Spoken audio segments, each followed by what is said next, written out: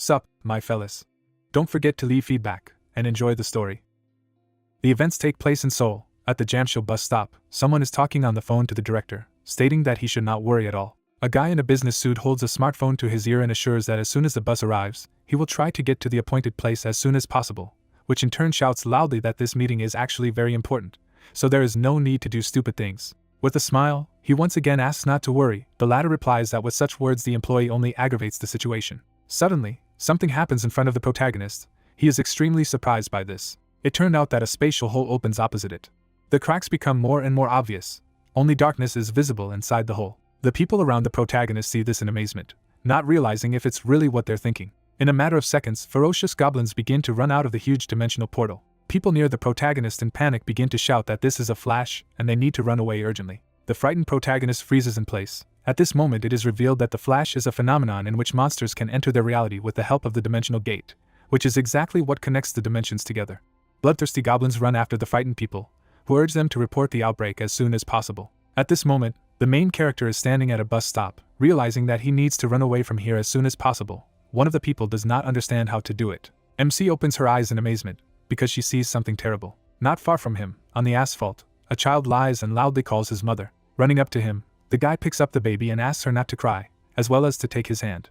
He looks up in surprise, because suddenly the shadow of goblins began to fall on them. The red-eyed monsters are bloodthirsty frozen. The main character realizes that he is too late. The guy squeezes his eyes, realizing that he is finished. Blood scatters in different directions, accompanied by a vile sound. The protagonist squeezes his eyes, wondering why he doesn't hurt, at which point they are suddenly asked if they are okay.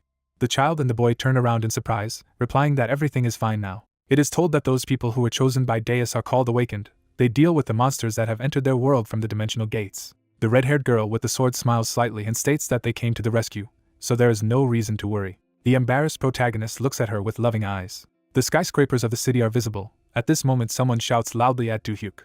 The boss sits in front of the protagonist in displeasure, and asks in a rage if he said that it was very important, and he, in turn, returned without even attending the meeting. He points his finger at the embarrassed employee, stating that if there was a flash nearby, he should have immediately run to the meeting place, who in turn agrees. Other workers are talking about Do-hyuk. One of them remarks that MC was on business, and a gate has formed right on the road. An empty bag flies over the head of the main character. The boss exclaims in fury that it was the last straw. The package falls to the floor. The protagonist is told that if he does not make sure that this contract is signed by the evening, the paper bag lies alone on the floor. While the guy is shouted at that in this case he will definitely be fired, he, in turn, understands everything. The disgruntled protagonist walks next to his friend, stating that the boss is an idiot, because he cannot understand that it was impossible to influence the course of the outbreak. The partner notes that especially since he never lets him down just like that. MC says that he would like to become awakened and earn money. The partner with a smirk asks if he really wants to do it again. An enthusiastic Do-hyuk introduces the mighty fighters and says that it would be cool if he became like the awakened ones from his favorite DNF game, because this is the only thing where he can be completely sure. The comrade in turn asks him to stop talking nonsense and think better about something more substantial. His friend puts his hand on his shoulder, hearing that he is probably right. As thoughts flood his head again after the director scolded him, his partner asks if his bus has arrived. The main character hurries to the bus stop and turning around, shouts that they will see each other tomorrow. He wishes good luck in return, because this time he must cope. An orange sunset adorns the sky above the city. The events take place at 6 p.m. A guy in a business suit stands near the parking lot and says that he drove this distance in order to sign this damn contract. He displeases that this idiot is unlikely to give him another indulgence, so he will have to sign this agreement no matter what. Suddenly, Do-hyuk begins to sense an earthquake. The worried guy suddenly realizes what is happening now. A crack in space forms opposite him. The main character exclaims in fury if this is too much. The stranger in front of him calls the protagonist to him. The guy runs to him angrily while the goblins crawl out of the gate. Bloodthirsty green mutants run after them. They almost catch up with the fleeing protagonist. One of the monsters grabs his suitcase with documents. The main character turns around in horror and sees this. Gritting his teeth, he swings his fist. MC punches the monster in the face, claiming that these documents are more important to him than his life. Suddenly, another goblin with a club flies in his direction. The stranger behind him reaches out with his hand, declaring that he must run here as soon as possible. He grabs the protagonist by the collar. The hero in the red cap carries MC behind the fence, through which the goblins cannot break through. The savior, gritting his teeth, presses the smartphone screen. Suddenly, all the goblins are roasted in a bright flash.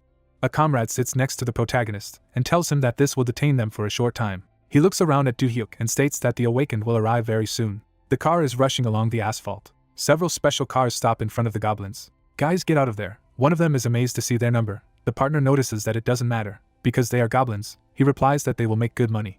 The indignant fighter begins to call the bastard goblins to pay attention. A determined E-rank warrior named Children claims that monsters will fight them today. A soldier in gloves in a rage orders his comrades to go on the attack. Bloodthirsty goblins roar back. A fierce battle begins. The fighters bravely fight the monsters. The mage uses his staff to electrocute them. Another warrior wields a small blade. The leader jumps high, intending to hit the group of goblins with his hands. Children slams the ground with all his strength, causing an explosion. A brave group of fighters stands still. The astonished protagonist sees this, exclaiming that the awakened are very cool. He stands in the middle of the corpses of goblins, wondering where his briefcase is. The awakened are sitting nearby. One of them says that they are not done yet, so it is better not to approach. The protagonist apologizes, explaining that he would like to find something quickly. The soldier holds his bag in his hands and asks if it is necessary. He agrees and thanks. Children says with a joyful look that awakened people like them should always help weak people. He explains with a benevolent look that the power that Deus gave them was given for this very purpose, to restore justice to the world. The gray-haired fighter notices with a smirk that the captain has begun to show off again. Suddenly, someone is dragging the other guy back next to him, at which point he offers to bet on how long the leader will be chatting this time. The shocked guys turn around. A ferocious goblin holds the hair of a murdered guy in his hands. There is rage and hatred in his eyes. A huge monster with a club begins to roar furiously. Children worriedly turns to the protagonist and asks him to hide. The main character froze in place from the impact and explains that he cannot move because of fright. The commander nervously shouts that he needs to run away as soon as he can move. He turns to the other guys and declares that those who can should help him. Children flies into the attack with a smirk, claiming that he will buy everyone some time now. The protagonist is in complete shock at this moment. The red-haired commander lies on the ground unconscious. A giant bloodthirsty goblin puts his foot on his head. The main character opens his eyes in horror. The other awakened scatter, shouting that he killed the captain in a second and that they would not be strong enough. The entire muzzle of the mutant is covered in blood. Gritting his teeth, Do-hyuk realizes that his life will end like this. And he hasn't really done anything. He declares that he doesn't want to die. Closing his eyes, the protagonist feels the approach of a club. The giant hits the guy hard. The system says that he suddenly woke up. The enraged monster looks at him. His club rests on the broken asphalt. Do-hyuk sits behind him near the car in shock. He is amazed to see the system window, which says that he can use DNF skills. The protagonist wonders if he really woke up at such a moment. The pop-up window says that in order for him to take a closer look at the system, access to all the necessary experience was given. An enraged monster is approaching him. The guy behind them waves his hand and urges them to run. The unflappable protagonist looks forward. The system states that the control of the body has been changed due to the danger. The monster swings his club. The protagonist extends his hand and counterattacks with a magic projectile. The awakened watch the battle in shock, one wondering if he is actually an unusual person. The other wonders if he is awake too. They do not understand what rank it would take to use such power. At this time, the main character skillfully rolls between the monster's legs. He appears behind him and puts out his hand. The goblin is perplexed. Do-hyuk holds out a burning hand in front of him, thereby using his flaming palms. A bright flash illuminates the mutant's vile face.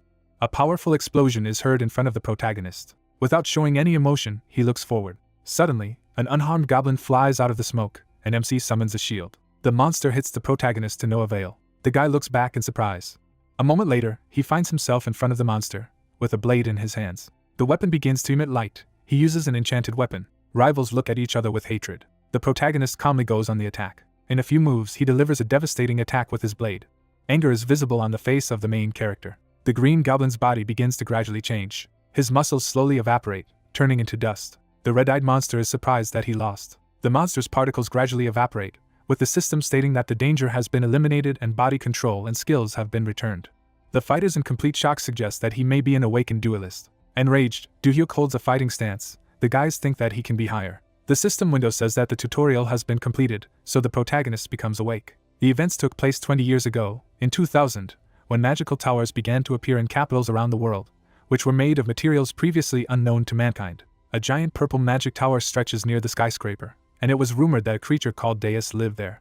In the middle of the metropolis, another strange tower shines. It is said that in our time they are under the control of states. There are many such installations around the globe. It is said that for some time there were various rumors around these towers, and then, various outbreaks began to occur around the world. Dark silhouettes of humans are seen, and it is explained that special humans were chosen by the Deus to help contain the creatures that came out of there. It is said that 20 years later, in 2020, the whole world learned about the awakened ones, and time is called the period of prosperity. The system states that the protagonist has been awakened. The resolute protagonist holds a fighting stance, realizing that he has become awakened. Bright sunlight falls on the building. You can see blue glass doors. The protagonist gets out of bed with a grin. He looks at the hanging jacket and realizes that it seems that yesterday was not a dream. His black suit hangs on the hanger. The main character cut the monster with an energy blade. He looks around with a serious look. Do-hyuk suddenly sees a system window that the danger has been eliminated and body control and skills have been returned. Suddenly, a genuine surprise appeared on his face. Discouraged, MC looks around and tries to figure out what it was. He looks at the iron sword in his hands and does not understand where it came from. The protagonist is puzzled to realize that he has just seen a goblin warrior. A giant bloodthirsty goblin appears behind him. The frightened guy turns around, wondering if he is really still alive. He is surprised to see only the monster's club lying on the ground. Agitated, Do-hyuk wonders if he might have accidentally come back. Next to the club there is also a crystal of a lower rank. The shocked protagonist looks around his sword and wonders if he really managed to destroy a ferocious opponent, at which moment someone calls for a teacher. The awakened ones happily run up to him and exclaim that they saw how he dealt with the goblin with the help of his cool magic, who, in turn, sincerely does not understand what it is all about. Touched, the girl declares that he is so modest compared to other magicians. Her partner claims that the teacher can talk to them informally. The protagonist anxiously asks him that it is probably necessary to clean up here, because there are corpses around, and the interlocutor replies with a smile that this is normal. In places where there was an outbreak, this always happens. Do-hyuk looks at them anxiously, wondering if it's really normal for people to die, and they in turn exclaim offers to join them since their boss is dead, as they are completely sure that he would be able to lead such weaklings. They look at the protagonist in awe, who notices that they just a couple of minutes ago abandoned him in a panic when their leader died, and now they call it the norm. Do-hyuk looks at them and tells them that he needs time to think about it, and they are madly begging to lead them. A girl in high heels approaches them and demands to calm down. The guys turn around in amazement. A lady in a skirt stands with the bodyguards and now demands to follow their instructions. They, in turn, notice that they are quite fast. The main character is very happy that the guys from the department have already arrived. The logos of a black panther, a white lotus, a plum blossom are shown, and it is told that 20 years ago, in connection with the appearance of the awakened, guilds began to form in the world. A large skyscraper stands in the middle of the city. It is said that the organization's task is to protect the safety of ordinary citizens and the state, and this organization is the control of the awakened. Yoon-so confirms with a slight grin that they did indeed come faster than usual. Surprised, the awakened hear the order to approach her. They are shocked to see that the main character is hastily running away. They excitedly call out to the teacher, wondering whether to run after him. A bodyguard in black glasses asks his boss what to do. She replies that it is necessary to bring them. The fighter takes off at the same second. Workers in suits instantly grab the awakened and wring their hands. MC runs away in fright. One of the fighters asks if he should be caught. Yoon-so leans over to the bag and says she doesn't need to. She looks at her and declares that they will probably meet again. The girl smiles slightly. An alarm clock is visible on the smartphone screen. Do-hyuk gets out of bed and wonders if the headmaster will believe him if he says that he was unable to sign the documents because he woke up. With a serious face, he understands that let it be so. The protagonist hits his cheeks with his palms with all his strength. MC worriedly muses that he first needs to learn his abilities in order to survive as an awakened one. He sees the system window with a joyful grin that he can use the skills from the game. The main character realizes that this time he definitely wrote something about the difficulties from the game. The joyful guy opens the stats window. His stats are written in the window, the F rank is marked, and he is amazed to see that he didn't have to say it out loud. The perplexed protagonist examines his parameters and thinks that he has already seen it somewhere. In the class line, it is written about a magician, a mechanic, an alchemist. Stunned, MC cries out that this is a combination of classes. After all, this was his favorite character from the game. The guy concludes that he just repeated the 3 classes as in the game. The smiling protagonist understands that even those with 2 classes, double awakened, are very rare and guilds are willing to pay a lot of money. He excitedly realizes that he himself is a triple awakened one. The happy protagonist clenches his fists and rejoices. He straightens his shoulders and shouts his surprise to the whole room. His delight can be heard throughout the house. Suddenly, they start knocking on the wall demanding that he be quieter. He, in turn, apologizes, while realizing that it would be too stupid to go to the dungeon now. Do-hyuk opens the refrigerator and takes out food, while thinking about how many awakened people die on the first visits, so he needs to improve his skills first. While he thinks about how to make money without straining too much, the guy pours milk into a glass, realizing that he wants to earn money without fighting with anyone. The thoughtful protagonist drinks. Suddenly, an idea comes to his mind. He happily looks into the system window and remembers the spells among mechanics, namely doubling the maximum level. The pop-up window talks about the first level mechanic, which allows you to create an exact copy of the original item. While it is impossible to copy the item more than twice, the protagonist intends to use it. He holds his glass in his hand and wants to start with it. The main character asks the noble magic thing to double this glass with the maximum level. The glass in his hands began to glow brightly after he said the right words. Surprised, MC looks at the bright energy box in front of him. A glass is gradually created in it. He tries to understand whether he will succeed for sure. The glass literally shines. The system says that the copying is complete. The happy protagonist holds it in his hand and looks at it. He compares them with each other, and exclaims that they do not differ in appearance and weight in any way. The protagonist presents a comparison of the game and reality, in which life shows itself to be a more suitable environment for the use of this skill, because the level is not important at all, and with its increase, the creation will be easier. The serious-minded guy says that since he is done with the check, he should start looking for jewelry, or maybe even relics. Various items are illuminated with blue fire, revealing relics, which are items that absorbed a lot of energy during the largest outbreak in 2000. The classification of relic levels from week to day is shown. It is said that the cost of rare and higher reaches billions of dollars. A happy guy bathes in tons of banknotes. It is said that people who own antiques, which suddenly became a relic and acquired powerful energy, abruptly changed their lives, becoming real rich. The girl stands in front of the silhouettes of the relics, explaining that the problem was that many objects had become relics, but no awakened had the ability to feel them. The driver addresses the gentleman in the back seat and says that they have arrived, while Do-hyuk realizes that he has the skill of identifying from the game. He gets out of the car, thinking about the place he came to. The protagonist stands in front of a quaint antique store. With a smirk, he intends to look for the relics. Events take place 3 hours later. The main character holds a ring in his hand and says that there are even such cool things. He happily sees the system window with information that it is a rare level ring with 4 different abilities. The happy guy looks at him and thinks that this is really very cool. The guy looks around at other things like a teapot and realizes that he has already found enough. There are various magical things nearby. A smiling seller notices that the main character has been looking so hard. He replies that he has such a hobby, on weekends, to go in search of interesting antiques. The protagonist goes outside with a bag in his hands. Suddenly, he hears the ringing of his mobile phone. He sees a call from the dam director on the screen. He looks at the screen and assumes that now he doesn't have to worry about it. Suddenly, a cry comes from the phone, asking why he is not at work yet. An extremely serious young man answers him that he is no longer going to work in an office where employees are not valued, while the boss loudly asks if he really does not want to receive money. Veins protrude from the temples of the angry protagonist. The director wonders if he really thinks that there are many companies in the world that pay employees so well and treat employees so well. Extremely indignant, Do-hyuk says on the phone in a rage that they constantly give assignments, do not give vacation pay, and even on weekends demand to go to work, so even tramps from the street would laugh. He presses the call hang button, stating that he will never be there again from that day forward. MC walks down the street and hums a song. The satisfied protagonist walks, realizing that his work is done and now he can go home and sell items. The amazed guy turns around when he hears swearing that one of the rivals requires the other not to show off at such a low level. The disgruntled guys grappled with each other. One claims that it accidentally hurt him and there is no reason to be aggressive. He says that if it hurts, then there should be an apology. The guys shout loudly at each other. Each proves his rightness. The main character stands near onlookers, who discuss that the awakened have quarreled and can hurt others, so it is better to move away. Soldiers with disgruntled faces stand opposite each other. One of them swings his burning fist, shouting that this will not work. The other uses a different kind of energy. Suddenly, Yunso appears in front of them. They did not have time to strike. She holds their hands tightly. In one movement, he throws them in different directions for tens of meters. She reminds them with displeasure that fights between the awakened are forbidden. They need to read the instructions well. The girl insists that she forgives them the first time, but the next time she will send them to prison. Enthusiastic onlookers shout that she is very cool. Yunso smiles sweetly back. The main character stands in the middle of the crowd, which is actively discussing this lady, because they have not seen her before. Excited, Do-hyuk hears her calling out to a guy in a black Olympic shirt with a bag. He realizes that it is his name. Disgruntled bodyguards appear next to him. He realizes that this is indeed his name. The guy is amazed to hear that he needs to pick up the thing he left behind. The action takes place in a white building. Office workers sit at their workplaces. Yunso holds a cup in his hands and apologizes to the protagonist for having only instant coffee, who replies that there is nothing wrong with that. Do-hyuk sits across from her and asks what about his belongings.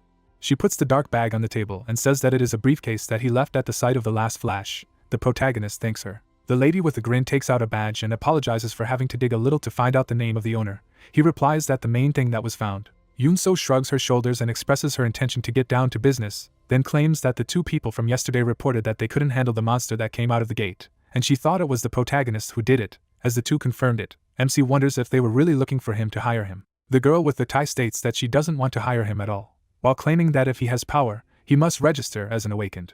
The guy picks up a glass of coffee and listens to the fact that therefore she wants to tell how the check is carried out. Do-hyuk comes out of the bizarre setup. The employee says that the check is over and he can pick up his things from the check-in desk. He thanks in return. Yunso holds a piece of paper and states that the protagonist can sit down. He wonders if the results are ready. She looks at the paper and asks to wait, because she will explain everything now, while MC wonders why she is so worried. She looks thoughtfully. The protagonist with a serious face clarifies what happened and whether the indicators are low. She replies that it's okay. The document has a seal approved on it. Yunso says that this means that the main character has passed successfully. She addresses Do-hyuk with a serious face. The lady calmly wishes the guy good luck as an awakened one. With a slight smile, she adds that she also wishes him a long life. The bewildered protagonist scratches her face and thinks that she has not very pleasant speeches, which in turn says that the exit is behind. Another employee comes up to her to say something. He looks after the main character and asks why she is so nice to this guy, because he has no prospects. The satisfied girl claims that it's actually all about curiosity. The main character leaves the building. He looks warily at the recruiters, one of whom invites them to join the Black Panther Guild, because it provides full support to newcomers. The other notices that very promising newcomers have joined their guild, so you can get a consultation. Do-hyuk notices that they invite you to join right from the doorstep. MC looks back at the guys behind him and realizes that he is not interesting to them at all, and that's a good thing. The main character goes further, realizing that it is now much better for him to stay alone, without attracting any unnecessary attention, because he only needs to earn money. You can see the protagonist's house. He asks the noble magical power to double something. The ring begins to glow brightly. Copying the maximum level occurs. MC stares at the energy cube in amazement. In the purple system window, it says that the copy creation failed. Its current level is not enough, while the copy success rate is at 0%. The main character frowns from a very bright light. With a displeased face, he realizes that with his level, it's too early to try to copy a rare relic. The protagonist sits down on the floor, intending to look at the remaining three things. On the floor are an old teapot, a fountain pen and a champion's belt, the last of which is magic level. Do-hyuk puts on the ring, stating that since he already has awakened registration, he can use DeusNet and find out the price of it. He points his finger at the objects, realizing that he will copy the rest and put up for auction. The globe is shown. It is said that over the past 20 years, many awakened ones have begun to appear around the world. Various windows on social networks are given. It is explained that DeusNet has become a kind of space that unites everyone, because they share news, information about dungeons and more, and it also has its own auction site where you can exchange or sell items. Ri is sitting at the computer with a disgruntled face. The events take place in Japan. The girl is an awakened shooter. She moves the computer mouse and finds something interesting. A black and gold pen is depicted in the window. The girl claims that such ordinary things rarely become relics. Ri eats the candy and declares that it raises the level of wisdom quite well, and it is quite difficult to raise it, so it is necessary to buy it. The lady clicks on the mouse, noticing that so many people do not give up because of such a price, but this item will go to her. The screen shows the current price of 120 million won. She clicks on the bargain button, explaining that the awakened woman from Japan has successfully bought a fountain pen. The events in Seoul, the White Lotus Guild building, take place at the same time. Set in an office on the highest floor, a lady is lying in a hot tub asking her boyfriend if he knows she's getting a list of recent deals on DeusNet. In-han, the guild master, sits on a chair with a solemn look and asks what. She replies that someone recently put up a rare and common relic, so one of them has already been bought. The red-haired guy wonders if this salesman is ordinary. Sun-Yo, the deputy head of the guild, lies in the water and denies it, stating that there is some new ID that is not known, and that only one login can be created with one awakened license. The brunette with a serious face hears a question about what she is getting at. She replies that something is wrong here, because these are relics that can hardly be found, even if you do with 30 dungeons. In-han says with a serious look that she wants to say that he has a hidden ability to find relics. The girl agrees. Sun-Yo rises from the water and explains that expensive relics are usually sold at the market in Gangnam, but weak ones can be easily sold through DeusNet. She takes up a white coat. He throws it on himself, and claims that he is not like those who often sell common and rare relics. The guild master sits in a black chair and agrees with the girl, saying that such relics cannot be owned by anyone. The red-haired guy takes a smartphone and assures that in this case he will contact the development team and ask for information about this person. Sun-Yo thanks her boyfriend with a slight smile. The events take place in the middle of a green park. The main character is counting down. He does push-ups diligently, counting 48 times. In the system window, it says about the task to do 50 push-ups. The main character completed 49. Through the pain, MC does the last time. Blue energy is raging around him. In the system windows it is written that the task is completed and he receives skill points. In addition, the level has been increased to 11, and the protagonist has also reached the second class of a mage. Do-hyuk realizes with sweat on his face that he did not count on success. He understands that this is great, because he can raise his level like in the game, and even distributes points according to the necessary stats. The window says about the user Do-hyuk F rank, reflects his characteristics. The main character ties his shoelaces and declares that he is slowly developing the characteristics of a magician. With a slight smile, he intends to gain passive skills, movement spells, and concentration. The guy breaks off and runs, realizing that he needs these abilities to resist the monsters. A sorcerer with a staff stands in front of a flaming dragon. Do-hyuk ponders which mage does not fight them, because this is why these spells are mandatory in the game. He runs diligently forward, realizing that you can only get skills through training. MC runs a glowing finger through the air and summons strong and durable armor. An energy ring appears in front of him. The purple message says that the concentration of the spell failed, so it was cancelled. But the main character realizes that nothing works the first time, so he will repeat until it succeeds. Do-hyuk runs hard. He frowns, intending to try again. MC swipes his finger again and demands to generate strong and durable armor. The guy runs forward, opposite the flow of mana is formed again. It is written in the window that the concentration failed. Frowning, the main character realizes that this was the 20th attempt. At this time, a passerby watches him and thinks that this guy has already been running so much and is not tired at all. At this moment someone shouts where the ball is. The boy in front of him demands to find him as soon as possible before he gets lost. The friend runs forward, apologizes along the way and assures that he will find it right away. The boy runs up to the road, on the other side of which there is a soccer ball. He steps on the roadway. A truck rushes towards him. The child is glad that the toy has not rolled far. A worried friend at this time asks you to be more careful and look around. Do-hyuk at this moment sees a child on the roadway. He immediately rushes to help. Gritting his teeth, the protagonist heads forward. A joyful boy reaches for the ball as a truck approaches him. He turns around in shock and sees it. A huge truck almost catches up with him, MC summoning armor once more. Frowning, the main character covers the child with his body. A collision occurs. The main character crossed his arms and stopped the truck. A bluish glow appeared around his body. There was a small cut on his cheek. The brunette noticed the scratches and guessed that the armor did not cover the entire body. He looked around and asked if the child was all right.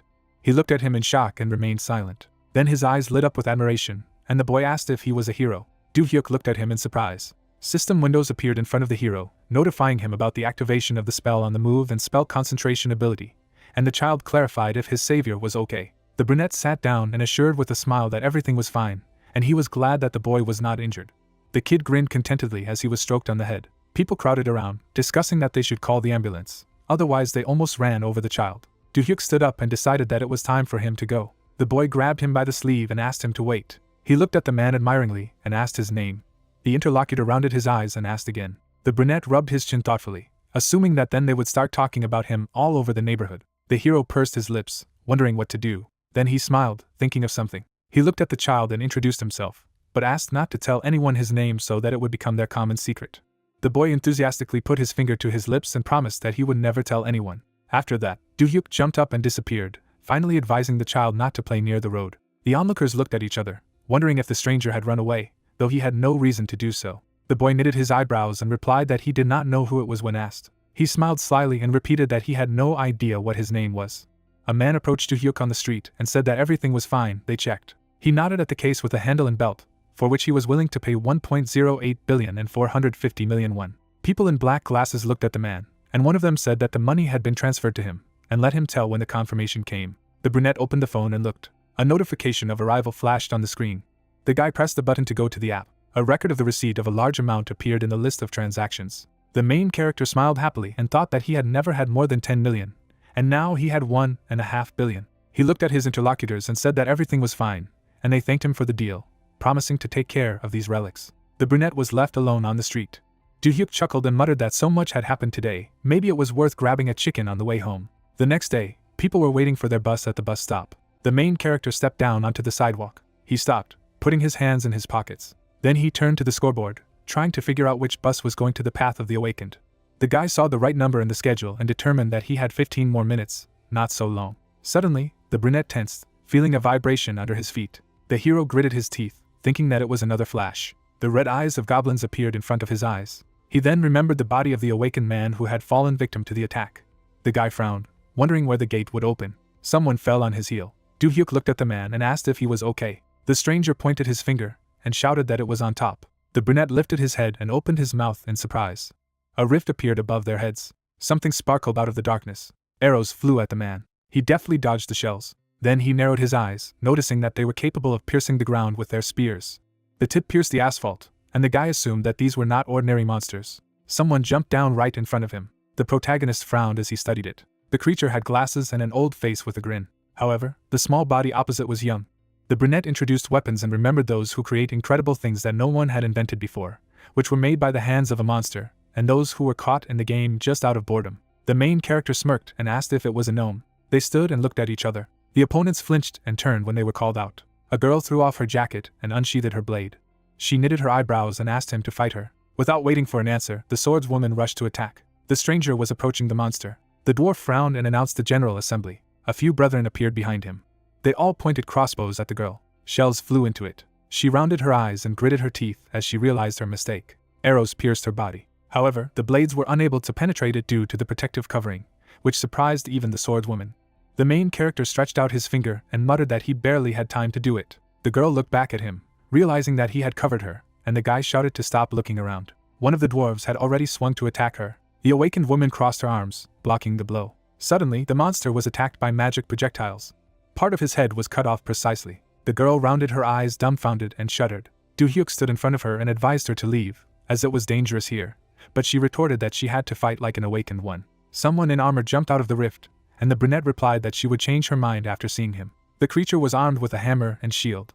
A red eye flashed from under the helmet. The girl looked at him in fright. Her body was bound by fear, and she asked what it was. The brunette turned to her and explained that this is a special intimidation ability of the highest monsters that does not allow him to move when he is afraid, and the interlocutor wondered how he managed to cope then. The hero took her in his arms and evasively replied that he had already experienced a similar thing once. The man jumped off the ground, holding the swordswoman. The girl blushed slightly as she looked at her savior. The guy landed in a safe place. He looked at her and said that even though he had used a shield, she must still be in shock from those arrows, so she should rest for a while, and she thanked him. The brunette looked down and asked to borrow her rapier.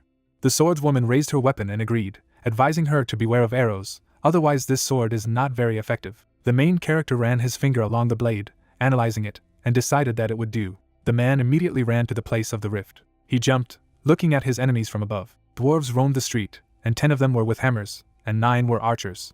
Behind them, in armor, stood their captain. The brunette frowned and muttered that with such equipment, he couldn't take it with a magic projectile, so it was better to start with the minions. He noticed a greenish glow around the shield that seemed suspicious to him. The guy ran his finger through the air, activating the harmony of magic, the coherence of the poles. He attacked with magic projectiles. Then he landed on the ground. Do-hyuk smirked, noting that the effectiveness of the magic projectile in reality is better than in the game. The dwarves turned in his direction and frowned. The man walked towards them, waving his hand, and said that it was time for the stupid creatures to face the Great One. An overwhelming dark energy appeared around the hero, causing fear. His opponent's eyes widened in surprise and gritted his teeth. His eyes were clouded with haze. He suddenly began to see a dragon in front of him. The lizard approached, opening its mouth. The dwarf began to fire at him with a crossbow in a panic. The arrow hit the lizard's head. In reality, the projectile was stuck in the dwarf's forehead. The monsters began to kill each other, and the brunette went forward, thinking that fear is much more effective than many skills, because under the influence of wisdom it can cause hallucinations. In his pocket was a copy of a fountain pen he had kept with him. The enemy commander flashed an eye, and the man noted that it would not last long, so he needed to hurry up and deal with the boss. Magic projectiles flew at the enemy. However, the shield blocked each of them. Do-hyuk smiled, noting that this barrier had high magic resistance, and decided that there had to be another way. He created a magic circle around the handle and enchanted it using the power of disharmony. The guy swung his rapier, giving it a rare level. The hero rushed forward abruptly. The enemy put up a shield in front of him. A sudden blow from the brunette pierced through his armor. The blade came out the other side. The enemy felt weakness in his legs and trembled. Do-hyuk chuckled and said that he trusted his shield too much. The dwarf put his foot on the ground, trying to resist. The grill on his helmet detached. Then she fell to the ground nearby. The main character's eyes rounded.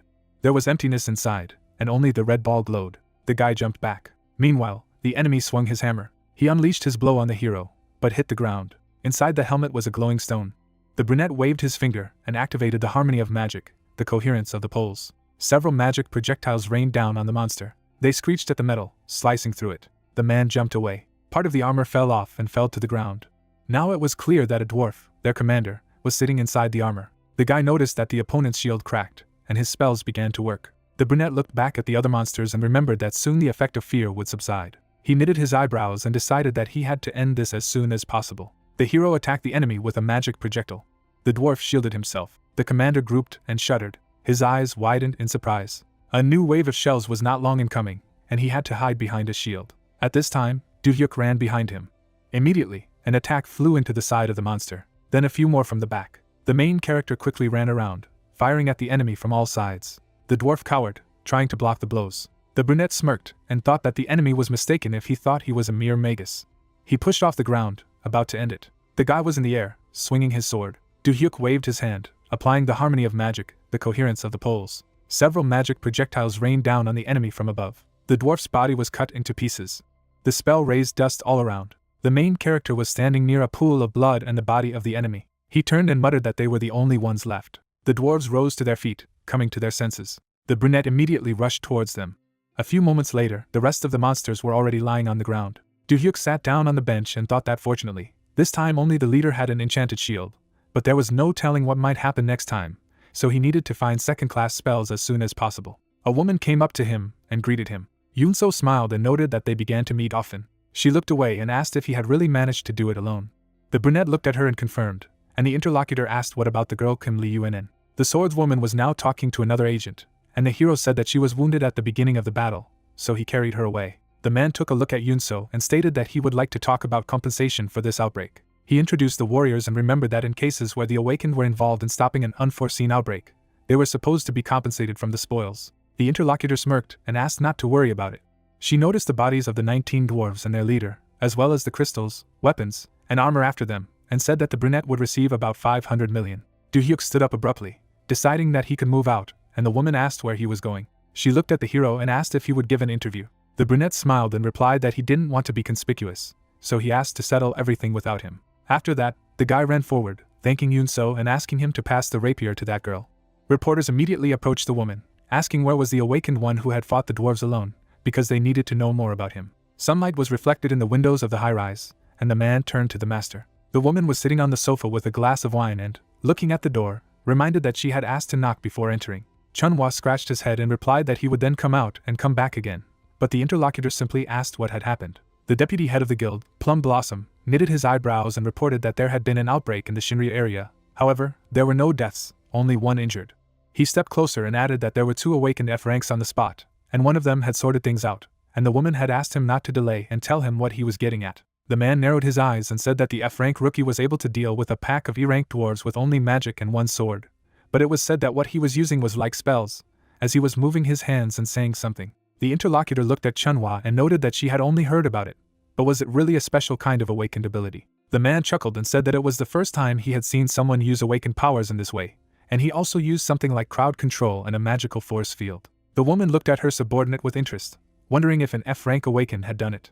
Lizzie, the guild master of Plum Blossom, smiled and said that before the others woke up, they needed to take the initiative into their own hands. Chunhwa looked at her in bewilderment as she clarified why he had come here after hearing the news, and replied that he had to report to her, of course. The interlocutor sighed irritably and closed her eyes. She jumped up and exclaimed that in this case, she had to rush to the scene immediately to find the newcomer and hire him. The woman frowned and noted that it was the first time they had both heard of such abilities, and something incredibly worth bringing to their guild. The man turned pale and muttered that he was leaving at once. Lizzie literally kicked him out of the office and hurried him up. The streets of the city were not crowded. A snow-white car stopped at a traffic light. Sunyeo, the deputy head of the White Lotus Guild, was driving while listening to the news of a sudden outbreak in the Shinryu area. She narrowed her eyes as the voice said that the main theme was that an F-rank rookie named Do-hyuk had killed the dwarves with a single punch during the attack, according to an interview with the awakened Lee Yunen who was nearby. An incoming call from a loved one flashed on the screen. The woman accepted the call and asked what had happened. Inhan, the master of White Lotus, looked at the phone and grumbled that she was having fun, leaving all the work on him, and the woman reminded him that she had external connections on her and asked what price to set to lure such an unusual awakened one. The man narrowed his eyes and offered 10 billion, but in return, she would pass the guild's internal test. The interlocutor grinned and agreed. Sunyeo smiled and assured that she would use all her charm and would definitely bring it. Inhan frowned and replied that it was better to let him get down to business, and not flirt with other men. Clouds floated over the main character's area. People crowded at the door, looking at a note saying that if they were not willing to pay 100 billion won, then they should leave. The men looked at each other dissatisfied, discussing that he was crazy or just showing his reluctance to sign a contract. A Sunyeo car stopped nearby. She went out tapping her heels. The others turned dumbfounded to the deputy of the White Lotus, the best guild in Korea. The woman knitted her eyebrows in displeasure, muttering that so many small midges had flown here.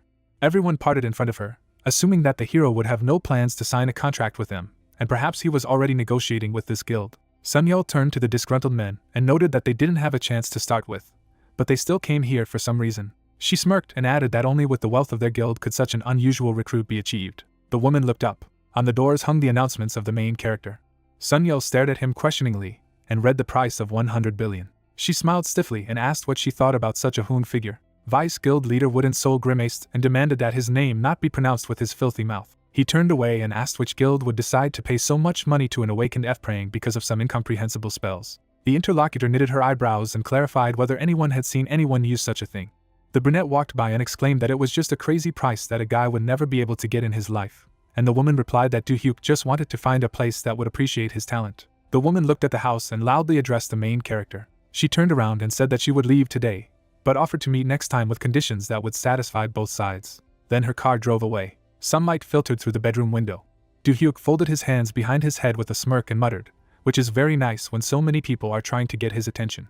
He looked thoughtfully in front of him and said that he didn't plan to join the guild for money yet. The guy looked at the printouts and remembered that working in a guild requires some sacrifices, and he can say goodbye to his freedom. The hero moved the card to himself and decided that all he needed now was strength and growth, and with this data, he would be able to raise his level. Do-hyuk smiled and said that it was time to act according to the plan. 5 days later, a warning about a high-risk area hung on the fence in front of him due to the likelihood of monsters. The main character was standing in front of a high gate. He presented the relics that he had collected during these days. The brunette glanced at his armor, which he managed to assemble from what was left in Shinenryu. Next to him was an armored vehicle, on which the man spent 500 million. He opened the stats window and noted that his stats were much higher than 5 days ago, so he was done with preparation. A man approached him and said that he had checked his license, so the brunette could pass. The man at the entrance looked ahead and ordered the gate to be opened. A bright light poured from the crack. Do-hyuk raised his eyebrows resolutely and said that it was time to move out.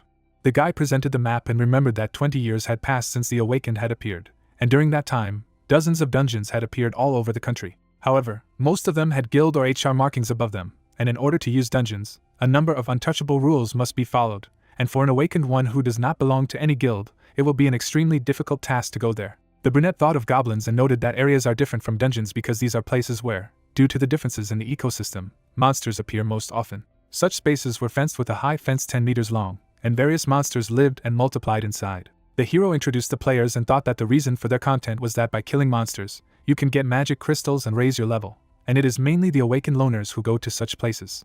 Several goblins under the tree were dividing the prey. A pile of meat lay on the ground. They began to chew on it, sinking their teeth into the flesh. The main character sat on a tree and watched them. He lowered his head and activated the harmony of magic, the coherence of the poles, the magic projectile. The monsters did not turn around without noticing him. However, at the same second, their bodies were torn apart by a powerful attack. Pools of blood and decapitated monsters remained on the ground. The brunette looked at them and said that his stats had finally increased, so now there was no need to run around like a madman after those goblins, trying to hit them. Corpses were lying on the grass, and he thought it felt like he had seen something like this before, but unlike his past self, as if he was used to it. The man rubbed his chin and wondered if that was what he meant when he was notified that he had received the entire experience. Do-hyuk squeezed the container and decided that this system wasn't too bad. He dumped more meat out of the box. The whole place was saturated with smell. Goblins and even a white wolf appeared nearby. A lot of monsters surrounded the protagonist, and he only muttered that he had already understood the level of the monsters in this area. The brunette smirked and invited them to have fun. Sometime later, receiving the corpses of monsters, the employee looked at the pile of carcasses in confusion, counting all 50 pieces. He grinned and admitted that it was the first time he had seen such a well-preserved corpse of a goblin, and everyone else, for which he thanked the guy. Do-hyuk looked at him and asked how much it would get. The interlocutor took the calculator and calculated that together it would be 300 million won, and everyone present was surprised to discuss that this was the first time they had seen someone earn so much here. The employee bent down to calculate the hero and said that he had received a package, but they needed to open it for safety, but the object was not harmed in any way. Do-hyuk glanced at the book and thanked him for taking it for safekeeping. They looked at each other, and the man said that they were lucky to have such a talented person come to them. The brunette froze, feeling the displeasure of the others, and thought that he wanted to do without all this hype and stares. The man with the yellow lock turned towards the main character. He frowned as he told his comrades that this guy had made 300 million on the corpses of monsters alone. The man clenched his fist and reminded him that they had scraped together 30 million in a few days, and he was already tired of eating only noodles. The employee smiling at the cash register had never been so friendly to them either. The three of them squinted at Do-hyuk. The brunette accepted the box while they discussed that he thought he was cool simply because he knew how to use magic. The smiling face of the hero looked arrogant in their eyes. The awakened ones looked at the guy with fury, dreaming of swatting him. One of them smirked and invited the others to nail him. The other two rounded their eyes in surprise and turned around. The man with the blue lock put his hand on his chest and said that the brunette had earned so much that he would surely come back again, and he had not been seen before. He imagined the hero stuffing corpses into a truck. At that moment, they would have crept up from behind and finished him off. The man visualized how they were leaving in his car, lying that they were his fellow travelers, and then dumping them from this territory forever. The warrior recalled the consent that everyone signs at the entrance that everyone is responsible for everything that happens there. The trio looked at each other and decided that the protagonist's money, the armored truck, and the crystals would go to them. He scratched his head and muttered that it was much more difficult to assemble all this. Intruders were watching him from the bushes, and one of them said that he would go first, and the rest would cover him. A rustle was heard behind the brunette. The man rounded his eyes and turned sharply. At this moment, the villain swung his sword to attack him. The sound of a blow was heard. Do-hyuk managed to activate the armor on his body. The opponent grinned and exclaimed that this happens when you turn off your brain.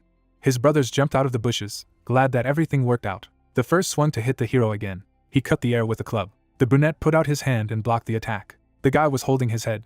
Then he frowned and asked if he had attacked him with such and such skills. The hero spread his fingers. His palm rested on the intruder's face. Do-hyuk's eyes flashed and reminded him that killing a person who tried to attack you is considered self-defense. Fire erupted from his fingers after casting the Flame Hands spell. The brunette knitted his eyebrows as he looked ahead. The enemy threw back his smoky head. His allies stared at him in fright and turned pale. The enemy was lying on the ground in front of the main character. Something was approaching him from behind. 2 shells flew by, slightly touching the man's protective barrier. He immediately turned around. 2 hunters were standing in the bushes. One of them turned pale and sweated. His partner looked at him with displeasure and asked how it was possible to miss. But he replied that he definitely hit. He immediately began to run, shouting that this guy was not a novice, and it was time to escape. Do-hyuk frowned and said that their skills and ability to work together also left much to be desired, so they climbed on him. The fugitive was hit by several magic projectiles. His friend rounded his eyes and opened his mouth, calling out to his brother. He gritted his teeth and thought that he would not leave it like this. The man took out a shield with a sword and stepped forward. The awakened man rushed to attack, thinking that the protagonist would not be able to use his spells forever. The intruder frowned, confident that he would do away with his shield. Do-hyuk clenched his fist, concentrating his energy. He put out his hand and activated the colorful death, a stream of color. His opponent arched his eyebrows, thinking that he was going to limit his view. The man's body was pierced by discharges, as the hero's wisdom level had grown enough for this spell to direct waves of vibration at the enemy. Blood flowed from the man's eyes. It froze, expiring. Then he fell to his knees and thought that he didn't even feel the blow, so what was happening? The hero took a few steps towards it. The opponent raised his head and realized that they had made a mistake. The brunette stood over him, and it became clear that this was not a simple beginner. Do-hyuk swung his sword sharply. He narrowed his eyes and said that they wanted to take his life, so let them pay for it. The man stood in front of the dead body, noting that he was left alone. The blue-haired man limped, trying to escape. He looked around in fright. Tears came to his eyes, and the guy asked to be spared, promising that he would not come across him again. Glowing orbs appeared next to the hero, and he replied that he was not so holy as to let go of someone who tried to kill him. Several magic projectiles flew towards the fugitive. Blue rays pierced his body. The man opened his mouth in pain and rolled his eyes. The shots went through. Do-hyuk coldly looked at the enemy. The opponent sank to his knees exhausted, bleeding. The trees behind him were broken, pierced by the attack. The man collapsed flat. The hero clenched the handle and muttered that they couldn't withstand a single spell, which was sad. 2 people ran from the side. The brunette turned to them. The men in black looked at him dumbfounded and asked what had happened here. They saw the main character near the car and corpses around. The staff came closer and asked for an explanation of what had happened here, and the brunette readily agreed. Do-hyuk made a gesture with his hand and described what was happening in detail. The agents looked at him and replied that they would check the recordings from the video cameras, but this would be in self-defense. The brunette knitted his eyebrows and thought with annoyance that because of these idiots, he would have to finish for today and lose money, since he asked to cooperate with the investigation and follow them. Darkness suddenly began to thicken around the guy. His eyes widened in surprise and turned pale. The hero sweated and asked if the agents felt this magic, but they only asked again. Blue eyes looked at him from the depths. Do-hyuk stared dumbfounded, and the interlocutor decided that he was too sensitive after the fight, but he would check. The brunette's eyes widened. He leaned forward abruptly and shouted to the agent to run at once. However, he hesitated, turning his head, and asked what he smelled there. A huge white monster appeared in front of him. The creature opened its mouth and roared. The white beast opened its mouth and roared. Do-hyuk stared at it carefully, thinking that it was the leader of the wolves of this territory. From the abrupt start, stones were scattered. The hero thought that he was hunting them in DNF. The wolf quickly approached the employee in glasses. An impenetrable barrier of accounts appeared in front of him. Hidden by the blue honeycomb, the guy stared ahead. A cry was heard to run immediately. Do-hyuk's face lit up with a glow from the use of fireworks at her fingertips. The officer quickly ran away while the guy used his fiery hands. Tongues of fire touched the beast's face. He pushed off the blue dome and jumped back, fleeing from the powerful flames. The blue-eyed beast bowed its head. Putting his hands forward, Do-hyuk did not realize that he was too fast from work. Squinting to the side, he thought that with his roar he had summoned his flock.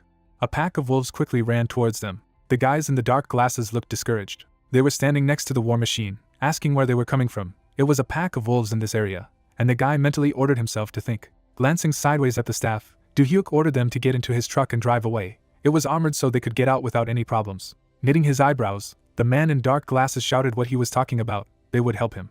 Turning in his direction in displeasure, Do-hyuk shouted that they had just almost died. He stood in front of the huge white wolf and shouted that their absence would help him much more. The brown-haired man put his hand on his friend's shoulder and said that he was also against it. But there was nothing to be done. It was better for them to leave and call for help, he agreed. The leader of the wolves raised his mouth and roared. Dark beasts surrounded the frightened employee. He clenched his fists in a fighting pose and said, "Let them get into the car and drive away." The monster opened its fang mouth and snapped it right above the guy's head. Suddenly, A fist flew sharply into his face. Throwing the beast away with his fist, the guy said that it was possible without armor. Immediately, he was surrounded by several more beasts. 2 wolves knocked the guy to the ground. Opening its mouth, the monster reached out to him as the hero used a magic projectile. Bright blue rays crossed the monster's bodies. Brown-haired looked out of the truck and told the startled senior that they were ready. He slammed the car door and said that they were moving out.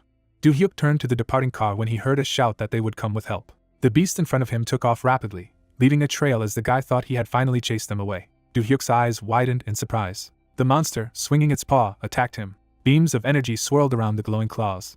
3 blue slits pierced the space. Stones were scattered from the attack of the beast. Under the wolf's paw there was a dent on the ground. The hero thought about jumping and hit with his paw. The guy quickly moved to the side, skirting the monster, thinking that he would then flap his tail. The wolf moved his tail in a circle, and the hero thought that he had definitely seen it in the game. Do-hyuk crouched, his palm touching the ground, and thought that if he dodged this attack, the others would attack. Several beasts did rush at him. Their sharp jumps scattered debris. The hero jumped, avoiding the attack. Looking down intently, he wondered what would happen next. The body of the wolf leader was surrounded by blue lightning. He raised his mouth, directing them upwards in a single beam. Opening his mouth, the brunette looked at him. A powerful blue beam struck the ground. The fanged beast moved forward quickly. Everything was covered with thick smoke. The wolves were standing around a huge dent. One of them raised his muzzle, noticing something, and then swift beams sliced through their bodies. Bright flashes appeared on the white wolf's forehead and paws. He opened his mouth, sticking out his tongue. The hero bowed his head and said with a smile that, just like in the game, he cannot move after using the ability. A blue spark appeared on the tip of his finger, and Do-hyuk said that it was okay to finish with it. He floated in the air, surrounded by blue sparks. Directing his hand forward, he used fireworks on his fingertips. Then, he opened his mouth wide using the flame hand spell. A huge flash of explosion from the use of a magic projectile appeared in front of him. The fiery rays flew quickly forward. They all rushed to the leader. The white wolf, bowing his head, looked forward. And then he disappeared in a powerful explosion. Do-hyuk stood next to the body of the white wolf. The workers who appeared checked if the leader was really dead, and he was interrogated about the trio. The hero remembered how he sat at the table opposite the employee, and thought that thanks to the black box that was built into the truck, it was easy to prove the guilt of those guys. He remembered the red eyes glowing in the dark, and thought that they might not be the only ones who might have the idea of taking items from other awakened ones, so he had to stay alert. Frowning, the guy remembered drones and thought that relying only on armor and weapons was too dangerous. He needed a satellite. He thought the current level would be enough for some mini-drone. The guy was sitting on the roof of a truck on the grounds. The system said it was a mechanic, level 5. There were the necessary items in front of Do-hyuk, and he thought that he could do it at home. But he was too eager to check. Besides, all the necessary parts that he ordered had already arrived. With a smile as he looked out the information window, he said that he was as nervous as he was before using the doubling for the first time. A shining blue ball surrounded the metal element, and the hero said that he thinks a dimensional stone and one covered with metal will make a great drone. He sat in front of the glowing orb, thinking that the process of creating an item that he had only seen in games. The system reported that the drone was 10%, 25% fabricated. Looking at the ball from the side, Do-hyuk thought that he could watch it forever. The drone was 50% ready, and then the guy clenched the wands with the crystal at the end in his fingers and said that we can't forget about it. The system said that it is a magic wand that increases magic by 20, can be used to spell a magic projectile. Surrounded by shining beams, the wands penetrated the sphere and were added to the mini-drone, which was 75% complete. The hero held a dazzlingly shining ball in his hands. The system reported that the manufacture of the mini-drone was completed. Do-hyuk stared at the glow with his mouth open. Suddenly, the bushes near the truck stirred. Smiling goblins were holding clubs. With a slight smile, looking at the monsters, the hero offered to test it on them. The drones quickly flew forward, obeying the guy's order. The small device had 4 propellers. The hero thought that although its appearance was no different from ordinary drones, due to the fact that it was created with the help of a mechanic spell, it could gain great speed. The goblins looked at the approaching flying device. The hero thought that against monsters that did not have high skills, they were like the main predator. Targets on the monsters' heads appeared on the screen. Blue sparks flashed, and then the bright rays struck the monsters. Do-hyuk clenched his fist in admiration. The bodies of goblins lay on the ground, and the hero said that now even their relatives would not recognize them. A small drone hovered over the palm of the guy, who said that he had enough strength. It remained to check other functions. First he would try to use it to raise the level of the mechanic. Remembering the tall robot, the hero thought that he needed at least level 11 to create a golem, and then he would only have to fulfill one condition. A video of the Do-hyuk fight was opened on the screen. In the next tab, he directed a shining palm forward. Then everything was hidden by a flash of gold. A blinding explosion was captured on the screen. Admiring comments followed. The first one made an admiring sound. The second one was asking if this wasn't the one who had dealt with the recent outbreak on his own. He thought it was a rank F. The next one asked, is the magic of the awakened so capable, or how can it be explained? The next commenter wrote that he was an awakened D rank and could say that it was impossible. It was all a montage. The next one said that he didn't know about this monster. But didn't he deal with these guys because they were weaklings? They didn't even have time to raise their hand? Another commentator wrote that this is a montage. On the screen, it was clear that the video worked 275 views. A girl with purple hair was holding a chupa chups and said that it was good that she had poured it. Thanks to this video she would be able to gain subscribers.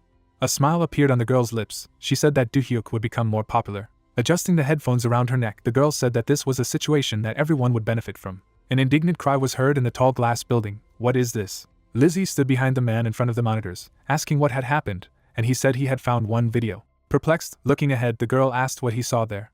And then her eyes opened in shock and she exclaimed that it was Do-hyuk. Chunhwa said that he thought it was just a video from his hunt. On the screen was an image of a powerful explosion, the guy's shining palm, and the flames scattering around. The girl was shocked and stood in front of the screen. Then she stretched out abruptly and called out to Chunhwa.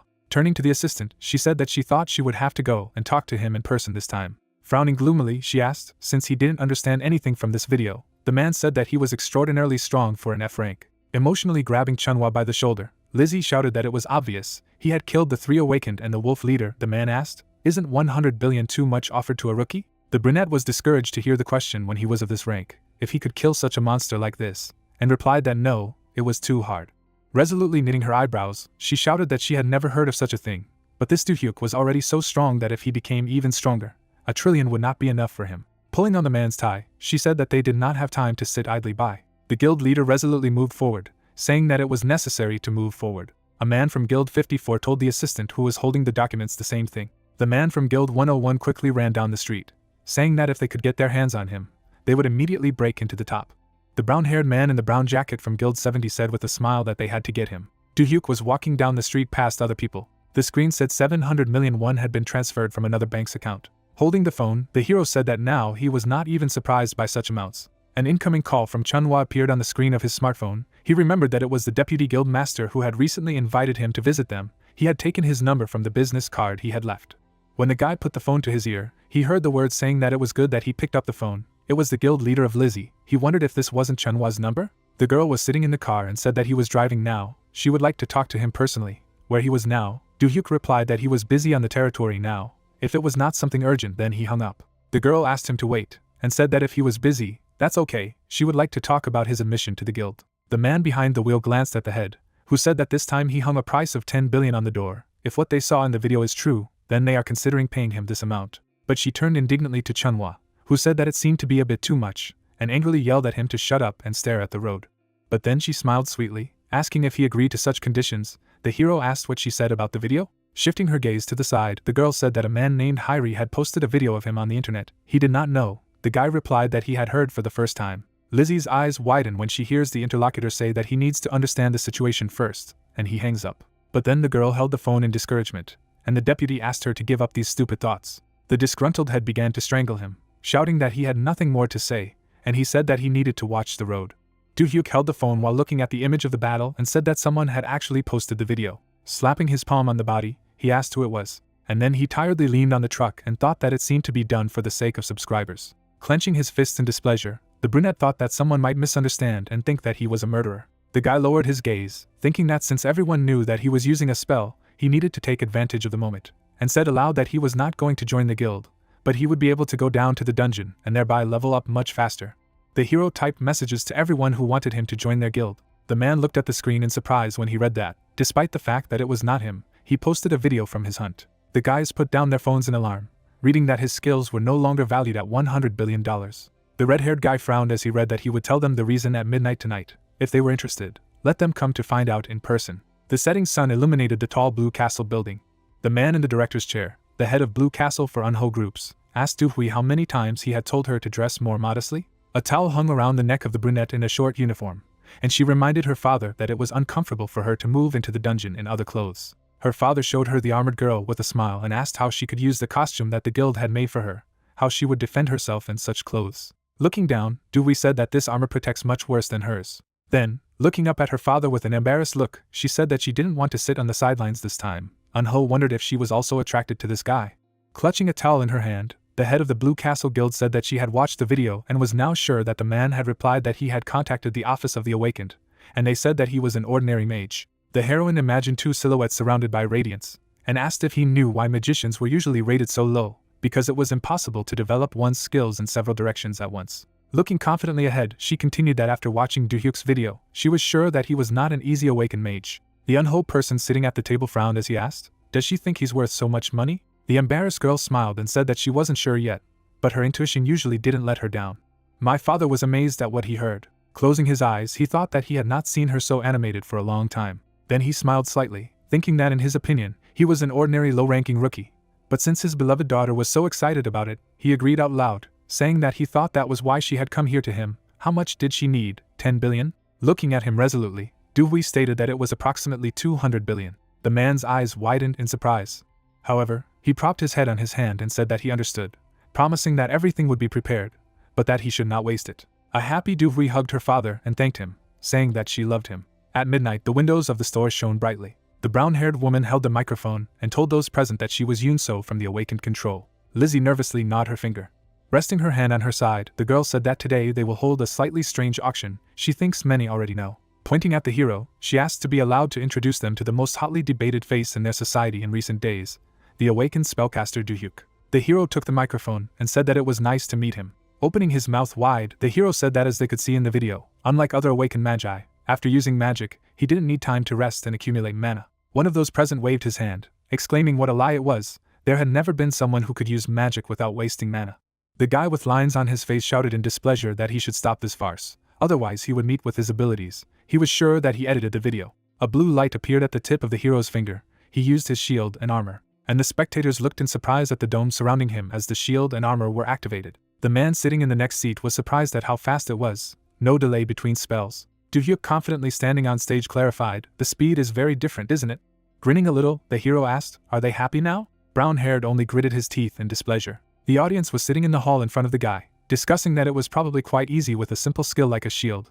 With attack spells, he was unlikely to be able to do that. Do-hyuk said that he assumed they would start to doubt, so he got ready. A glowing red device appeared next to him, and he promised to show off his skills on the assistant. Someone raised his hand, attracting attention.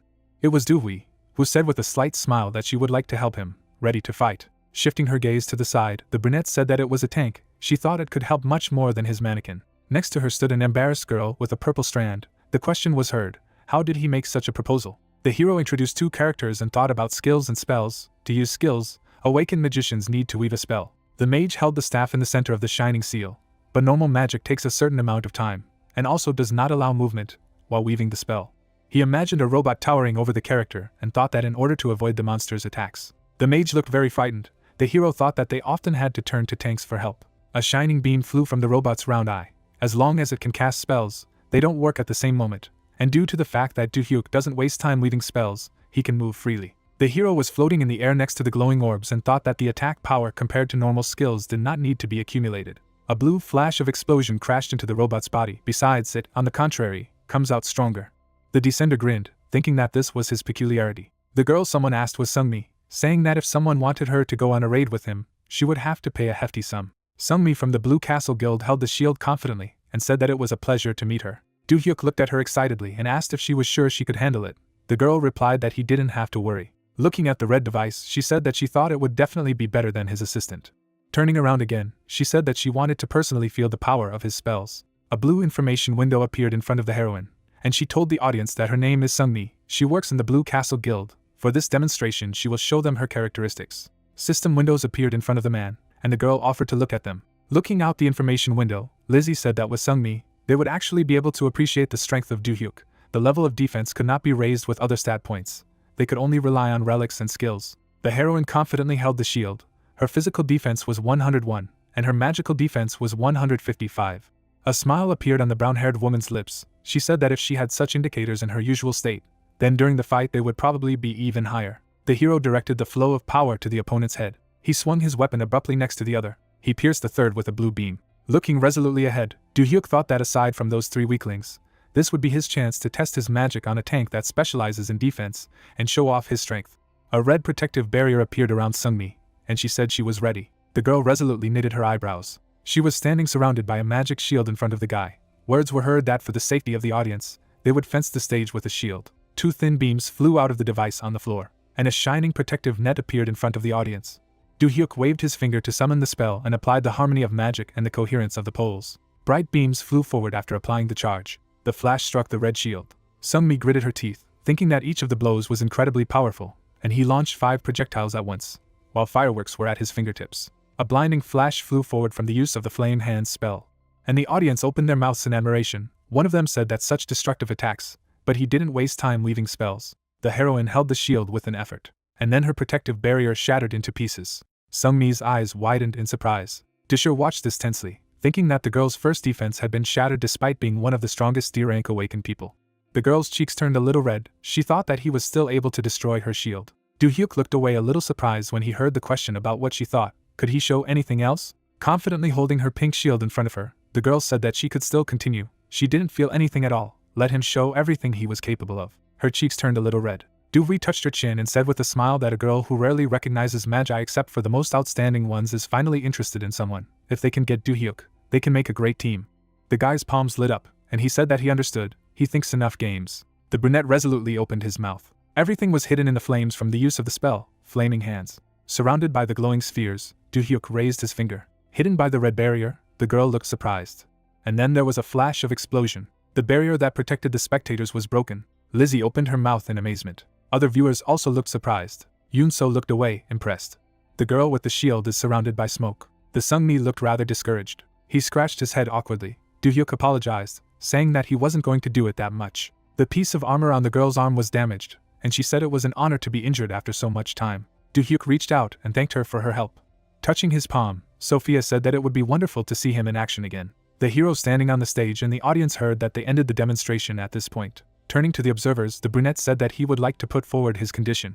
Looking forward confidently, Do-hyuk said that he had no plans to join any guild. He would like to sign the contract not as a guild member, but as a mercenary and partner. The red-eyed man said that if he wasn't going to join the guild, then what was the point of paying him so much money? Turning to him, Do-hyuk replied that it was his choice. The man turned to his assistant in displeasure, saying that he was boasting of such skills to leave. 3 men were also dissatisfied, the first saying that his skills were good, however, he doubted. The second said that there was no point in paying him 100 billion, and the third added that their guild would not be of any use to be a mercenary. Do-hyuk chuckled and said that it seemed that they were the only ones left. There were 2 disgruntled girls sitting in the chair. Lizzie asked why he was spending so much money on a mercenary and not on a guild. Snapping his fingers, the hero summoned a drone and said that he was not satisfied with the idea of receiving only money for the contract, because he was going to sell this kind of items. The heroes stared at this with their eyes wide open. Chunhwa asked if he knew how to build products, and the head of the guild exclaimed that she couldn't believe it. He not only used spells, he was a double awakened. Putting his finger to his mouth, Do-hyuk said it was a secret. Resolutely knitting her eyebrows, an embarrassed Lizzie shouted, "From 100 billion, she accepts his terms, a contract for 5 years, their guild needs him." With a slight smile, the brunette said that it was 150 billion. Raising a finger, Du-hui stated that she would give him 1.5 times more than the rival guild would offer. There was a message on the screen with the news that the newcomer Do-hyuk was signing a contract with the Blue Castle Guild for 3 years as a mercenary. The next news was that newcomer Do-hyuk broke the record for contract price by 30 times. Another piece of news was a mercenary instead of a guild member, and Do-hyuk is in the spotlight due to an unusual contract. In the report, Do-hyuk in a business suit shook hands with Du-hui. The commentator asked who would be worth 150 billion for a rookie. He was brainwashed, or Du-hui went crazy. The next commentator also asked about this, and said that he thought that being the head of one of the top 10 guilds, she would be wiser to manage money. The next commenter wrote that yesterday he saw him using his skills. He could wipe the nose of any magician with his abilities alone. Another commentator said that since this ability to use a spell was not a lie, then it is worth admitting that he can use a variety of spells, both attack and defense. Holding the phone, Do-hyuk said that only a day had passed. The news was not spreading too quickly. "I didn't even tell my parents. I was so afraid that they were. But it seems that they don't really mind." As he walked along the sidewalk, Do-hyuk read a message that he should value his life and not get into trouble for anything. The next message was that safety is always above all. Let him not do anything that will make his mother cry. "My sister wrote that mom and dad are very worried. Let them not overdo it." The embarrassed guy closed his eyes and thought that he had collected a few more relics during the break. He remembered a rare brown bracelet that increased wisdom by 35, magic by 20, attractiveness by 5, and if used in the temple, magical defense increased by 10 times for 3 days. I remembered the shoes of a marathon runner, which increases agility and does not change stats at rest. Next was a blue prayer book with the ability to increase wisdom by 15, and a small, glowing magical twilight ring that increases mana by 20, and when the mana gap is depleted, restores it by 100%. A system window with statistics appeared in front of the guy. When he decided to check it, the hero reflected that there was already more than 300 wisdom and magic, the rest was about 100. Touching the blue screen with his finger, the hero said that he thought he was already S rank with such characteristics, right? Now it was time to concentrate on learning spells instead of relics. It was time to start. White clouds floated over the tall glass buildings. Du-hyuk was standing at the entrance to the lobby of the Blue Castle Guild building. He glanced sideways at the guy in the hat who recognized him, and the girl asked what the head was thinking about, inviting a rookie to the guild. The guy thought that, as he expected, there would be a lot of dissatisfaction with his presence. For them, he was just an F-rank rookie. Approaching the reception, Du-hyuk told the girl that he had come to meet the guild master. Someone chuckled, asking who they had here. A disgruntled brown-haired man stood behind him and asked if this was the same super rookie Du-hyuk. Watching this, the guy in the hat asked if Minchyo was back on his own. The girl asked, "I wonder how the initiation rite of the Du-hyuk newcomers will go." The man stretched out his hand, saying that it was a pleasure to meet him and introduced himself. And Du-hyuk thought, what kind of initiation rite? He shook hands, saying his name. Well, yes, he grinned slyly. He squeezed the guy's hand with force. Du-hyuk narrowed his eyes at surprise. Minchyo's eyes glowed red, and the hero thought that who would have guessed that initiation was just a cliched handshake like in the movies. But he couldn't give up so easily. Putting his hand behind his back, he summoned the armor. An invisible blue barrier surrounded the guy's body. Minchyo thought that with such strength, he should have reacted somehow. Everything was wrong with him. He gritted his teeth as Du-hyuk approached and said that it couldn't be, that this was all he had. Could he show more? Veins bulged on the face of the enraged brown-haired man. The hall of the guild building shook. The floor under the guys began to crack. The guy with the handkerchief on his face exclaimed if it was too much, and the girl offered to watch. It seemed that Du-hyuk didn't care. The brunette was really smiling indifferently. Burning with rage, Minchyo gritted his teeth. Arching his eyebrows mockingly, he asked, "This is all? It seems that this rite of passage does not represent anything." The guy's glowing eyes widened. He said ominously that it was good. Surrounded by a red glow, Minchyo suggested that he shouldn't regret it, and Du-hyuk thought how easy it would be to make him lose his temper. Gusts of wind flew around the shining guys. The brown-haired woman opened her mouth in amazement, exclaiming that this was too much. The guy said that she needed to call someone. The brunette who could withstand this energy was silent. Minchyo opened his mouth wide and screamed, and then abruptly stopped shining. Du-hyuk watched in surprise as he slumped forward. The opponent fell face down at the feet of the hero. A girl appeared behind her. Disgruntled, Du-hyuk held her gun, saying that she had just come from the dungeon, and they were playing around here. Closing her eyes, she asked the teacher behind her to take care of the manners of this Minchyo, who said that it seemed that I had taught him too badly. It was time to take him seriously. Du-hyuk watched in surprise as the man lifted the brown-haired man, and thought, this is not an army, but they train and educate everyone personally. Squinting at him, the embarrassed brunette said that she had heard that he had come to meet her. They could go. The girl looked inquiringly at the hero, who thought that they had come at a very convenient time. Did they really want him to show his abilities in front of everyone? Du-hyuk closed his eyes, thinking that this could not be. He made up too much, and aloud agreed. The teacher threw the startled guy over his shoulder. The heroes entered the office of the Guild Master Blue Castle. Walking over to the table, Du-hyuk confirmed that it was the Guild Master's office and the Master's room. Du-hyuk clarified, do they use it as a room as well? The girl took a thick notebook and said that it was nothing special. This place was almost like home. Anyway, she was surprised. Wasn't he supposed to be busy spending money for the contract? Waving his hand, the hero said that, to be honest, spending money is not his priority. Besides, he came here for a reason. He needs a special dungeon for his abilities. Opening the notebook, the girl asked uncomprehendingly, and Du-hyuk explained that in particular, she needed a mechanic goblin dungeon, if she had heard of such a thing. The notebook contained a list of dungeons, and she said it was on the goblin dungeon list of mechanics D731. The girl introduced the green monsters and said that it seemed to be an E-rank dungeon with an engineer goblin as the boss. Throwing the notebook to the guy, she said that he could see this list of guild dungeons. She was giving it to him. She would help him since they had signed a contract as a mercenary.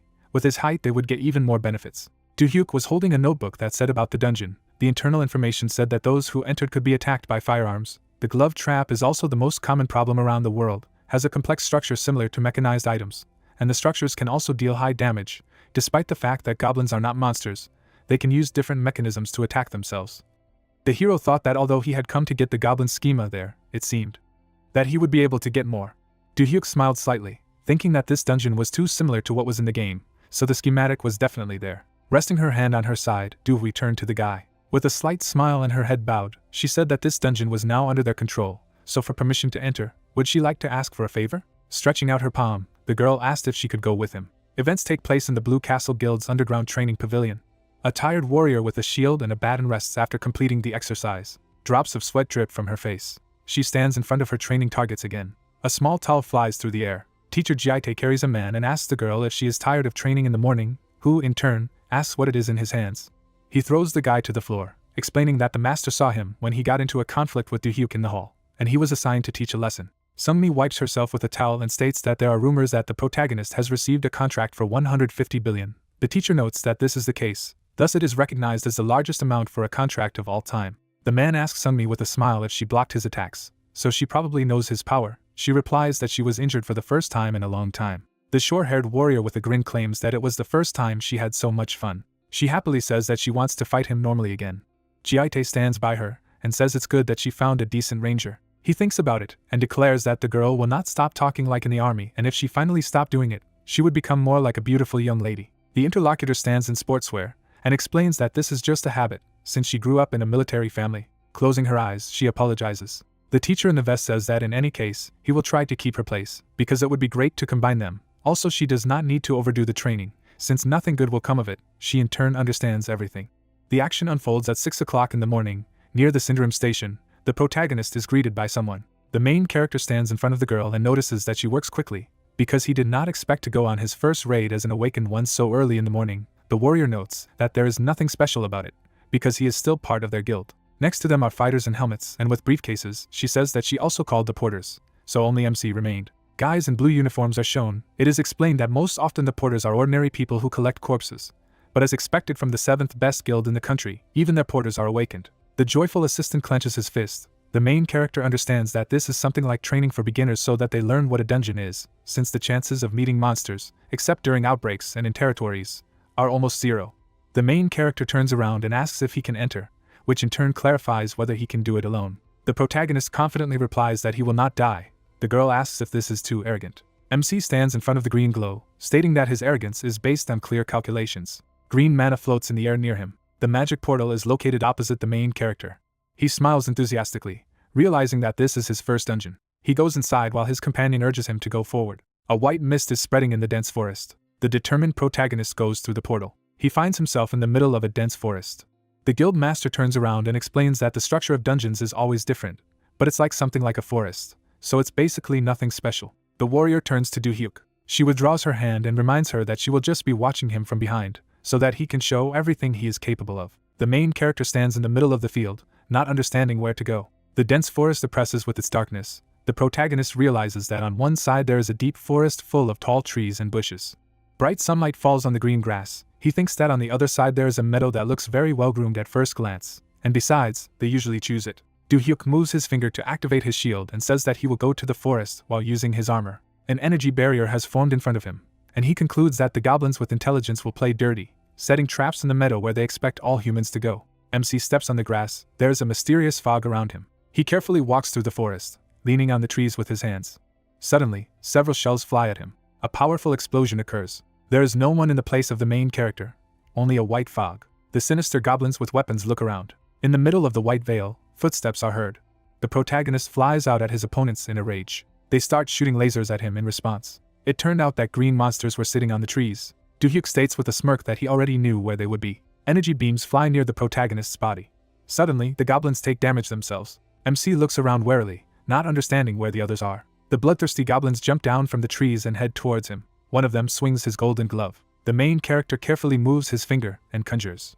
A strong explosion is heard. A second before that, the guy used the shield skill. MC mockingly asks if these assholes really thought such an attack would work against him. His hand lights up orange. He uses fireworks on his fingertips. The mad goblin's muzzle is illuminated.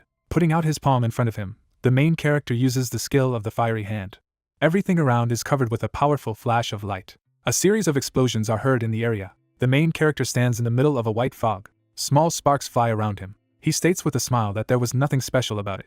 Around him lie the corpses of goblins with torn limbs. Do-hyuk looks around, noticing that there is no one left, so he clarifies whether to continue. He walks in the middle of the tall grass. He looks in amazement in front of him. A giant labyrinth appears in front of the guy. The protagonist wonders if this is the same mechanical labyrinth famous for its multiple traps. The protagonist lightly taps on the wall of the maze. Do-hui realizes that Do-hyuk has exceeded all her expectations. She watches him closely, realizing that she thought that goblins with bazookas would certainly cause him trouble. The lady recalls this battle, surprised at the accuracy of the protagonist's spells, because usually awakened mages like his level have only 35% accuracy. MC is highlighted in blue. The girl wonders if he really got his powers just a month ago. In the white fog there is a huge mechanical labyrinth. Nasty red insects will be waiting for him if he goes the wrong way. Purple poisonous spikes are located in the pit. There are also various traps with saws in the labyrinth. The astonished warrior looks up. The protagonist looks around. The master wonders why he suddenly stopped, whether he wants to give up. In his hands is a device. The girl notices that it is a drone that he showed in Deus Market. A drone flies near the satisfied guy. The girl wonders if it really functions in the dungeon. The enthusiastic lady opens her mouth, realizing that not a single human product works in the dungeons. The quadcopter rises into the air and explores the area. The main character connects to it with the help of the vision skill. Closing his eyes, he sees hidden traps on the map, of which there are many, while the guy realizes that he can attack goblins in order to gain experience. He goes forward with his drones. He walks along the stone walls, realizing that together with such helpers he is unlikely to get lost or fall into a trap. The guy looks around, thinking about this place. Suddenly, a group of goblins appeared in front of him. One of them, in a rage, orders to attack. MC jumps high at the same second. The bloodthirsty monster points his blade and orders him to aim. They shoot cannons at the main character. He closes himself in surprise with his hands. A powerful air explosion occurs. Du-hyuk looks at them unfazed, not taking any damage. With a sly smile, he talks about the illusion, specifying which one to attack it. An orange ball is formed opposite him. The guy uses a shield plus fiery hands. The main character delivers a powerful blow with this ability. Bloodthirsty goblins feel the heat. They begin to squeal loudly as their bodies are consumed by a flash of fire. The protagonist attacks them in a rage. A bright cloud of fire is formed opposite it. He smirks at the system windows with information that the system level has been boosted. Suddenly, a guild master appears behind him. The pleased girl understands that she was counting on a repetition of the techniques. But MC cornered the goblins and killed them. The main character looks at the corpses of enemies with a smirk. Du-hui, smiling, thinks about how even she, an awakened S rank, can't attack, defend, and buff at the same time, with the lady remarking that on top of everything else, he has drones, so 150 billion was a great investment. Events take place at the entrance to the boss room. The protagonist stands in front of a red portal. He enters it, offering to see what is interesting there. The astonished protagonist looks around. Massive cannons stand on the concrete floor. On the other side there are exactly the same guns. A goblin with a grey beard sits on a throne. He has red glasses and armor. He shows his sharp teeth, while Du-hyuk assumes that this is the Goblin Lord. A red crystal sparkles in his forehead. The protagonist assumes that this emerald is connected to the cannons around him, and they are probably several times stronger than those used by his henchmen. MC understands with a smile that he is unlikely to survive only with armor and shields, because the recovery time of the cannons is a minute, and this is more than enough. Du-hyuk, surrounded by his drones, stands in front of the boss and summons the harmony of magic, as well as the coherence of the poles. The cunning goblin just smiles. At the same time, the protagonist is determined. Flashes of light appear near quadcopters. Powerful energy rays fly towards the opponent. The main character uses a magic projectile. They are rapidly approaching the Goblin Lord. There is a bright flash of light. The old monster remained unharmed. He angrily sits down at his tool and begins to control it with levers. The red emerald on his forehead began to sparkle even brighter. The cannons around the MC became active, starting to glow red. The astonished protagonist turns around. The heavy guns came into contact with their owner. The old monster is furious and orders us to come out. A mechanical arm flies out of the ground. A robotic goblin climbs, crushing rocks. Several robot enemies have appeared around the main character. Furious enemies surround the protagonist. One of them pulls out sharp daggers. Du-hyuk calmly stands still while one of them swings his weapon. He looks at his enemy with a serious face. He creates magic spheres near the palm of his hand and immediately launches a counterattack. The guy touches his opponent with his hand. A blue flash tears the robot apart after using a magic projectile. The palm of the main character remained on the broken armor of the enemy. The enemy began to smoke from such an attack. The protagonist claims that this is enough to deal with his servants. Suddenly, the eyes of the ferocious opponent lit up red again. Du-hyuk stands in front of him in complete shock. He manages to dodge a powerful punch with his fists. The Goblin Lord is also trying to attack the protagonist at this moment. It deals a powerful blow, causing a small energy blast. A mechanized fist hits directly at the barrier. The protagonist's energy shield skillfully resists such an attack. White smoke dissipates on the ground while the villain holds a fighting stance. Having gathered, MC begins to use the harmony of magic and the coherence of the poles. Drones appear above the villain with an impending attack. The protagonist uses a magic projectile with a smirk. A strong explosion is heard throughout the area. The protagonist directs his hand, intending to attack once more. The villain points his fist in the direction of the guy. In an instant, MC jumps away from the villain's attack. A disgruntled old goblin hits his forehead with his hand. His robot assistant also tries to get the main character, but he skillfully escapes. Du-hyuk deftly stops in front of a giant fist, which slams into the ground with all its force. MC generates magic orbs near his hand, fires magical projectiles directly at the opponent's head. The robot takes heavy damage. Its armor is peeled off from the lethal impact. The enemy falls to the ground. The head rolls away separately. The robot's head lies silently on the ground. The protagonist is smiling contentedly at this time. The old goblin clenches his sharp teeth in rage. Flames burst out of the muzzle of his giant cannon. A powerful shot is being prepared. Frowning, the protagonist notices a bright light from the muzzle of the gun. The projectile fires out of the goblin's cannon at full speed. The stunned protagonist sees this crazy attack. A strong explosion occurs, the stones scatter to the sides. Frightened, Do-hyuk holds out his arms in front of him, his body covered in armor. Suddenly, the energy shield shatters into pieces. The main character with a stern look realizes that his shield has broken and things would be bad without armor. He looks away. The red scale on the guns is almost completely complete. The protagonist notices this. Bright flames erupt from the Goblin Lord's cannon. Frowning, the main character runs forward. He realizes that there is not much time left. Several robotic enemies stand in front of the boss. Their faces reflect anger and rage. The protagonist sees them in front of him with a smirk. He takes off in a second. His image flutters. He speaks of what is taken for the present. The real Do-hyuk deftly flies over them. He used the illusion skill. He sees that a bright charge is forming in front of him. Other cannons are also illuminated with a red light. A guy steps on a flying drone, deftly flies right above the explosions. The uncomprehending villain looks at the protagonist. Do-hyuk angrily holds out a glowing hand. He uses fireworks on his fingertips. The pillar of fire destroys everything around. The guy uses the skill of fiery hands. The Goblin Lord is instantly roasted. He screams loudly in pain. MC sees his suffering with a smirk. The pleading hands of the monster burst out of the clouds of smoke. He grabs the main character by the throat. He is in complete shock. The scale of the cannons has reached green. A powerful shot is being prepared. The frightened protagonist senses danger. A bewildered old monster looks at him. At this moment, the guild master is watching in surprise. The Goblin Lord holds the protagonist by the neck. A disgruntled guy looks at him. Greenish dust can be seen below. The scoundrel in red glasses is trying to understand what is happening. The warrior takes up her sword, realizing that she cannot afford to kill Do-hyuk so easily. She jumps high, holding her sword with her hand, while realizing that she must intervene in what is happening. Do-hyuk confidently raises the glowing blade. She suddenly looks at what is happening in surprise. The main character is held above the ground, but at the same time he draws a heart with his finger. His eyes are pink. He calls for a sweet whisper of temptation. Dozens of hearts appear around him and the goblin, MC using a whisper of temptation. In a matter of seconds, the monster's eyes turned into lovers. The protagonist smiles slightly, realizing that he did it perfectly. Green shells fly out of the cannons. Epic explosions are heard around them. The main character stands next to the robot in surprise. He sees him moving. The robot gets down on one knee not far from the protagonist. There is a bright flash that illuminates everything around. The guild master stands in the middle of a puff of smoke. She looks around in bewilderment, and wonders if the boss has just protected the protagonist. The smoke dissipates around the villain. Do-hyuk sits on the ground right under the broken robot. The broken parts of the robot are also closed. Electric charges are visible. It crumbles into pieces in an instant. Do-hyuk runs up to the protagonist, asking if he is okay. The guy removes pieces of the opponent from him and declares that it could be quite dangerous. The embarrassed lady notices that this is so. The guy states that he did not count on such strength of the boss, because he turned out to be strong.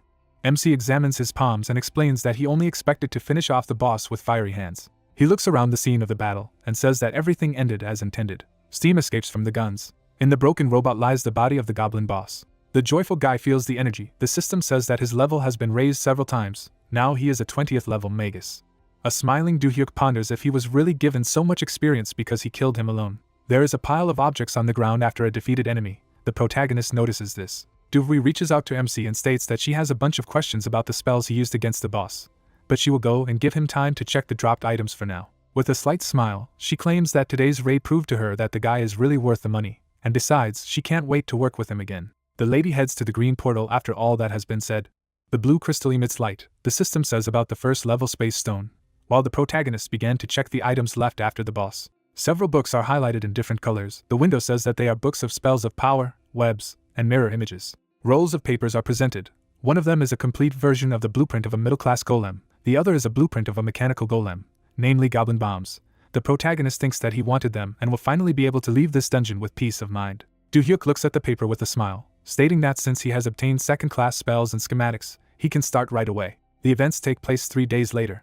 The protagonist in a black suit stands in the middle of the Blue Castle Guild, in an underground training hall. Someone suddenly asks him if he is sure that he can cope. The guy agrees and at the same time asks to tune them to the maximum level. The employee clicks his finger on the screen with a scale. Jiaite sits at the table and says that the robots are set to the maximum level. They will attack as soon as they spot a target, so he needs to be ready. The amazed protagonist moves his finger across the space. A girl is seen behind him. Do-hyuk, crossing his arms, says that they came out of the dungeon not so long ago, and the guy is up to something. Do-hyuk, smiling, says that he has an offer for her. Behind them are the robots. Do-hyuk wondering if these are something like the drones he showed last time. An angry Jiaite shouts that the robot setup is already complete, so they will attack immediately. The red side of the robot is aimed at the heroes. A cry is heard that it is very dangerous. The combat robots began to glow red. MC is standing next to the guild master. The order to go up is heard. A portal appears near the combat robot. His name is Akron. A fighter bursts out of the ground at high speed. A high-tech combat robot lands spectacularly. His eyes glow red. The powerful assistant looks around. A broken little opponent lies under his fist. In the training arena not far from the guys, another opponent is preparing to attack. In the next second, he receives a powerful shot to the body. Another beam also pierces his armor. Akron calmly keeps his fists next to each other. Dewey stares at him in amazement, standing next to the protagonist, the two of them silent. She immediately turns around and asks if he is going to sell this golem. The main character notes that unfortunately he did it for himself. Doo-hyuk kindly looks at the guild master, claiming to have brought it to check before descending into the dungeon. Then he immediately turns to the assistant. Akron helpfully answers the call. The futuristic robot turns around after being ordered to show how he will deal with the rest of the robots. Cyborg points his hand at the enemy robot. His fingers light up orange, and he uses his flame hand skill. A powerful fiery stream is moving towards the enemy. All that remained of the robot was burnt metal, all around in smoke. The robot stands in front of the broken cyborgs. Doo-hyuk is shocked to see this. She is speechless. She looks away thoughtfully. A pleased MC stands in front of him and hears that she is too surprised. Having never met such golems, he replies that he understands, since the lady sees his Akron for the first time. Dewey with a serious face asks about what if the guy is not going to sell this golem, then what will? The protagonist holds a skull-shaped bomb with his hand and talks about it. He puts his hand in a dimensional pocket and declares that there is also an ice bomb with a surprise. The outraged girl sees another black charge, which he calls a blinding bomb. She asks to wait. The bewildered protagonist silently looks at her. He puts his hands on the table and asks loudly what this space is and where the protagonist is pulling the bombs from. Doo-hyuk throws up his hands with a smile and says that he somehow got such an ability. The interlocutor shouts in shock that interdimensional ability is not something that is obtained for nothing. The disgruntled lady reflects on S rank, realizing that only such awakened people can use such a skill. The main character benevolently replies that most likely he was just lucky. Dewey asks again with a disgruntled look, claiming that he has now demonstrated a characteristic that surpasses his rank. He says with a smile that this is why he is an unusual awakened. He turns to Jiaite and asks if he can open the doors of the hall. The employee agrees. MC plants a skull bomb and states that instead of words, he will show them what these charges are capable of. He happily throws the sphere and exclaims that he will first show what a giant bomb is capable of. The charge in the air lights up bright red. A powerful explosion occurs, illuminating everything around. The flames spread throughout the arena. Jiaite sees this in shock and assures that it is just an incredible power. The walls have begun to melt from such power. He notices that they have begun to deform, although they are covered with the stones of space, so it can all end badly if they do not lower the temperature. Dewey stares at this in amazement. The protagonist states that there is no need to worry, because he will figure it out with the help of this. A blue bomb falls on the floor. The main character exclaims that it is an ice projectile. Ice in huge crystals appears in the training arena. Everything around was frozen and covered with icicles. Doo-hyuk shows the guild master and says that the ice is temporary and will disappear in 10 seconds. The joyful lady looks at the fighter, who asks what impressions she has. She replies that she likes it very much, while asking to show the latter. The surprised girl examines the dark glasses in her hands. The main character says that she needs to put them on first. She puts them on with a smirk, noticing that MC is well prepared. The main character throws the last blinding bomb. Everything around is illuminated with a bright light. MC shields himself from him with his hand while the guild master looks through his sunglasses. She enthusiastically takes them off and clarifies that all three shells seem very useful. The girl clarifies what the price of their production is. He replies that this is a secret, because he plans to sell them to the guild for 6 million, and to the rest for 10. Crossing her arms, Dewey states that she is sorry that he cannot give the price of production. MC replies that Pandora's box is beautiful because it is closed. A fighter fights ferocious dragons. The master says that the price called sounds quite acceptable, even without the cost of production. The girl imagines the fight and states that they can be used not only in dungeons, but also in other places. Dewey seriously believes that this is a pretty low price to pay for saving a life. The master holds out his hand and says that he would like to make an offer. He in turn clarifies what the conditions are. She replies that if he sells them only to them, the guild will pay 10 million apiece. They shake hands. It is said that MC thus made a deal with the master. Events take place the next day. A lady in striped pants runs forward. Lizzie in a black and red suit holds his hand on his chest. The frightened man shouts to the master that they have serious problems. She, in turn, clarifies what is the matter. A blue castle guild stock chart is visible on the screen, and he asks to take a look at it. Lizzie picked up the tablet and read that the Blue Castle Guild, thanks to their exclusive contract with Doo-hyuk, had started selling explosives that could be used in dungeons. She slammed her fist on the table. The woman gritted her teeth, remembering the hero, and thought that she had seen his crafting skills and should have gotten him despite the price. Chunhwa smiled nervously and said that his contract would expire in 3 years, and then they would be able to invite him. The master abruptly stood up and turned to her subordinate. The man looked at her in surprise as she put her hand on his shoulder. There was an explosion in the office and a woman screaming to think before opening her mouth. The staff turned towards the noise, discussing that they had parted ways today, apparently because of the news of the Blue Castle Guild. Lizzie looked down at the man and reminded him that Doo-hyuk, who is now at the F rank level, is worth 150 billion. She threw up her hands and asked if he really thought that in 3 years the guy would be of the same level. The master frowned and moved towards the exit, and the subordinate asked where she was going. The interlocutor turned around and replied that he also needed to negotiate with Blue Castle. Blue Castle Guild Sales Department. Employees received an endless stream of customers who asked how they could conclude a supply contract. The manager looked at guests who asked for details about the explosives and replied that they were selling them under an exclusive contract with Do-hyuk, but he did not know the details. The woman watched them from above with a smirk. She turned around when asked what she was doing here. Do-hui smiled and replied that she thought it would be fun on the first day of sales. A subordinate approached her and clarified what she meant. The woman remembered how 2 years ago she stood in front of Lizzie. Due to problems with the exclusive rights to the dungeons near Namyang Station, their guilds became rivals. At the time, Lizzie was shaking papers and began spreading dirty rumors about opponents and Do-hui, who was only 18 years old at the time. In the end, the woman crossed her arms contentedly, winning the rights to the dungeons, and a bad reputation has plagued Blue Castle to this day. The brunette knitted her eyebrows and said that she understood why she had done it then. She looked down at her rivals. The master smirked and added that she didn't want to miss the opportunity to look at her face today. Du-hui turned to the employee and offered to go downstairs. Lizzie shivered and asked Chunhua if it wasn't cold, and he readily took off his jacket. The guild master came up to the queue and noted that they hadn't seen each other for a long time. Her rival blushed awkwardly and smiled. Du-hui gave her a friendly look and said that she would have met her if she had known about the visit in advance. The interlocutor arched an eyebrow and laughed. They looked at each other and Lizzie asked why she was there, to which the brunette replied that this was the first day of selling Do-hyuk bombs. Such an important day for their guild could not be missed. The rival smiled stiffly and admitted that she just wanted to meet her. The girl smirked and then offered to talk separately in the reception room. Standing opposite each other, the opponents resembled a snake and a poisonous toad that had fallen into its trap. Their faces were reflected on the screen. The main character sat at the table looking at this and muttered that he didn't want to be there. Behind him, girls appeared with boxes and asked where to put the new crystals, and the guy asked to leave them next to him. She hurriedly lowered the boxes on the table. The brunette looked at her, explaining that he could not move during the assembly, so he was grateful for the help, and she replied that she was not a burden. The hero rounded his eyes in surprise. Sungmi stood in front of him, noting that they hadn't seen each other for a long time. He looked at her in confusion and asked how she got here, and the interlocutor explained that she had asked the master. The girl looked at him seriously when he asked if she needed anything from him, and nodded. Sungmi knitted her eyebrows and asked to fight her again. Her gaze was resolute and serious. The main character looked at her puzzled and asked again. Blue Hair remembered their battle and said that she had only blocked attacks last time, but this time she wanted to fight him one-on-one. She straightened her jacket and asked for such a favor. The brunette put his hand down on the table. He smiled and agreed. The interlocutor grinned happily. Sungmi blushed and exclaimed that she would then go to prepare, but the hero asked her to wait a little while he was busy. The girl pushed back her chair as Do-hyuk pointed out that it would take some time. She sat down next to him and stared at him with a smile. The guy smiled nervously and invited her to come back later, but she wanted to wait here. The blue-haired woman looked at him loyally and asked him to speak if he needed anything. The hero looked at her silently. Then he closed his eyes and grinned. The brunette rose from his seat. He turned his head and decided that he had done enough for sales. Besides, sitting and designing was too boring. Do-hyuk looked back at the interlocutor and offered to go fight. She jumped up happily and agreed. In the locker room, the main character put on a combat suit and pressed a button. He adjusted the gloves on his wrist. When the guy came out on the set, the girl asked if he had put on all the equipment, and the hero asked what it was. Sungmi ran her hand over the suit and explained that this uniform adapts to their body and helps increase stamina.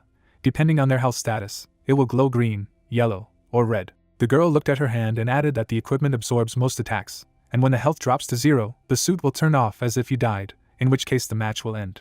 Do-hyuk looked at the suit enthusiastically and noted that it costs 25 billion apiece, which is amazing. She knitted her eyebrows and said that the master had said that it was cheaper than getting injured guild members every time.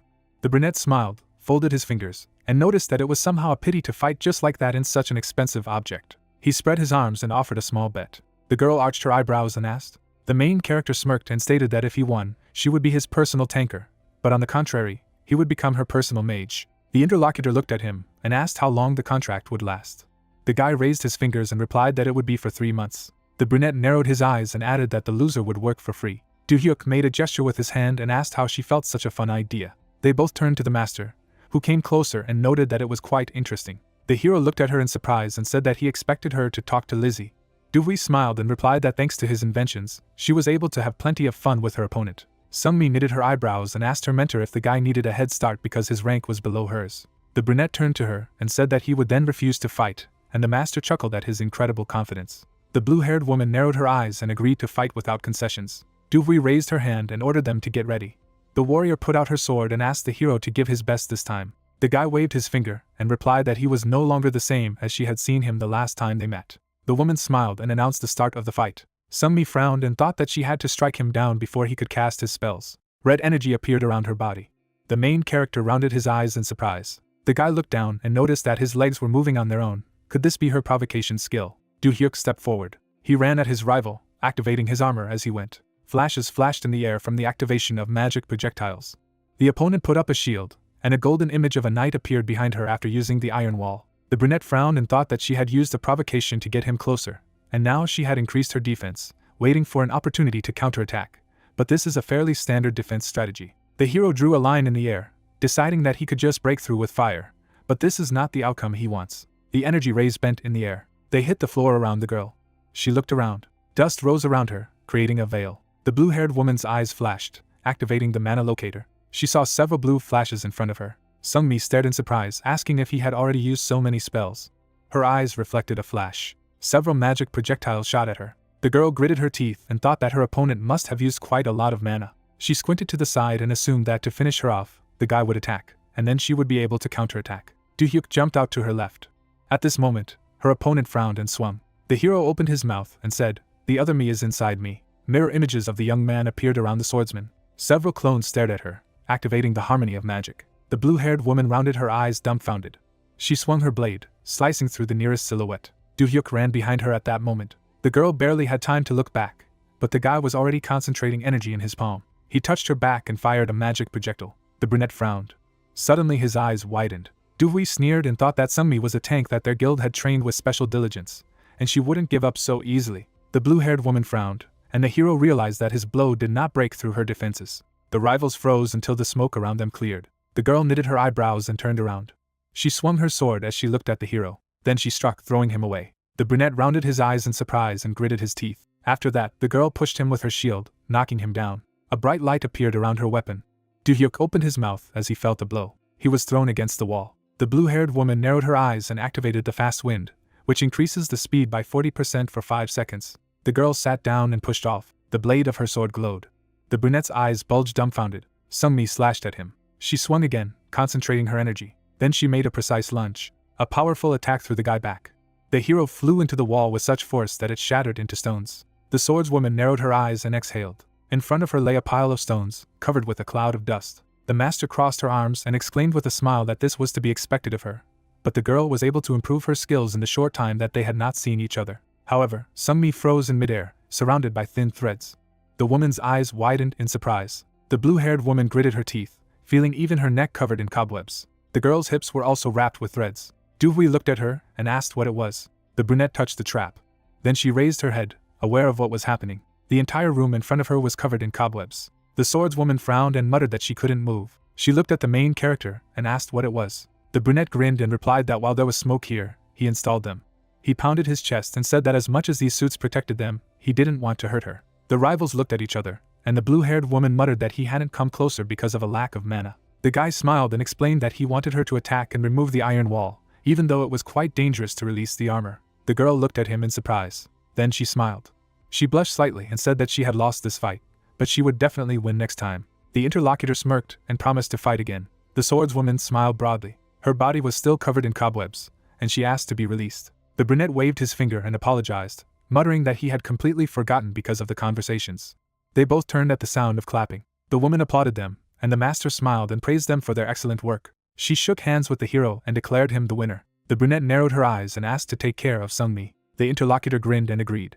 In the White Lotus Guild office, a girl was standing by the window. Sun Yeo looked thoughtfully at the sunset. A man in glasses approached her and reported that the mercenaries had just arrived in the country. She turned around and asked if they had assigned a guard, to which she received a positive answer. The interlocutor knitted his eyebrows and reported that the transaction was carried out through the Spider Ghost account and would not lead to it, after which the boss praised him and let him go. The man turned around and walked out. The door slammed shut behind him. Then the woman took out her phone and looked at the news of the signing of a contract for 150 billion between the main character and Doohui. The guy in the photo was smiling, and she muttered that he was like a goose that lays golden eggs. The deputy head frowned and said that the young man had decided to go to these blue castles. Doo-hyuk's face stared directly at the camera. The screen cracked, and Sun-yeol exclaimed that since she didn't get it, no one would. The bus drove up to the station building. Several men were walking around the hall. They looked around and hid their hands in their pockets. One of them was on the phone saying that he had arrived, so let them send information about this bastard, and the others were discussing that Seoul was a wonderful city, but they had to go back tomorrow. The man with glasses grinned and reminded him that they would go back as soon as they dealt with this puppy. The long-haired man looked at his colleague and noted that Do-hyuk was so popular that it would be easy to find him, and he suggested that they split up and start looking. The mercenary smirked and asked if the price for an F-rank head was too high, but the interlocutor replied that they just needed to complete the order. The trio's eyes flashed ominously, ready to start. Blue crystals shone in the dungeon. Armed monsters jumped out of the darkness. The stone mask on the face of one of them immediately cracked. The swordswoman swung, attacking her enemies. Several precise cuts flashed in the air. Sungmi held a shield in front of her. The goblins rushed at her from different directions. The girl knitted her eyebrows, and a light appeared behind her. Her eyes widened as the magic projectiles flew by. All opponents were immediately defeated. The blue-haired woman looked at the corpses lying around. The girl looked around, thinking that even during the sparring she had felt that his strength was so terrifying. The main character sighed lazily and suggested that he finish here as soon as possible, otherwise these guys would make him sad. Sungmi turned around and thought that with such spell power, he didn't even need a tank. She gritted her teeth and decided that she couldn't afford to be a tank that didn't help the crew, so she had to find something she could help with. The brunette looked at his partner and asked what she was thinking. The blue-haired woman looked at him and replied that she was just a little stuck and also surprised. She drew attention to the drone next to the guy and said that usually the technique cannot be used in the dungeon. The brunette smirked and assured that if they continued, she would be able to see something more interesting. The interlocutor smiled awkwardly when the guy reminded that she could talk to him informally. The blue-haired woman blushed and nodded. The hero looked at her softly and said that there are many people who find it difficult to switch to informal communication, so they can take their time. Do-hyuk knitted his eyebrows and stated that since it was their first day, he would buff himself, so she could move more freely, and she didn't have to follow his rhythm at all, as long as she was on the same page. His companion looked at him and replied that she understood. Big paws stomped on the ground. The comrades looked ahead, where the noise was coming from. Tall monsters appeared in front of them. The hero grinned and noted that the main monsters of the dungeon had arrived. Trolls sparkled with eyes, and although they are huge, slow, and have high regeneration, they are not very difficult to defeat, although there are exceptions. The brunette knitted his eyebrows and asked the girl to aggro these monsters, and she agreed, warning that it would be difficult to hold out for a long time. The hero narrowed his eyes and nodded. He drew attention to the hooded enemy with a staff and said that he would deal with the shaman. The goblin licked his lips predatorily, and red energy swirled around his body. This power fueled trolls and small creatures, and the guy thought that the shaman used the buff to make strong berserkers out of them. The sorcerer held out his staff and concentrated his energy. The monsters rushed forward at his command. The monsters were approaching the warriors. A rift opened in the air. Akron appeared on the orders of the owner, and immediately hit one of the trolls. The enemy fell headfirst into the ground after the attack. The golem's eyes flashed. Sungmi's eyes widened in surprise, not understanding what kind of robot it was. She looked back when the protagonist revealed that it was his golem that would help her. The hero's body began to disappear after activating the invisibility. The girl was surprised to find that there was no one behind her. The blue-haired woman narrowed her eyes and thought that she was already surprised by his drone and golem, but using invisibility, which is only available from A rank, is simply amazing. She grinned, wondering how much longer he would surprise her. Akron fought a battle with trolls. The girl rushed to attack, admitting that she was still far from providing real help to Do-hyuk. The warrior knitted her eyebrows and gritted her teeth, realizing that she had to do her best, supporting him. A noise was heard near the container in the abandoned area. The battered man looked ahead and asked who they were and why they were doing it. The mercenary took off his mask and replied with a smirk that they were just cleaning up the garbage from the floor, unless there was a special reason for that. He had a crazy look on his face as he stated that the victim was just unlucky.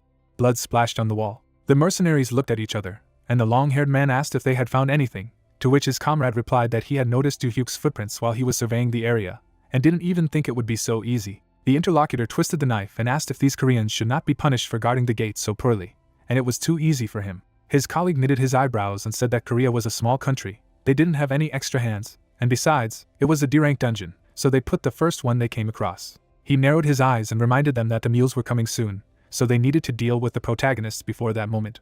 The trio headed for the portal, agreeing to finish as soon as possible and get out of here. Sungmi and Akron fought trolls. The girl jumped back, parrying the blow. She frowned, wondering if the protagonist would be able to bypass so many monsters and go straight to the shaman. The sorcerer was hiding behind. He brandished his staff, empowering his tribesmen. His eyes shone ominously in the darkness. The protagonist was right behind him, dispelling his invisibility. The monster gritted his teeth and turned around. He drew a red magic circle and cast a spell. The brunette concentrated the energy in his hand and used the whisper of pain. The guy shot a poisonous arrow. The goblin grinned in displeasure. The attack flew right to the head. Blood spurted in all directions. Green liquid was oozing from the hole. Through the hole you could see the hero. He grinned contentedly. The troll swung for another blow. Blue-haired set up a shield for the block. Then she deftly turned around and jerked forward. The girl knitted her eyebrows as she looked at her opponent. She swung her blade quickly. The shining blade sliced off the troll's hand. The warrior stared at him.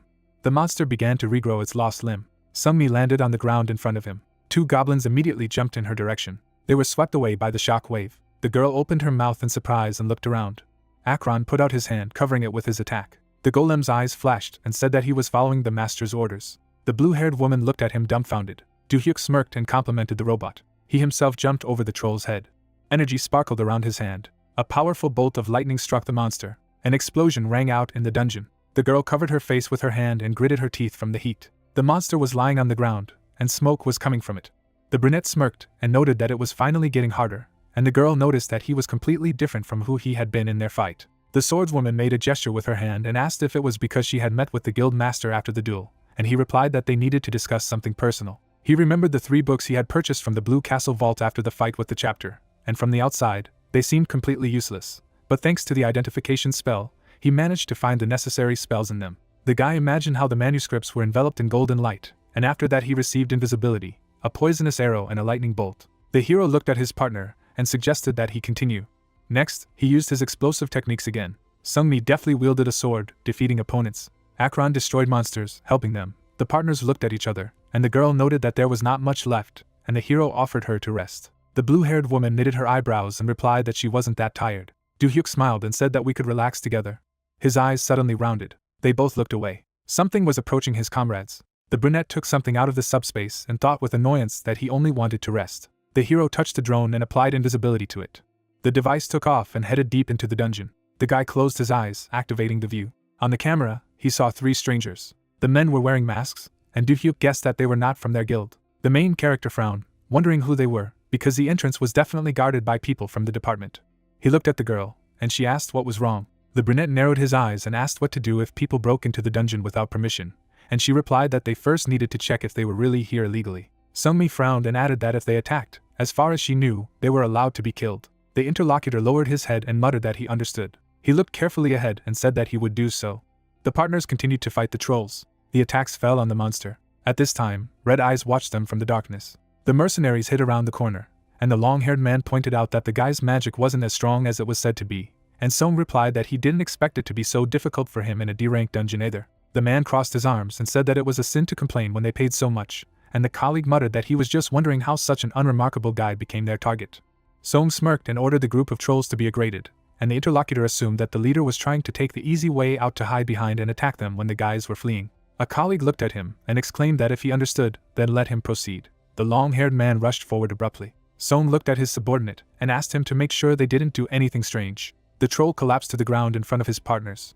The brunette rubbed the bridge of his nose and offered to take a break, because it was more difficult than he expected, and the girl replied that their ability to regenerate is higher, but they have enough strength. The mercenaries looked at each other with a grin, not understanding why this guy was worth 150 billion, but his colleague asked him to stop chatting and keep an eye on the angry monsters on the way. Several monsters rushed through the dungeon. The blue-haired woman knitted her eyebrows and exclaimed that she could hear the trolls, to which Du-hyuk shouted in a panic that they shouldn't have even moved in their direction unless they were aggravated. A man appeared behind the guys. Song grinned when his subordinate asked if they could be finished off without a fight, and asked if he was sure. The interlocutor took out stilettos and said that it was easier than steamed turnips. He licked his lips, saying that there was no order to kill the girl. The man threw his knives forward. The attack approached the hero from behind. The brunette grinned contentedly. The guy activated the armor, so the attack did not damage him. The mercenaries' eyes widened in surprise, and Akron grew up behind them. Song looked around in shock. A huge robot loomed over him. He grabbed the attacker, and he tried to fight back. The man frowned, trying to understand what was happening. Akron's eyes flashed and said throw. The mercenaries flew forward with acceleration. They collapsed right at the feet of the trolls. One of them stood up and asked what was going on, but the leader didn't have an answer either. Du-hyuk approached them, releasing energy. He narrowed his eyes and asked what it felt like to be attacked after planning to attack from behind. One of the enemies grabbed his weapon and charged, shouting expletives. The guy frowned and activated the sparks on his fingertips. A table of fire burst out of his palm. Song stared at the powerful attack in shock. He turned pale and thought that the young man's strength was on a completely different level than what they had seen during the fight with the trolls. Why hadn't he shown his strength? His pupils narrowed at the realization that the hero realized that they would attack from behind, so he planned a trap. Song stared at the guy dumbfounded. Du-hyuk smirked and asked if he was still standing behind. The man looked around and shuddered. The troll grabbed him by the shoulder. The monster's eyes flashed and grinned.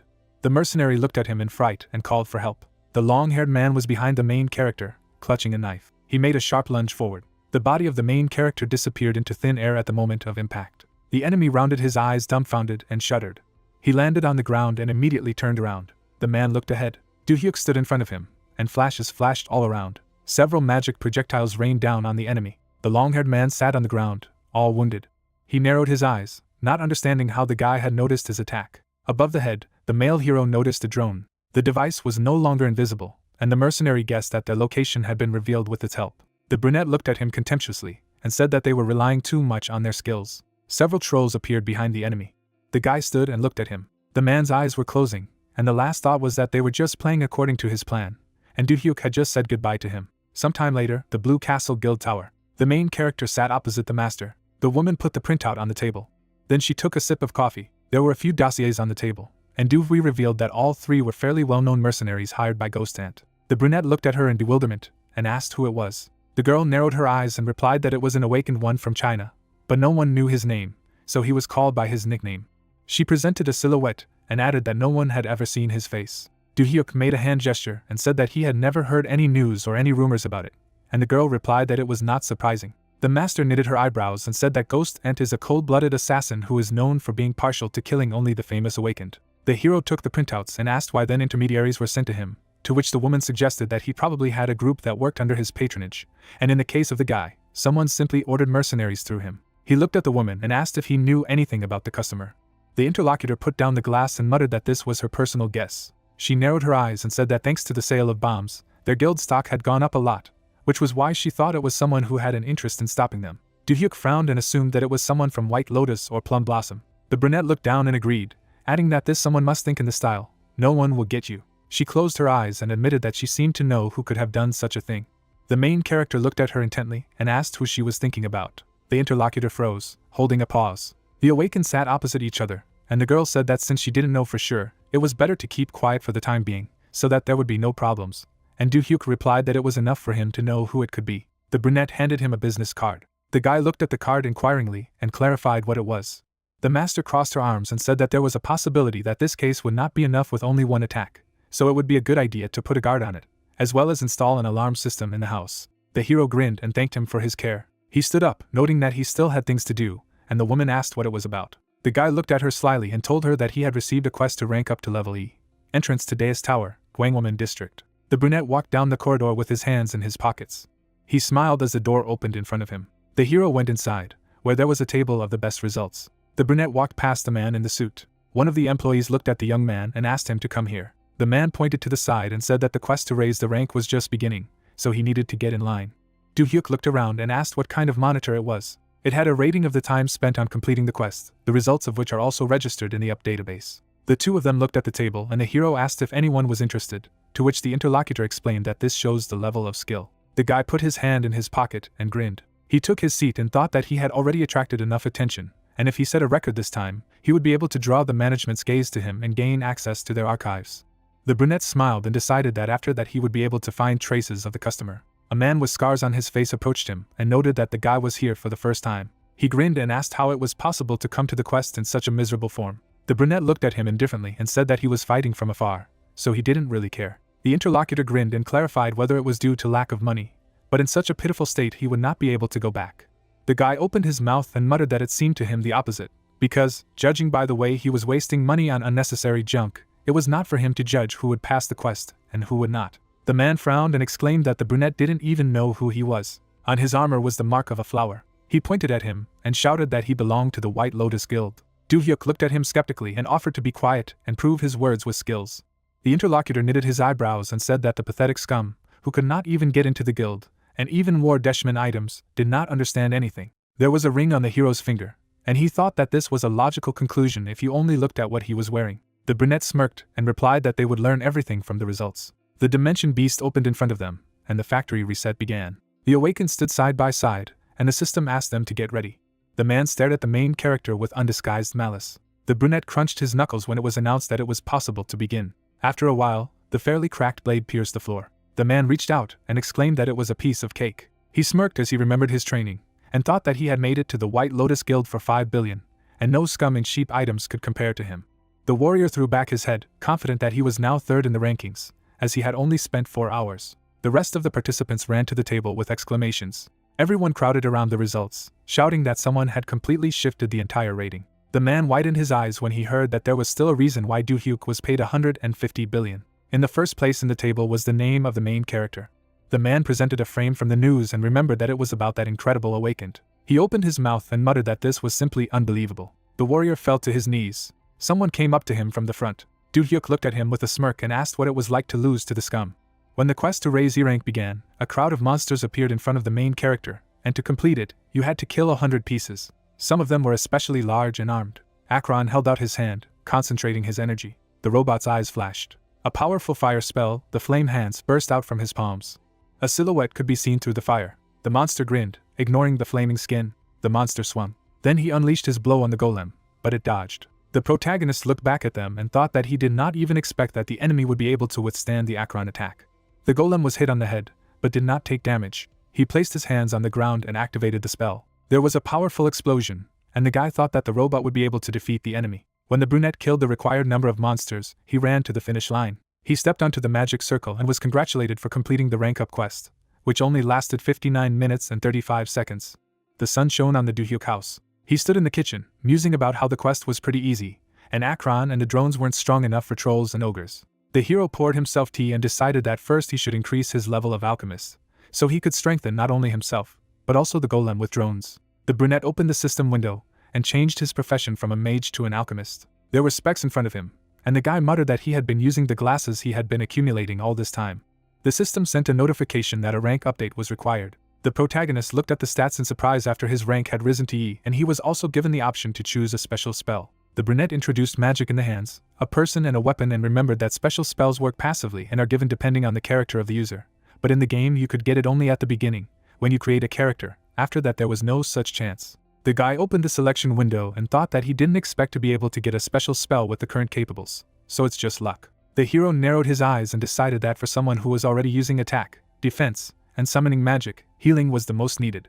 He unlocked a priest's skill, the Hymn of Healing, which heals the target by 60%. Do-hyuk smiled as he looked at his hand and said that he could handle it even without a healer. He squeezed his hand and wondered how it felt like someone was always watching him. The private building of the White Lotus Guild. The woman sat in the bedroom, saying that it was unexpected. Sun-yeol flirtatiously straightened her hair and said that she hadn't contacted him since that meeting at the Deus Market, and that he had decided to visit her so early in the morning. The deputy had narrowed her eyes and said that she wanted to meet with him. The main character looked at her indifferently and asked again, and she reminded her that he was a super newcomer that everyone was talking about. The brunette frowned and said that he didn't plan to stay here for long, so he would get straight to the point. The interlocutor stood up and replied that she also liked to go straight to passionate love, without wasting time on foreplay, so what he wanted to discuss. Do-hyuk put his hands on his belt and asked why she was trying to kill him. The woman looked at him in bewilderment and clarified what he meant. The guy frowned and revealed that he knew that she had hired people through Ghost and to kill him. The interlocutor arched her eyebrows and lied that she did not understand what it was about, and she did not know about any mercenaries. The deputy looked at him worriedly and muttered if they had tried to kill him. Sun-yeol took his hand and asked what had happened. The woman looked at the guy anxiously, and he thought that she looked very excited. The hero wrenched his hand away. He knitted his eyebrows, realizing that White Lotus had long been famous for its bad reputation, so he couldn't trust them. Sun-yeol chuckled, and the brunette remembered that she was known for being willing to do anything for money.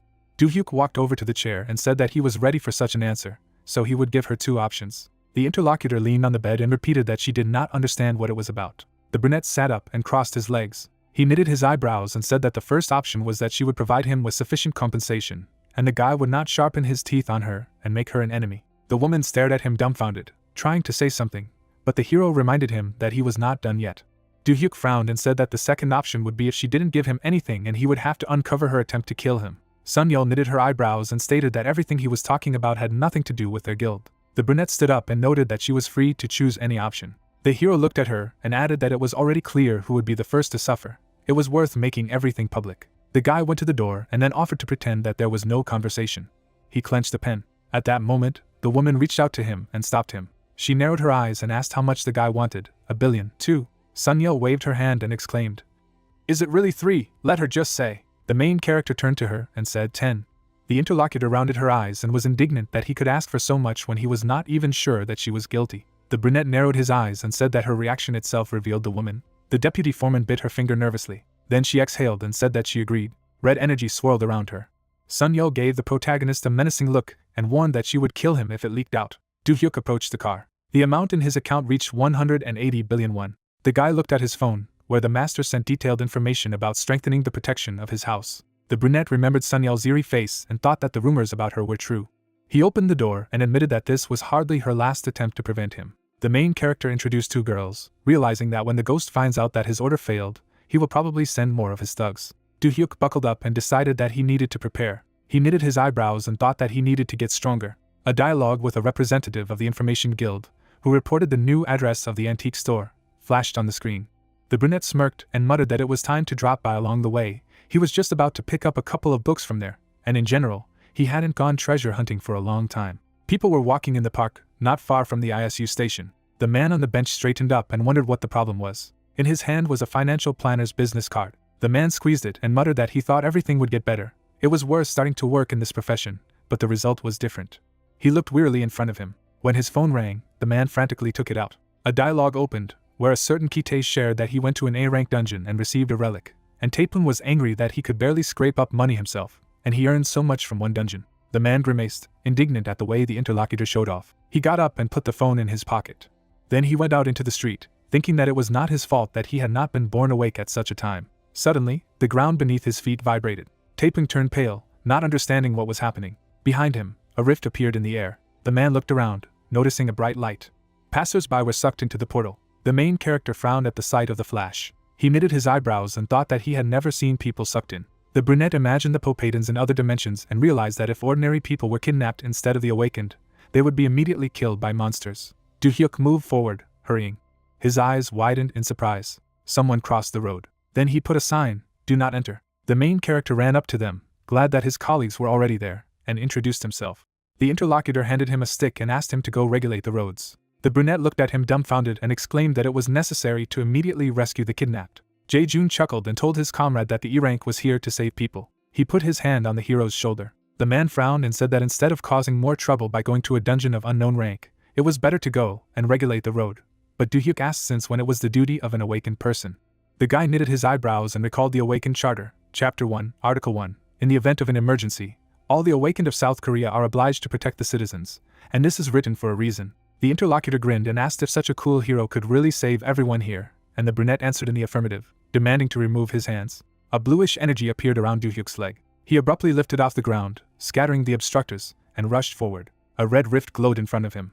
Taepun found himself sitting in the woods and looked around, trying to figure out where he was. He narrowed his eyes and muttered that he had just been to the ISU station. The man turned and immediately grimaced in pain, clenching his teeth. There was a deep wound on his thigh. Taepun turned pale, realizing that he couldn't get up.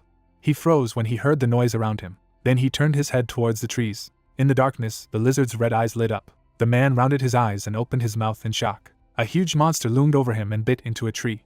Red eyes stared at the wounded man. Taepun, forgetting about the injury, jumped up and tried to run away screaming. He rested his hand on the ground, collapsing. The man tried to crawl away from the lizard and called for help, shouting that he could not die here. In front of his eyes were only his hands, and in his head were thoughts that he did not have time to help his parents. The monster grabbed the financier. Then he opened his mouth and brought it to his sharp teeth. The brunette looked down his throat and was horrified. Taepun turned pale, mentally asking God to help him if he existed. The lizard brought its paw closer and closer to its mouth. The man closed his eyes and thought that he would do anything to survive. Green energy flashed in the air. Something pierced the monster's arm. After that, Taepun flew down into its open mouth. However, someone quickly picked him up and saved him. The main character lowered the wounded man to the ground. He lowered his head and asked if he was okay. The man saw the guy's face in front of him, asking who was in front of him. Do-hyuk looked at his interlocutor resolutely, and introduced himself as the awakened man who had come to save him. Taepun looked back at the monster and reported that he had injured his leg and could not move.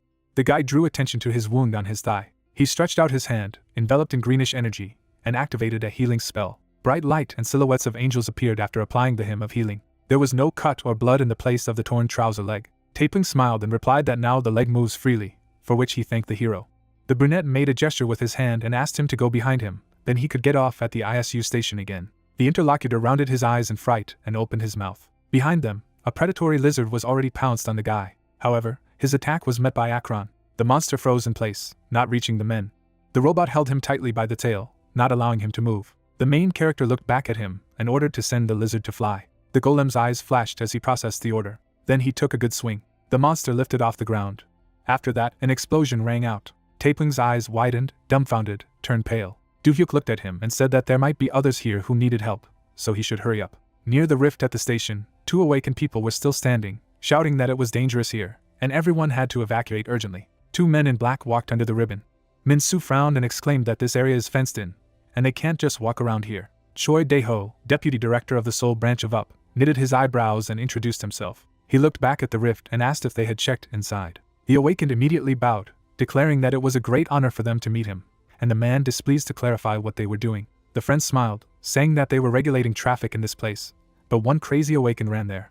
The interlocutor covered his face with his hand in disappointment. Then he looked at them sternly and asked what they were doing while he was entering the dimensional gates, and the guys replied that they were waiting for UP, because they can't just die, and monsters can get out of there. Dae-ho made a gesture with his hand and asked if the monsters had appeared, and the guy hesitated. The man frowned and was indignant that they did not even think about helping the citizens and the awakened who got there, as if they had forgotten their duties. Jae-jun and Min-soo looked at him in confusion, while the interlocutor reminded him that the responsibility of the awakened is much higher than others in cases of emergency. The girl approached the deputy and noted that they did not have time for this, and he agreed. Yoon-soo took off her jacket, and Dae-ho moved forward with her. The drone flew over the forest, scanning the area. On the camera, the hero saw the last survivor in front of the monster. There was light in the air. The guy moved to them, concentrating his energy. He took aim, holding out his hand. Then poisonous arrows rained down on the monster. Do-hyuk landed on the ground in front of the woman. The guy closed his eyes and gritted his teeth.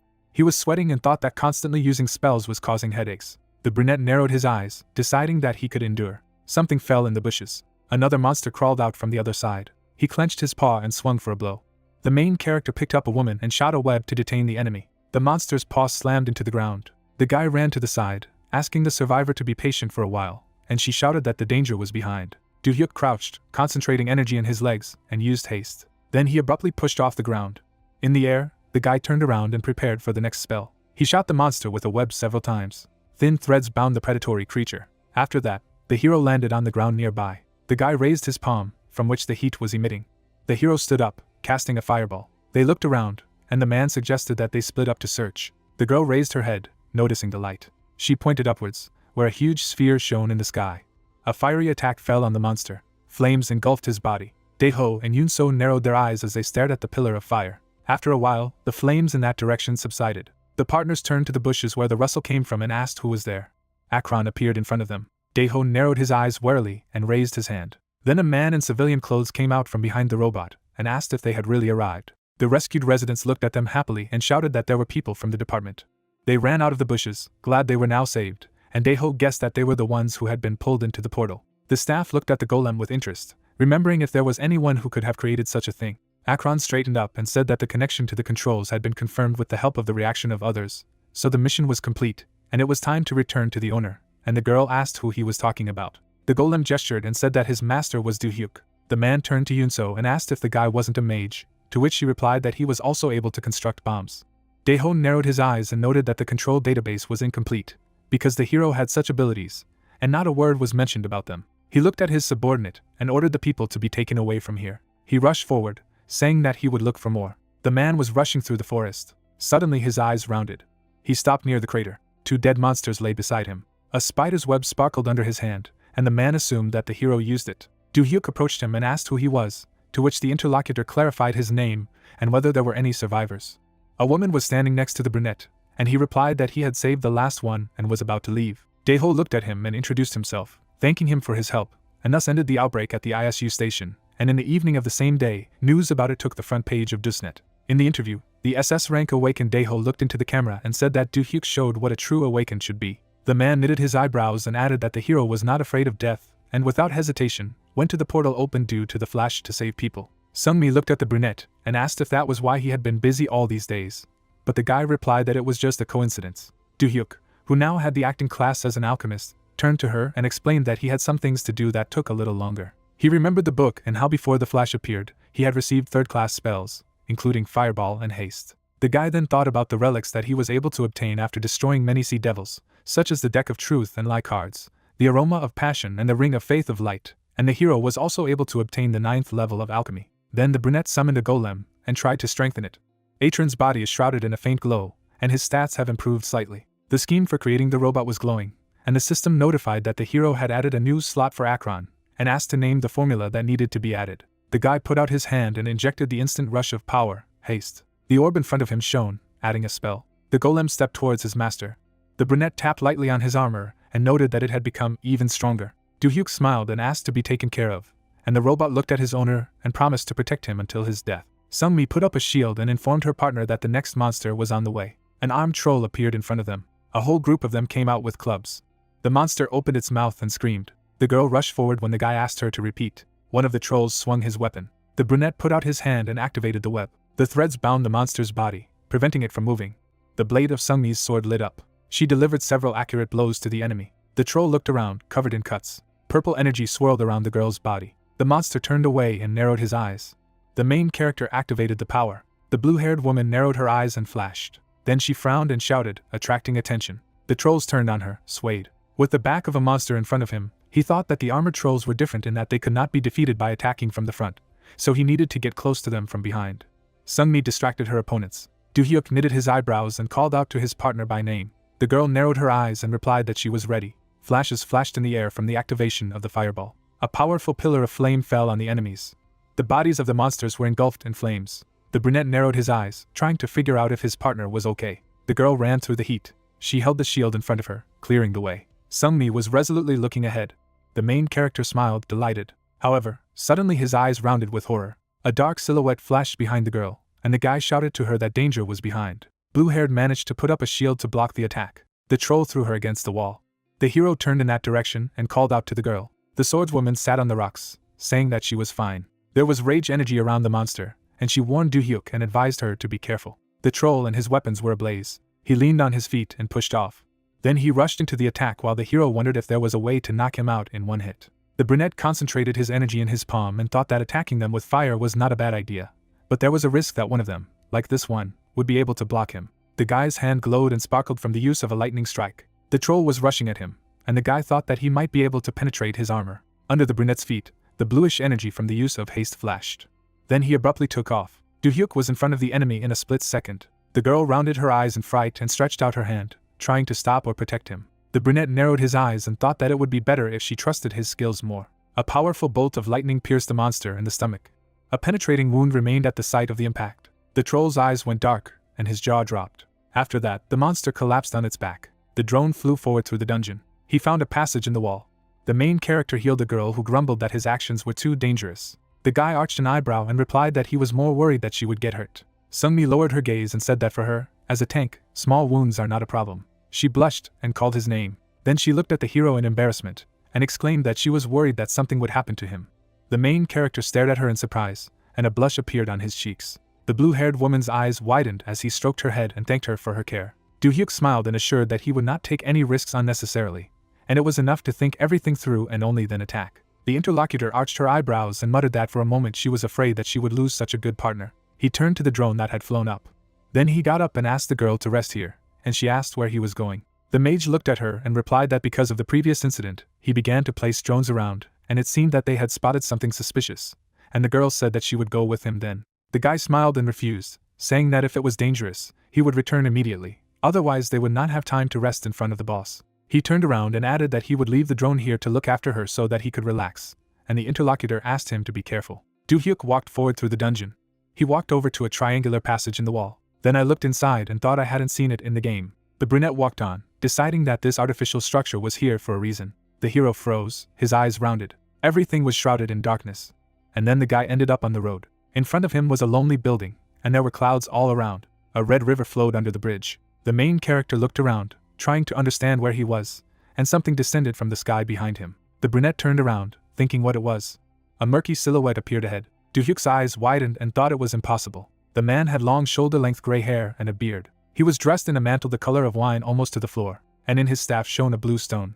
Verhad smirked when the guy called his name, and said that he was the first to do it so confidently. The old man looked at the hero and asked how the brunette knew him. Du-hyuk stared at him, not understanding how the NPC from the game suddenly ended up here. The guy smiled and explained that there is a game in their world in which the character is exactly like him, and the interlocutor noted that this is amazing. The old man looked at the hero who was muttering that it was like a dream, and said that many foreigners who had wandered here had said the same thing.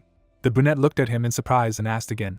The wizard introduced them with the main character and replied that they were those who came to them through the crack of time and space from another world. They were standing in the road, and Verhad revealed that this was an examination arena he had made for outsiders, and it would test his abilities and potential. The man turned around when the guy asked if the others had also passed the exam and replied that no one had passed the exam yet. The old man stroked his beard and muttered that many people had to suffer because the final task was always different. He looked at the hero and asked if he was ready to accept the challenge. Verhad smiled and said that this was a test that would allow the passed to accept it with joy and humility, and the failed to accept his defeat humbly. Do-hyuk resolutely knitted his eyebrows and agreed, deciding that if he could climb even higher with the test, he would do it. There was a tower in front of him, and the main goal was to get to the top of it without dying. There will be many traps and moving objects along the way. Hitherto unknown monsters will also appear. Next, the hero will be met by huge lions. If the guy bypasses or defeats them guarding the tower, he will pass the exam, but there are only 5 attempts to do so. A mountain of stones fell on the guy, and the number of attempts was reduced to 4. Then the black jaws beneath him collapsed. The next time, the lion threw the guy down. Another attempt ended in the mouth of the tower guard, and only one remained. The main character was once again reborn, breathing heavily. He turned pale as he remembered the lion's fangs. Then I sat down on the road and thought that I did not expect that the feeling of being chewed alive would be so realistic. The brunette knitted his eyebrows, wondering if it was possible to pass it at all. The guy thought of black lions, which were on a completely different level than traps and monsters. The beast roared menacingly, and Do-hyuk realized that there was no way he could defeat them at the current level. The old man looked at him and turned to him. Verhad smiled and asked him not to be afraid to try again. The brunette looked at the interlocutor in bewilderment and clarified what he meant, but he replied that he could not say this. Then the mage turned around, leaving the hero in thought. The guy stretched his shoulders, wondering if there was any other way to walk the path. He stood on the road, assessing that the route in front of him was the same as in previous attempts. The cliffs on the sides of the road were a direct path to death, which has already been verified. Do-hyuk looked back. He narrowed his eyes in surprise. There was a wall on that side. The brunette frowned and thought that this map had a standard layout, where all paths except that road to the tower led to death. So why was there a wall instead of a cliff? The guy grinned and remembered that there was one character in the film who left a deep impression on his soul, because he came up with something that others could not even think of. The main character turned around. He looked at the other side, deciding to follow his path and think more broadly. The brunette knitted his eyebrows and told the old man that he was going. Then he rushed forward sharply. Do-hyuk narrowed his eyes, reminding himself not to be afraid of trying. He came up with accelerations with the help of haste. The hero was quickly approaching the wall. It fell apart when the guy broke through it, and at that moment, the brunette found the tower in front of him again, and in front was the Verhad. Do-hyuk ran past him, noting that the old man hadn't noticed him, which meant he was in another dimension. The wizard stood with his eyes closed. A black lion was lying at the entrance. A silhouette of a beast appeared in front of the guy. He gritted his teeth, assuming that he could pass them by. However, the lion roared, his eyes flashing. The guy stared at him in surprise. The monster swung its paw, concentrating red energy. Do-hyuk clenched his fist as he gathered magic. The lion slashed it with his paw. But immediately everything around was illuminated by a flash. The beast narrowed his eyes and grinned. The main character was able to jump off to the side of him. After that, he quickly reached for the tower, and a notification appeared in front of him that he had passed the Verhad exam. The guy opened his eyes, and there was a cloudy sky above him. He jumped up abruptly with an exclamation, and the old man said that he had passed, and there was no reason to worry. The man made a gesture with his hand and admitted that the hero was the first who was able to overcome the test, which requires the lion's share of creativity and stubbornness. Do-hyuk responded to the handshake and replied that he just looked around after his prompting, to which the interlocutor said that he had told this to everyone who came. Verhad looked at the hero and said that he would give him his blessing, after which he asked what his most valuable relic was. The brunette held out a ring of faith and light in his palm, and the wizard announced that he would level it up by 1 with the blessing of Deus. He narrowed his eyes and added that now it belongs only to the hero and no one else will be able to use it, but despite such a restriction, there are not many blessings as good as this. The old man rubbed his chin as the young man asked what the effect would be, and replied that with this relic, he wouldn't have to cast spells out loud anymore. Do-hyuk smiled and exclaimed that this is the best offer, so he agrees. Around them, the magician created a magic circle, proceeding to the blessing. The inscription sparkled and shimmered. The protagonist smirked, fascinated by the magic of Verhad. The old man leaned his staff against the ring, enveloping it in light. Writings flew around the relic. The ring of faith and light glowed with violet energy, gaining a legendary level. The protagonist held it in his hands, realizing that it was his first item of this rank. The brunette smiled and answered the old man's question that he not only liked it, now he felt like a completely different person. The interlocutor grinned and said that he was happy for him. The mage made a gesture with his hand and noted that it was time to send him back, and the guy clarified if they were saying goodbye forever. Verhad raised his head and muttered that perhaps the day would come when their worlds would be united, and then they would meet again. The guy smiled sadly and thought that he couldn't even talk to him properly because he was too focused on the test. The man looked at the hero and asked his name. Do-hyuk, engulfed in light, chuckled and introduced himself. The old man looked at the glow in the brunette's place and said that he would remember it, and was glad to meet him. The protagonist stared at the girl, asking if it was only 30 minutes since he left, and she was even looking for him when she saw herself coming out of the distorted place. Sung-mi put up her shield, accepting the monster's attack, and replied that it was and she was glad that it was okay. The troll swung his mace. The girl ducked, dodging. Akron's eyes flashed immediately. He struck the monster in the side. It flew into the wall under such pressure. Stones piled him up from above. Rob straightened up, and the girl thought that he looked a little different and became stronger. The guy, surrounded by a light haze, shouted at her to be careful. He frowned, casting a fireball. In his other hand, a poisonous arrow was already being prepared, and flashes appeared in the air from the use of a magic projectile. All these attacks rushed at the monster at once. There was a powerful explosion. Sung-mi shielded herself from the shockwave and heat. In front of her, the charred and decapitated body of the monster remained. The remains collapsed to the ground. Blue-haired looked at him in surprise and thought that although she used the same defense techniques, the hero's spells had become stronger. The brunette walked in her direction, and her partner realized that he no longer cast spells as before. The guy looked at her in bewilderment. Then he smiled and told her to move on, while Sung-mi wondered what had happened in those 30 minutes. The Blue Castle building, the next day. The main character sat in an armchair, thinking that it was a great day, because he managed to meet Verhad and get the legendary ring. He imagined a fiery arrow that he managed to master. A woman appeared in front of him. Duvri sat across from him and asked how he was doing with Sung-mi, since according to the guild's report, she was fighting in C+ level dungeons. The guy smiled and replied that everything was fine, and the girl was wonderfully protecting him, taking more damage, and the fact that she trusted him so much was pleasing. The brunette made a gesture with her hand and noted that the swordswoman was hurt by something, because she came to train even on weekends, and it would be better if she rested from time to time. The master smiled and asked the hero to take care of her instead of her. She introduced Sung-mi and added that she looked strong, but is actually a very sweet girl. The main character looked at the interlocutor and said that he should be grateful to her for allowing them to fight together. Duvri looked at him with interest and wondered why he called her. The brunette took the bundle and replied that there was an item that he wanted to sell with it. He put the paper on the table. The woman took it and found out that it was a magic spell recognizer. The guy smirked when the interlocutor asked what it meant. Do-hyuk looked at her and explained that the scroll could be used to find out the hidden abilities of the items. The hero reached into his pocket to find something, for example. The master raised her finger and suggested using it on a more important object. On the table was a silver sword that she liked to use. She raised the blade and said that she had been using it for years, so we knew its capabilities. Do-hyuk unfolded the scroll and stated that he would then show his power on it. The sword in his hand began to glow as it was recognized. The guy smiled and said that everything was ready. Let him take a look. The brunette took the blade back. Her eyes rounded, and she exclaimed that it was simply incredible. She had a sword in her hands, and a new ability to increase her stamina by 55 appeared in her stats. Do-hyuk smirked and said that this was discrimination, a power that could pull out the hidden capabilities of objects. He introduced the weapon and thought that since many of the items in the game had hidden abilities, almost all players were trying to learn this basic spell. The guy thought about the relics in this world that are unrecognizable, and there are simply no people who have such power. The brunette smirked, realizing that this was the case until he mastered this spell. Master stood in front of him, thinking about how 10 years had passed since she had become an awakened one, and being the head of the guild. I met people with a variety of abilities. The woman narrowed her eyes and grinned. The main character stood in front of her, and she admitted that she had never seen anyone like him. Do-hyuk smiled and asked for her opinion.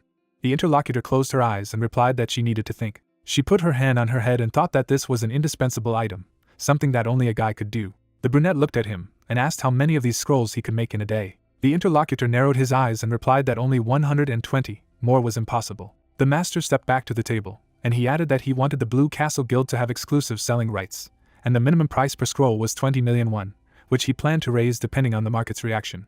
Duvri took the folder and offered to sell if he would give them 10%. The guy smiled and agreed. The brunette glanced at the sword and noted that this scroll would make quite a fuss. The hero knitted his eyebrows and admitted that he was already in anticipation. 5 days later, all the news was filled with records of the appearance of the Blue Castle Guild's exclusive merchandise, and the scroll became the basis for debates about levels, abilities, and more. The price chart grew inexorably as this news spread. The main character in the photo was smiling, and everyone turned their attention to such an inventor, and soon he began to be invited to TV shows, and entire fan clubs were created. The woman was sitting at the computer. She tilted her head thoughtfully. She then turned to Daeho and clarified that it had only been 5 days since the scrolls had been shown to the public. The man took the glass and said that the starting price was 20 million won, but now it has risen to 33 million, and the interlocutor thanked him for the information. The deputy smirked and muttered that he would never have thought that just one awakened would be able to bring so much in just a couple of days. He turned to the woman, and she agreed with him. Daeho narrowed his eyes and said that if news of the inventor of the scrolls reached other countries, they would definitely take action, and they should be the first to do something. The interlocutor opened her mouth and said that she had heard that Yoon-so was familiar with Do-hyuk. She turned to the interlocutor and addressed him. The man looked at her carefully and nodded when she asked to contact the girl and make an appointment with the main character. Do-hyuk looked down and thought that his influence had increased as expected. He was standing against the wall and flipping through the news feed. The guy knitted his eyebrows and noted that now it was only increasing at high speed. Brunette presented a map of the world and decided that it was necessary to start acting on a larger scale. The government building in Seoul was shining the sun, and the hero thought that for this he needed to establish relations with an organization associated with the state. Yoon-so straightened her hair as she walked over to him and asked if he had waited long. Do-hyuk turned to her and replied that he had just arrived. The guy looked around and thought that he did not even expect that they themselves would call him, and the companion asked if it was his first time in this building. The brunette took notice of the office workers and muttered that the Seoul branch looked very busy. The girl made a gesture with her hand and said that all reports about dungeons and guilds go through them, so there is no time to rest at all. She went to the door of the meeting room and said that they were here. Dae-ho was standing next to the boss when Yoon-so reported that they had arrived, and the woman asked them to come in. The main character narrowed his eyes, realizing that he was the head of the Seoul branch of the department.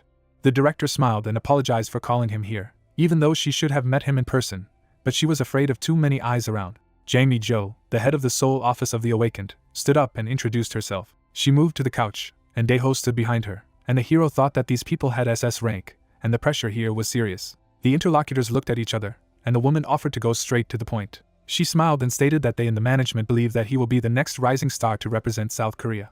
Do-hyuk rounded his eyes dumbfounded and asked again. He froze, remembering his developments, and the director said that his spells, golems, creating scrolls and other things proved that the guy was strong not only in one area, unlike others. Jamie folded her hands and added that in such a situation, they have no choice. The brunette narrowed his eyes and thought, if they were going to put pressure on him, then he wasn't going to be their errands, and was just going to make a deal. The director looked at him strongly and stated that the department planned to give him full support, including raids on dungeons and other areas.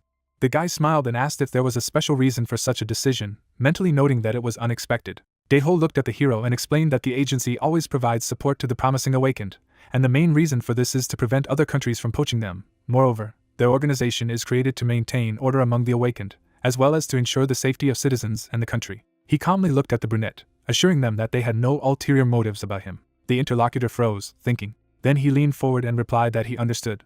Do-hyuk smiled and stated that he accepted their support. The main character is sitting at a business meeting. He tells the representatives that he understands them. Do-hyuk says with a serious look that he will accept help from the management. He says with a straight face that he will wait for news. Suddenly, the guy opens his eyes wide, very surprised by something. The frightened people in the office feel the earthquake. The stunned protagonist looks around, not understanding what is happening. He looks away in surprise. A bright flash can be seen behind the company's representatives. The main character points his finger in that direction and asks to see. A bright light pillar pierces the city.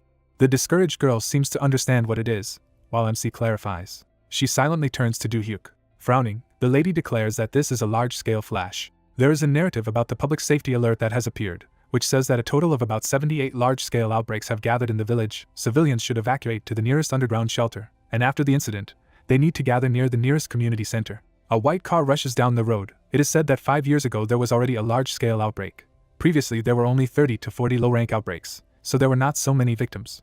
The girl is behind the wheel and explains that this time there were 78 flashes at once, so it makes you worry, while the main character is interested in the fact that he also goes along with the SS ranks. The guy in the passenger seat turns to the protagonist and states that depending on the request, they can make a specialized translation, so everything is fine. The driver with a serious look claims that the area of the outbreak was seen from the front, while the partner declares that he will go there with Do-hyuk, and she needs to go with the director of the branch and be in touch. A wounded man is holding on to a bloody hand. He is sitting on the ground. Opposite him is a monster with a sharp blade. Red-eyed insects surrounded him. One of the monsters brought its blades to the man's neck. The frightened guy froze with horror. The red-eyed monster senses something wrong. Behind the poor guy appear the hands of a robot. Akron throws away the villain's blades in one motion. The insect sees this in complete shock and does not understand what is happening. Cyborg analyzes it with a stern look. The robot holds out its hand, which begins to glow with a bright flame. He fires a powerful shot using his flame hand skill. The robot hugged the poor guy, who, in turn, sincerely thanks the savior. Suddenly, there is a green dissection of space. The blow falls directly on the robot's arm. The insect deftly cuts through the cyborg's fiery shot with its blade. The Akron closes from several shots in its direction. The ferocious monster looks at him with its terrifying gaze. The mutant swings his arm. The guy runs forward, stating that the location has already been established. A bright flash is visible on the roof of the building. A powerful shot falls directly on the head of the mutant. The energy beam destroys the monster's body. The asphalt around it also breaks into small pieces. The fighter stands still with a red-hot fist. In front of the man in Akron is a giant crater, in the middle of which stands a fighter. The gray robot calmly reports that the area has been cleared, so it evacuates the citizens to safety. The warrior turns to the cyborg and declares that Mr. Do-hyuk's golem never ceases to amaze, at which point something is being said to him on the earpiece. The main character fights bravely with the help of his abilities. The protagonist with a stern look conveys that there is no response, so you need to follow the drone. Daeho replies that he understands him. A warrior with a serious face asks him if he is destroying buildings again, because after she receives the video, he will check. The fighter with a grin assures that he does not do this. Purple threads can be seen around the girl with the sword. She looks around with a serious face.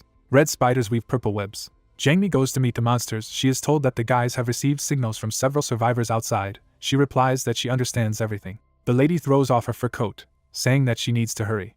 Several ferocious spiders swoop down on her in an instant. The monsters look at the girl in surprise. Jangmi shielded herself from the mutants with the help of black paws. She has red eyes. The girl is confident. Attached to its back is a device that allows it to use its spider-like legs.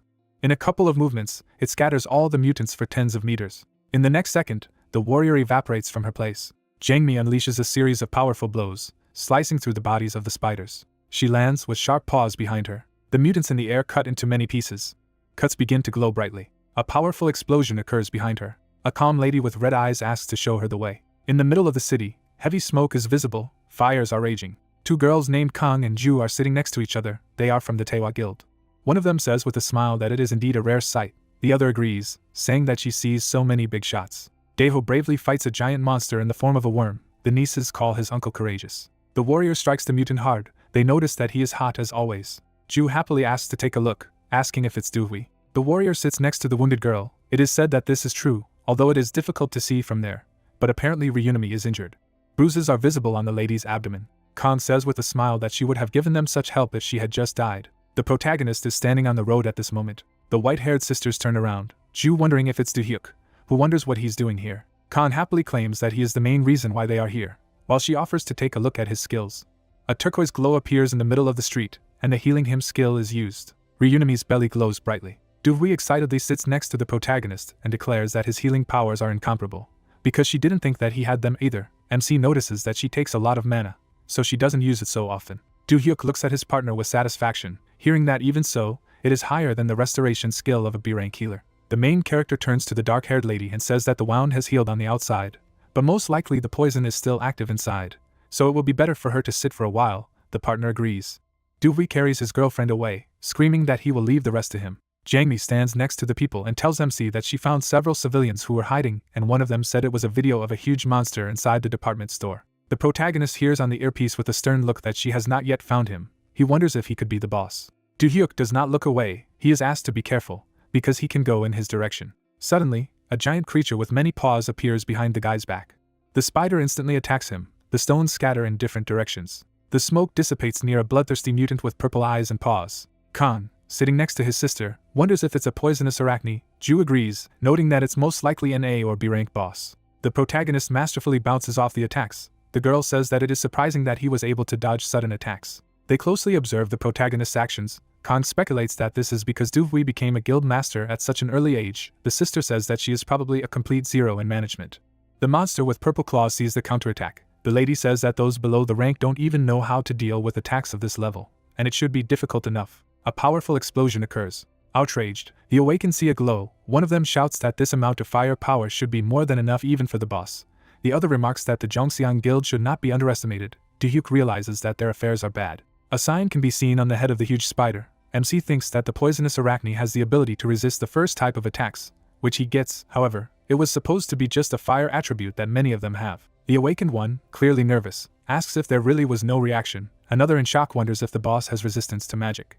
They run forward in a rage, intending to attack themselves, because the mages should step aside. Violet rays fly towards them. The main character is covered with a shield. MC forms an energy barrier. The rays shatter it to pieces. The soldier opens his mouth in horror.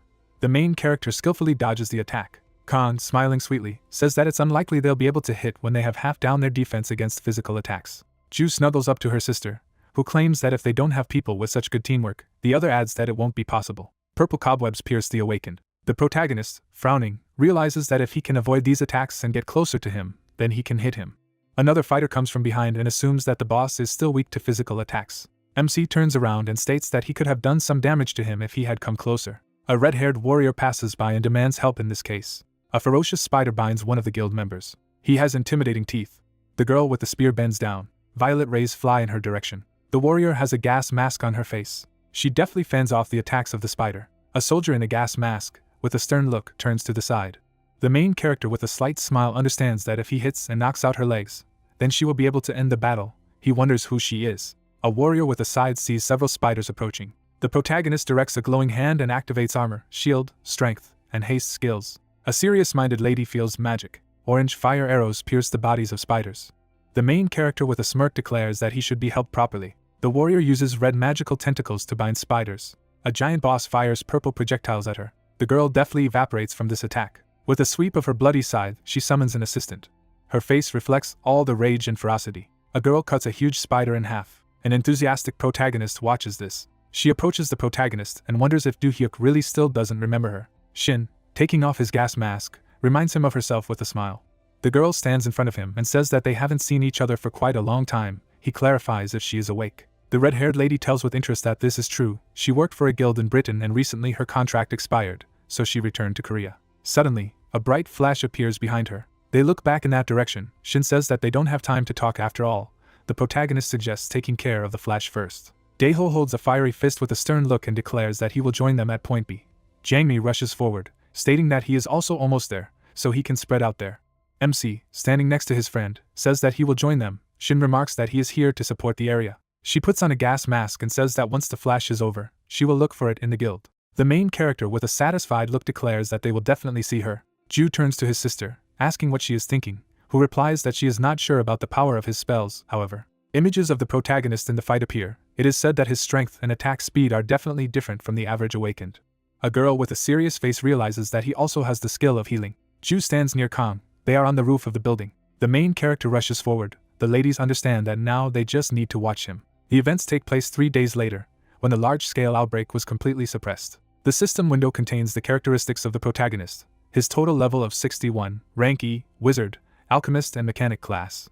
Do-hyuk sits at the table and looks out the system window, stating that his level has risen pretty well during this battle. He reads carefully, saying that he has finally reached class 4, and his wizard level has risen to 31. The main character in a gray sweater thinks that in addition to all this, the spells that he got from the Deus store, in the pop-up window it says about spells of Dispel Magic, Flight, Stone Skin, Ice Storm. The guy realizes with a thoughtful look that he is now not sure that he can find anything worthwhile on the local DeusNet server. Suddenly, a man enters the office and asks if Do-hyuk is in front of him. He agrees.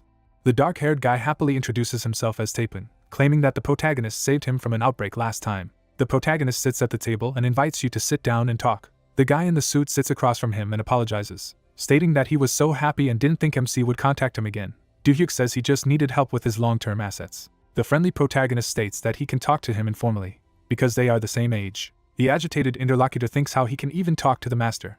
The protagonist smiles broadly, again saying that informally, he agrees. Nervously, the guy scratches his head and says that he will express his thoughts more freely. MC thanks him, noting that it is more comfortable for both parties. A stack of papers is lying on the table. Taepun wonders if there is anything else besides financial planning that needs help.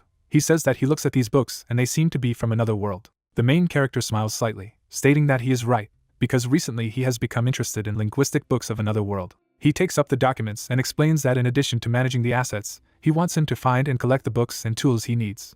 Do-hyuk moves the sheet across the table and declares that it will pay him for everything he needs, such as an office, salary and rent, and this is a contract. Amazed, Taepun reads the sheet and assumes that this is a manager-type position. The main character agrees. The protagonist presents the books and claims that the most important thing now is to collect linguistic books from another world and wants him to collect them all. The interlocutor with trembling hands holds the contract. He is asked what he will answer. Enthusiastic, Taepun jumps up from his chair and exclaims that he certainly wants to, specifying when he can start. MC puts his hand in his pocket and thanks him. He holds out a dark bank card and says that it has a 1,000,000,000 limit on it, so the guy can use it for purchases and be in touch during the process. The assistant happily examines the bank card. The main character claims that he leaves everything to him. Do-hyuk puts on his jacket, and Taepun wonders if he's already leaving. The protagonist says with a serious look that he has another meeting, so let him try. The manager beats his chest and says that he can be relied on, while MC mentally wishes that he would receive a useful spell. The fighter takes off. Shin fights against the warrior with a smirk. The red-haired lady swings her scythe, stating that Sungmi is quite good at mastering skills. A serious opponent repels attacks. She is told that this is incredible power. The red-haired girl hits her shield directly. The main character at this moment silently watches. He tells them in amazement that the girl started early enough. Shin bounces off his opponent with a scythe in his hand. The red-haired lady turns to the protagonist, and says that she thought she should look around since she returned to Korea. But there was Sungmi, so she decided to have a duel. The protagonist stands next to them and asks how her rival is. She replies that even in Britain she has not met anyone who was so well suited to the role of a tanker. MC turns to her short-haired companion and asks what about Shin, who replies that if she had been distracted for even a second, her armor would have failed. The satisfied red-haired lady hears that she felt as if she was looking at Do-hyuk when he began his physical attacks, while the girl thanks for the compliment. Closing his eyes, the main character declares that he is glad that they have a good first impression of each other. The guy looks at the girls and says that the reason for their meeting is that until Shin finds a new guild, he would like to hire her temporarily to join the team. Sungmi says with a slight smile that she will only be happy to have the attacker that was needed in the raid formation. The red-haired lady happily exclaims that of course she will join them. Besides, if they have an all-round Do-hyuk and an incredible tanker, then the blue-eyed warrior, smiling, asks if this means that she can go on without worrying about what surrounds her. MC remembers her friend's bloody attack and states that it definitely looked like that. He stands in front of the girl and asks her to trust and start going crazy, as usual, and the main character will follow her.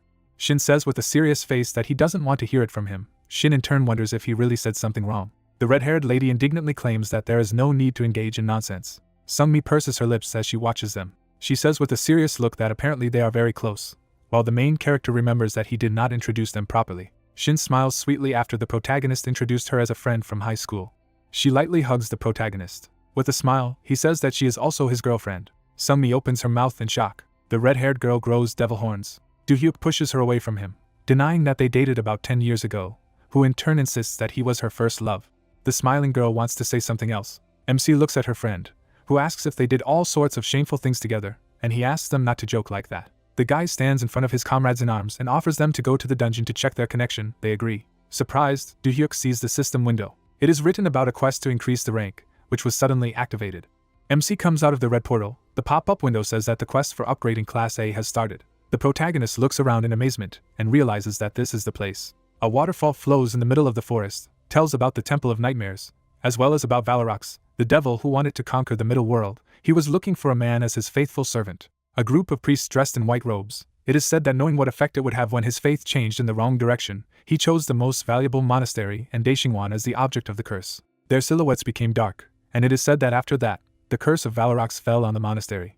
A skeleton in a priest's cassock stands next to the same monsters. It is said that the most sacred place has suddenly submitted to the devil. A warrior in armor stands still. It is explained that all this has turned into a temple of moral decay. The protagonist walks down the stairs, wondering why the world of DNF is all about quests for promotion. Frowning, the protagonist thinks about the Verhad, whom he recently met. He thinks about the items, realizing that everything related to leveling up, and everything he's done is related to DNF.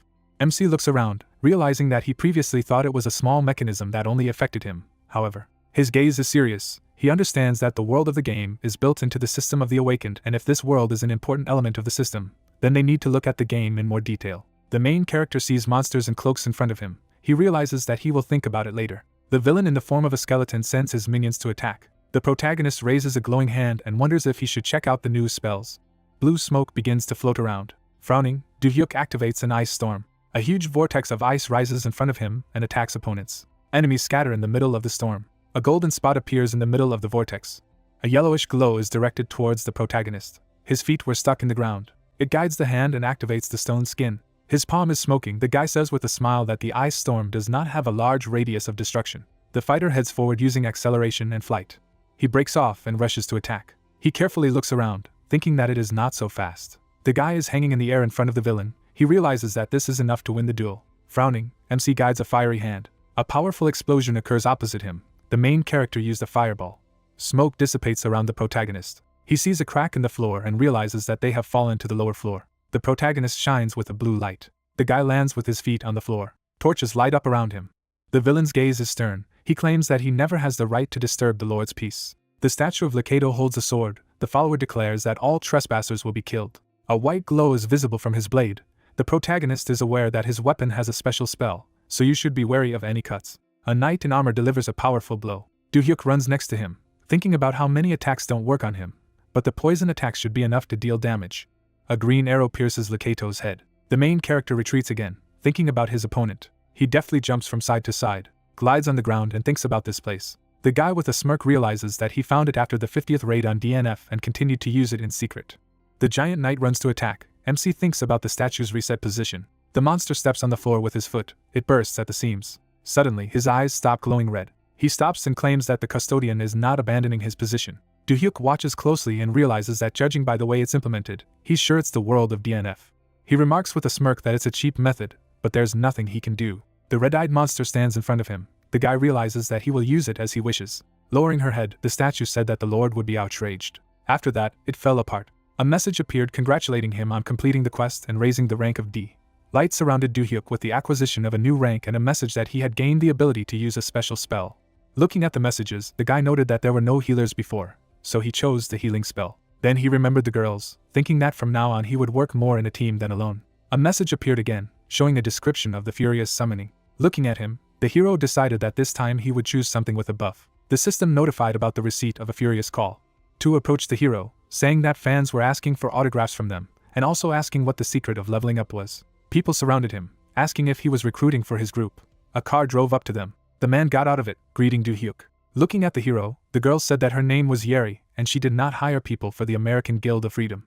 Smiling, she clarified that if he wasn't busy, then she would like to take some time. Looking at her, he wanted to know what such a large guild wanted from him. The rays of the setting sun were visible above the girl, and she clarified that after hearing about him, she had come to talk about his dungeon. Do-hyuk frowned slightly as he replied that he had no plans to join another guild. Looking into his eyes, she said that the reason she was here was not to hire him. The hero was surprised to hear that she wanted to discuss an S-rank dungeon and agreed. After looking around, she also noticed that there were too many people here. Yeri opened the door of the car, offering to talk in it, to which the guy agreed. The car was driving along the street. Sitting next to the girl, he heard about the Free Guild planning an attack on an S-rank dungeon in America. Looking at him intently, the interlocutor added that the guild master wanted to invite him as a mercenary to the group. Do-hyuk withdrew his hand, replying that there were enough strong awakened people in America without him. Reaching out to him, Yeri agreed, clarifying that there were no people like him, to which he wondered if that was why she had come here to recruit an awakened rank D. Remembering other people, the girl said that he had many abilities that made him a buffer, a debuffer, and a magical damager, and he alone was much more effective than 3 separate people. Do-hyuk silently looked ahead, heard that this was the obvious choice. Yeri raised her finger, adding that the master had said that if he participated, he would be allowed to steal one of the unique rank relics. The interlocutor nodded when she heard him repeat the choice, and said that it could be considered a reward, and of course, after the raid, they would divide the loot equally. Holding out the document, she said that she was not lying, swearing on behalf of the guild master. Taking the document, he heard a question about what they thought, mentally deciding that he had nothing to lose. Do-hyuk imagined people surrounded by a dark aura, musing that there shouldn't be a rank awakens there, since he was invited, and the dungeon they were attacking would have a chance to try their territory. Looking out the window, Yeri said that they were almost at their destination. Looking at the interlocutor, the guy replied that he would accept her offer. Smiling slightly, he added that after he corrected his schedule, someone would contact them. Smiling happily, the girl thanked him, saying that the guild master would be happy, and decided to notify him immediately. Do-hyuk went outside. The interlocutor said that she would wait for his call. The driver turned to her, worried that they weren't saying anything about guild membership, to which she replied that everything was fine. Lowering her eyes, she said that after what she saw, she realized that Do-hyuk cannot be bribed with money, because experience is more important to him. Then, she brought him a candy, saying that she would allow him to get an unforgettable experience, then make sure that he could not refuse. 2 girls were standing at the door on the Do-hyuk landing. Ju leaned over to Khan, asking how the process was going, who replied that she expected it, but there were a lot more guards than it seemed. Then he glanced away, adding that there were a lot of mana gauges here, so if you overdid it, you could set yourself on fire to the crust. The other was surprised at spending so much on security. Imagining the interior, the interlocutor began to talk about the fact that the expenses were most likely more than 50 billion. These sensors feel the energy of stones, measuring through the building. The girl lowered her eyes thoughtfully, wondering how to get through this defense, suggesting that she forget about this situation. Then she turned to her companion, answering no, because given the price of Do-hyuk's shares, she was sure that the management was definitely involved. Kang's eyes sparkled when she thought they had a new headmaster, but they had given her so much support in the past before stabbing her from behind. Her body glowed when she thought of the past. The number 30 appeared on the screen. A sound was heard near the elevator. Both looked in his direction. The doors began to open. The girls visibly tensed. There was no one inside. The girls inspected the elevator, surprised that there was no one there. Someone came up behind. A smile appeared on the man's face. Frowning, Do-hyuk asked about who they were. Both turned around when he suggested they weren't his fans. Standing opposite, the guy asked what they wanted. Surrounded by aloe, the girl replied that they would talk later, because this was not the best place to talk. Turning away, they began to leave, Do-hyuk agreeing as they wished. Both looked at the hero. The elevator doors closed. Sighing, the guy noted that he only thought about the fact that it had finally become quiet. Later, he stood by the boxes, thinking about the fact that he spent 2 days finishing everything in Korea by creating objects. Then he talked to the girls, explaining the whole situation. A newly received book appeared in his hand, which he checked. Later, 2 people were waiting for him, so he collected all the necessary things for the raid and went to the States. The bright sun illuminated the facade of the Freedom Building in New York. There were many rings on his hand, because the man greeted the guy. He shook hands, answering that he was glad to meet him. The man had a jacket on his shoulders. The hero thought that this man was the head of Liberty, which is the best guild in the United States. The man was smiling, saying his name was Brox. He then walked over to the table when Do-hyuk noticed that he had a lot of books from another world and replied that he had been learning their languages lately. Glancing at the table, he added that he never knew when he would be able to talk to them. The hero frowned slightly, clarifying who he was talking about. Standing with his back to him, the interlocutor offered to sit down.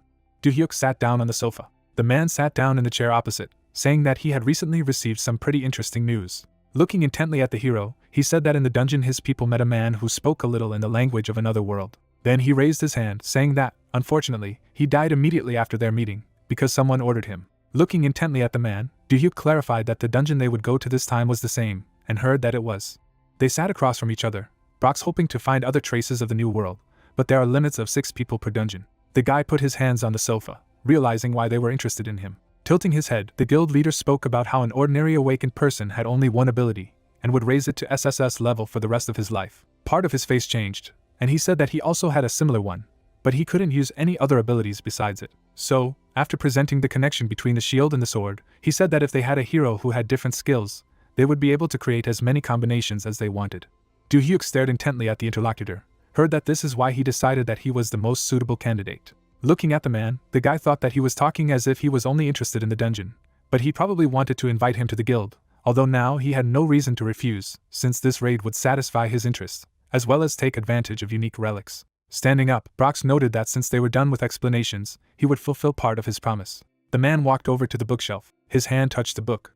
A passage opened up in front of him. Do-hyuk stood behind when he heard the offer to pass. Both were inside the hiding place. There were glass cases in front of them, and the guild master said that he either didn't need the relics in this room, or he didn't use them, since he had others that were much more useful than these. Looking at the armor, the guy noted that even with one glance, he could understand that these relics were above the unique level.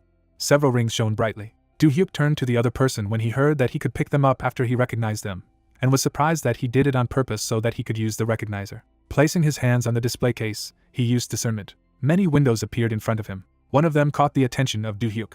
Taking the ring in his hand, a message appeared that it was Kata's ring, and he said that he would take it. Smiling, Brox offered to go to another location for a briefing before the raid. Later, the hero glanced at Yeri, asking if the head would be suitable, but she replied that he went to France during the LAN. Then she opened the door, noting that they were there. Do-hyuk looked inside. Several people were sitting at the table. Larson held his head in his hand. Sarah smiled when she saw him. Lincoln closed his eyes. Ree looked serious. It was raining outside. The armored foot stepped on the ground. After looking around, Larson noted that he did not think that it would rain poisonously. His comrade replied that without armor they would have had a hard time. Sarah looked at her hand, surprised by the different buffs. Another noted that it was the first time she had received such a number. Sounds reached my ears. He turned around, saying that they were coming. The group prepared for battle. Monsters appeared in front of them. Drool dripped from their mouths. They surrounded people. The shield struck the ground. A bright light spread from him. The monsters tried to break through the barrier. Frowning, Larson said that there was no way he would lose to them. Someone ran forward. Sarah was behind them, striking them. She was smiling contentedly. In front of her was another monster. He took a deep breath. A green liquid burst out of his mouth. Sarah was over his head. With quick movements, she struck several blows. Seeing her confident, the hero noted that this was what was expected from an S-rank melee fighter. Then he glanced at Larson, noting that the girl was cutting the thick skin of these creatures as if she were cutting ordinary meat, thinking that he should find the owner of these creatures. Closing his eyes, he applied a vision shift. When he saw the skeletons, he realized that he had found them. The skeletons' eyes shone brightly. Do-hyuk thought that they hadn't noticed the drones because they were busy with controls. Opening his eyes again, he was glad of it. The golem held back the flames. Looking away, Yeri noted that looking at how the hero could control the situation with drones and a golem, she understood why he wasn't so interested in the team. A bright light appeared in front of the golem. Do-hyuk created a spatial door. The girl glanced at the door. A bright flash appeared overhead. Explosions rang out in the forest. Something fell to the ground. Smoke was coming from the skeleton. The girl was surprised at its appearance. Opening her mouth in surprise, she thought that this could not be, because the magic of space manipulation abilities is a real rarity. A glow appeared near Do-hyuk's arm as he thought about how he was only a rank D. Looking at the others, the hero asked what they were looking at, reminding them that they needed to use their fiery power. Watching him run away into the forest, Yeri didn't understand how she could just build up her abilities. Then she took the blade in her hands, deciding that now she wanted to know more about it. Everyone headed along the forest, and the raid continued. An aura appeared around Larson, and the longer the raid went, the more Do-hyuk showed his abilities. Around the girls, the glow dissipated when the debuffs were destroyed. Enemies watched them from the trees, but they passed dangerous places with the help of invisibility, so the team got to the boss faster than planned. The group approached a place with columns. Together they went on. Do-hyuk felt that it was not his first time here. Frowning, he also thought that it was impossible. Yuri came up behind him, and he thought that if the guy was here, it would be difficult for them. Looking at the throne, he heard that someone was here. Bright lines ran through the armor. The enemy was surrounded by a red aura. His eyes lit up. It was an S-rank black prince who was the boss. The energy spread around. Something flashed near the girls as Sarah said it was the first time she had seen such a person. Yuri noted the chaotic energy. The sword rose from the ground. The boss disappeared from his seat. He immediately appeared among the people. His eyes left a mark, and he told them to die. Dark energy has gone beyond the arena. Clouds of dust rose everywhere. Do-hyuk gritted his teeth. Sarah stared at the damaged golem in surprise. The golem stood in front of the enemy. Glancing at the team, Larson shouted that he was behind. Ree frowned, suggesting that we first get together and come up with a formation, to which the other girl agreed. Standing next to the hero, Yuri was talking about the need to leave as soon as possible, and thought that they would not be able to defeat him simply by changing the formation. He frowned, calling for everyone's attention. The man turned around, hearing that after the first attack, the Arkans would target him as the weakest. The girls turned around as well, hearing that he would explain how he knew it later, so for now, they had to listen to him. The enemy was already behind him when Do-hyuk opened the dimensional door. A sweep of the Arkans left a bright mark. The Black Prince looked in front of him. Sarah pounced on the enemy, thinking that he would hesitate after teleporting the hero. Yuri also attacked him. Near the Arkans, there were many traces of blows. Frowning, the girl noted that it was very difficult. Surrounding himself with a dark aura, the enemy told the people to die. The Black Prince slammed the ground. Opening his mouth wide, the hero warned about swords underground. Blades appeared under his feet. Blades appeared throughout the arena. The girls evaded them. Several blades have also appeared near Do-hyuk. Larson and Ree are surrounded by a glow when their souls are separated, informing them that in 90 seconds their souls will be separated from their bodies and they will die. Frowning, the hero said that those touched by the sword should come to him, telling Lincoln to take the enemy upon himself. The young man raised his shield, calling out to the Black Prince. With a glow, the threat spread from him. Arkans turned to him, saying that he would be the first. He struck a lot of blows. His shield was cracked, and he told his comrades to be faster. The dark aura of the man and girl was dispelled by the use of magic dispel, although it did not nullify the separation of the soul. Gritting his teeth, he thought that perhaps it was because the boss's wisdom level was higher than his. The system has shown that the third class of dispel magic nullifies the spell, but the chance of success depends on the level of wisdom. A magic circle appeared under them, and when dispel was applied, the magic and soul separation was cancelled. Looking ahead, he noted that he had succeeded. Lincoln was hit in the shoulder. He knelt down in front of the Arkans. His eyes shone brightly, and he called people cockroaches. The hero felt something. A red circle appeared behind him, and the enemy told his minions to come out. Several monsters appeared from the circle. Do-hyuk and Larson looked at them in annoyance. The hero headed in their direction. Turning around, he said that he would take care of them, and the others should help Lincoln. The man looked behind him, telling him to be careful. People rushed at the Black Prince, who told them that they didn't know how to stop with dignity. A bright light appeared under Ree's feet when the release was applied. Sharp spikes appeared on her arms. A bright flash appeared behind the Arkans. The light appeared in Yuri's hands. She opened her mouth wide, letting out a battle scream. Sarah did the same. Together they attacked the enemy. He lowered his head, noting that it annoyed him. Yuri's eyes got bigger. Sarah also froze, feeling something. Dark rays spread from the Black Prince. His eyes lit up brighter. He surrounded himself with a red barrier. Noticing this, Do-hyuk decided that the time had come. The guy threw up his hands, saying that they needed to attack the enemy with the strongest attack, and this was their only chance. His eyes turned red as he cast a furious summon. The comrades noticed a bright light. The light was going out of the arena. Looking at his injury, Lincoln was surprised by such a skill, as all his pain simply disappeared, and the system showed a description of a furious summoning. Surrounded by this skill, Larson was surprised that it was a buff to heroes. Ree said that she was going to take the potion, but it was even better. Looking intently ahead, Do-hyuk said that Arkans is currently invulnerable to physical attacks, but this skill lowers his magical defense, so he needs to use it. He directed the attack at the enemy. Blue flames surrounded the Black Prince. Taking the sword, Larson said that he would block his movements. A bright light appeared when the blade was raised. The man stabbed it into the ground. The enemy was nailed to the ground when using the Sentinel of Light. Arkans raised his head. Seeing this, Larson told the others to act now. Lincoln put the weapon behind his back, saying that now it was his turn. He rushed forward. He struck with the hammer of justice. A bright flash followed. The enemy was thrown back. The Black Prince put his hand on his chest. Looking at people, he called them pathetic insects. After that, he surrounded himself with a dark aura. A dark sphere appeared above him. Looking at everyone, he told them to die. The energy was directed at people. Several shots were fired. Volleys dispelled the attack. The man smiled as he turned to Ri. The girl held the weapon in her hands, telling the others not to let their guard down. Arkans moved at this point. He was behind her. His swing left a red trail, and the others attacked him. Cracks appeared on the prince's armor. Looking behind her, Ri heard her duck. Sarah jumped out from behind her. The girl struck. A huge hand covered the enemy. He felt a lot of pressure. His eyes grew larger from what he saw. Yuri prepared an attack. In a wave, she headed towards Arkans, who held out his blade in front of him in defense. Duhyuk rose above the ground. Multicolored vortices appeared near him. All of them attacked the Black Prince with rays. There was an explosion. Yuri shielded her eyes from the flash. They saw the silhouette of the Arkans, hoping that they had killed it. He was on his knees. The guy went down to the ground. Larson approached Lincoln, surprised that the enemy had withstood their attacks even with the Duhyuk buff. He noted that it was necessary to finish him off before he recovered. The prince's blade glowed. The glow became brighter with the words that it would not just end. A bright light spread throughout the area. The heroes felt a lot of pressure. Duhyuk felt it too. After a while, they were lying on the ground. Arkans was left with a deep wound on her body. His helmet was destroyed. He asked the hero standing in front of him why he was not wounded. Looking at him, the guy replied that he didn't even know. The Black Prince sat on his knees, asking if this had anything to do with the source of his power. The guy frowned, explaining that all the energy had been put into his last explosion. Even visually, they were similar when he talked about how if Duhyuk wasn't injured, it only meant that their energies had a special affinity. Imagining people behind his back, he said that all his people died during their travels in time and space. Looking at him, the hero thought about their similarity. Arkans asked if he knew him. Frowning, he remembered DNF, answering that he knew. A small fragment appeared in the hand of the interlocutor when he decided to give it to him. The man handed the hero a book, saying that if he ever met one of his men, they would recognize this pendant and ring. Duhyuk took the item after hearing a plea not to make them go through hell and save them. Arkans lowered his head, begging for it. The interlocutor began to disappear. He turned into ashes. The hero wished him to rest in peace. Several messages notified of the level increase. New reports indicated that he had raised the level to 41 to become a Class 5 Magus, and the spatial storage skill had become Special Spatial Storage A, and now it had a length, width, height of 30 meters, and a large number of items could be placed in it. The clouds have not dispersed. The guy looked at the book, seeing that it allowed him to translate from the language of another world into the language of the user.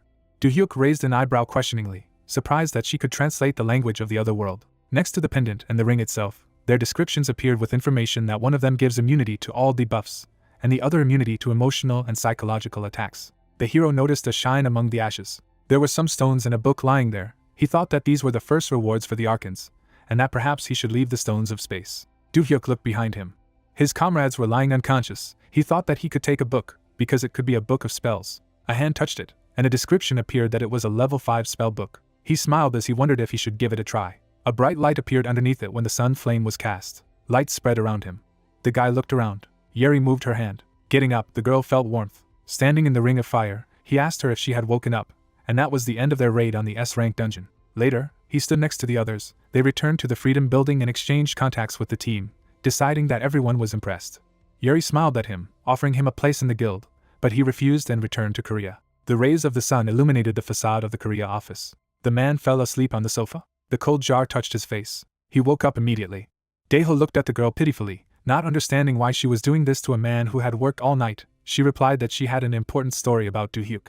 The interlocutor threw him a jar when he asked about what happened, replied that the hero had recently been called by a guild from the USA, and she had heard that they had raided the dungeon. Jangmi went further when the interlocutor noted that they probably did it in secret, not understanding how she managed to find out such a thing, to which she replied that information is life. The girl sat down in a chair, saying that the most important thing was that everyone who was with him in the raid was impressed by him, and after that, the guild tried to hire him. Daeho frowned, saying that such a large guild had already made an attempt to poach him, and they couldn't help but do nothing about it.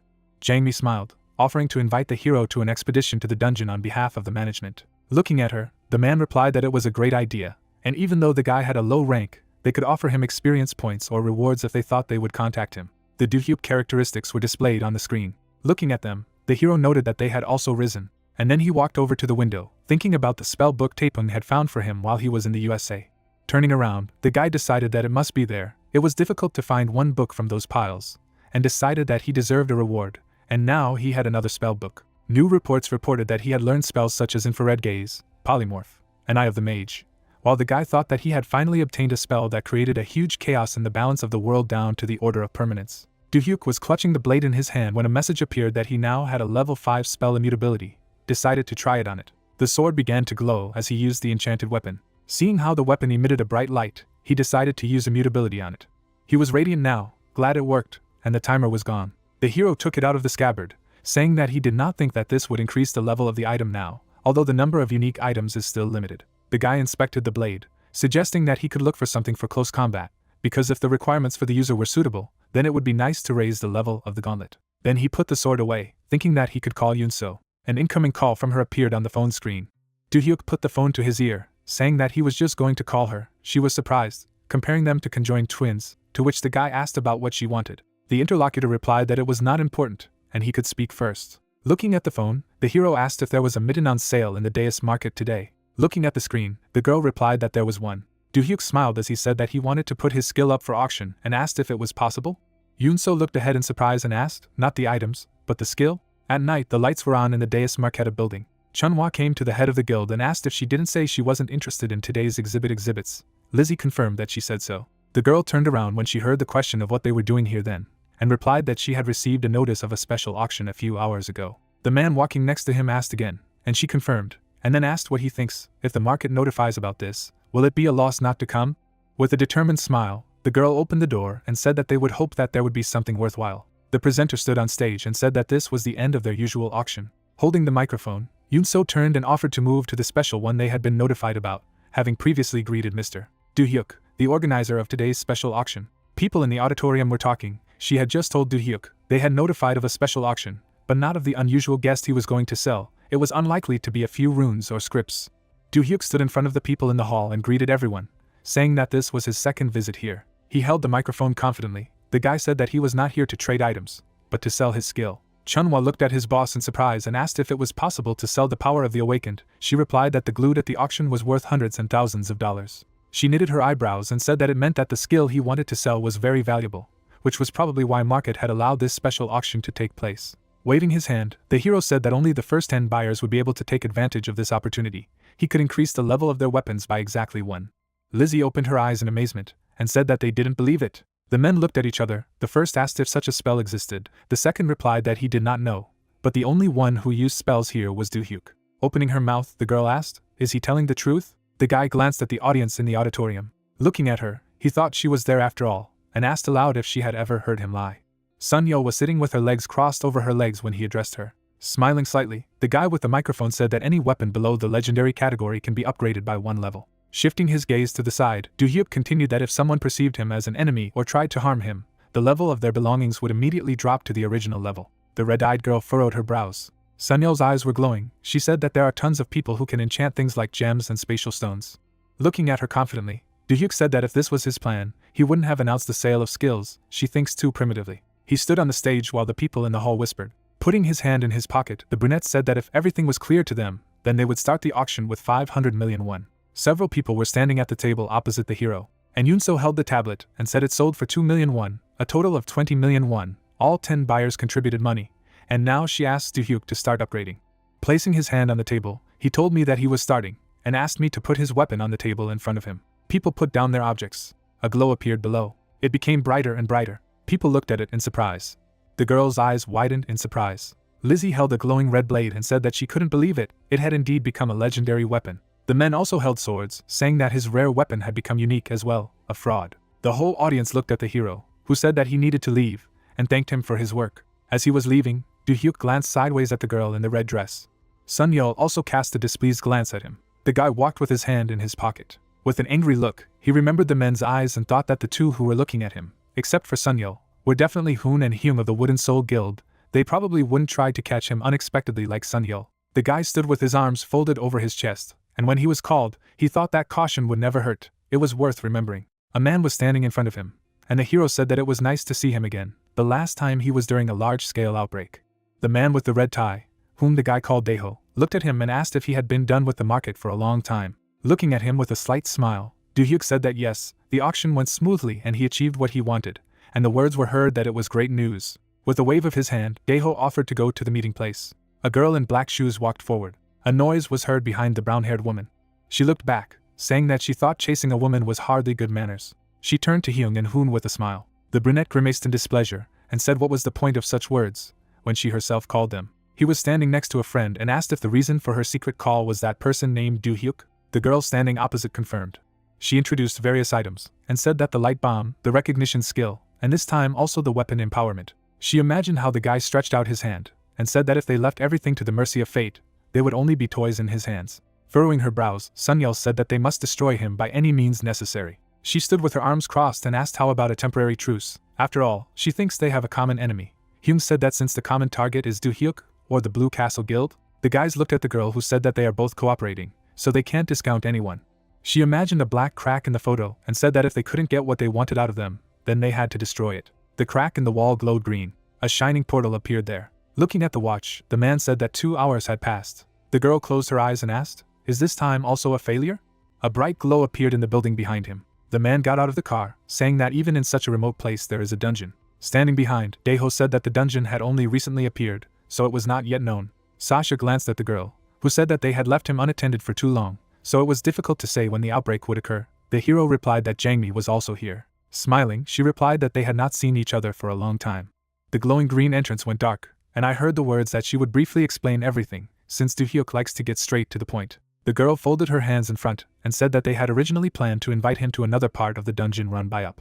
The person standing in front of the hero replied that he had heard from Yunso. Jangmi continued that after the report, they found out that there was an open dungeon here. The heroes headed for the portal. She continued that for the safety of the people in the area, they had tried to quickly defuse it. Do-hyuk furrowed his brows and asked, were there any problems after they entered? The girl sitting at the table confirmed, saying that first of all, only one person can enter, and if they fail, the same person cannot return. There are already 5 victims in the awakened management. Frowning in displeasure, Jangmi said that she and Daeho SS ranked, but were caught off guard and failed. She clenched her fist tightly. The man behind nodded and said that they still didn't know what to do. Do-hyuk sitting opposite asked if the monster inside is so strong, if even 2 high-ranking people like them failed, doesn't it become impossible? The gray-haired woman looked at him carefully, and replied that it was not a matter of strength. She imagined thin shining threads and spoke about invisible traps. There were stone monsters in the fiery glow, and she said that monsters are resistant to attributes. Too many factors affect the outcome. Crossing his arms, the hero heard that this is why they need him with his extensive skills. Looking ahead, the brunette said that he had only come because he had received an invitation to a private dungeon. Frowning slightly, Jangmi apologized for this moment, and said that they couldn't just ignore the existence of this dungeon.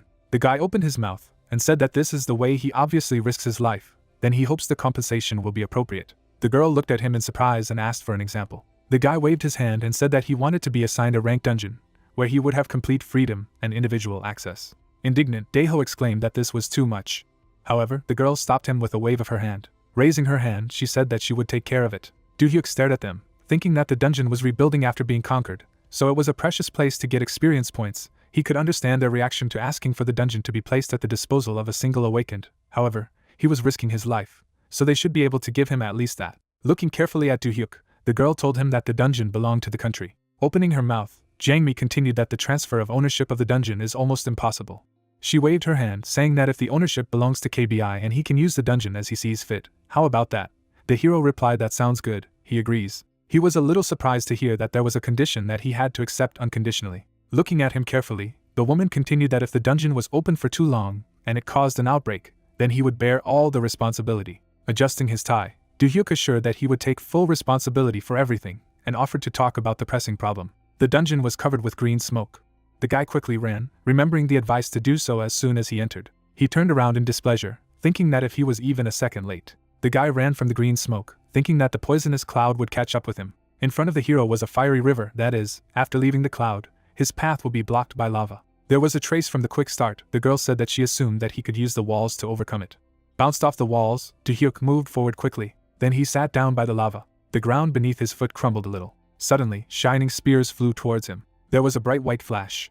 The guy was surrounded by a blue barrier. He resolutely looked ahead, remembering Jangmi's words that there were countless traps in the dungeon. She hoped he would be careful. Then the hero jumped down from the other side. He turned his head, remembering that after that there would be a place that would be difficult to describe in words. There was a dark passage in front of him, and the hero thought that at the end of the cave system there was a straight road in complete darkness. He had to find a light on the other side of this tunnel. Do-hyuk walked down the dark hallway, thinking that from now on, he would have to overcome everything on his own. From his eyes, the green glow of infrared vision spread. There were many snakes with red eyes around. They opened their mouths, and the guy thought that if it was a high-ranking dungeon, then in complete darkness, anyone would be easy prey. Yellow lightning appeared around his arm.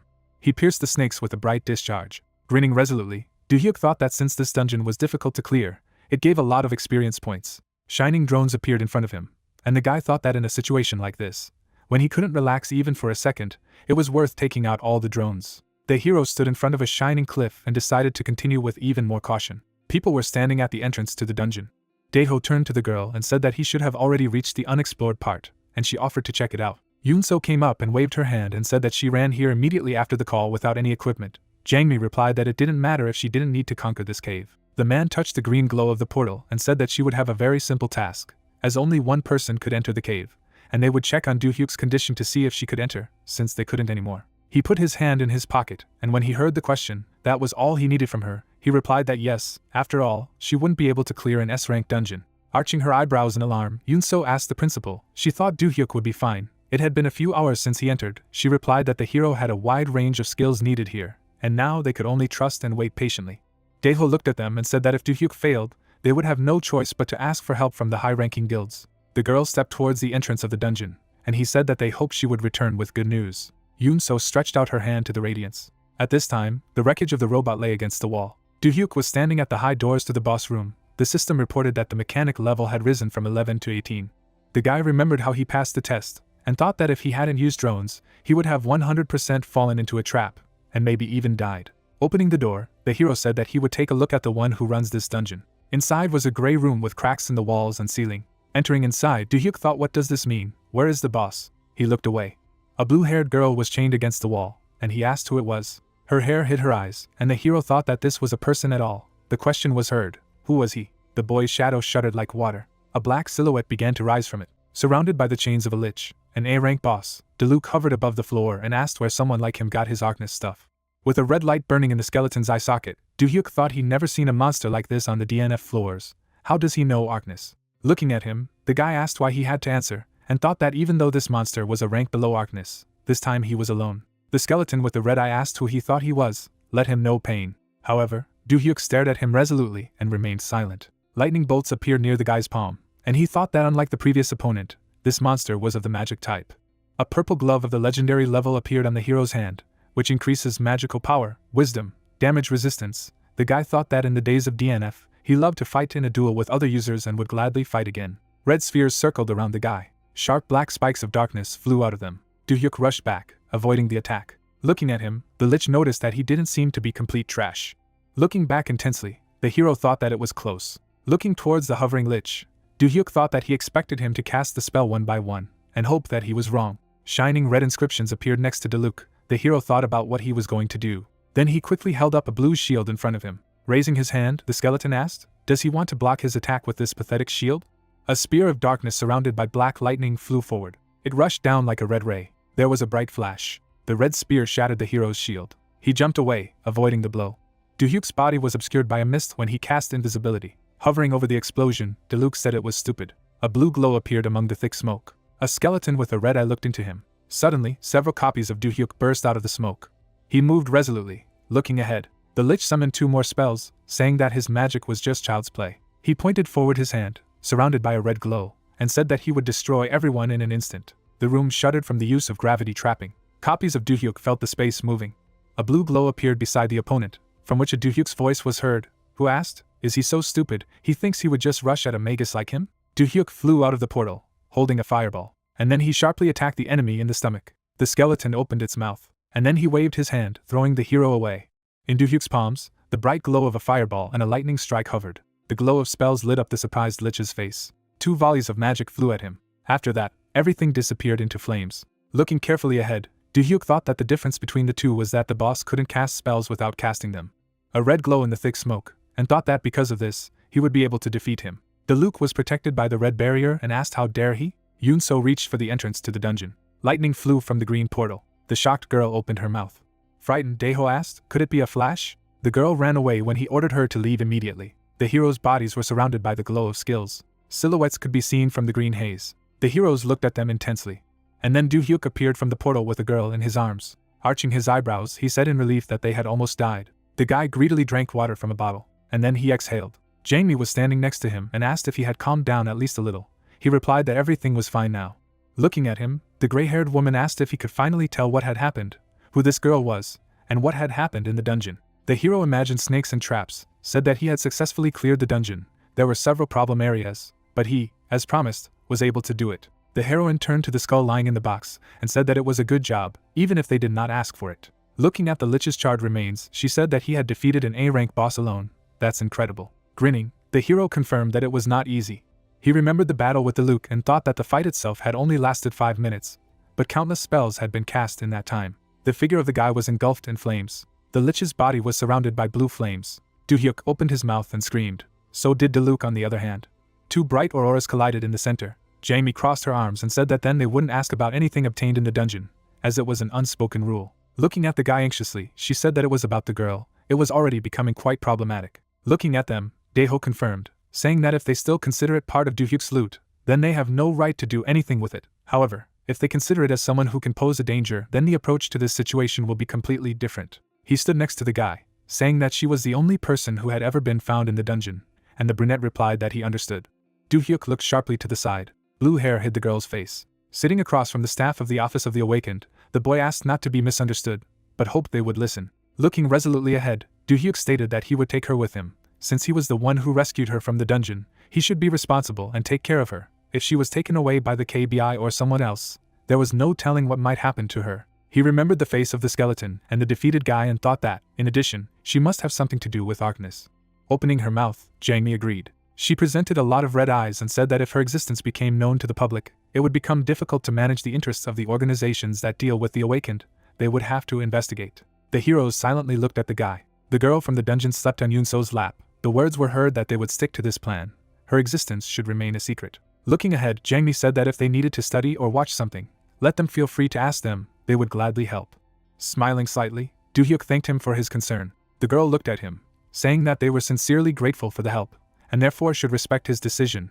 Daeho confirmed and thanked him for his work. A black car drove quickly along the road. The man behind the wheel turned to Do-hyuk. He looked at him and heard that since there was someone to protect by his side now, he needed to know something.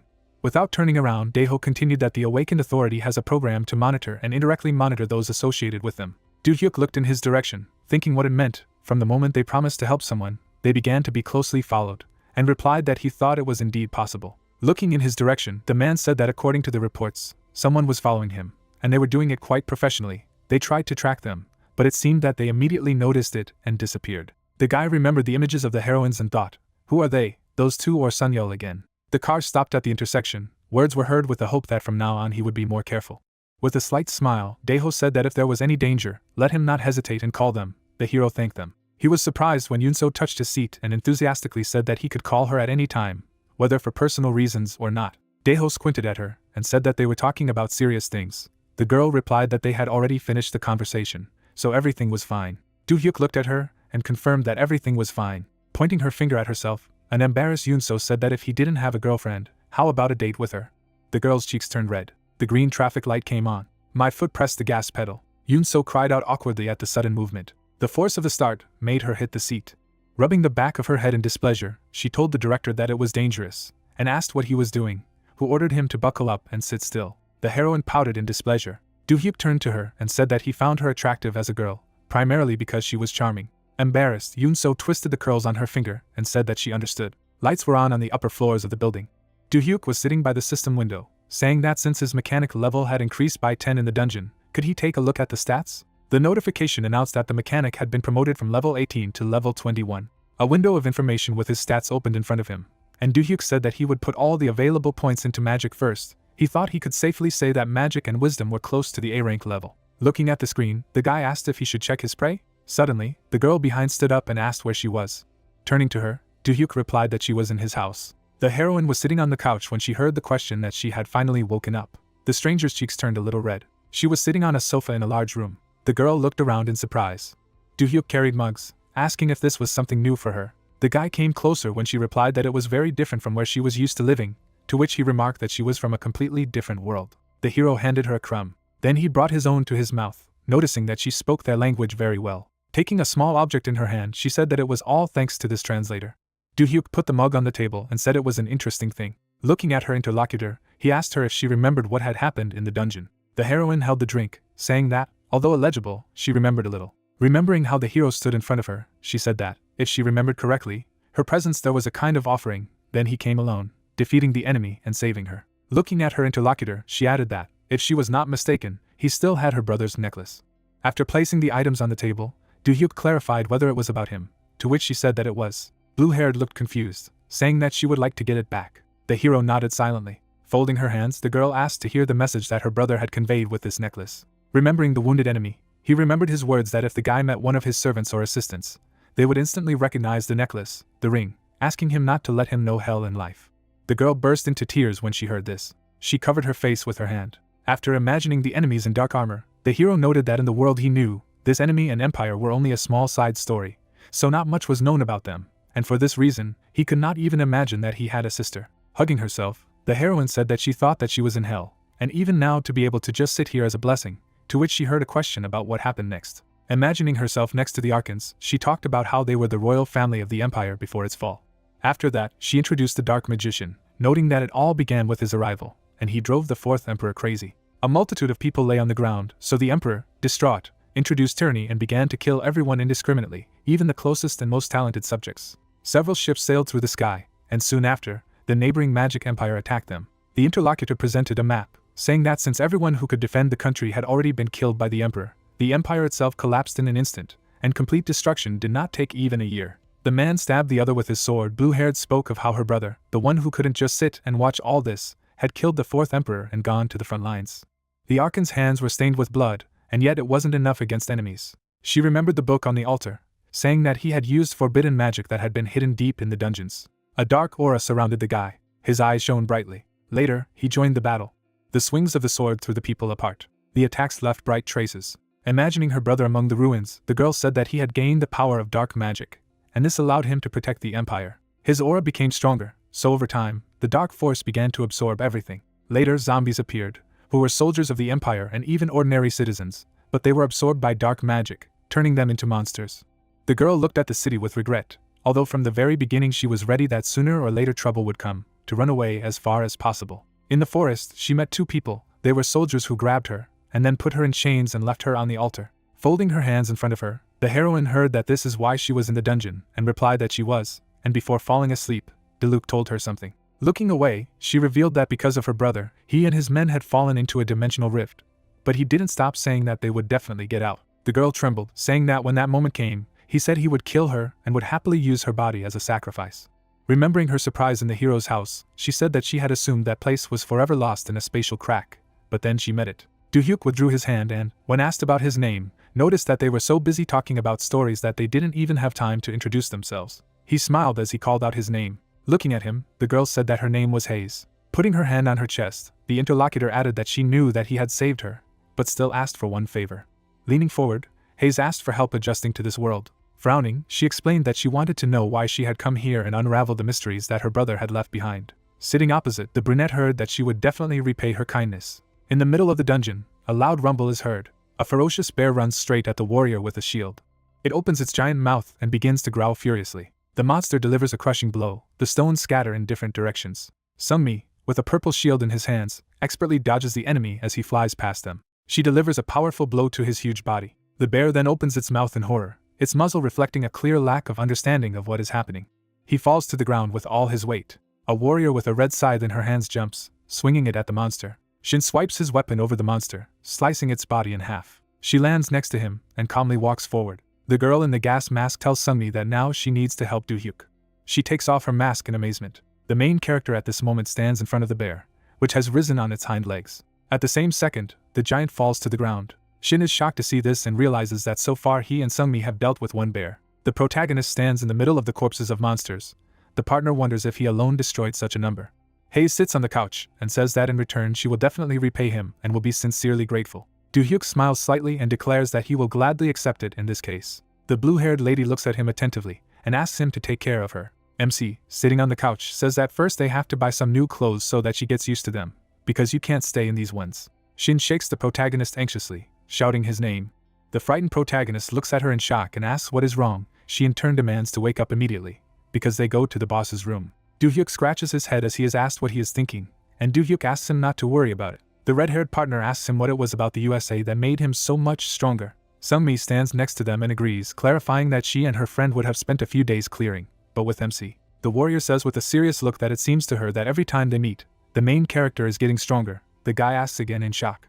Outraged, Shin approaches her partner and fully agrees with her arguments. They stand next to each other, the redhead claiming that Sungmi works without rest and she has a C rank.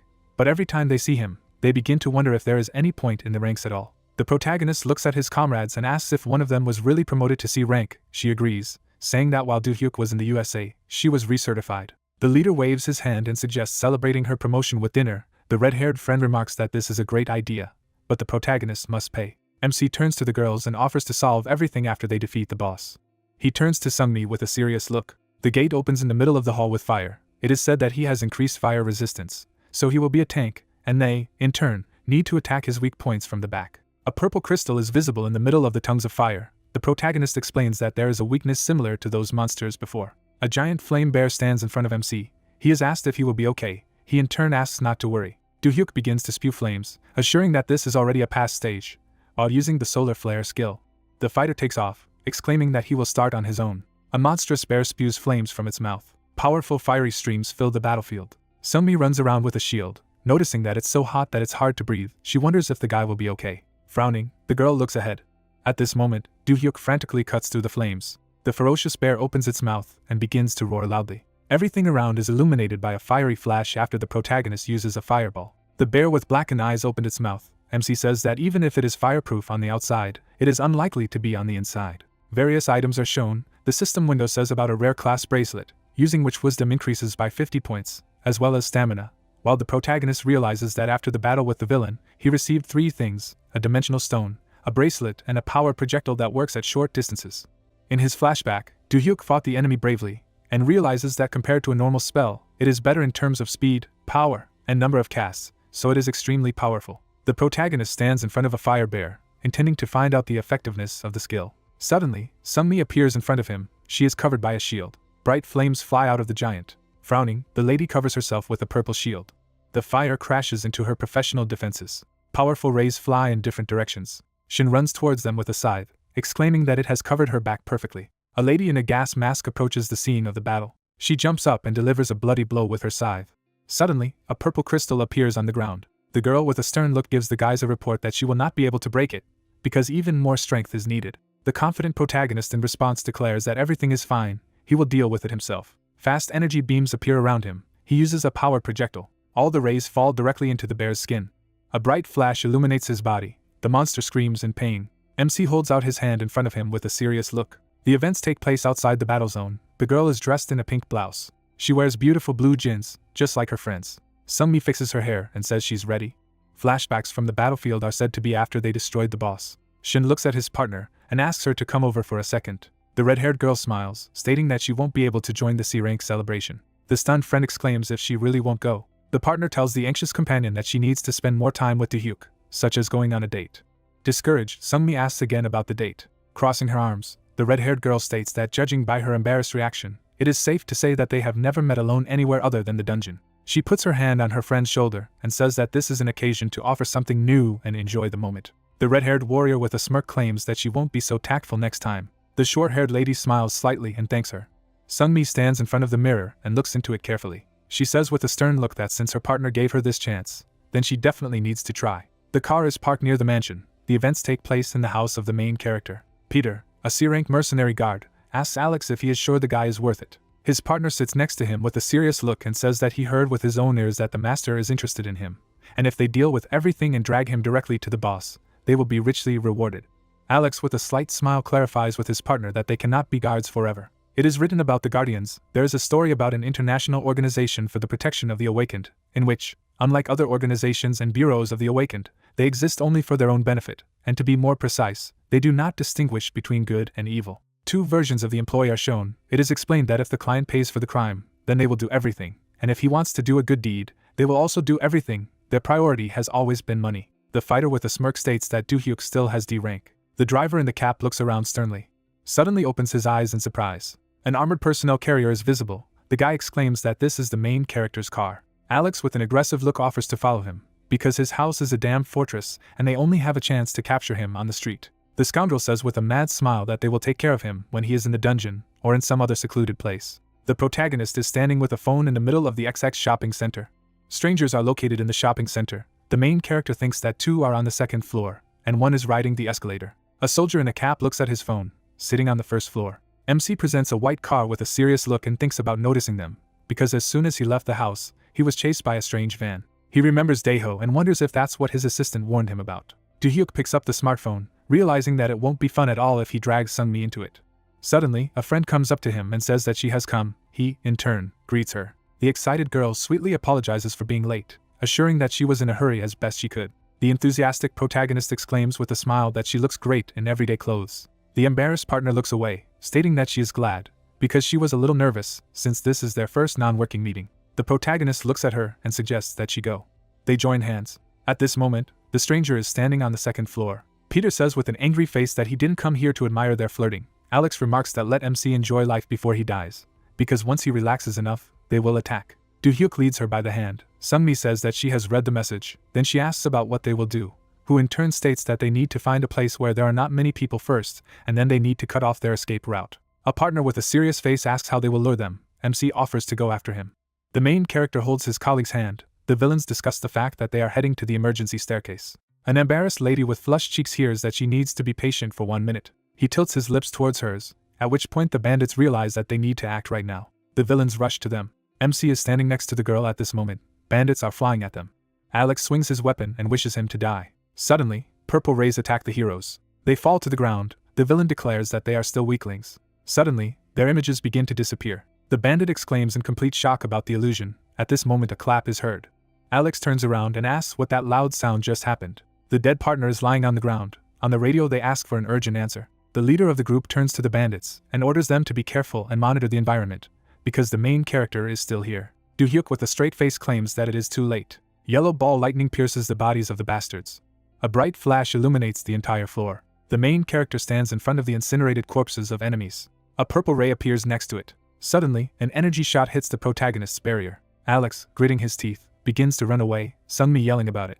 Turning around, MC assures that everything is fine. The villain runs forward, thinking that the plan was perfect. With an angry look, he thinks what went wrong. Suddenly, a red battle mech appears in front of him. A frightened Alex suddenly wonders how he could not have noticed this.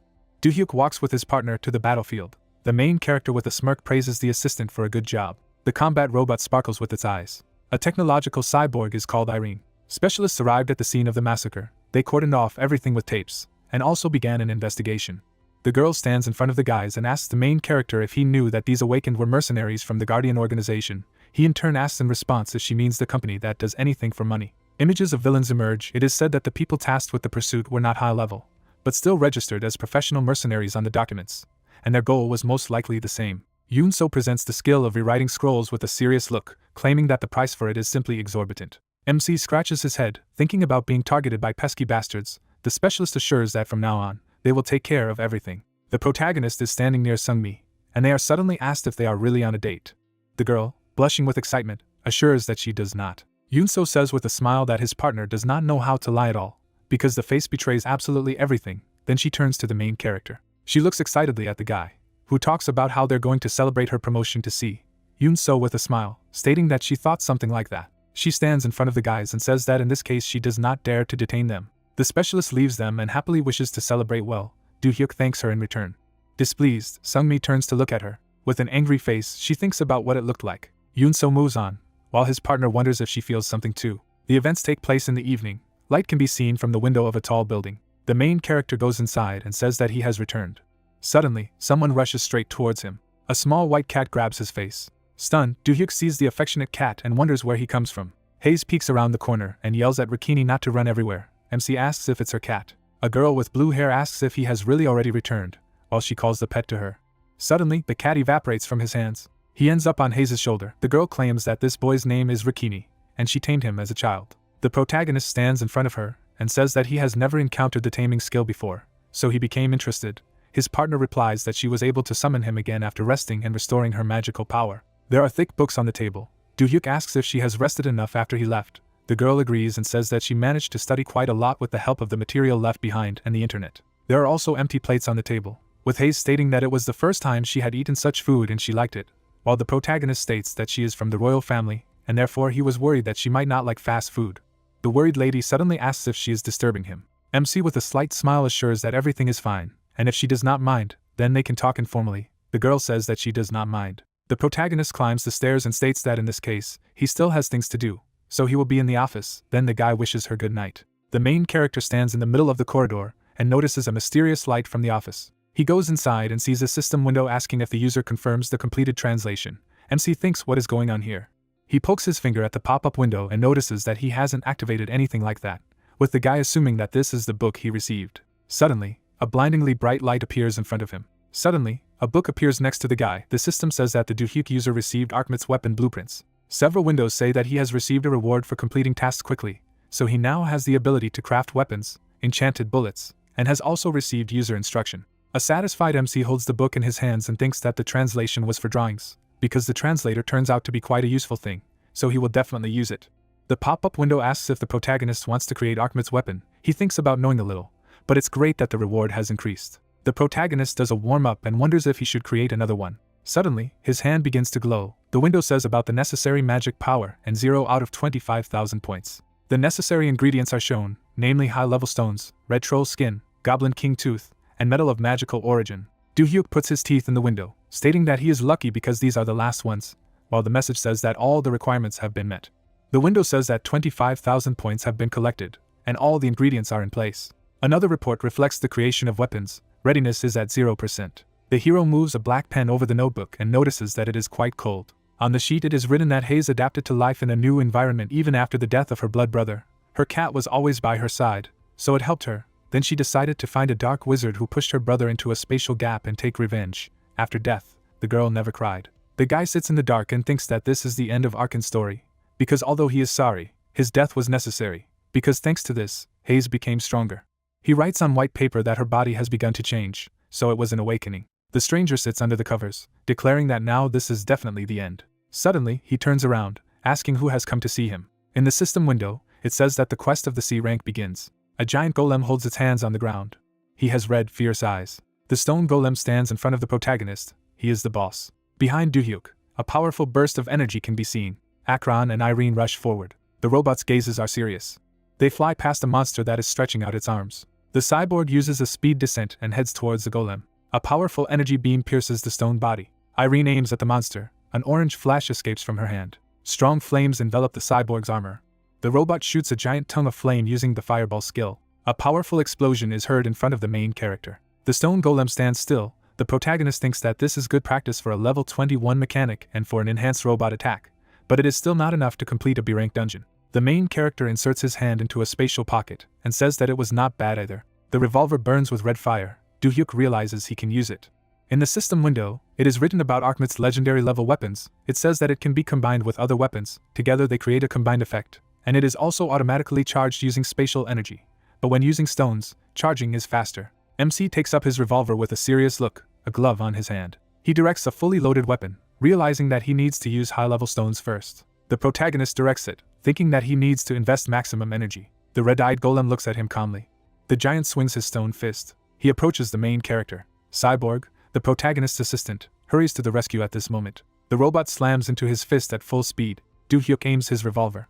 In the sight, he sees his target. The system says that the weapon is activated. Red energy bursts out of the barrel. The pop-up says that the magic level has dropped sharply to 10. MC pulls the trigger with his finger. A fiery shot rushes forward. The stone body of the golem is illuminated by a flash. A fiery stream cuts through the air. The golem crumbles into pieces. The protagonist stands in front of a defeated enemy and realizes that this is a force with which you can get rid of a B-ranked monster in one shot. The guy looks back at the system window that he has completed the C-rank quest. He thinks if this is really the maximum that can be done now. In the window information about obtaining a rare skill of immortality, it says that if the health drops to 1, then, with the blessing of it and the magical power, it is completely restored, injuries heal, all abnormal effects on the body are cancelled. A happy protagonist sits in a chair and says that using the skill, he may not be so afraid of being injured. Duhyuk looks around and realizes that he was expecting to find something on the game page. The screen says that Hayes didn't find anything. He knows there's no information about her, and he thought there was something about her skills. A guy with a serious face declares that the best thing to do would be to ask the developers of DNF. He picks up the phone, realizing that he needs to ask Taepun to look for information. The action takes place 5 days later. A fighter holds a purple hand on the floor. Strangers in black cloaks are looking for something. One of them says that judging by the information from this place, he disappeared not so long ago. The masked partner declares that someone is constantly one step ahead. The other wonders if there is any guess who exactly. The stealthy warrior assumes that it is someone who has the same goal as them. The colleague turns around and says that he needs to return to the headquarters and report on the information found. The guys go forward. The main character goes along with the assistant and clarifies whether it is really here. He agrees. Next to them is a brick house. It is said that the man who wrote the history of the game lives here. Taping stands with MC and explains that this writer does not have any noticeable activity, so he had to contact one of the developers of DNF to find out at least something, while Do-hyuk thanks him for his work. The manager looks at the main character and states that when he came there, the light was not on in the house, but the door was open, but he did not dare to go inside. The guy notices that he really does not want anything to happen to the assistant. The protagonist takes hold of the door handle. One of the fighters hears from the other that someone has come, so it is necessary to urgently hide in the darkness. The body of the assassin is covered in a purple haze. The door opens slightly and Do-hyuk says he'll be the first to enter. He activates the mesh armor, saying that it can be dangerous, so let his partner wait outside. The main character activates magic projectiles hovering over his hand. He looks ahead in amazement. There are sheets of paper on the floor. The protagonist assumes what it is. One of them says about Hayes, who adapted to life in a new environment even after the death of her blood brother. MC wonders how the story of an assistant turned out to be here, which is not even in the world search. Do-hyuk illuminates the interior with shells, realizing that this story exactly matches what the girl told him. He remembers it, and wonders that the writer's story is becoming a reality. A hidden killer appears behind the protagonist with a dagger, while he ponders who the writer really is. The purple blade approaches the protagonist's body. Suddenly, the tip breaks against the energy armor. The stunned scoundrel notices that even a special blade could not penetrate his armor. Outraged, Do-hyuk tries to find out who he is. His hand suddenly lit up brightly. He pierces the villain's body with several magical projectiles. The hidden killer feels this effect. The villain jumps back and slides on the ground. He is highlighted in purple and intends to leave here, while the protagonist yells for him to stand still. Taping is standing in the stairwell and wondering what these sounds are. Suddenly, the shadow of the killer breaks by. The assistant wonders if something bad has happened. The enraged protagonist runs out of the room. He runs past. The manager calls him by name. MC rushes forward, stating that the assistant doesn't need to follow him. Do-hyuk runs down the street and demands the killer to stop. Suddenly, the protagonist looks at him in shock. The scoundrel shines with a red light and wishes him to die. A powerful red aura pierces the space around him. Stunned, the protagonist opens his mouth. A mad whirlwind of dark energy spins the protagonist. He tries to cover himself with his hands, wondering what this skill is. A purple pendant hangs around his neck. In the system windows, it is written about an attempt to cloud the mind, but the necklace successfully blocks this, and it also inhibits the impact of an attempt to weaken his physical strength. A purple flash fills the surrounding space. MC radiates it with his whole body. The masked and hooded scoundrel sees his arm breaking. A partner stands next to him and asks what he is doing. The teammate says with a serious look that his skill does not work, because all attacks are reflected back to him. The fighter turns to his friend and says that in this case they have no chance, and therefore it is necessary to leave as soon as possible. Blue rays pierce the air, heading straight for the villains. A powerful spherical flash occurs. In the middle of the crater lies the body of a bandit. The main character, gritting his teeth, notices that one of them has left after all. A cloaked fighter stands near Do-hyuk and notices that he is strong enough. He pulls out a glowing blade. The red-eyed scoundrel thinks about the enemy and the killed comrade. He has no words. He swings, realizing that there is no choice. The dagger crashes into the asphalt next to the protagonist. The asphalt begins to crack near the tip. A purple vortex rises in front of the protagonist, who realizes that they even killed their comrade just to remove all traces. The assassin rushes away like a bullet. The main character demands to stop. A bright flash of light can be seen near the house. MC stands next to the slain villain and realizes that things are bad for him. Do-hyuk is standing next to Taepun. It is said that immediately after the end of the battle, he found 4 pages, and the manager instructed him on the 3 rules. The rules state that you need to find all traces associated with the writer, as well as contact him in any way, and also find those who were associated with them. On a piece of paper, it is written about a dark magician who was involved in the fact that the 4th prince went insane. The protagonist thinks about the fact that 2 more pages were also added to the previous pages that talked about Hayes, and 1 page that describes the agreement between Deluc and Vandella. On another sheet is a story about Belhard and a spatial crack. The protagonist looks at the recordings and says that the main question is where Jia-ram disappeared after writing the lines. Hazer puts a mug next to the protagonist and offers to drink water, who, in turn, thanks him for his care. She sits down across from him and declares that she has something to tell him. A system window appears in front of her. The partner says that a couple of hours before his arrival, he suddenly received a message about waking up. Do-hyuk holds the leaf in his hands and realizes that everything is happening exactly as in the novel. Hayes continues to say that although her awakening system is only new, it seems quite familiar. The lady sits on the couch and looks at the pop-up, assuming that the system is specially adapted for her, since everything is written in the language of the Desmond Kingdom. MC in response asks what her rank and specialty is. The cat Rakini appears on her shoulder. The girl declares that she has D rank and the specialty of a caster. Besides, the pet can now always be nearby, as one of her achievements, and she spends 100 times less magic on summoning and maintaining it. The main character claims with a smile that she does not look so surprised, because earlier he was beside himself with joy. The assistant sits opposite him and says that at first she was very surprised. Outside their window you can see the metropolis. The girl explains that this is not as shocking as getting into a spatial crack and moving into a completely different world. MC touches the sheets of paper with his hand. The system states that the user is in contact with particles of the four worlds. A bright red ball lightning rises in front of the guys. It is said that the fragments resonate and create a small spatial crack. A red portal appeared in the room. It is explained that it is an A-rank Desmond dungeon. The amazed guys look at the system windows, which say that only they can enter this dungeon. Hazer points his finger and asks if they really see the same message. The main character replies that it is, because the name of the dungeon is Desmond, so the pages of the story will take them to the past of the kingdom. Hayes with a cat on his shoulder says he thinks so too. A worried girl wants to say something. Do-hyuk stands beside her and assures her that it might be too dangerous for her, as the awakening only took place a few hours ago, and she replies that she understands. The serious lady says that she still wants to go, and even if it is dangerous, she wants to know about her home. The smiling protagonist notices that if she is so inclined. The satisfied protagonist realizes that he does not want to miss out on a dungeon similar to the one from which he rescued his assistant. So most likely this is a special place where you can collect a large amount of experience and rewards. They are standing in front of a glittering portal, Do-hyuk suggesting that they move forward. There is a haze in the middle of the destroyed houses. Suddenly, a red flash forms in the air. Gritting his teeth, the protagonist looks forward. Together with Hazer, they find themselves high above the ground. There are destroyed houses around them. Some buildings do not have roofs and walls. The protagonist looks around and wonders if this is really a kingdom. Frowning, Haze looks around the city and hears that it is destroyed. She says that this is the center of the kingdom, and it was the last thing she saw before escaping. The angry protagonist looks at the girl and asks if she is sure that everything will be fine. Rukini opens his small mouth after being ordered to do so by his mistress. The guys land on the sidewalk. The unflappable protagonist says that although it looks like a kingdom, they are still in a dungeon, so she needs to be careful. She replies that she remembers everything and should not worry. Suddenly, the floor beneath them began to crack. Dozens of terrible hands burst out of it. Hayes and his pet look on, they're in complete shock. An army of bloodthirsty living dead appears before the awakened. A crowd of monsters approaches the frightened heroes. The dead stretch out their vile hands to them. Agitated, Hayes sees the bloodthirsty enemies in front of her. Zombies swoop down on the guys in a whole horde. Bright flashes of energy can be seen in the crowd. It turned out that Akron was closing himself and the girl with a barrier. The robot is standing next to the frightened lady.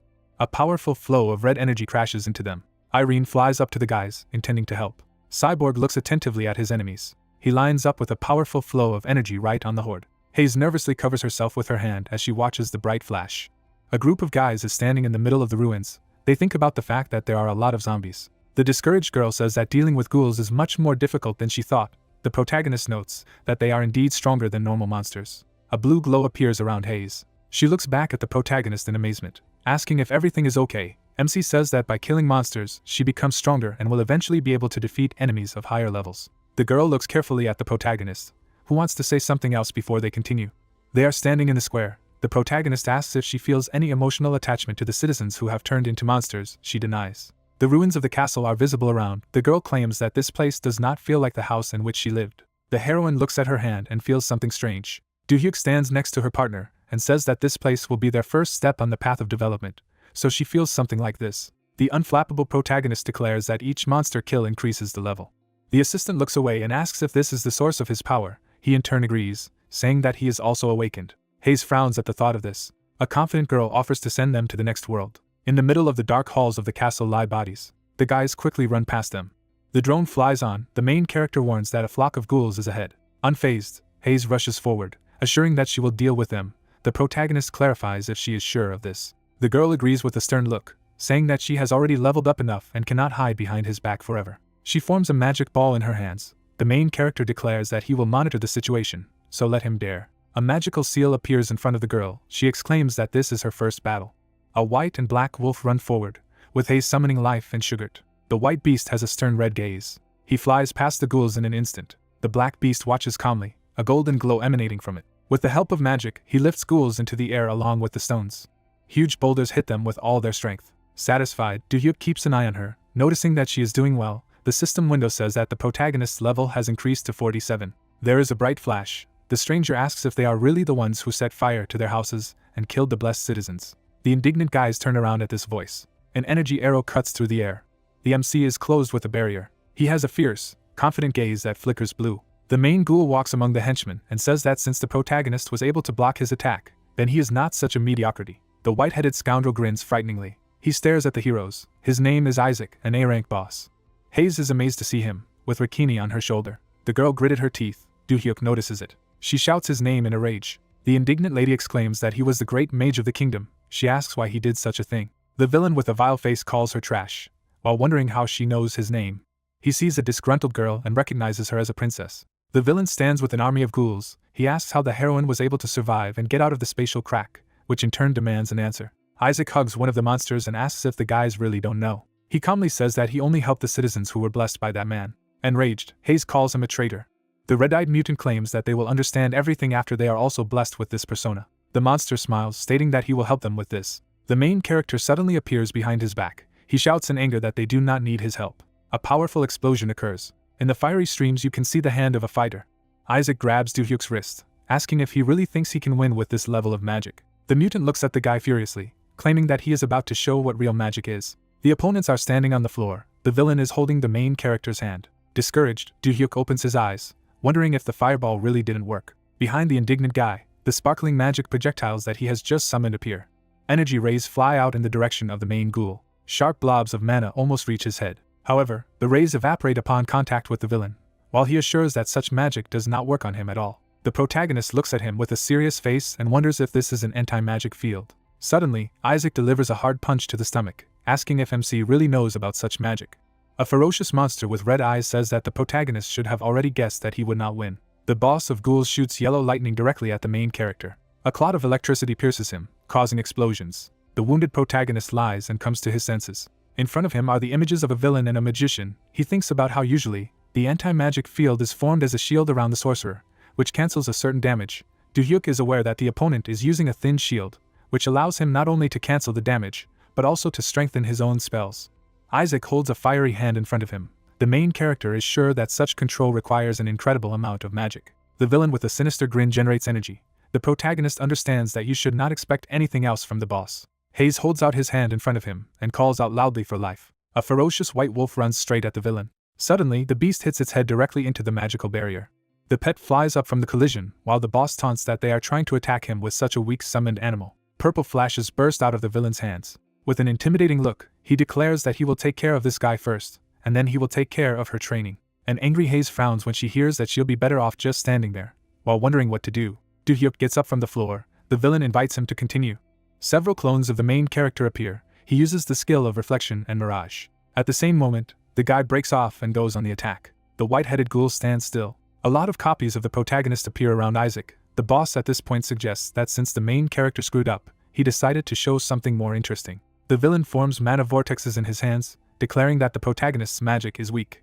He soars upwards. While claiming that his physical strength is not developed at all, the boss asks how Do-hyuk is going to defeat him in the first place. The scoundrel watches MC closely and says that he does not know why he needs clones. Suddenly, many copies of the villain are generated. He declares that he can do the same thing, while in the system window it is written that the dimensional stone was fully charged. An outraged protagonist runs with a revolver. The system window says that the bullet property has been changed to physical damage, and a shot from Arkmit's weapon can deal physical damage to multiple targets at the same time. The sight is adjusted to the boss's head. The main character understands that the weapon can distinguish illusion from reality.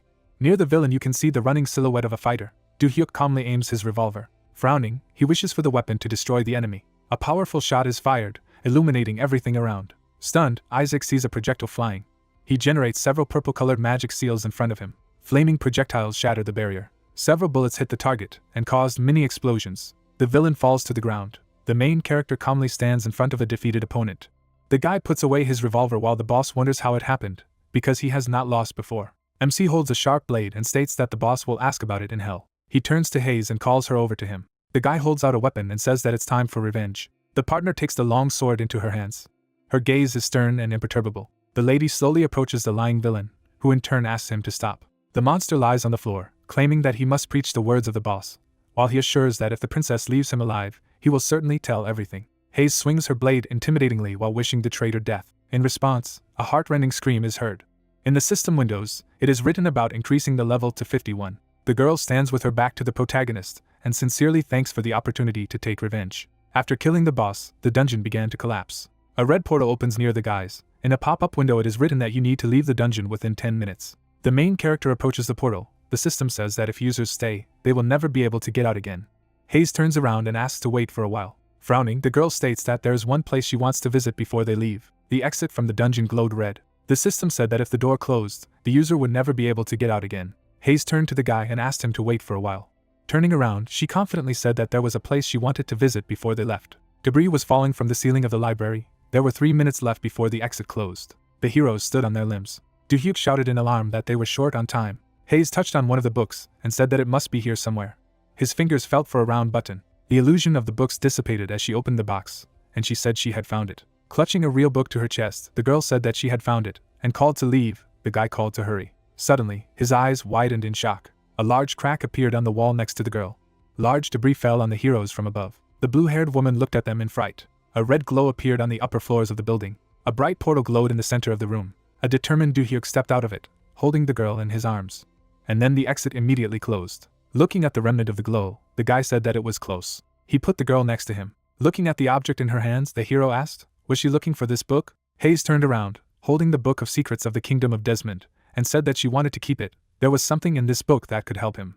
The system has reported that the Desmond Level A dungeon has been cleared. A bright blue beam appeared. The guy asked if she wanted to see. The system reported that the awards were transferred from the archive. Clutching the book to her chest, Hayes replied that no, I don't think she will be needed here, so it's better to let her call when she actually needs help. He replied that while he looks at the awards, she can go to rest, and the girl thanks, telling the guy that she did a good job today. The hero looked away.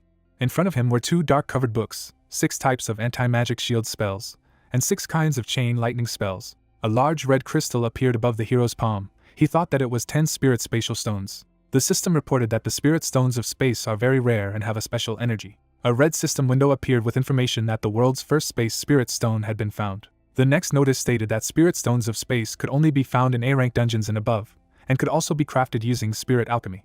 Jangmi and Daeho stared at the notification in surprise. The same thing appeared in front of the Brock sitting at the table. Sunyo read the system message in surprise. The same thing appeared before Do-hyuk, who said that it looks like they have added something new to the game, decided to introduce high-level gems. He read the message about where the spirit stones of space were located, and thought that it was above a rank.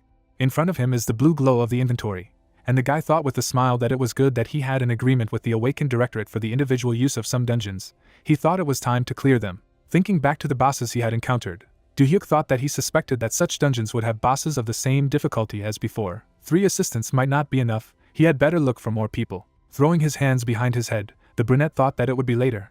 Now he just wanted to rest. In his room there was a kitchen with dishes. On the phone lying on the table was an incoming call from Taepun. The next day, the sun's rays were reflected. Opening the door, Do-hyuk said that he had come. The man with glasses was surprised, exclaiming that Do-hyuk had really come. Taepun replied that he had told him that he would come. The person standing in front of the hero asked if this was the person he wanted to introduce him to. Taepun replied that it was. It was Rekato, the author of the novels. He was close to Garam. He found out about him when he checked on Kasha. Rekato held out his hand, saying that it was nice to meet him, and said that his real name was Ngia. Smiling at him, Do-hyuk said that he would like to ask him about Garam. The man was sitting on the sofa opposite, saying that he had heard about what had happened. He tried to contact Garam, but nothing came of it. He would tell him everything he knew. The hero thanked him for his help and asked him to tell everything that remembers about his work. Imagining a man in a hood, the hero heard that, firstly, even if it was not in the game, the antagonist is a dark magician. His name is Vendela. Remembering the screaming man, he said that he turned darkness into a dark prince. The cloaked girl looked at the city. It was said that Hayes had fled because of it, and as a result, the kingdom of Desmond was destroyed. Looking at him, the guy thought that this coincided with what the girl was saying. He introduced a man surrounded by magical seals and said that the great wizard Verhard had decided to look into the incident. He then introduced the monster warriors and said that he lived on a continent where an entire region of orcs had gone missing, plundering the Desmond ruins. The monsters were startled by the distorted red reality, and it was said that the signatures of the space waves were the same as they had been half a century earlier, during the Arkness incident. Does this mean that the destruction of the entire legion and kingdom of Desmond was all due to Verhard?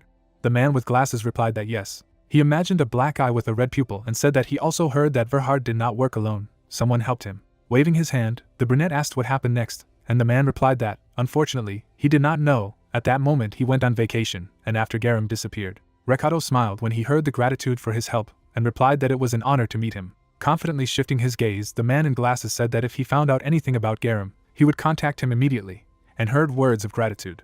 The elevator doors closed in front of the guy. He introduced the mentioned heroes and thought that Verhard, the region of orcs, would be something far from his usual battles. The brunette resolutely looked forward, thinking that he had to become stronger, otherwise this world would not escape destruction. The room was covered with cracks, hidden by the haze. A man was lying in a pool of blood. The image was projected from a light ball. The words were heard that someone was here. Red lightning hovered over the body. A question was heard. This is a trace of a spatial crack. The stranger needs to be punished. He does not want to get his hands dirty. People in hooded cloaks were sitting at the table. One of them asked if it was necessary to report this. The person whose face was not visible said that they had no proof. The person sitting opposite asked if the spatial crack was not his fault. The words were heard that it was just a small problem. The person sitting at the table said that the stranger had already escaped to another world. In pursuit of him, they could get involved in an endless search. They had little time left. A shining blue cube appeared on the table, and then a second pebble necklace appeared on the table, which increases wisdom and charisma. Duhyuk sat in front of the blue cube, and the last thing he needed to copy. The girl came up from behind and asked what he was doing. The hero replied that he was copying objects in order to give them to her later. There was a stack of books on the table, and Hayes asked what about them. The hero said they were his new spell books. He imagined himself standing in front of huge stacks of books, and said that he had to look through about 2,000 editions to find them. Closing his eyes, the guy said contentedly that it was worth it. The system notification stated that he had learned the 3rd class spells Slowdown and the 5th class spells Crowd Control, Wit, Domination, and Chaos. Shifting his gaze to the girl, the guy asked, "Has her hair grown out?" Hayes looked directly at him, saying that it was for her determination. Sitting in the chair, Duhyuk asked again and heard that she wanted to get used to her awakened powers and improve on her strengths. Clenching her fingers into a fist, she said that if she managed to return to where she had lived before, she wanted revenge on Vendela with her own hands. She would do anything to become stronger, no matter how difficult it would be, and asked for his help. The hero sitting in the chair looked at her and was silent. Raising his head, he called out the girl's name. Suddenly, darkness fell abruptly, which surprised Duhyuk. The heroes were shocked, looking ahead. Looking up, the girl asked what was going on. The brunette replied that not so long ago he met people who were watching his house to attack. Looking confidently ahead, he said that they didn't succeed, so he thinks they have become more aggressive. A gray figure flew up to the window outside. Surrounded by a green glow, the man burst into the room, swinging his fist. The blow crashed into the blue protective barrier. A bright circle appeared on it from the use of the energy rocket. The shock waved through the attacker back. The man fell next to the girl. His foot touched the windowsill. Looking at those standing below, the guy asked, "Did they decide to visit without permission?" Frowning in displeasure, he said that they were impudent. The girl in the dark suit said that she would be brief. Her eyes shone blue. She declared that he was wasting his abilities in this small country. Waving her hand, she called them to come with them. With a determined look, the girl shouted that they could give him strength, wealth, power, anything he wanted. Looking at them confidently, Duhyuk asked what she was carrying. He would never go with them. The heroine standing below said that they had no choice. There was only one way to grab him. Gray figures rushed at the hero from both sides. Their attacks left bright traces. A blue flash appeared. Duhyuk with a shining hand quickly fell behind. A green acid arrow flew towards the girl. She opened her mouth, directing beams of energy. They froze like ice in front. Kang's gaze turned surprised. Surrounded by the glow, Duhyuk abruptly appeared next to her, and he directed a bright flash forward. The second girl looked at the stirred dust, calling out to her friend. Gray figures attacked the guy from above. A red triangle glowed on the robot's forehead. The eyes of the second shone blue. Duhyuk stood quietly as the robots struck the attackers. Looking ahead, the brunette asked if they could do anything other than control a puppet. A girl was lying on the ground. Her face was obscured by smoke. She asked, "Does he think she's so easy to kill?" The heroine clenched her fist sharply. Blue spikes rose above the floor. Duhyuk looked at this in surprise. The sharp ice flow was moving in all directions. Soon, the space was filled with ice. Robots and defenders were chained. The gray puppets gritted their teeth. Kang sat on the ground, saying that this skill was still quite strong. Looking ahead, she said that just a little more, and she might freeze to death. Surrounded by a blue glow, the girl said that Duhyuk's skills were much better than she expected, but he couldn't survive such a blow. Part of the surprised girl's body was hidden by armor. She saw a guy standing up. Duhyuk tapped on the ice surrounding him, and she thought, how could this be? The hero looked at her confidently and asked, "Is this all she can do?" Sharp ice flows hovered around the girl. She exclaimed that it was simply impossible.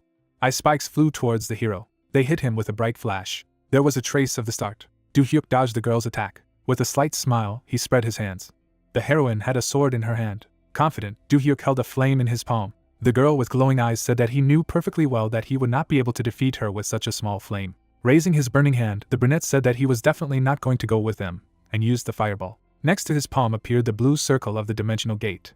The hero smiled. Looking at the ice, he yelled at her friend to be careful. The frozen figures were bound by ice. Blue portals surrounded by flames approached them. The girl turned sharply, and everything disappeared in a bright flash. The heroes looked at the explosion. Kang called her friend dumbfounded. Yu was lying on the ground. Picking it up, the girl asked to wake up.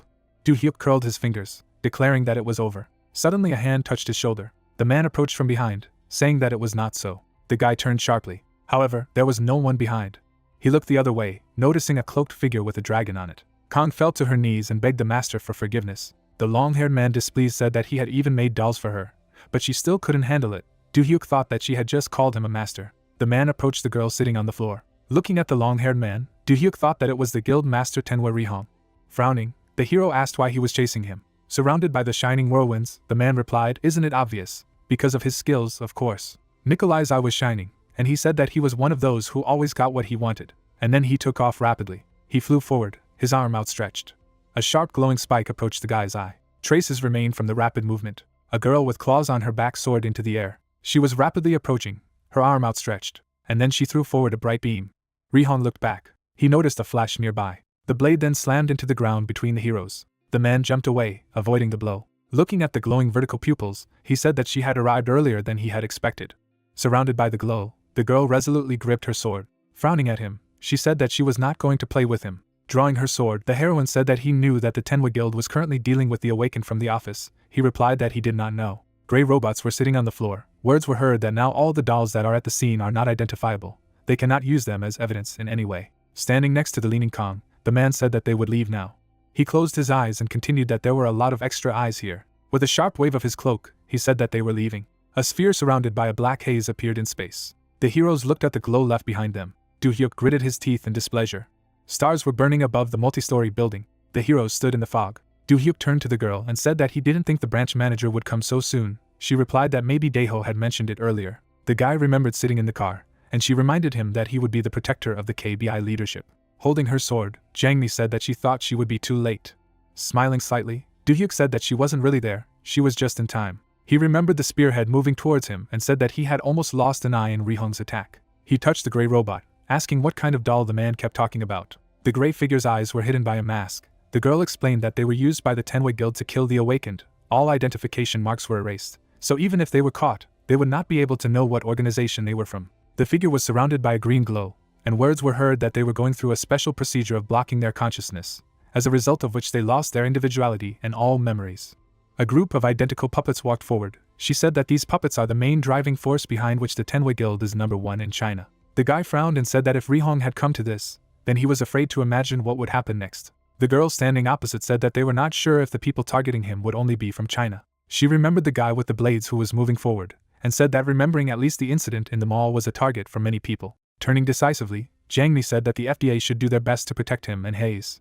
The next day, the guy was rapidly moving his sword in the basement of the Blue Castle Guild, in the training room. A shining drone was approaching him. The guy swung his sword. A round blue barrier appeared in front of him. Looking ahead in surprise, he exclaimed, "Why is it so difficult?"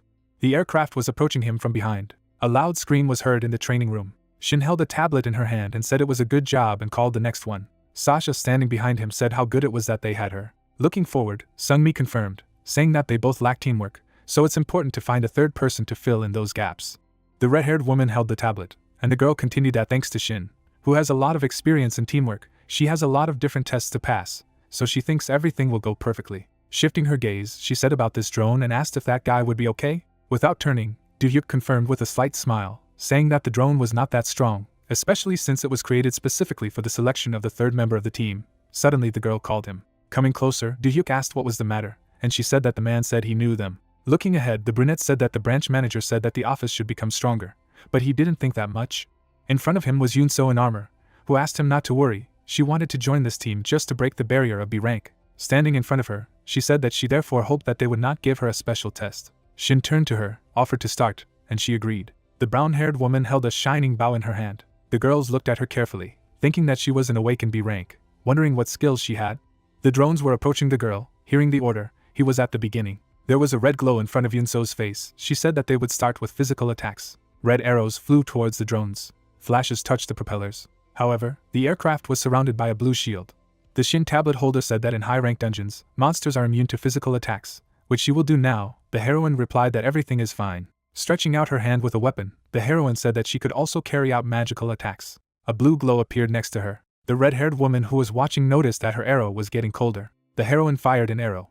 The ice spike pierced the barrier and the body of the drone, and then the drone was surrounded by ice spikes. Sungmi turned to the hero and said that she was the first to be able to break the drone. He replied that he did not expect this. Looking carefully ahead, he thought that wasn't all. if she fought with a bow at long distances than her close combat. The second drone flew from behind. The girl reached for the weapon behind her back. Stones were scattered from the abrupt start. Bright rays crossed the space. Yunso jumped off the wall. Looking away, she said that she felt great even without the onions. Bright cuts divided the body of the drone. Then it fell apart. The girl clutched shining blades in her hands. With a resolute look, she declared that she had her own methods. The heroes stood nearby, discussing the training. After all the tests were passed, it was decided that Yunso would join the team. Imagining the crashed aircraft, the hero thought that it was adopted not only because it was able to destroy 2 drones. He introduced the logo and thought that, among other things, Yunso is an awakened one who can use physical and magical attacks together. The girl opened her mouth, and then, with a sweet smile, she asked to take care of her. On the screen, there was a message to the master that Yunso had joined the team and a response that they now needed to aim for a rank. The girl sat at the table with her phone in her hand, saying that it looked like the team had been successfully assembled. A pink-haired girl looked into the office and asked if it was possible to disturb her. Holding the tablet, the employee said that at the moment, the White Lotus and Wooden Soul guilds have entered into an argument with them. Duvui asked what it meant. People were standing at the fenced entrance to the dungeon. Words were heard saying that it seemed that both of these guilds had licenses for the dungeon near the station and were deliberately extending the planned clearing time. As a result, their attacking team would join late, so they would definitely fail in clearing them. Putting the phone on the table, Duvui said that apparently their official complaints were useless. The pink-haired woman replied that it was true. After all, they cleaned them by following the law, and if there was a problem, they could simply file a complaint with the office. The girl crossed her arms to represent the KBI building and said that they pursue a policy of passive intervention and aggressive forgiveness, so they probably trust and act on it. The employee opened her mouth, asking what they should do. Imagining the red-eyed tigers, Duvui replied that both of their opponents were wild beasts, and they needed to refrain from directly clashing and avoid the most damage. Bending her fingers, the brunette said that there was no need to rush. Whoever attacked first would lose. The heroine holding the tablet said that they would do as she said. She turned around as the master was about to continue. Confidently looking ahead, the guild leader asked not to talk about it to Doohyuk. She didn't want to add to his trouble. Next to the building there was a dark spire. Doohyuk sat on the steps. He held the book, saying that yesterday, after he had obtained the 11th level of Alchemist, he had new skills. The system reported that he has reached level 11 of the Alchemist class. Now he has access to a second-class spell. The enhancement of alchemy skills has reached level 11. A slot for the Golem creation spell has been added. The harmony of energy skill has been learned. All stats are increased by 7% for 2 hours. The active alchemist skill of creating legendary spatial stones has been obtained. The guy was holding the book in a black cover and thought that he had received the secret book of Desmond. The notification stated that it was a rare book that increased the speed of magic circulation in the body, as well as the use of aura blade skills, obtained the crosscast skill, obtained the buff for the swordsman class, the luck stat could not exceed 5 units, and the Desmond Palace curse debuff was obtained. Remembering how he looked at the girl, the hero thought that he had only received her from haste today, since the killers from China attacked yesterday. Holding the book in his hand, the hero thought that its effects were just fine. The Empire should have tried to use it for revival. The system reported that the user had studied the secret book. The flow of magic in the body stabilized and it increased to 100 units. The curse was blocked by the Desmond necklace, and the cross-cast skill was obtained. A man in glasses approached him and said that all preparations were completed. Hiding the book in a shining portal, Doohyuk decided that he would not rush to understand all the mysteries of this book yet. Looking confidently ahead, he said that he would first go and complete the quest B rank. In front of him was a red portal. The guy got out of it, and there were trees around, and he thought that the B-rank dungeon was in the forest. Behind the dense trees I could see the mountain peaks. As he looked, he thought that since there was a time limit, he had to find a target as soon as possible. And where should he go? The system said that the dimension gate would be opened after 59 minutes and 20 seconds. If the user did not leave the dungeon after that, they would die. Something poured over the hero's hair. Doohyuk stared ahead, dumbfounded. Behind him stood a beast surrounded by a red glow. His eyes burned ominously. The guy imagined a monster, and thought that it was the same black lion. A red ball appeared from the open mouth of the beast. The shockwave of energy threw the guy back. He covered his face with his hands, thinking that it was amazing. He could feel such power just from his roar. A fireball appeared in Doohyuk's palm, and he thought that he had changed since their last meeting. The flames touched the beast's face.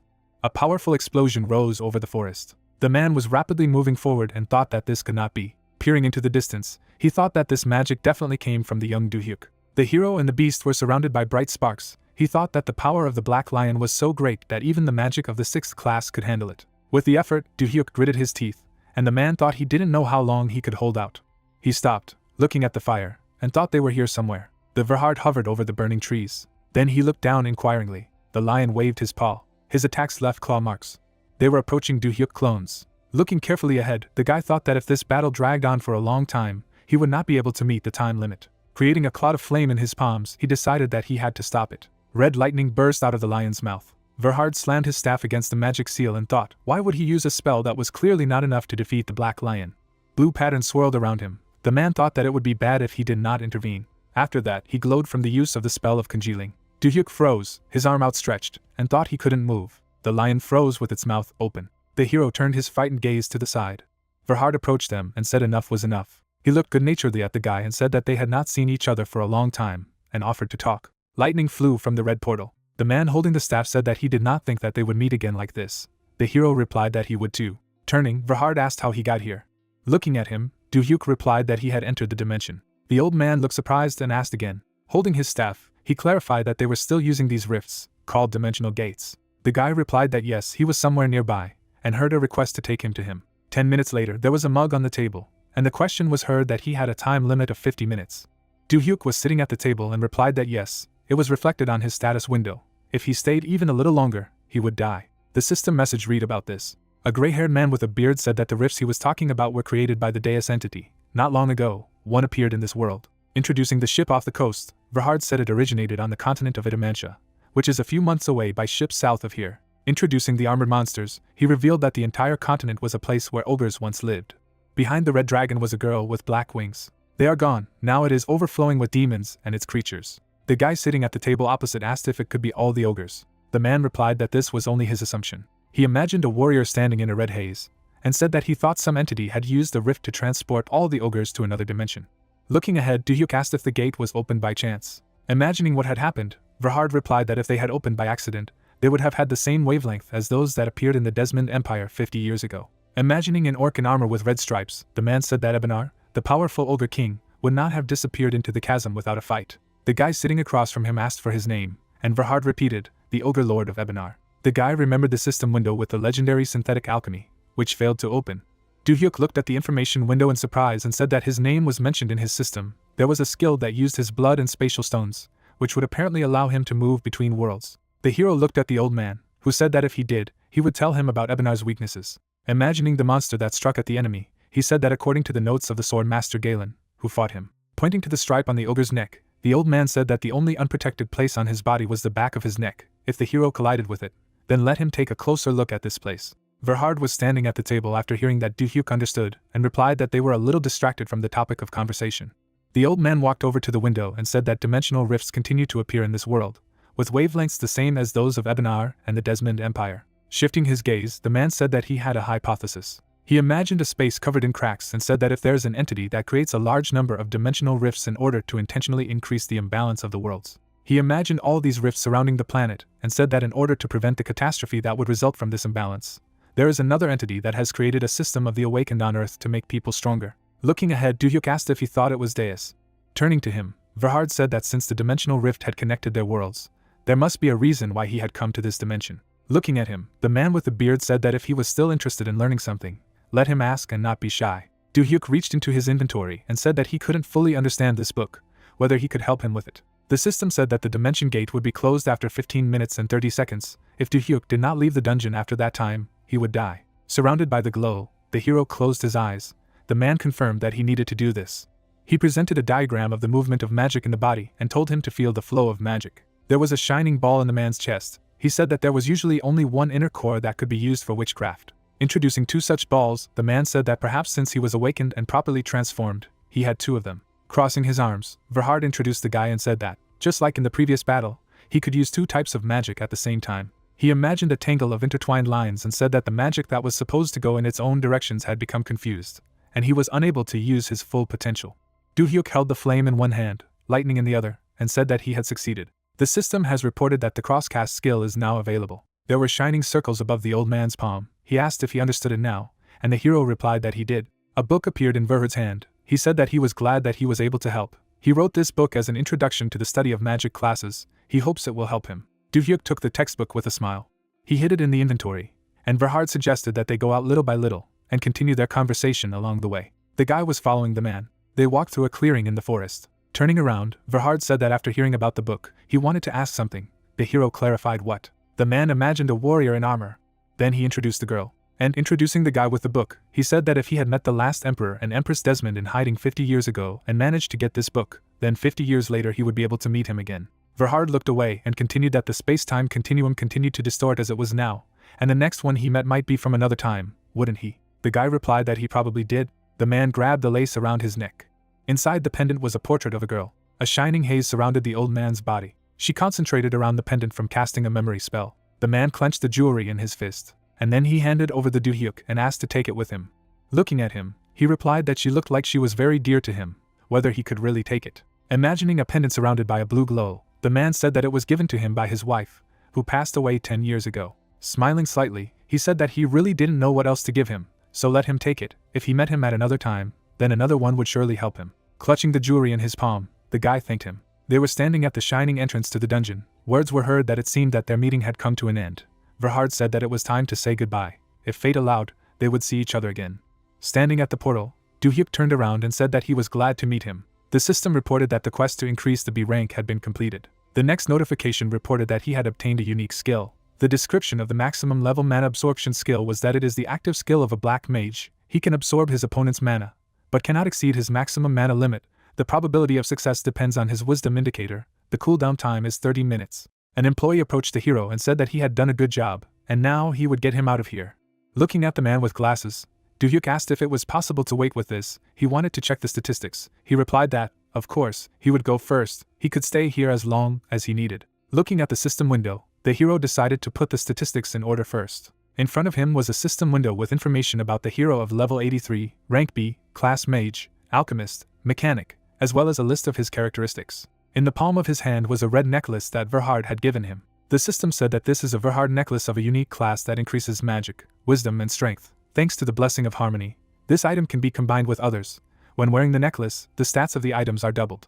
Holding the pendant in his fist, Doohyuk asked what else Deus wanted from him besides increasing his rank. Looking ahead, he thought that it would be much easier if someone answered him. He stood in front of the Grey Gate, thinking that there was no choice now but to become a little stronger to prepare for what fate had in store for him. Then the guy was surprised when a red system notification appeared in front of him. It said that this message had been delivered to all the awakened. The ogre tribe had chosen a dimension called Earth.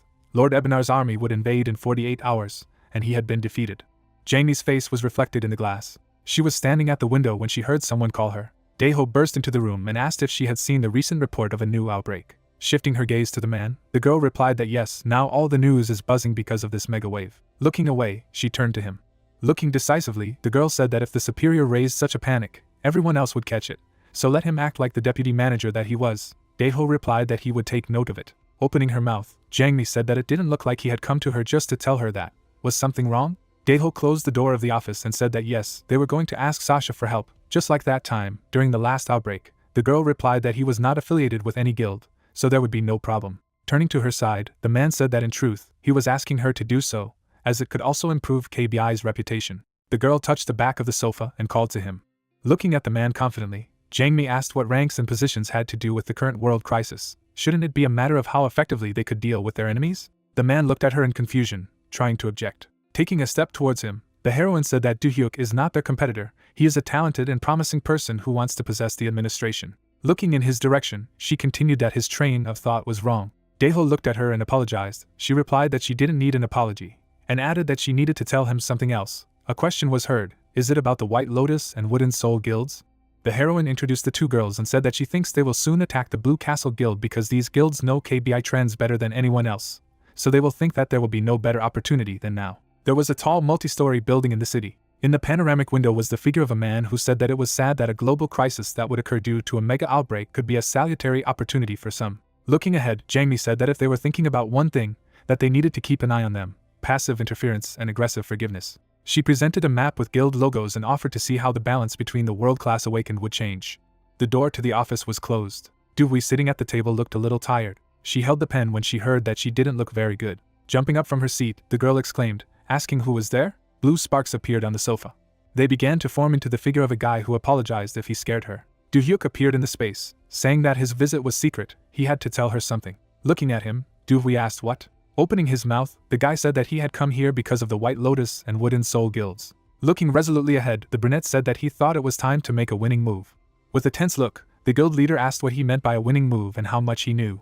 Doohyuk sat in his chair, saying that he knew everything, right down to the current volatile situation. The heroine standing at the table said that since this matter was about guilds, she didn't tell him because she didn't think he cared. There was a monitor on the table. the heroine continued, which, nevertheless, it was certainly gratifying that all guilds had started their emergency systems, preparing for a mega flash. Do-hyuk stood up and asked what was so joyous about it, to which he was told that at least that was how they were preparing for the outbreak, and replied that they were not. Coming closer to the table, the brunette said that as long as the Awakened summoned by the Directorate took an active part in blocking the mega flare, the White Lotus and Wooden Soul guilds would undoubtedly take advantage of the time when the bans were lifted to target them. The heroine opened her mouth in surprise, asking what he wanted to say that these guilds were using all their strength to target them. The hero introduced a man with glasses and said that since he was trying to kill him, he was hired by the White Lotus Guild, namely Sun Yil. He introduced the red-eyed girl with a sly smile, and said that it was likely that she would not miss this opportunity. Dewey, who was standing at the table, said that she couldn't believe it. The hero continued that unfortunately it would be too late and noticeable. Yes, passive interference and aggressive forgiveness. Looking directly at him, the brunette asked how they could protect themselves from these two largest guilds then. Do-hyuk chuckled a little and said that he had an idea. Early the next morning, near the gray building of an abandoned factory, there were several black cars on the site. Guildmaster Lizzie looked to the side and said that who would have thought that they would summon them to such a place late at night. She looked away. There were a few more guys behind. She said that there were also 10 more guild leaders in the country present. Putting his hand to his mouth, the man said that there were all guilds here except for White Lotus and Wooden Soul. Standing behind, Chunhwa asked that if they wanted to lure them to their side. She replied that they would find out soon. The man walked forward, saying that they were happy to welcome everyone and thank them for taking the time. Dewey, dressed in a formal business suit, said that she had one request for them. At night in the factory building, people sat on chairs while Dewey said that Blue Castle is currently in an open confrontation with the White Lotus and Wooden Soul guilds. Looking resolutely forward, the girl said that the reason they had gathered them here was nothing more than cooperation. The gray-haired guy asked. Everyone had heard about it, but getting involved in the conflict of the three guilds, how could anything be changed? The blonde man added that indeed, they were not the administration. Why should they interfere in such matters? The man standing next to him said that they were right, of course. Alice's eyes widened as she recognized Do-hyuk. The hero looked at them and said that this problem was not just for Blue Castle, as they could be in their place in the future. The girl glanced sideways at the guy and thought that, as expected, he knew that words alone would not solve the matter. The guy was standing in front of the audience, one of whom asked what he was doing here, and the girl thought that the master was too soft in such matters. It was a matter of justice or conscience. If so, it was not very good. The hero said that he would be brief. He was standing in front of one of the guys and asked if there was anyone here who could proudly say that their guild was better than Blue Castle. If White Lotus and Wooden Soul managed to get their hands on Blue Castle's resources, then they thought they would stop there. Resting his hand on his knee, the guy asked, he thinks that after the fall of Blue Castle, other guilds will be in the same position. The hero replied that if the guilds unite, then no one will suffer. The man waved his hand. It sounded that if another guild became a victim, and they just sat and watched, then everyone would die in an instant. With an alarmed look, Lizzie exclaimed that it couldn't be that the FDA would just watch it, do nothing. Closing his eyes, Do-hyuk replied that they would stay away until the very end. He introduced Sun-yeol and Hyung and said that if they managed to establish order among the awakened under the influence of the two guilds, then it would be more than enough for them. They really thought that the office would always guarantee their safety. The gray-haired guy said that they could all just team up, except for Blue Castle. He resolutely looked ahead, continuing that in that case, even if Blue Castle was destroyed, then they wouldn't have any problems. Opening his mouth, the hero asked if they were sure of it. He raised his hand and asked what about it. Meanwhile, the lights were on the top floor of the main White Lotus Guild building. A question was heard. They had completed all the preparations in their guild. Hoon turned to Hyung sitting next to him and heard that everything was ready. They had already agreed that all the low-ranking fighters would be positioned near the dais spire. There was a question if there was any movement on the part of the KBI. Sun-yeol turned to them after hearing that there would be no problem with them. They were now busy preparing for the mega flare. Guildmaster White Lotus Inhan looked ahead, saying that they had confirmed that Blue Castle was also preparing for the mega flare. Hoon waved his hand and offered to divide all their possessions equally at once. On the table was a photo of Dewey. Inhan slammed it hard. He stabbed the girl's image with a knife and said that it was time to get rid of this damn guild. The red notification said that there were 10 minutes and 25 seconds left before the invasion.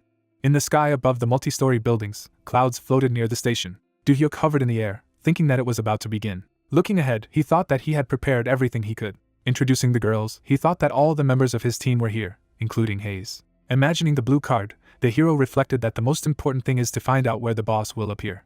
The system reported that the invasion was beginning. The blonde man looked intensely ahead. Then, his gaze turned frightened. People felt the earth tremble. The space above them shattered like glass.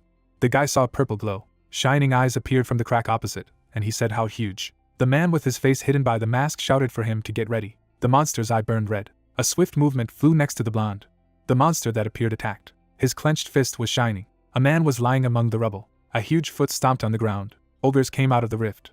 The fang monster's eyes glowed red. The young man picked up the burning staff and shouted that they were here, ordering the mages to attack. Fiery rays flew towards the opponents with a death wish. There was a bright flash. Do-hyuk hovered in the air over the city upon hearing that heavy activity had appeared near the dais spire.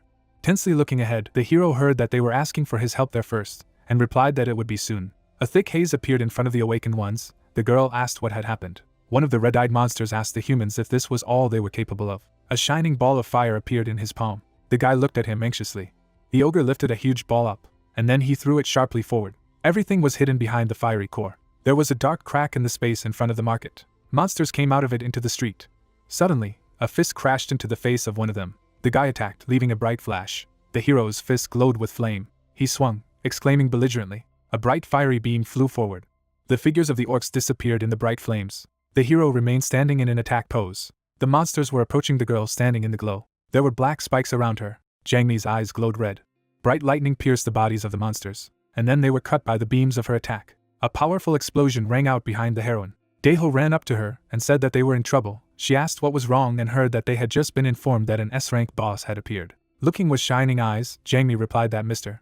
Do-hyuk was there now, so it was okay. Red eyes appeared from the crack, and laughter was heard. There was a horn on the monster's forehead, and words were heard that it seemed to be just the beginning. Several ogres were stationed in the vicinity of ISU station. Waving his hand, the leader ordered the warriors to go forward.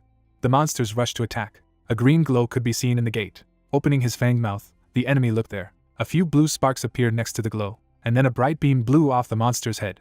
Do-hyuk was standing near the fallen body. Looking ahead resolutely, he asked where Ebenar was. The monster with the red ornament on his head asked how he dared to pronounce their great lord's name so casually. Purple flashes appeared behind him, and a cry was heard that he would crush him. Two monsters attacked the guy from top to bottom. The opponent's eyes were glowing red. He said that it was a mage fighting alone. Raising his hand, the hero held the attack and asked, "Alone?" The monster's eyes widened in surprise. Looking at him resolutely, Do-hyuk asked what made him think that he was alone. Clouds of smoke rose up. The girls with weapons jumped high. Shin was wearing a mask on her face. She told Do-hyuk not to get into trouble. Looking at him resolutely, Sungmi added that close combat was her job. They sliced through the monsters' bodies with their weapons, and then they landed not far from the guy. The brunette looked up in surprise. Boulders, obeying magic, rose into the air. After that, rockets flew from the sky. They exploded in the air in bright flashes. Yoon-so, sitting on top, told them to provide support to her, not to do what they wanted.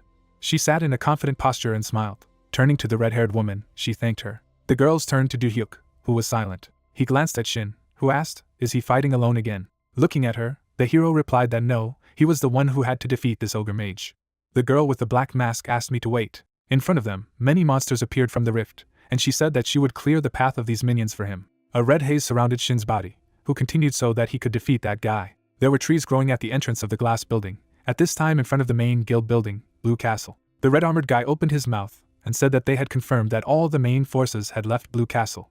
Red Hair smiled when she heard that Jangmi and Daeho were now fighting near the station, and added that their team was at the main gate. The palms of the heroes were surrounded by a colored haze. Words were heard that everyone else would enter through the main entrance. The head of the team, Hyung, said that they are starting. The monsters looked around. Shin brandished her weapon.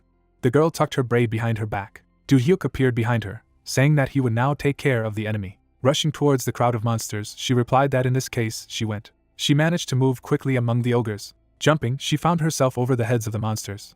Shin glanced to the side. Several spears appeared nearby when using the scythe of the god of death. The sweeps left bright traces. The monsters fell to the ground in front of her, but someone appeared behind her. The enemy withdrew his fiery fist, outraged that she dared to attack his subordinates. Gritting his fangs, he told her to die. Shin turned to look at him. He directed his hand. The chaos shield protected her from attack. This visibly angered the monster. The girl looked at him attentively. The threads enveloped the enemy when using poison arrows and webs. His eyes grew larger in surprise, and he asked them if they really thought they could restrain him with this. Smiling ominously, he added that he should be underestimated. The cobwebs began to tear. The monster broke its shackles. Covering herself with her hand, the girl thought that even with her abilities, she could only hold him back for a moment, and if that was the case, then they might come to an end. A gate appeared in the sky. Surrounded by fire, Do-hyuk pounced on the monster. He raised his head in surprise. The guy struck. A fiery fist hit directly in the face. Several teeth flew out of the mouth when using a missile strike and a fireball. A moment later, an explosion sounded. Sungmi took cover behind the shield. Yoon-so approached her, addressing the hero. Sungmi covered her mouth, saying that everything was fine. Looking at her, she added that it was dangerous to get any closer now. She was surprised that she didn't care about the guy.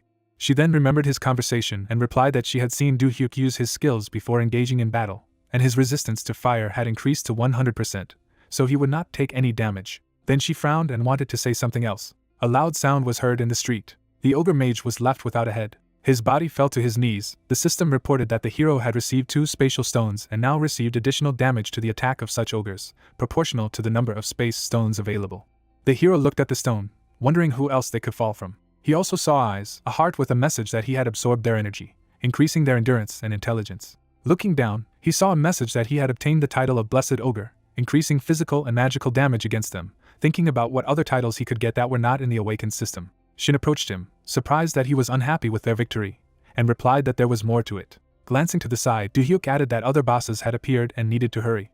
Smoke was rising near the main hall of the Blue Castle Guild building. The sword plunged into the ground. In-han looked to the side, noticing that they were surrounded, to which his comrades said that they did not expect this. He stared at the group of people, not understanding what all the top 10 guilds in the country were doing here. Looking at him, the girl replied that they were aware of all their plans and that they would pay for throwing away their fundamental obligations. Now it was the awakened of this country.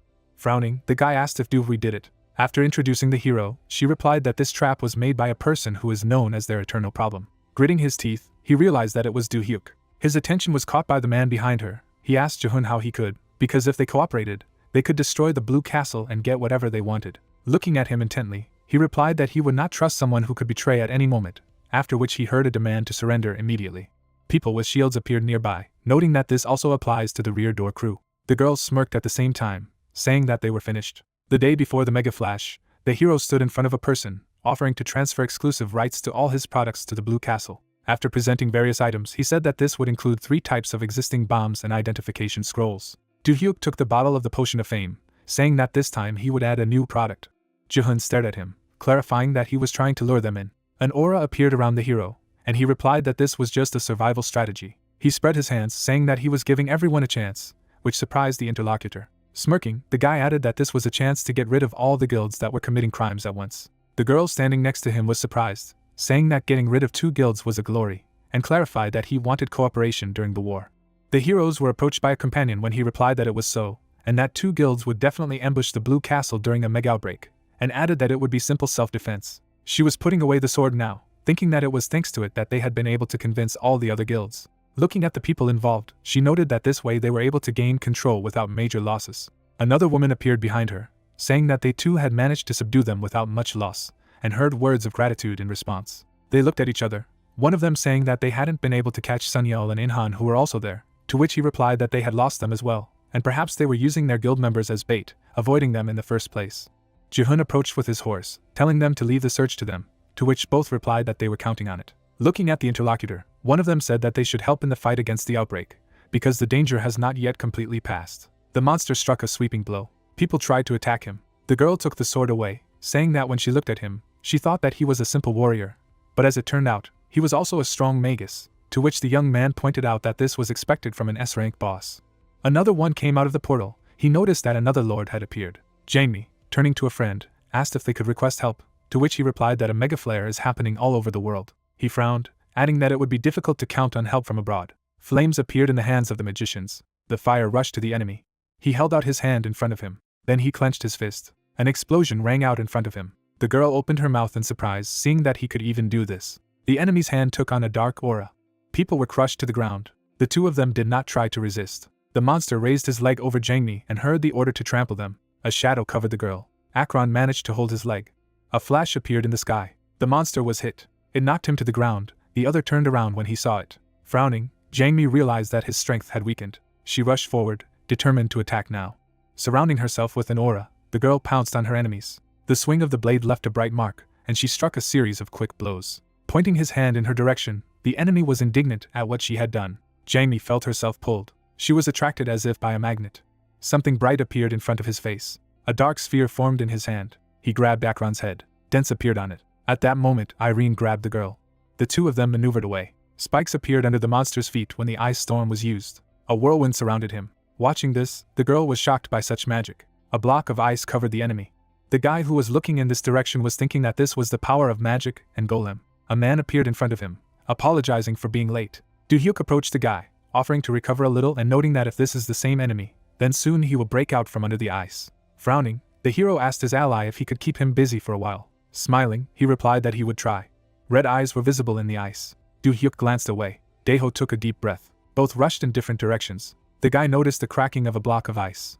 The enemy broke out of it. Then he grabbed his weapon. Daeho avoided his attack. Creating a fire in his hand, he noted that it was close. Gritting his teeth, he directed a blow.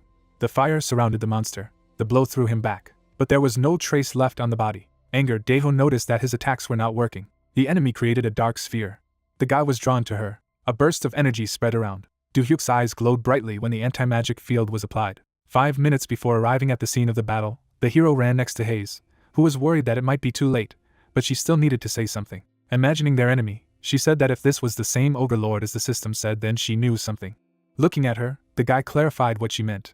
Imagining a mark on his body, she said that at the end of the previous fight, a deep scar had been left on his neck. Afterward, she imagined how he attracted people to him, saying that he was able to use the secret arts, applying the attraction of the target. So, looking in the direction of the interlocutor, she said that it was very important that he knew about it. Continuing on his way, Do-hyuk clarified that this secret art could be magic, and heard that it was. Looking at the girl, he thanked her, noting that if this secret knowledge was magic, then it was very useful information. Haze looked at him anxiously, and asked him to be careful. Right now, Daeho was hanging in the air in an anti-magic field. Frowning, he noticed that the force of gravity had disappeared. The enemy was visibly angry. He pointed his gun at the guy, who thought it might go too dangerous. Attacking him from behind, Do-hyuk told his comrade not to worry. Lightning surrounded his hands. The hero struck the enemy with an arrow of lightning. The monster opened its mouth as it felt pain.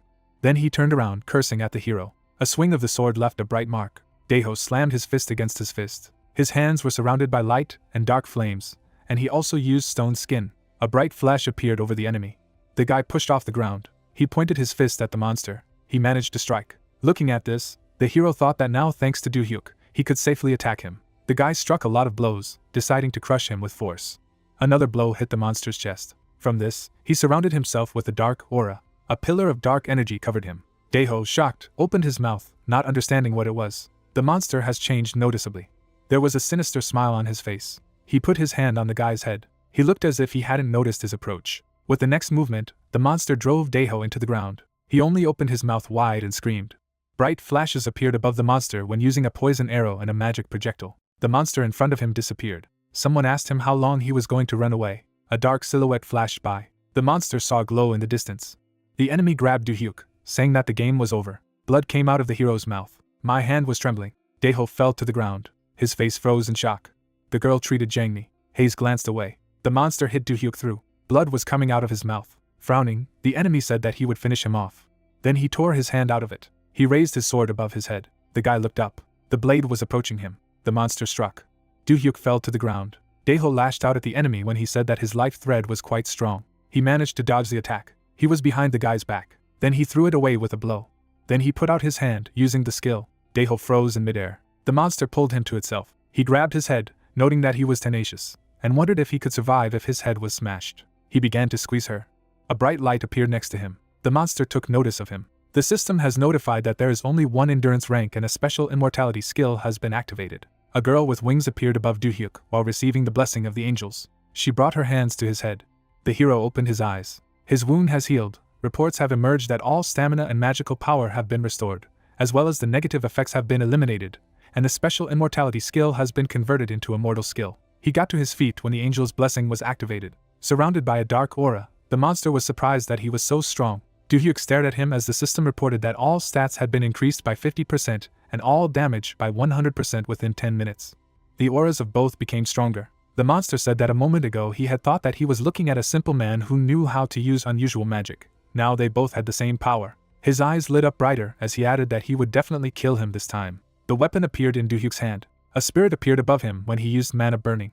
The spirit gripped the enemy. The guy smirked when he saw that all of the monster's magic power had been absorbed, and now the user had this power. Opening his mouth wide, he was indignant at how a man dared to steal his power. A dimension gate appeared in front of him as he took a step. He was attacked by magic projectiles from behind. Several more dimensional gates appeared around him. The monster tried to fight them off, but there were more people around. Do-hyuk gritted his teeth. The guy moved quickly through the gate. The monster clenched his hands. His face froze in amazement. Looking at him, the guy decided that he had a chance while he was immobilized. The hero clutched his weapon. Ebenar spread his arms, his mouth open. The energy of his scream spread around. The brunette moved quickly forward. He put his hand over his ears from the loud scream. The monster stared at him with a grin, and then he quickly found himself nearby. Do-hyuk had to throw away its weapons, using armor and stone leather. Stones were scattered everywhere from hitting the ground. The hero found himself under the blade of the Ogre Lord. A red aura surrounded the pistol. Looking at the man, the monster said that since he had missed his chance, it was time to end him. Do-hyuk grabbed the gun, asking if he really thought so. In an instant, he was above the enemy. He opened his eyes wide, saying that even using these clones would not help him win. A dimension gate appeared under Do-hyuk, and he replied that it wasn't something he had to worry about. Then he showed the middle finger, saying goodbye to him. A ball of fire burst out when fired. Bright flames surrounded the monster. The fireball headed at the enemy. He raised his head. A powerful explosion sounded. Girls fell around me. Along with the hit, a deep crater remained. Gritting her teeth, she hoped that they would finally win. A passage appeared behind her, saying that it was all over. A Do-hyuk came out of it, adding that the enemy had been defeated. He held back the Daeho, saying he was in trouble, asking to call a doctor. Then he looked in the direction of the girls, saying that he trusted them with the rest. The system notified that the enemy had been defeated, 4 spatial shards were received, as well as an ogre heart. The man angrily withdrew his hand, ordering to search, because those people could not go far. They were watched from the roof. Sun-yeol threw her coat over her shoulders, asking the boy what they should do. Turning to her, In-han replied that there was no point in staying here and hiding, hoping for the soul of the tree. Then he turned away again, adding that they needed the help of the Chinese guild. The interlocutor frowned, surprised that they would really go so far. After introducing the man, the guy replied that they had no choice, and this guild would be able to provide them with protection. Someone opened his eyes with difficulty. I saw the ceiling above me. Do-hyuk jumped out of bed, realizing that he was in the hospital. Looking around, he realized that he had never been there, and then he glanced to the side, realizing that this was a medical center owned by the Blue Castle. Suddenly he noticed something. Sung-mi fell asleep by his bed. Another girl came into the room, asking him not to wake her up, because she had been looking after him all this time. Yoon-so held a basket of fruit, saying that they hadn't seen each other for a long time, which surprised the hero. After putting it, she added that it was a gift in honor of his recovery, and asked about his condition, to which he thanked him, noting the first-class treatment. Looking in her direction, he asked what had happened while he slept. Frowning, the interlocutor replied that a lot of interesting things had happened and now she would tell everything in order.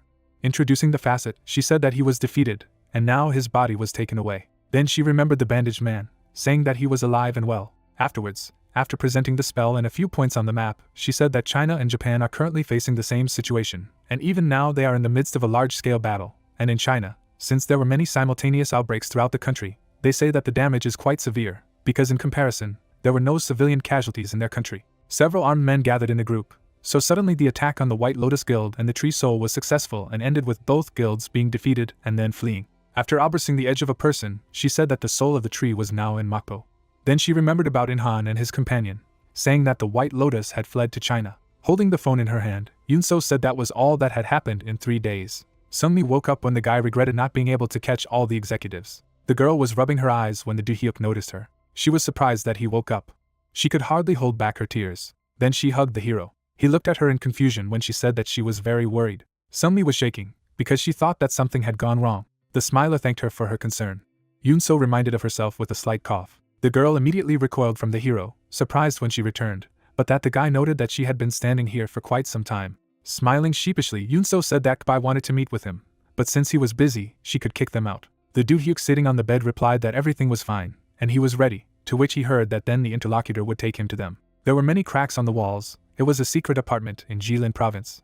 In the center of the room stood an empty throne. Tied up people fell to the floor. Someone greeted them. The girl tried to raise her head. The man stood in front of her. He sat on the throne. In-han gritted his teeth when he heard his name. Sun-yeol was also nervous. The interlocutor smirked, asking them if they knew who he was. Both were angry, asking who he was to treat them like this. Looking at the man sitting in front of them, the girl added that he could not get away with it. Imagining the man's face, she said that they were under the protection of the guild master, to which he only replied that they never understood anything. With his mouth slightly open, the unknown person spoke about who had chosen this place as their temporary base, and the one who had forced them to investigate. Sun-yeol was shocked to hear that Li Hong did all this. Surrounded by an aura, the interlocutor noted that they had been betrayed. Frowning again, the girl said that the man had no reason to hand them over. Standing up, the interlocutor replied that she could think as she wanted. Then he approached them, adding that he had to do his job. A dark aura surrounded his hand. He placed it on his head. In-han. The claw on his finger became sharper. A dark aura surrounded the bound guy as well, causing him to scream. The blonde man saw his memories, saying that he didn't have many of them about Do-hyuk. Blood spurted in his direction, and he said that the guy was nothing. Seeing this, the Sun-yeol exclaimed. The man looked menacingly in her direction, asking what about her. The hero imagined a conversation between two people, thinking that when he woke up in the hospital, many issues were resolved, and after the Kbai studied the corpse of the defeated enemy, it was handed over to him. Du-hyuk created a bright orb in front of him. He finally got the blood he needed, and also created a spatial shard of legendary rank. There were many books around him, and after recovering, he began to learn all the skills that Taepung found for him. The guy was looking at the crystals, so he checked the trophy from the battle. The system showed that it was a spatial fragment. A dark heart appeared in his hand, the life force of which he had absorbed. A new message has announced that physical and magical defense has been increased by 200 points. There was another message about obtaining the title of Spatial Guardian and the appearance of a unique skill, the superior passive skill of a magician. Looking at his characteristics, he noted that he had gained a lot of knowledge recently. A bright light came from the windows of the market. The presenter standing on the stage said that everyone had been waiting for this for a long time. He tore off the veil by announcing that great merchandise was being sold today. Various types of weapons belonging to Du-hyuk were exhibited at the stand. The dude in the audience raised his hand when it was announced that the starting price was 80 billion won. The hero looked at the stage when he heard his name. Yoon-so approached him, remarking that he hadn't been here in a long time, and replied that during the last outbreak he had acquired a few things that he now wanted to get rid of.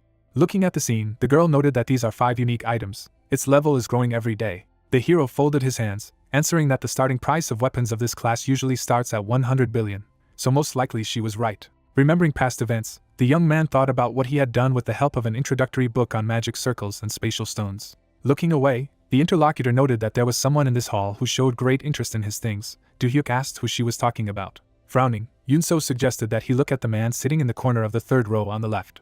The man sat at a distance from the rest, while others called prices of 85 and 90 billion. The host smiled when he heard about 110 billion and asked if anyone would give more. The man raised his hand, answering that he would give 650 billion won for all these weapons. Everyone turned to him in surprise. The interlocutor glanced at Du-hyuk, who clarified that she meant him, and asked what he thought.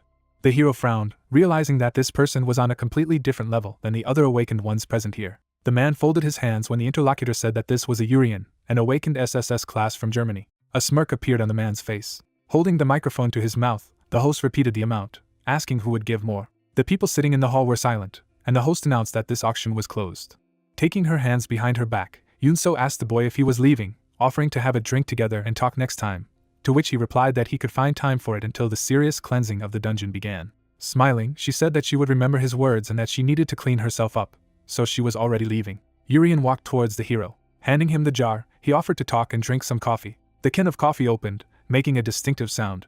The interlocutors stood next to each other. The man asked him if he knew how the whole world treated him, to which the guy replied that he was a promising awakened. Du-hyuk lowered his eyes, saying that he had become famous for his scrolls, and the man wanted to tell him the reason why he had come to Korea. Frowning, he warned him as the head of Bai. Handing him the phone, Urian asked the hero if he recognized this face. On the phone screen was a wounded Inhan. The interlocutor said that his corpse was found a few hours ago.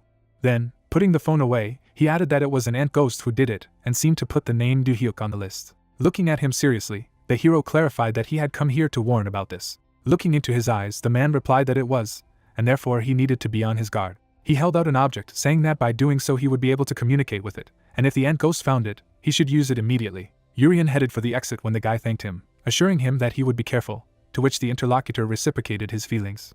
Later, the hero was standing in the parking lot of the market near the car. He frowned when he heard a sound. There was a bright flash with a call to action. A few more flashes appeared around the hero. Several explosions were heard near it. Du-hyuk stood in a cloud of smoke. Someone pounced on him. The hero was shocked by this. The blade flashed in front of him. The hero dodged the attack. An unknown person hit the car. His sweep split the car in two. Du-hyuk rose above the ground. Looking up, the masked man told the steel men to attack, because the guy couldn't dodge right now. Next to the other, a bright flash appeared.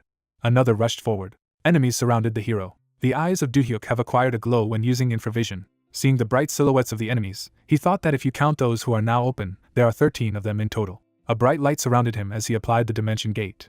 The enemies frowned when they saw that he had disappeared. Du-hyuk appeared behind one of them. He grabbed the man by the throat. They were surrounded by a dark aura when disintegration was cast, and the system reported that it was a Class 6 spell. The enemy evaporated in his hands. The others froze in amazement, not understanding what this spell was, and heard the order to stop panicking. They turned to the man behind them, who explained that it was not in the hero's body to use these spells all the time, and he just wanted to intimidate them. Frowning, Du-hyuk recognized the voice. The masked man's eyes shone brightly as the guy said that he was from the Hoon Tree Soul Guild. He took off his mask and, cursing at the hero, asked him if he knew what he had experienced because of him.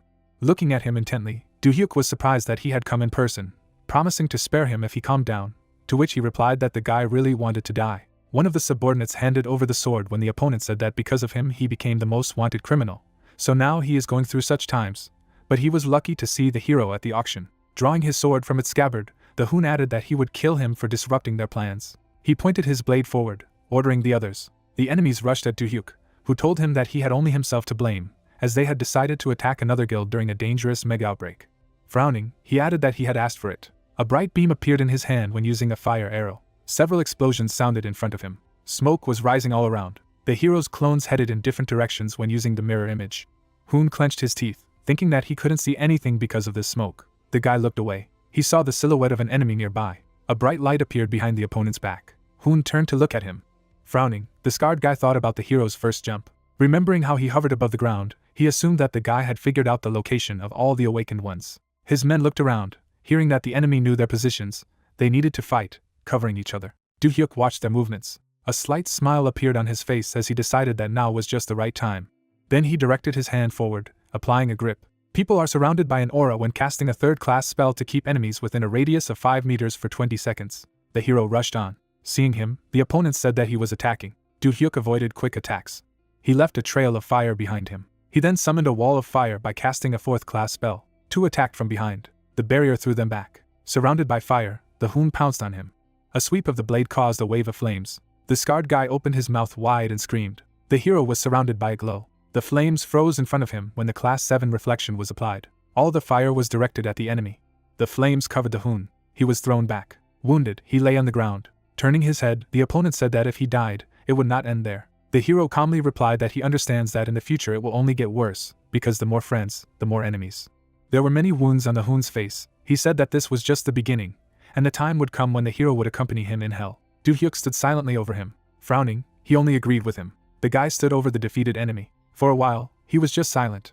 Then he looked behind his back. An aura surrounded him and asked the others who wanted to continue. The people nodded to each other. The weapon fell to the ground. The rest raised their hands, answering that they were surrendering. Yunso ran up to them. Turning to her, the hero said that he left the cleaning to her. The bright sun illuminated the facade of Kbai the next day. The guy looking at the tablet said that this was all the information related to yesterday's battle. Looking down, Jangmi clarified that Hoon and his subordinates are dead. Putting one hand in his pocket, the interlocutor replied that it was so, and the other survivors had been arrested by their men, and he also checked the security cameras at the scene and found that the A-rank awakened Hoon could not counter him at all, to which she said that she was also looking at them now. Seeing the flames on the screen, she asked the interlocutor if he saw how the hero was able to resist the blow. Remembering these notes, the guy replied that the opponent's attack was quite successful, but it seemed to return to him. Bringing her hand to her face, Jangmi said the name Daeho. After that, she folded her hands, deciding to keep the information about Du-hyuk's skills a secret, because nothing good would come of everyone knowing how his spells worked. He raised an eyebrow questioningly, not understanding whether it was possible. He presented the aura of Du-hyuk, saying that if he decided to leave the country, then it would turn out that all their merits would go to someone else. He looked intently at the leader. So, looking into her eyes, he wanted to know if she was hiding something from him. Looking up, the girl asked a question about trust in her. She looked tense, saying that if that was the case, then he should focus on finding the culprits from the White Lotus Guild and the Tree Soul, and leave the hero to her. Dropping his hands, Daeho agreed. She looked down. The sign said that she was the director of headquarters. The bright sun illuminated the entire park. Du-hyuk was standing on one of his streets. Looking ahead, he was surprised that Sung-mi brought up this topic. Earlier, the girl stood in front of his bed, asking if he was free this week, and he replied that he was. The interlocutor was visibly embarrassed. In her hand was a peeled apple. She looked up, suggesting that we go somewhere. The guy saw the legs in front of him with a question about the fact that he had already come. Du-hyuk opened his mouth in surprise. The girl was wearing a white dress. Looking into his eyes, she asked about what she looked like. The hero looked away in embarrassment, replying that she looked good. If he knew, he would also dress better, to which she replied that everything was fine and that she looked cool even now. Turning around, Du-hyuk offered to go, but heard a request to wait. Sung-mi took his hand. They froze in awkward silence. Embarrassed, he raised his head and heard her ask if she could. A smile appeared on the hero's face. Squeezing her fingers, he replied, "Juice in general." Looking good-naturedly at the girl, he noted that in the future their schedule would become even busier, and continued that today they would have fun from the heart. Smiling back, Sung-mi agreed. Later, they rode the slides. Then we tried another attraction. The girl drank the drink when she heard the question about whether she was having fun. Looking at the hero, she replied that it was great to have a leisurely time, to which he noted that they only rode rides that he liked, and asked what she would like. Sung-mi looked around. When she saw the Ferris wheel, she said she wanted to go to it. From the ground, the attraction seemed very high. The cabins went up to the very top. The guys sat opposite each other. The girl looked out the window. Then I glanced at Du-hyuk. He, looking at the surroundings, noted a beautiful view. She also squeezed her hands. Then she took a breath, deciding that she had to do it. Frowning, Sungmi turned to Do-hyuk. Suddenly, her eyes grew larger. The light in the booth disappeared. The guys looked around. The entire park was de-energized. Looking at the people in the dark, they noted that the rides were left without electricity. Do-hyuk turned to the girl, suggesting that she wait quietly until everything was turned on. She covered her face with her hands and, when asked what was wrong with her, replied that nothing. She was greatly embarrassed, surprised that this had happened right now. Then she lowered her eyes, noting a rare opportunity. Bright lights appeared in front of her. The whole cabin was filled with light. The girl raised her head in surprise. Looking at her, Do-hyuk asked if she was better, but she didn't understand what he meant. Sungmi shook her head after hearing that she lowered her after the lights were turned off, and he thought it was a fear of the dark, and she replied that everything was fine. Folding his hands, the guy wanted to know what had happened. At that moment, the light appeared again.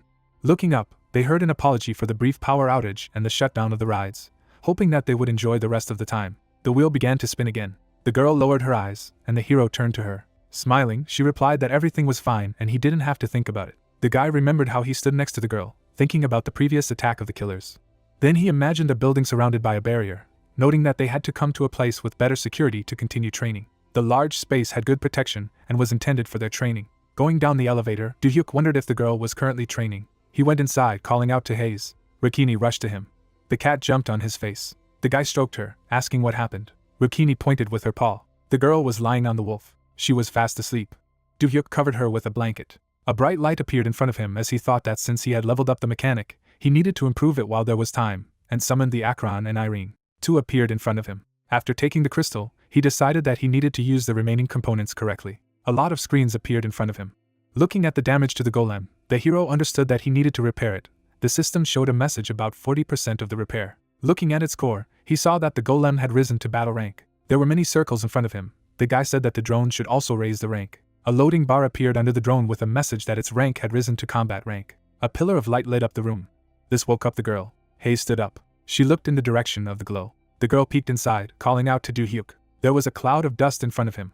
He turned when he was asked that he hadn't gone to bed yet, and was surprised that she had woken up. An aura surrounded his body, and he replied that the effect of the relic allowed him to stay awake. The interlocutor asked what he had been doing all night. Something glowed brightly in the smoke as he was about to answer. In front of him was an updated Akron war golem.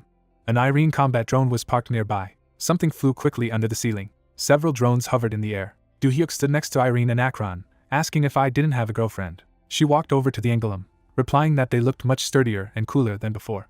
The girl glanced at the hero, who noted that she had trained hard. Her magic power had definitely grown. She frowned, replying that she didn't even have time to rest, remembering her revenge. Several crystals appeared in Do-hyuk's hand as he talked about how after the last battle, including the rank dungeon, several places were revived and they would be on their way soon, so we needed to prepare. Then he looked at her, adding that it was unknown if they would be able to get at least something like in the previous dungeon, to which the interlocutor replied that she would train more. The phone rang from his pocket. He held it to his ear, asking why Yunso was calling in the middle of the night. His eyes widened from what he had heard, and he asked again what she had said. Looking to the side, he replied that he understood everything, specifying that he could choose something himself. Then he glanced at Hayes. She raised her eyebrows when she heard that as soon as he made up her mind, she would definitely contact her interlocutor.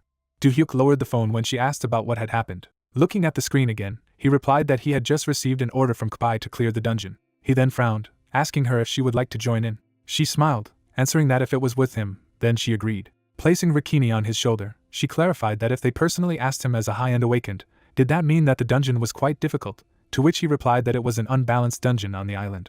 She looked at him questioningly, repeating the words. Next, a set of rules appeared with the hero, when he said that, unlike a regular dungeon, it has quite strict requirements, and no more than 5 people with the rank of SS or higher can get into it. Do-hyuk looked at the phone again when the interlocutor replied that she would prepare for this, and clarified that she had a week. Turning away, he added that until then, they would train together with a focus on teamwork, to which Hayes agreed. Sungmi sat on the bed, saying it was her. The background holders heard that it was already midnight in Korea, and the interlocutor thought that she would not pick up the phone, to which she replied that she simply could not sleep. The girl frowned when she heard that, judging by the fact that she was still awake, it was possible to assume that the date had not gone too well. Shin was standing outside the walls of a castle in London when she heard about what had happened. She looked away, turning to Sungmi. She was still holding the phone, having heard the advice not to worry about such things as the atmosphere or the meeting place, and to do only what she liked. A man stood next to her when she said that all was not lost, so she had to stay strong. Shin closed her eyes, adding that she had a fight soon, so she said goodbye. Sungmi put her other hand to the phone, hearing that good news would be expected from her, and thanked her. She ended the call. Then she got out of bed, deciding that the interlocutor was right. The girl frowned, telling herself to stop complicating things. A message came from Do-hyuk asking what she was doing now. The girl was embarrassed when she saw this. 1 week passed. Haze stared at something with delight. The helicopter offered a view of the island. Clinging to the window, she was glad that she had seen the sea. Then I looked at the hero, saying that I had only seen him in pictures, and it was beautiful. Haze felt uncomfortable. After that, she sat next to me, apologizing for the fact that when I was in the Empire, I could not go too far. So now I am so surprised, to which he replied that there was nothing to apologize for. Do-hyuk folded his hands, saying that if it weren't for the dungeon, he would also go see the local sites, and heard that they were almost there. Now he went to the window himself. They saw a landing site next to the Kbai branch building. The helicopter landed on it. The hero helped the girl get out.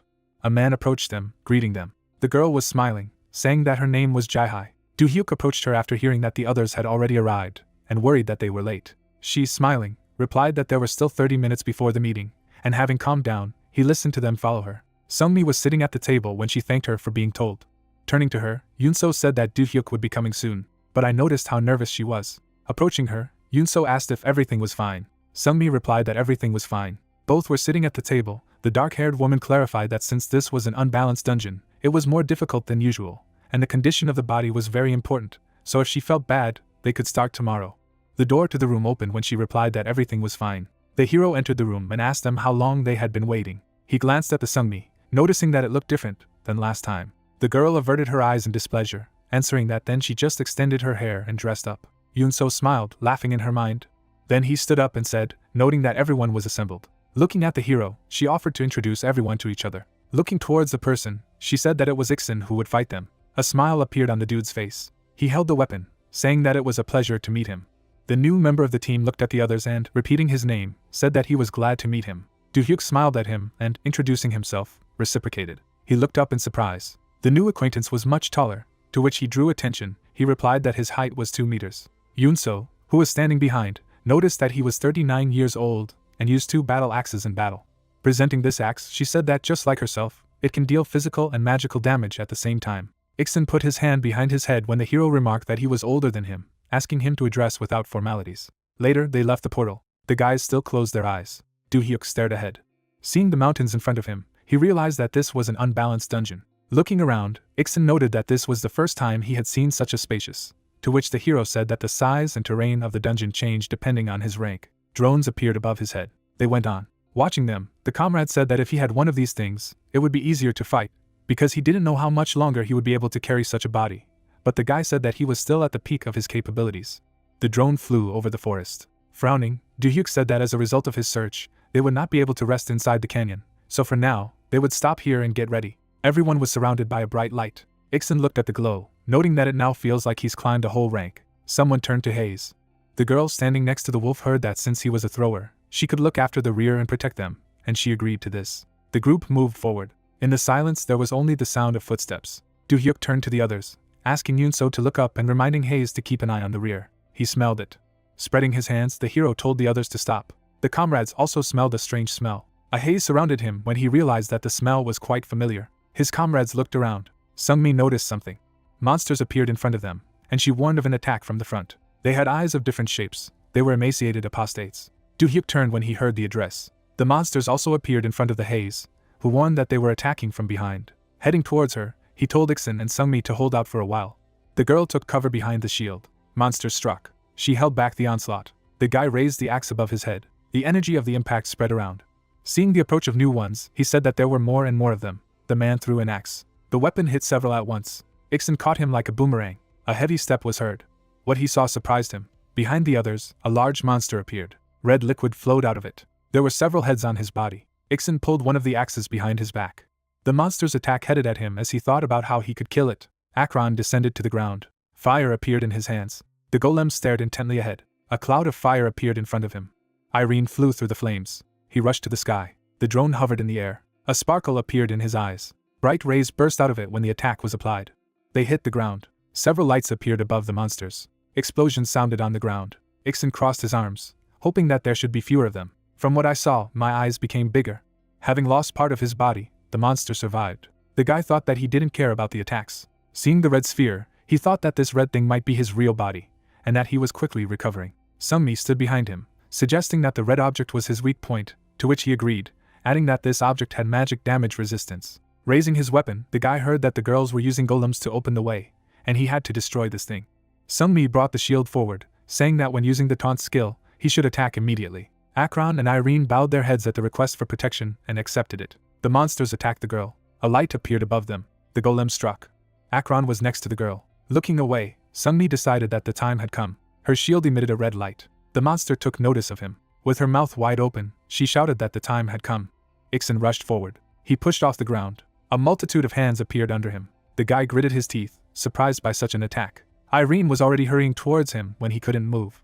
The robot put a hand on his shoulder. An explosion sounded behind them. Flying with him, he said that now he could be abandoned. He raised his head, accepting the order. Irene threw it forward. The man's eyes lit up brightly. Ixon put the axe behind his back. He gritted his teeth as he told the monster to die. The weapon hit the sphere. Ixon sliced it in half. A bright flash appeared from the impact. The guy was still clenching his teeth. In the center of the hall was a bowl. A green fire burned in it. A man in a cloak was standing nearby. The red crystal fell apart. His eyes shone brightly, and he thought that the toy he had created was broken. A man appeared nearby, saying that they were in trouble. The guy frowned, saying that intruders had appeared and were destroying the renegades housed in the stone canyon. Looking at the flames, the Odium heard that he should see it, but interrupted, replying that he already knew everything. Looking in the direction of the interlocutor, he noted that he was taking on too much. A dark hand approached the man as he talked about how they couldn't leave it. Odium lifted him off the ground, suggesting that he had lost his fear. The boss was surrounded by a green aura as he added that he didn't want such cowardly and weak subordinates. Veins appeared on the subordinate's face when he heard that he would be allowed to be reborn again. Then he fell to the floor. Lowering his head, the Odium told him to rise again. Explosive energy spread throughout the room. The floor cracked behind him. Monsters rose from the ground. Looking down, he ordered all exits to be blocked and the trespassers eliminated, and that he would deal with them soon. It was raining outside. Looking at him, Du-hyuk was surprised that he was in the dungeon and was glad that they quickly left the canyon. Frowning, he remembered that they didn't have much to eat. Someone sat down next to me. Sungmi was drying her hair by addressing him. The girl, looking into the eyes of the hero, asked if they could talk. The two of them sat by the fire. Looking at her, he wondered if she had gone to bed. The interlocutor replied that she could not sleep. Du-hyuk smiled, noting that she had suffered the most in today's battle, so she should take some rest. Shaking her head, Sungmi replied that it wasn't because of fatigue. The girl moved a little closer. She was embarrassed as she addressed him, but then she folded her hands, remembering what she wanted to say on the Ferris wheel. Raising her hand, Sungmi offered to date. The girl turned to the hero, offering to go on a date. Embarrassed, she pursed her lips. Du-hyuk stared at her silently. He had just opened his mouth to say something when he heard that the others had returned. Yoon-so walked into the cave, saying that it was Sungmi's turn to stand guard. Both looked at her in silence. A new morning came. The sun shone on the entrance to the cave. When it became lighter, the rain miraculously stopped. The wind stopped. They continued to fight. As their teamwork improved, so did the speed of clearing. A green aura surrounded the monsters. They were shocked to be attacked by the dead bodies of the awakened who had been here before them. The monsters were left behind, because they managed to calmly get rid of them. Everyone looked in surprise before them. There was a high door on the rock. They assumed that it was the entrance to some kind of altar on the top of the mountain. In front of the entrance, a green liquid was spreading. The dead were rising from it. One of them opened his mouth, saying that they could not allow the Odium to get close. Ixon looked at the hero, noticing that the enemy was different from the rest of the monsters, and the girl agreed with him. Imagining the people in robes, the hero thought that the last time he cleared the dungeon to get D rank, Odium was the main priest of the temple. But then he was defeated, and now this subordinate is Vandella. Frowning, the guy was surprised that he would become the main boss of this dungeon. Sungmi looked at him, addressing him. Seeing the rebel, he noted that it was surprising that he could speak, although he could hardly say anything of value. Surrounding himself with auras, he offered to kill him. More dead people appeared next to him. The comrades rushed into battle. The monsters opened their mouths and growled. Bright traces were left in the swing. Ixon was swinging axes. Daeho and Yoon-so also dealt damage. The flames rose to the sky. Odium stood by the bull. Hearing a step behind, he said that he couldn't even stop them. Then he rose above the ground and, calling people creatures from another world, asked them that they were also going to kill him. Lowering his head, he added that until now everyone who had sought him and came for his life had gone to hell, and there was no salvation for them. Frowning, Daeho replied that this time would be different. Surrounded by a bright aura, he heard that he was different from those he had seen before, and when asked if he had killed the Isaac, he replied that it was true. His aura became brighter when he heard that he was the trespasser who had penetrated all the dimensional rifts, and the question of who was helping him should be impossible with his strength. Looking carefully at the enemy, the guy replied that his name was Deus, and it was a creature that intended to interfere with them all. After introducing the chessboard, Odium replied that they were just pawns for these creatures, and when they no longer needed them, they would simply get rid of them. The enemy hung in the air, and when asked what it was, he replied that after being left alone in this world, an idea came to him. Surrounded by a green aura, he talked about how this was all a test, as he didn't trust the master from the beginning. The green barrier blocked the exit. The boss threw up his hands. He then picked up one of them, saying that if they were destroyed, he would be able to return to his homeworld. Energy filled the room. It rained from the ceiling as tears of despair were applied. Daeho was walking in this rain when there was a report of a negative impact and a decrease in stamina by 100 points every 30 seconds. Looking behind him, he told the others to act according to the plan. Sungmi moved to the side. Looking down, the boss noted that he didn't know what the hero was up to. The guy saw him disappear. Odium appeared in front of the girl, adding that they would not be able to escape. His eyes lit up brightly. Under the influence, Sungmi opened his mouth. Odium held out his hand in front of him. A bright beam burst out of it. The girl came to her senses. Daeho stood nearby, telling her to come to her senses. Noticing the attack, she warned about nothing. The hero threw it aside. The guy was damaged. Rays came out from behind the boss. Sungmi turned around, calling out to Daeho. There was a wound on his face. He told her not to worry and just run. With tears in her eyes, she rushed on. The enemy raised his spears, saying that he would not allow it. The attack followed. The green rays almost caught up with her when the absorption was applied. They changed their color to purple. Odium was surprised by this. Daeho defended the girl. His hand radiated light. Looking at him in annoyance, the enemy was surprised that he continued to block him. Raising his head, the hero replied that as long as he was alive, he would not touch anyone. A few minutes before the boss fight, the group looked around in the inner corridors of the temple. Daeho spotted the passage. Turning to the others, he asked them to stop for a minute so that he could say something before the battle. Looking at his comrades, he said that he had some explanations about the battle with Odium. The hero was standing in front of the others when Ixin clarified that it was about being afraid of the dungeon, to which she replied that it was so, that she understood that they had a lot of questions, but would answer them later. After presenting the scheme of the temple, he said that there were 4 rooms inside. In 3 of them, there were red dots when he said that they needed to destroy the magic stones surrounding the boss in order to defeat him. Everyone looked at Hayes and Yunso when he talked about how they would go the other way. The girls rushed along the corridor. A guard stood in front of the magic stone. The hero said that as soon as they got to the appointed place, there would be the same stone that contained magical power. It would be guarded by stone statues, each of which had a characteristic pattern. The guardian took notice of them, so in the case of Hayes and Yunso, it's rage. The other guardian was in the form of a dog. In their case, Sungmi is speed. Guardian 3, he looked like a golem. For the rest, it is defensive power. The stone emitted a bright light. Imagining the flames engulfing everything, he said that if it was overflowing with magical power, then all life within the temple would be destroyed. Looking serious, Daeho noted that this is why it is necessary to eliminate all these stones in order to prevent this. Odium spread his arms to the sides. The hero avoided its rays. Then he fired his own, using a power shot, but the boss blocked the attack. Looking at him, Odium asked the guy how long he was going to run, because this stigma is also incurable. Daeho surrounded himself with a barrier. A green mark appeared on his face. The system said that this brand would remain on the victim until the end of Odium's death. The boss disappeared again. He appeared in front of the hero, saying that he was careless. Blood spurted to the side. The enemy managed to strike. Daeho, gritting his teeth. Odium grabbed him, asking if he felt pain in his shoulder. A few more beams came in his direction, saying that he could feel her because of his weak human body. The hero is surrounded by an orange aura when using stone skin.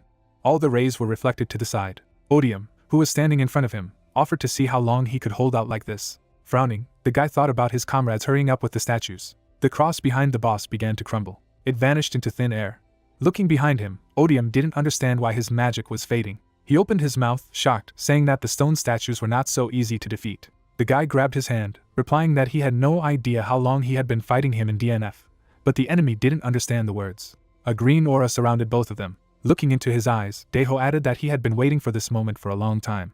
They were surrounded by flames when using the blazing sun. Hayes stands next to the archer and her pet, with green orbs floating around. The warrior looks around and says that now that they've cracked so many stone statues, each one of them has lost most of its power, so it will be quite easy to approach the magic stone now. Yunso turns to Hayes with a serious look and declares that he will attack in this case, leaving her in a support role. The girl takes off. Red clumps of mana fly behind her. Bright red flashes appear around it. Powerful beams of energy shoot at the warrior, but she deftly dodges each one. Yunso runs purposefully forward, not noticing anything around him. A red vortex of energy appears in front of it. Rukini begins to make a sound after the owner orders the shield to be used. 2 magical barriers are in contact with each other. Suddenly, Yunso evaporates from its seat. It soars into the air at great speed. It flies in a zigzag along the top and aims with a bow. The imperturbable lady, frowning, prepares to shoot.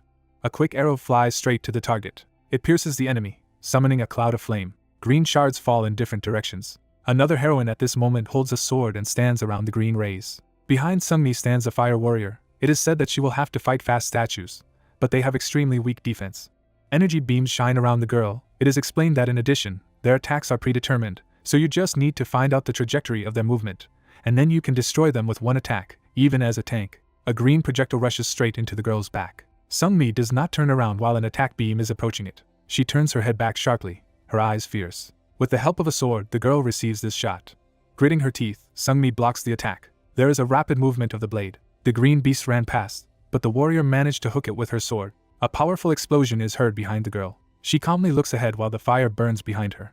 A shining book lies on the floor. At this moment, the guy bravely fights with the blue opponent. Ixon, frowning, fights, while explaining that the statue he will be fighting has high defense, so it will be difficult to destroy it. A ferocious golem watches its opponent. The warrior holds a weapon in his hands, realizing that if you attack it with a combination of physical and magical attacks, then it is quite possible to win. Ixon sits down, preparing to rush forward. He flies into his opponent like a bullet. A red cut appears on the body of the stone golem. The fighter continues to attack him masterfully. A fiery stream sweeps away the statue.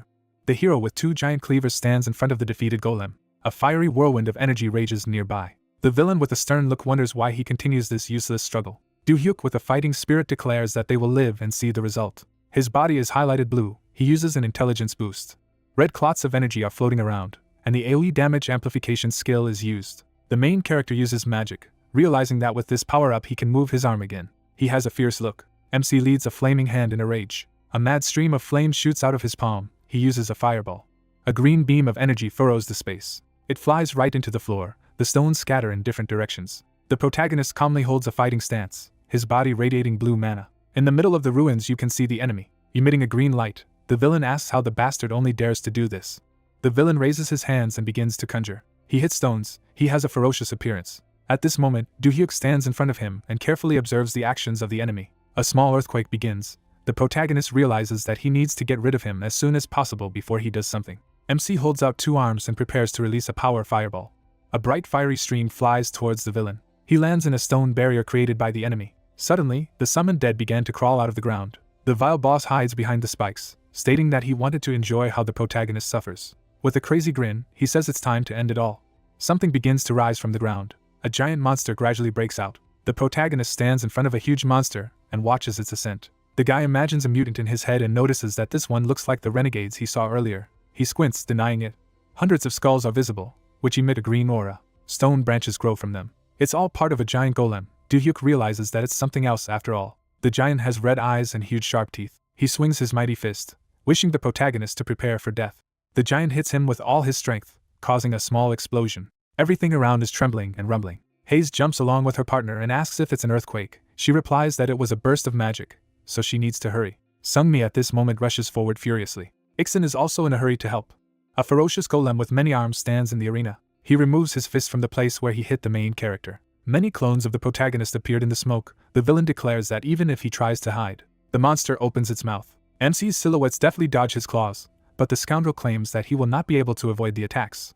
Do-hyuk sneakily runs around while his opponent declares that he will die a miserable death because he just made him angry. Suddenly, one of the claws pierces the body of the protagonist. At this moment, a portal opens, from which the protagonist flies to the head of the monster. He forms a cloud of energy in a rage. The guy combines several techniques, using the skills of a light projectile and a power projectile.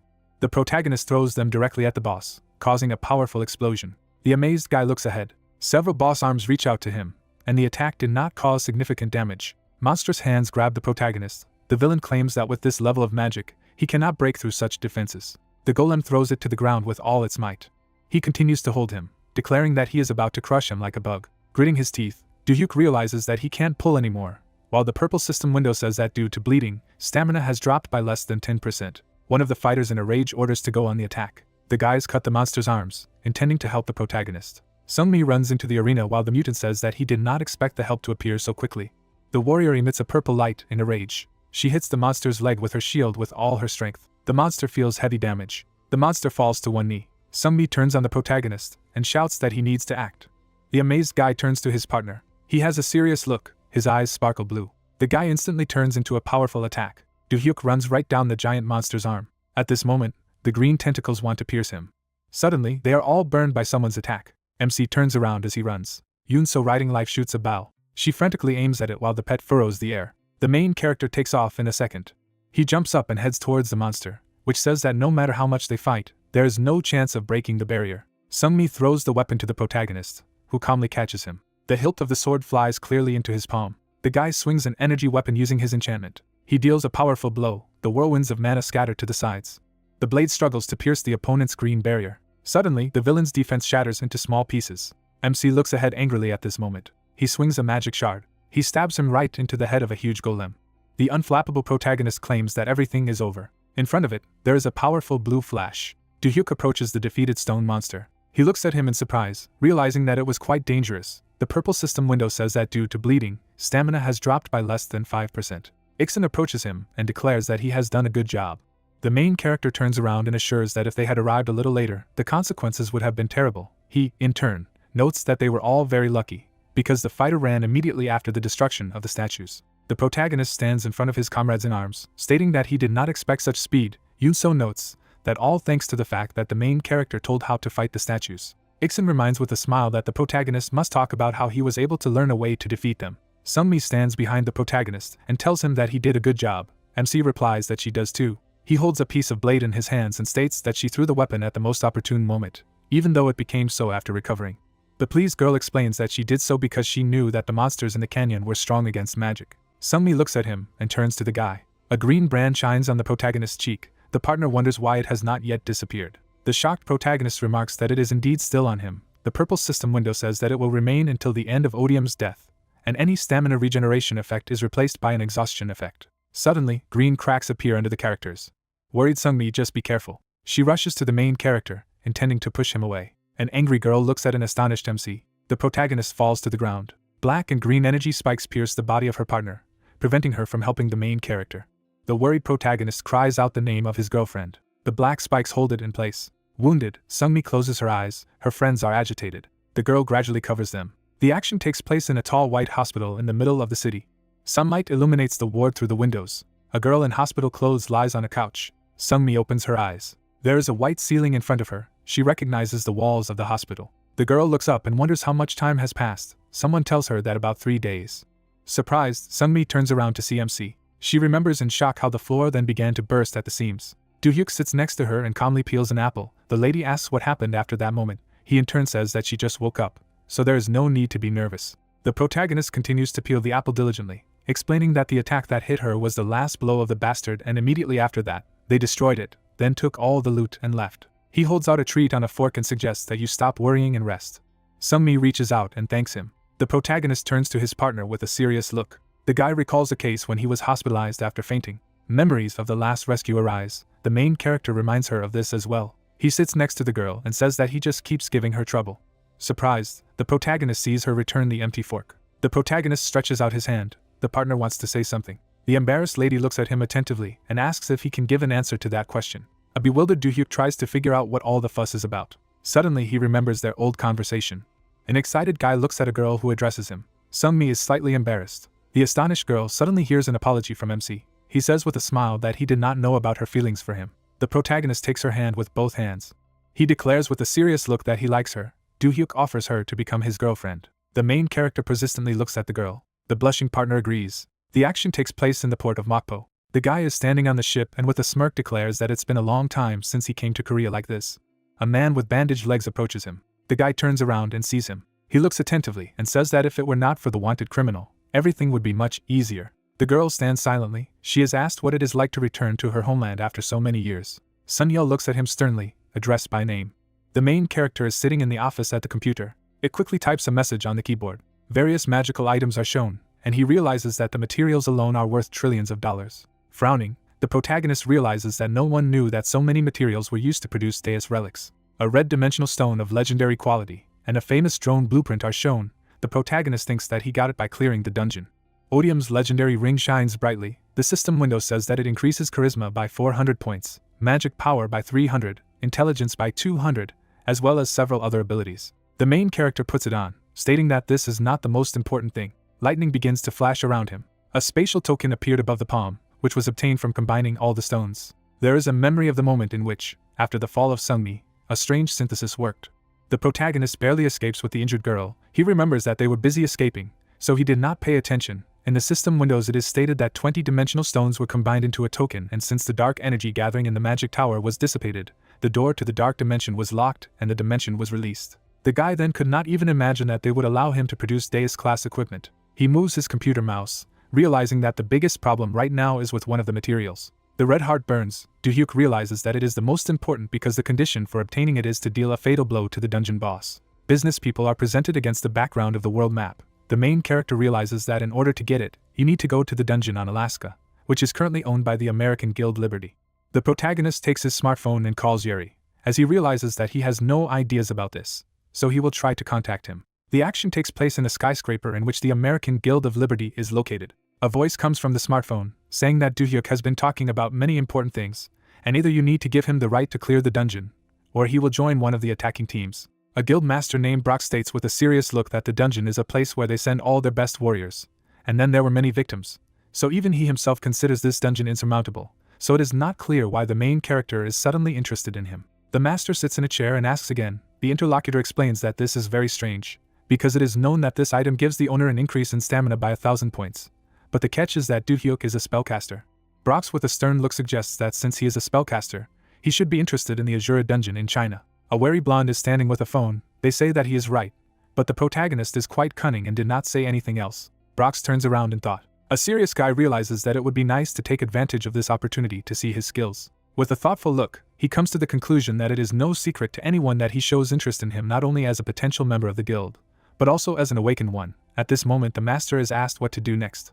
The lady holds the phone to her ear. She is told that they will assemble an attacking group and go with it, but only on one condition. She is interested in which one. There are mountains of bills on the floor, and it is said that the rent for the rights of the Akazela dungeon will be set at 300 billion won for each crew member. The fighter stands in front of the glowing spheres. The second condition is that before attacking, all team members will be evaluated and must be accepted unanimously. Brox, with a stern face, goes on to say that if MC fulfills these conditions, he will take responsibility and guarantee his heart. Frowning, the guild master asks to be warned that he has absolutely no intention of cleaning up after him.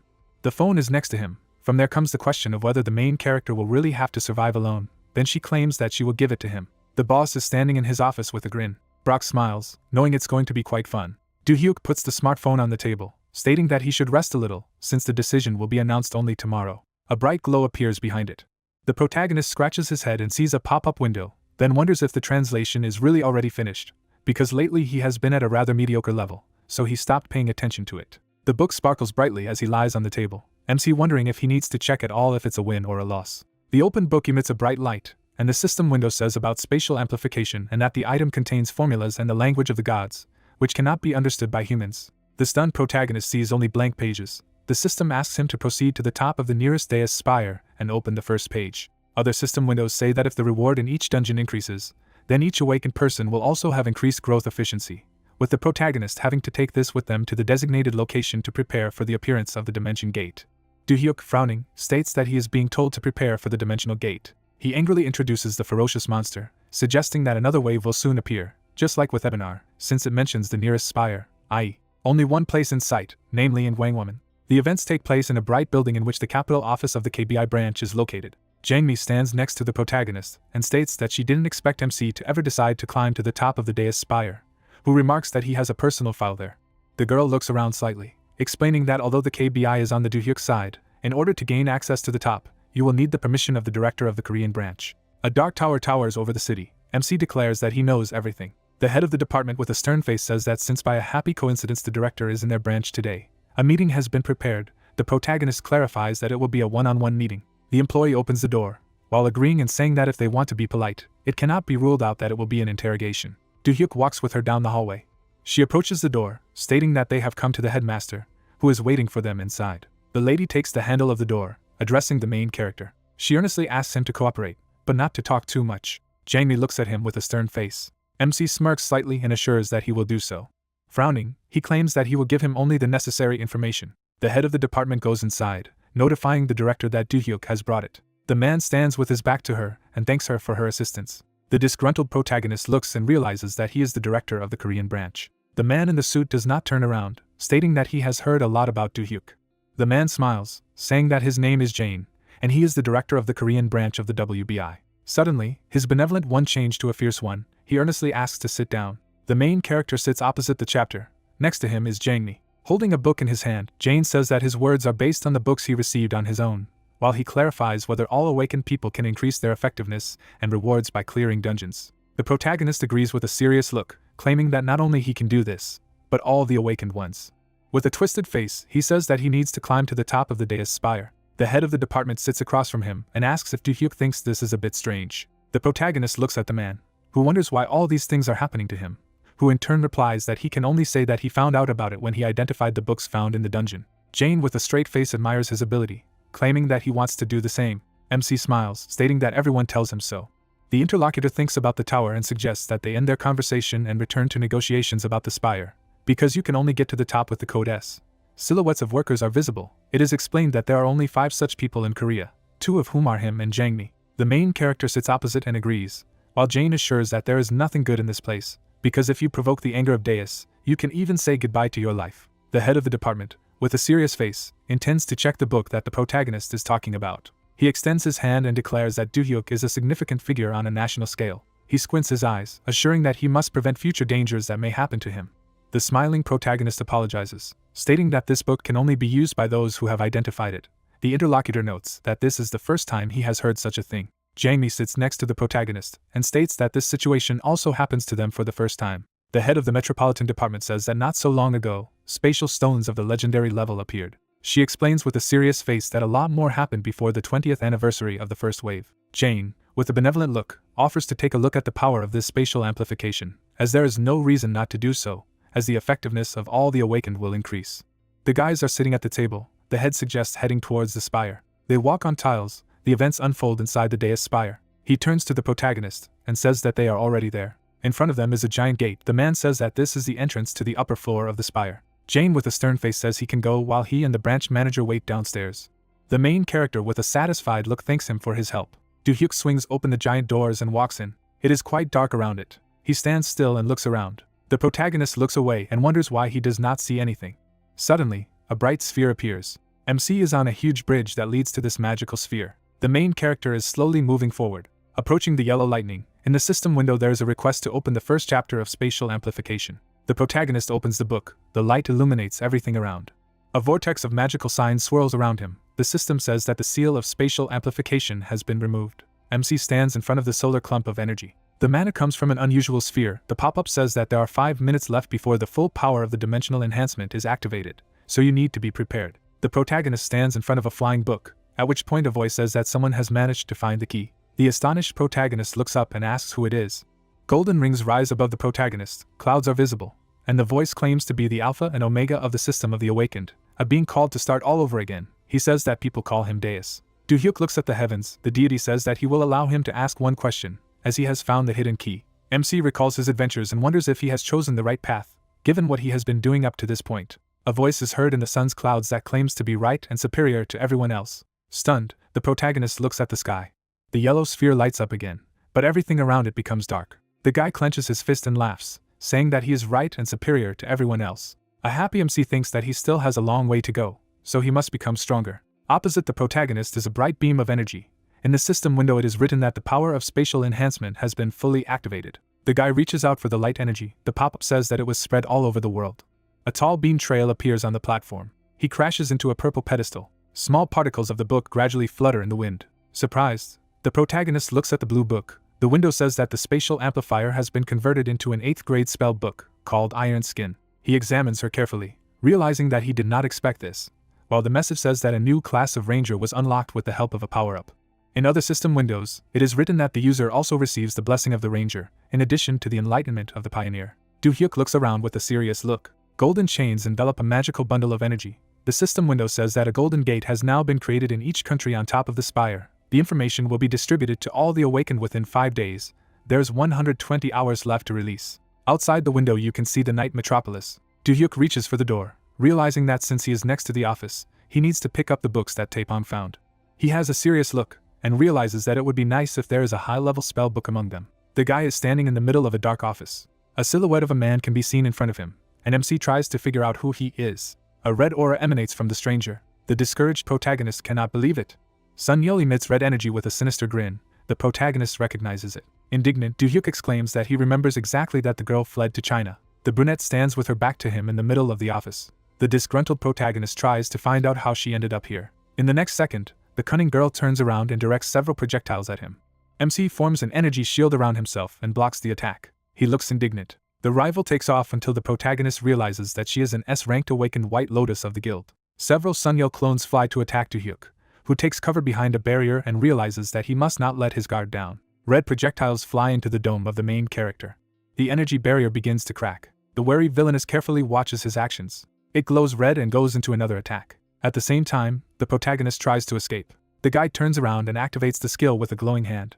At this moment, the opponent holds a giant cannon in her hands. Gritting his teeth, MC notices this threat. The girl has a fierce look. She fires a powerful shot from her contraption. A red cloud of energy flies directly at the protagonist, who realizes that it was an unusual trajectory, but a mixture of spells of natural laws of physics. The guy escapes into the dimensional gates, realizing that it will be dangerous if he falls under it. Frowning, the main character holds out his hand. A fiery flash illuminates everything around him. Smoke is spreading in the middle of the ruined walls. Suddenly, a small bundle of energy appears. The portal expands, and the protagonist flies out of it. He is on top. Doohyuk activates the flight skill in time. He carefully goes down. Around him are city buildings. The guy sees red flashes not far from him.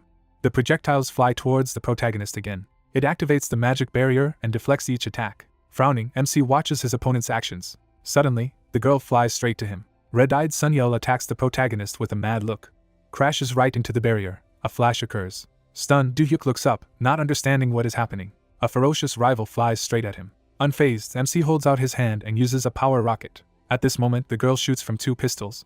Their shells crash into each other. An angry protagonist glances at her. The bloodied rival watches intently as he remarks that he's not scared of all the attacks that are raining down on him. Dark silhouettes of fighters appear. MC thinks about losing his ego with those guys last time. Doohyuk hangs in the air while the lady flies to attack, while he realizes that the only thing he can do is immobilize her.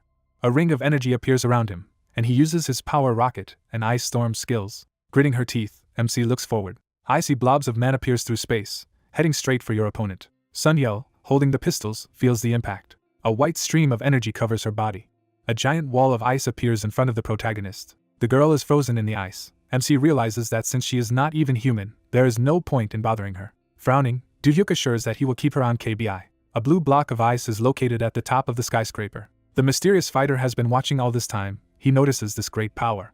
Sunyeo's eyes are inhumanly red. The head of the department understands that this is still not enough. The girl opens her intimidating mouth, and the fighter cannot believe that they are trying to stop the former S-rank awakened, who has also been modified. The ice block breaks and the opponent flies towards the protagonist. She holds out her arms, intending to generate a weapon. A huge, deadly blaster appears in her hands.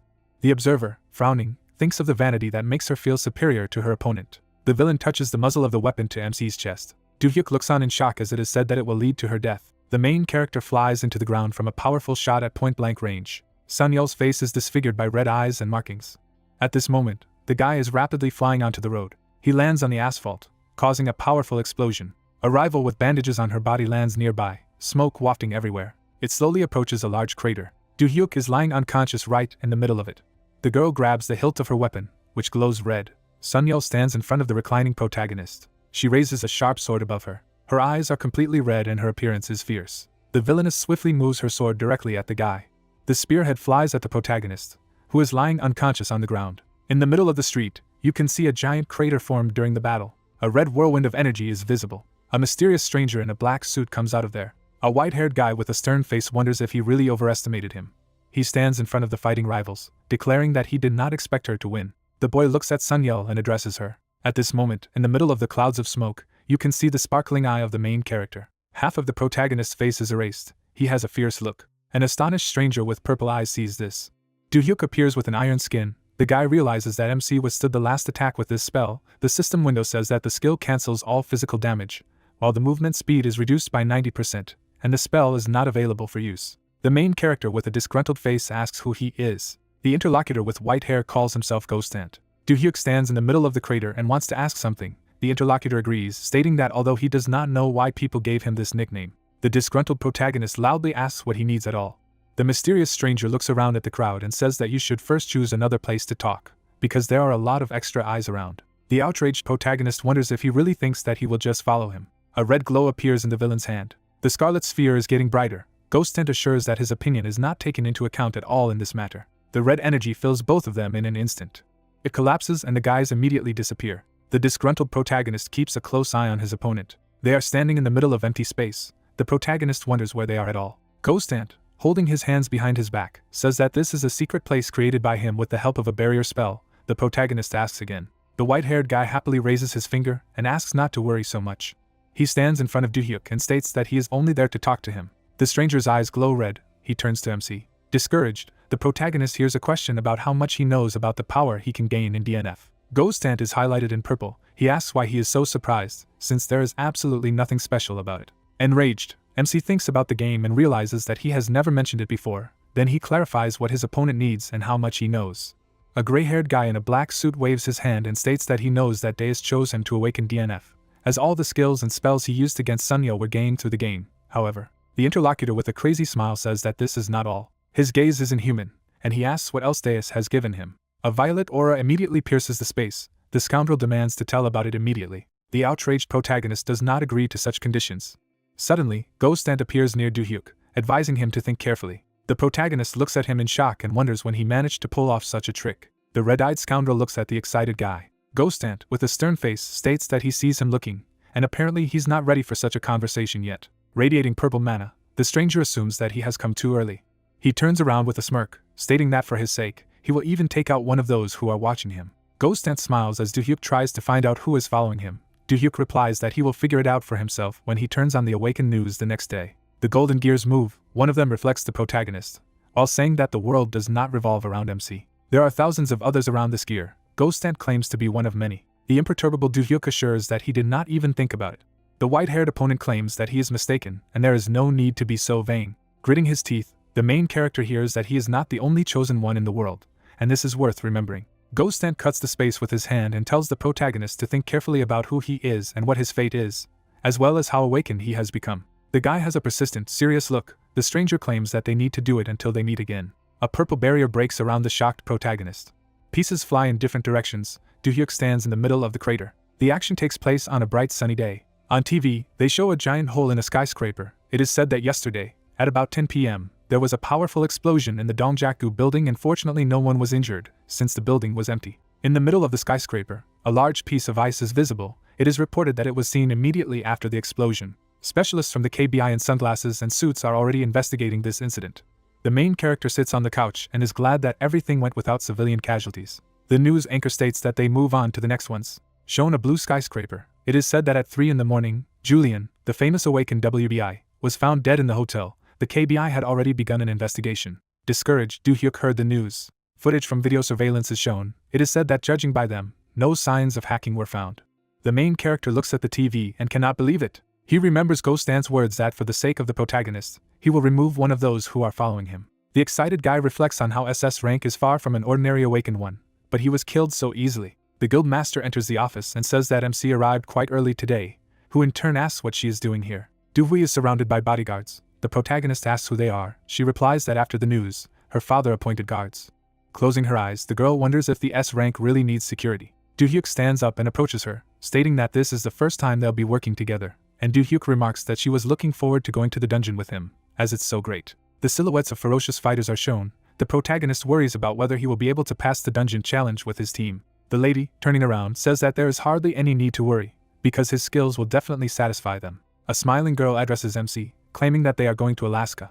The action takes place in the Freedom Guild, in the base on Alaska. Brock stands in front of a purple crystal and takes place in an underground training base. His gaze is stern. It radiates light streams of energy. With all his strength, he hits the purple stone.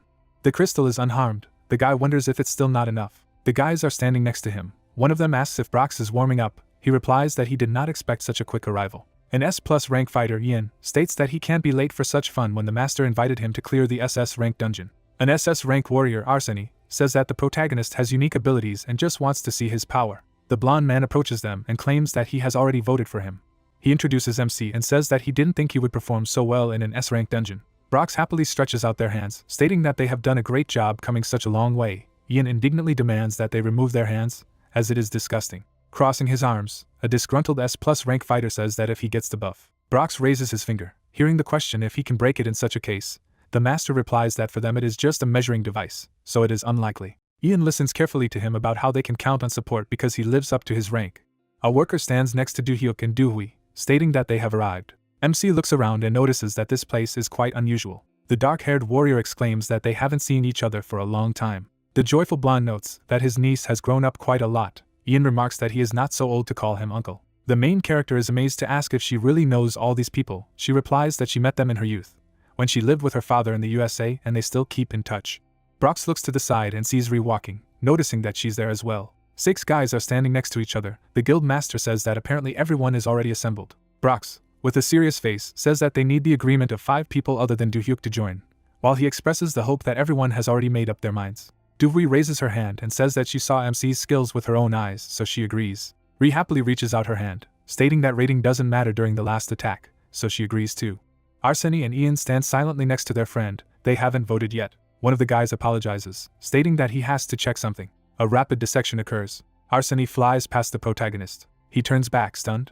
The protagonist has taken the form of an iron skin and asks if this is really all. Arseny shrugs her shoulders and claims that in this case she will not hold back. Many energy threads bind MC's body, and they begin to sparkle and cause damage. Thin threads permeate the iron body of the protagonist. Arseny used their hands to influence them. Ree, an A-rank fighter, notices that they didn't have such a rule last time. She notices that the guy has become quite strong. The opponent scratches his head smilingly and notices that the skill that changes the body is amazing. The main character in response asks if he is really satisfied. An SS-rank fighter holds out his hand and agrees, saying that Do-hyuk will join them. They shake hands tightly. The guy introduces himself as Arseny, and he is looking forward to cooperation. Behind them, Ian is burning. The protagonist realizes that there is the last one left. Half of the fighter's body catches fire. He asks Do-hyuk to take care of him. The cunning guy agrees, claiming that he wants to make sure. Brox goes to him in displeasure and demands to wait. He wonders what happened. The guys silently listen to the fact that although this is just a test, it is too dangerous to fight at S+ rank. A purple crystal is floating in the arena. The master suggests instead testing the protagonist's power up on this. Ian angrily says that he doesn't even know what to do. The blonde man crosses his arms and asks if the protagonist can buff Ian. The fighter directs his fiery hand at the stone, stating that he will try it himself first. A powerful fiery explosion occurs in front of it. Flames rage in the air. The main character, gritting his teeth, feels this powerful fiery inferno. The crystal remained unharmed. Brox stands behind Ian and asks if he really thought he could do it. The guild master looks at the protagonist and says that he can start. MC uses the skills of weapon enhancement and acceleration.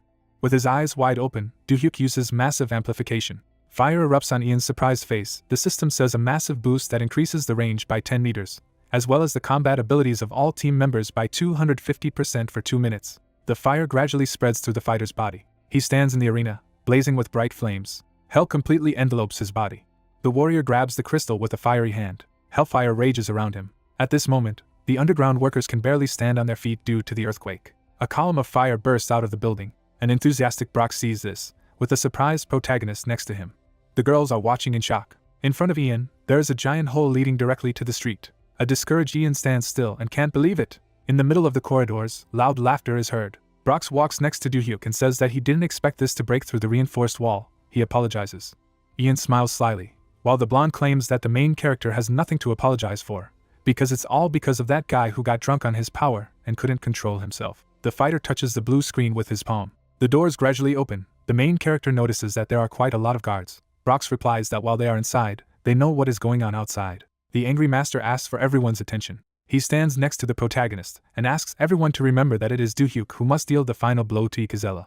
6 fighters go to the green portal. Fast drones roam the space. They fly over a dense forest. Fog creeps inside the forest. It is said that it is difficult to see anything in such a thick fog. The smiling protagonist declares that he needs to stay alert, while Brox asks if everyone has heard, because you can't relax, since this is an SS rank dungeon.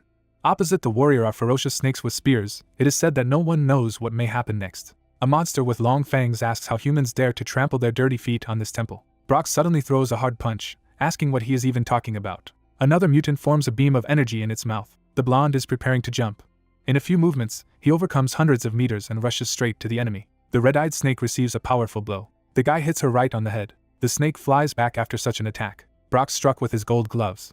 Suddenly, there is a binding of threads. Energy threads entangled the snake. Arseny, hiding his face behind a mask, uses complete restraint. Brox indignantly asks why he takes so long. At this moment, the fighter ties up the rest of the opponents, while explaining that it takes a lot of time to contain so many monsters. Ian is on fire at this moment, standing next to his partner. His face is engulfed in flames. He is holding on to a thread. He sets it on fire with his fingers and claims that everything is already over. The magic ropes instantly burst into a powerful flame. Fire spreads to all monsters. At this moment, the main character is watching the battle with a serious face. He sees 3 fighters in front of him and realizes that these are the skills of the awakened SS rank. Brox with a smirk invites everyone to move on. Then, the events take place on the second day, in the dungeon. Ri, forming a magic seal near the eye, shouts that they are advancing again. Bloodthirsty snakes quickly crawl to attack. Duvui stands in front of one of them. She is a master at delivering deadly blows. The stunned snake watches closely. A fierce warrior bravely fights the enemy. With a powerful throw, it pierces the monster's body. Blood scatters to the sides. Her eyes are burning furiously. Opposite are a few more mutants. They open their mouths and form green energy charges. The stunned girl thinks, not understanding when there are so many of them. Holding the blade, Duvui runs forward and suddenly realizes that this is the first thing to avoid. Suddenly, it is twisted with the help of the monster's tail. The amazed lady looks at the lying snake and notices that it is still alive. Brox anxiously shouts out his niece's name, while the main character notes that he will deal with everything now. Several other snakes shoot a green stream of energy directly at her. Doohyuk rushes to her aid. He forms energy shields by using the reflection skill. The girl, bound by her tail, shouts out the name of her partner. The protagonist has concentrated the projectiles in the seal and wishes the snakes to take their arrows back. Powerful green shells burst out from there. Doohyuk's eyes sparkle with blue fire. The action takes place in a hotel somewhere in China, with a light in one of the windows. Ju emits a red light, sits on the floor, and exclaims that he will never forgive him. The disgruntled girl exclaims that she will never forgive MC for what was done to her. A mysterious figure stands in front of her. Khan with an iron face stands in front of her and thinks about her. Memories arise in which one holds her partner in her arms and asks the master how it happened. Worried, Khan asks if he is going to leave Ju without treatment. The man in the black cloak turns around and says that yes, because with her current skills, she will never be able to defeat Doohyuk. The white-haired boss with a predatory look states that until she drains all of her inner strength, they need to leave her anger towards the protagonist as it is. The girl listens attentively to the fact that this ugly face will always remind her of this. Then the master demands that Kong ignite this anger in her. Currently, she is standing in front of Ju and addressing her. A lady with a disfigured face looks up and recognizes her ex-girlfriend. Suddenly, the rival hears that she did not protect her. Kang's body is shrouded in iron skin. She says that they were on the battlefield, while clarifying whether she would have been able to cope with it if she had protected. The imperturbable girl claims that she is too weak. Khan stands in front of her and declares that giving up and running away like this is the right choice. A distraught Ju exudes rage at hearing what if she could continue to live with such an ugly face. A powerful burst of mana bursts out. She interrupts loudly, declaring that there is no need to make her laugh. In the middle of the dark building, a bright red energy flash can be seen. The distraught girl asks if she really thinks she will stop there, because this time she will tear him apart with her own hands. A group of fighters is walking along the corridor. The events take place on the third day. The leader raises his hand and demands to stop. Brox with a stern face declares that they have entered the danger zone. Arseny asks if again. The main character stands nearby and asks what kind of place it is. He replies that since he is here for the first time, it will be faster. In the dense forest, bright flashes of red can be seen. Someone's silhouette is visible. The warrior has chains on his wrists and a huge club in his hands. A ferocious A-rank monster named Katina is holding a weapon. In the middle of the fog you can see a settlement called the Kaiten Colony. Brox scratches his head and says that there weren't so many of them in the past races, but he is told that it was a long time ago, so it makes sense that there are more. Discouraged, the guys suddenly hear a suggestion from the protagonist that they can just break through. The blonde wonders how he is going to do this. Doohyuk stands in front of them and asks if he can ask them not to make any noises near the monsters. They agree. Frowning, the protagonist says that in this case, there is one way. Suddenly, a magic field is created around them. It summons permanent invisibility, while the system window says about a 5th class spell. Ian exclaims in shock about his constant invisibility. Arseny exclaims about the power of spells. The confident protagonist says that this spell will protect them. The guy has a stern look, stating that they will hope the monsters don't have detection abilities. The awakened are illuminated by blue light. The girls look at each other in surprise. At the same time, invisible heroes peacefully pass by monsters. The fighters are standing next to the mutants who do not understand anything. Arseny looks around carefully. Brox looks at the guys and declares that if they are not smart, then they can only suffer, while the masked fighter says that he considered the skills of the main character to be for show, but it exceeded all his expectations. A pleased MC turns to them and declares that he is very glad that the guys liked it. Serious Brox stands behind them and claims that they have passed the danger zone, so now we need to speed up a bit. The blonde looks at his teammates and says that they don't have much time left to get to the boss area, so they can rest and continue the next day. Events take place closer to night. The starry sky is visible. Brox sits by the fire. He thinks with a serious look that it won't be easy to recruit Doohyuk because of Doohui. Images of drones and a robot appear. The master realizes that his abilities are too good to be treated with distrust. The blonde, frowning, realizes that it is better to think about the Guild of the Blue Castle, and then about the Guild of Freedom. A man is standing not far from him. Suddenly he takes off. The protagonist flies through the forest at high speed. The guy looks carefully ahead, realizing that thanks to the boundless ring, he does not want to sleep at all. In the system window it is written that this item is of a unique class and wearing it, you will not be able to experience hunger or cravings for sleep. A dark image of the monster appears, which is an Ikazella SS rank. The guy flies over the tall trees, realizing that they are moving out tomorrow, but just in case, he needs to look around the area. The astonished protagonist looks ahead and notices something. A huge building appears in front of him. The protagonist remarks that he was haunted by why the monsters called this place a temple, but now he realizes that they were completely right. Satisfied, Do-hyuk sees a blue glow. A spatial token hovers above his palm. It flies up and begins to emit bright lightning. In the system windows, it is said that this token creates a unique power and resonance emanating from the Temple of Despair, so the protagonist is transferred to a resonant state. An amazed MC feels this effect. He looks around. The guy stands in the middle of the street and wonders if this is a trap. Suddenly, the protagonist notices something strange behind him. Behind him stands a giant silhouette of a mutant. The pop-ups say that the resonance caused the fake villain's spatial body to stop functioning.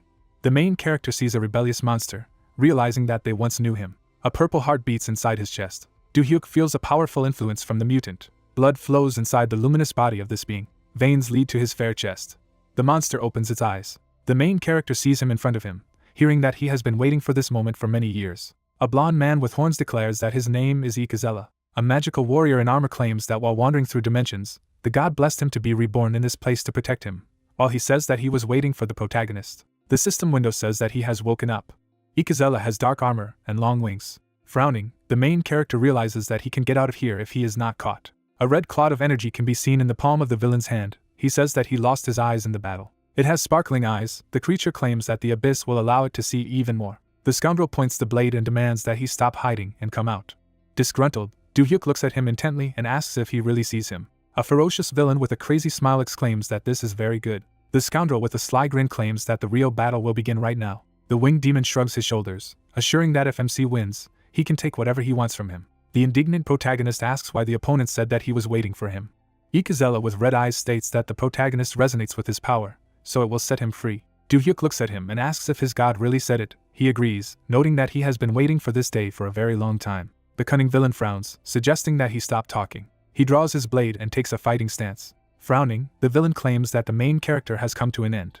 The horned monster swings its energy blade and rushes to attack. Stunned, the protagonist sees an impending threat. He bounces while using his flying skill. His fists begin to glow yellow, and he realizes that he needs to deal with his attack first. The protagonist fires a powerful fireball at their opponent.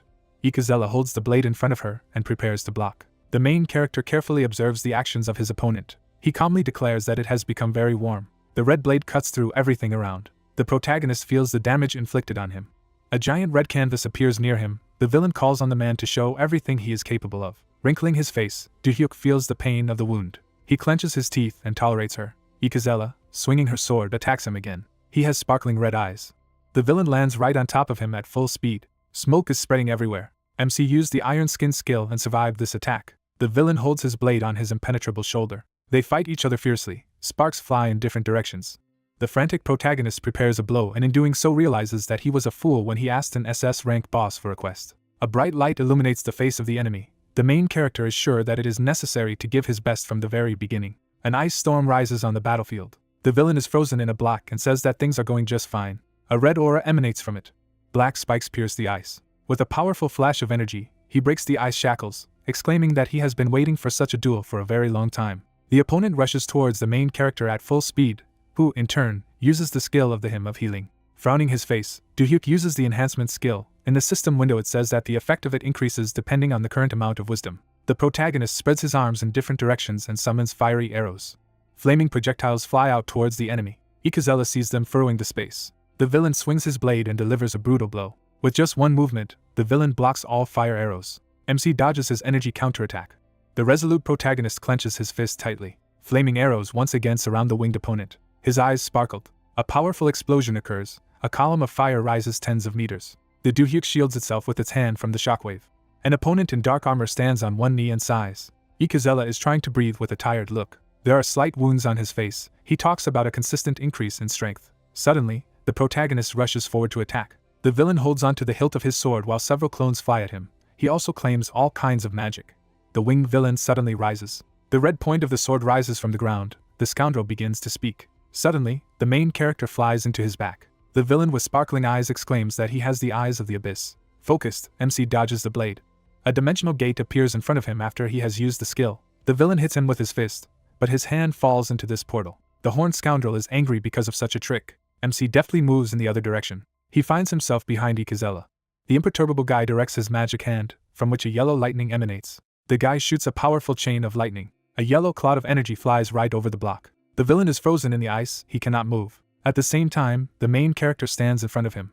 The beaten enemy with a stern look declares that he has never seen such different and fast magic. MC radiates blue energy. The opponent thinks it's quite fun. The horned monster looks at him with a smirk. He has red, crazy eyes, and asks permission to show off the power he has accumulated here. Astonished, Do-hyuk looks up and notices that his magic covers the entire sky. The red blob forms into a sphere. The protagonist realizes that he is absorbing it. Suddenly, there is a bright flash, sweeping away everything in its path. The appearance of a ferocious monster is visible. It has a long, dark tail with lava particles. Mighty legs radiate an aura. A giant monster with dark red armor appears in front of the protagonist. Ikazella in another form stands in front of MC, who thinks about how all the magic that was in the air is concentrated in his body, so he showed his true power. Frowning, Do-hyuk notices something. Cracks are visible on the enemy's body. The guy realizes that he cannot resist magic and therefore his body is destroyed, while the system window says that the monster is angry. Another pop-up says that the villain enters the second phase of large scale and his health decreases by 1/3% every second. He points a giant red sword at his opponent. The villain has a calm look. He looks menacingly at the protagonist. Several clots of red energy fly out into the main character. MC sees an enemy attack approaching. In the same second, he evaporates with his skill. Do-hyuk flies through the air, flying out of the portal. Suddenly, Ikazella with a huge sword appears above him. The tip of the blade moves towards the guy. The villain hits him with all his strength. The whirlwinds of mana scatter to the sides. The stunned protagonist tries to block such blows. Ikazella holds the hilt of her blade furiously. A red-hot blade sticks into the ground. Several small explosions occur around it, while MC jumps up. The discouraged protagonist watches the actions of the enemy. A powerful explosion occurs in the battle arena. At this time, a rumble is heard in the middle of a dense dark forest. Brox wonders what kind of magic it is. Duvee runs up to the blonde man and calls out his name, who in turn asks what happened. There is an empty sleeping bag on the ground. She says that the main character has suddenly disappeared. The worried girl hopes that Do-hyuk did not leave first, while Brox assures that this cannot be, because who in their right mind would attack an SS rank boss alone? The warrior stands in front of him and wants to say something. Suddenly, Akron appears, claiming that the master is already in the temple. A robot with a blue light notifies that it will protect them in accordance with the owner's order. Images of ferocious monsters appear. It is said that even if you are completely confident in your skills, you still cannot know what can happen inside the dungeon. Brox angrily wonders if the protagonist is really risking his life for the sake of excitement. The girl stands in front of the cyborg and asks to know where the protagonist is now. He replies that his task is to protect them from danger. The robot stands still and claims that it cannot take them to a place where it is now dangerous. The blonde man tells the girl with a stern look that they will not be able to do anything in this case, while ordering them to prepare the others as soon as possible and follow him. He takes off and flies away, while Akron reminds him not to do this, because it is dangerous. Another robot takes off at this moment. Irene hangs in the air. The cyborg is told to follow the master's orders to protect the team members. Brox is rapidly moving through the forest. A robot is chasing him. He is thinking about sacrificing himself at this moment. Huge boulders split from magical influence, forming a flow of energy. The villain declares that he still retains his mana, and if you look at what he has managed to accumulate so far, perhaps there is a limit to this power. A powerful flash forms near the protagonist's palm. He uses a power missile. Red arrows fly across space. In response, blue magic projectiles fly. The main character fights with the villain. They fly on pieces of giant stones. Do-hyuk, frowning, observes the situation. The guy touches his palm, causing bursts of energy. He deftly jumps from one stone to another. At this time, the villain looms over him, preparing to attack again. At the same time, the main character rushes forward. A red stream of mana falls on him, but MC uses the speed-up skill. The guy opens a spatial gate in front of him.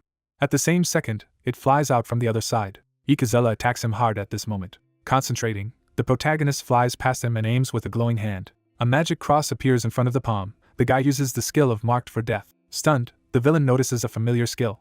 A flashback arises with Isaac. The enemy realizes that the protagonist has dealt with him as well. With the help of its tail, the monster grabs his hand. He holds the protagonist and declares that he will take revenge on him for this. The villain unleashes a series of lightning-fast strikes with his claws. The protagonist rides his face from the scratches received. The main character silently stands in front of his opponent. MC regenerates with the skill. Ikazella assures that his resistance is simply useless. Smiling, Do-hyuk directs his hand and uses a hymn of healing. Green mana envelopes the villain, who is trying to understand what he is doing. Suddenly, his body turns purple. In the system window it is written about the mark of death, at which the effect of increasing the target's health is changed to decreasing it. The monster begins to scream in pain at the top of his lungs. The enemy, emitting a green light, holds the protagonist's hand with his tail. The protagonist feels its power on his wrist. Suddenly, with the help of his skills, the guy jumps away from him. Bright signs appear near the monster. MC uses the containment skill. The horned opponent watches intently with his red eyes. Do-hyuk raises his hand with an angry face. The Eternal Shackles skill clings to several boulders. The magic star shines brightly. Energy ropes bind the villain. MC grips the bonds tightly in his fist. A bright glow can be seen on the central rock, from which others are connected. The tailed monster sees giant rocks approaching. Ikazella sees a looming threat. The rock hits it with all its force, causing an explosion. The main character at this moment is watching him, hovering in the air. The guy calmly watches the situation. The stone begins to crack under the influence of red energy. The rock is destroyed into pieces, flying in different directions. A powerful stream of energy flies directly at the protagonist. MC tries to hold off an enemy flying at him. Gritting his teeth, he confronts the colossal onslaught of his opponent. Ikazella emits a red aura and has a fierce gaze. Suddenly, an even more powerful stream of mana bursts out of it. The energy is scattered in all directions. Frowning, the protagonist looks at his attack. He takes action and forms blue portals around him. Combat drones fly out from there. Together, they generate a giant barrier that shields it from being hit by the enemy. Ikazella presses down on Do-hyuk with her sword and wonders what the hell is going on. Smiling, the main character exclaims that this is the power of science. He looks away with a stern look. The red energy crashes into the magic seal. The guy understands that this way the spell will not last long. The horned rival looks directly at the protagonist. He delivers a powerful blow with his blade. It flies tens of meters. MC breaks through the barrier, flying out of the battlefield. Red shells fly after him. Gritting his teeth, the main character sees this. He takes countermeasures and fireballs towards the enemy. A powerful explosion is heard. Do-hyuk takes up his revolver, knowing that this battle will not end if he continues like this. Ikazella is watching him fiercely. Smoke can be seen all around. The determined protagonist realizes that he will have to land it with one blow. The opponent looks at him calmly. Two vortexes of energy appear in space, one blue, the other red. The horned brawler unleashes this power. MC, in turn, forms a large power rocket in front of him. The discouraged opponent looks at him. The tip of the scarlet blade flies forward. The angry protagonist generates a blue stream. He shoots it in the direction of the enemy. Two different colored manas approach each other. They touch, causing a purple explosion. Do-hyuk immediately reloads the revolver. He begins to scream in a rage, preparing to attack. A blinding flash is heard in front of him. A powerful explosion occurs. Red particles fly to the sides. The main character squints from the brightest flash that illuminates everything around. Ikazella feels the light filling his body. A powerful violet explosion generates shock waves. At this moment, a strong earthquake is felt in the city. Windows are broken, fragments are scattered. Do-hyuk is on his knees at this moment. He silently looks at one point. Smoke spreads around him. A villain lies next to him, declaring that this is complete madness. Cracks are visible on his face. He says that the protagonist defeated him after all. Do-hyuk turns around and says with a serious face that he also received many injuries, so it is not clear who wins here. A flashback appears with a death mark. The villain reminds that when the guy did this, he realized that his friend died at the hands of the protagonist. The lying scoundrel claims that his plan was to absorb all of his power and then get out of this dimension with this guy. Red cracks are visible on Ikazella's face. He says that he ended up losing.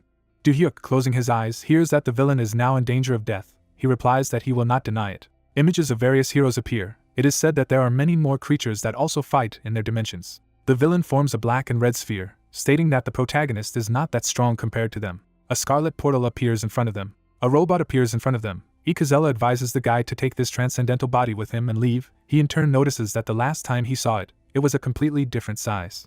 A black robot with purple eyes stands silently. It is explained that he has changed, in accordance with his soul and magical power.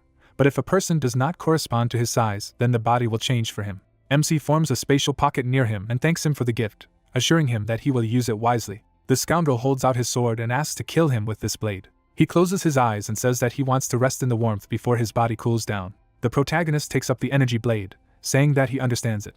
The defeated opponent lies on the ground and asks what the great opponent's name is. He replies that he is Do-hyuk. The focused protagonist hears that this is his last battle with him. Red particles flutter in the wind. He managed to say that the battle was beautiful. The system window says that the dungeon has been cleared. Comrades in arms hurry to the main character. It is told that after defeating the enemy, the rest arrived and helped to get out of the dungeon. The main character lies in a special cell. It is said that he received intensive care.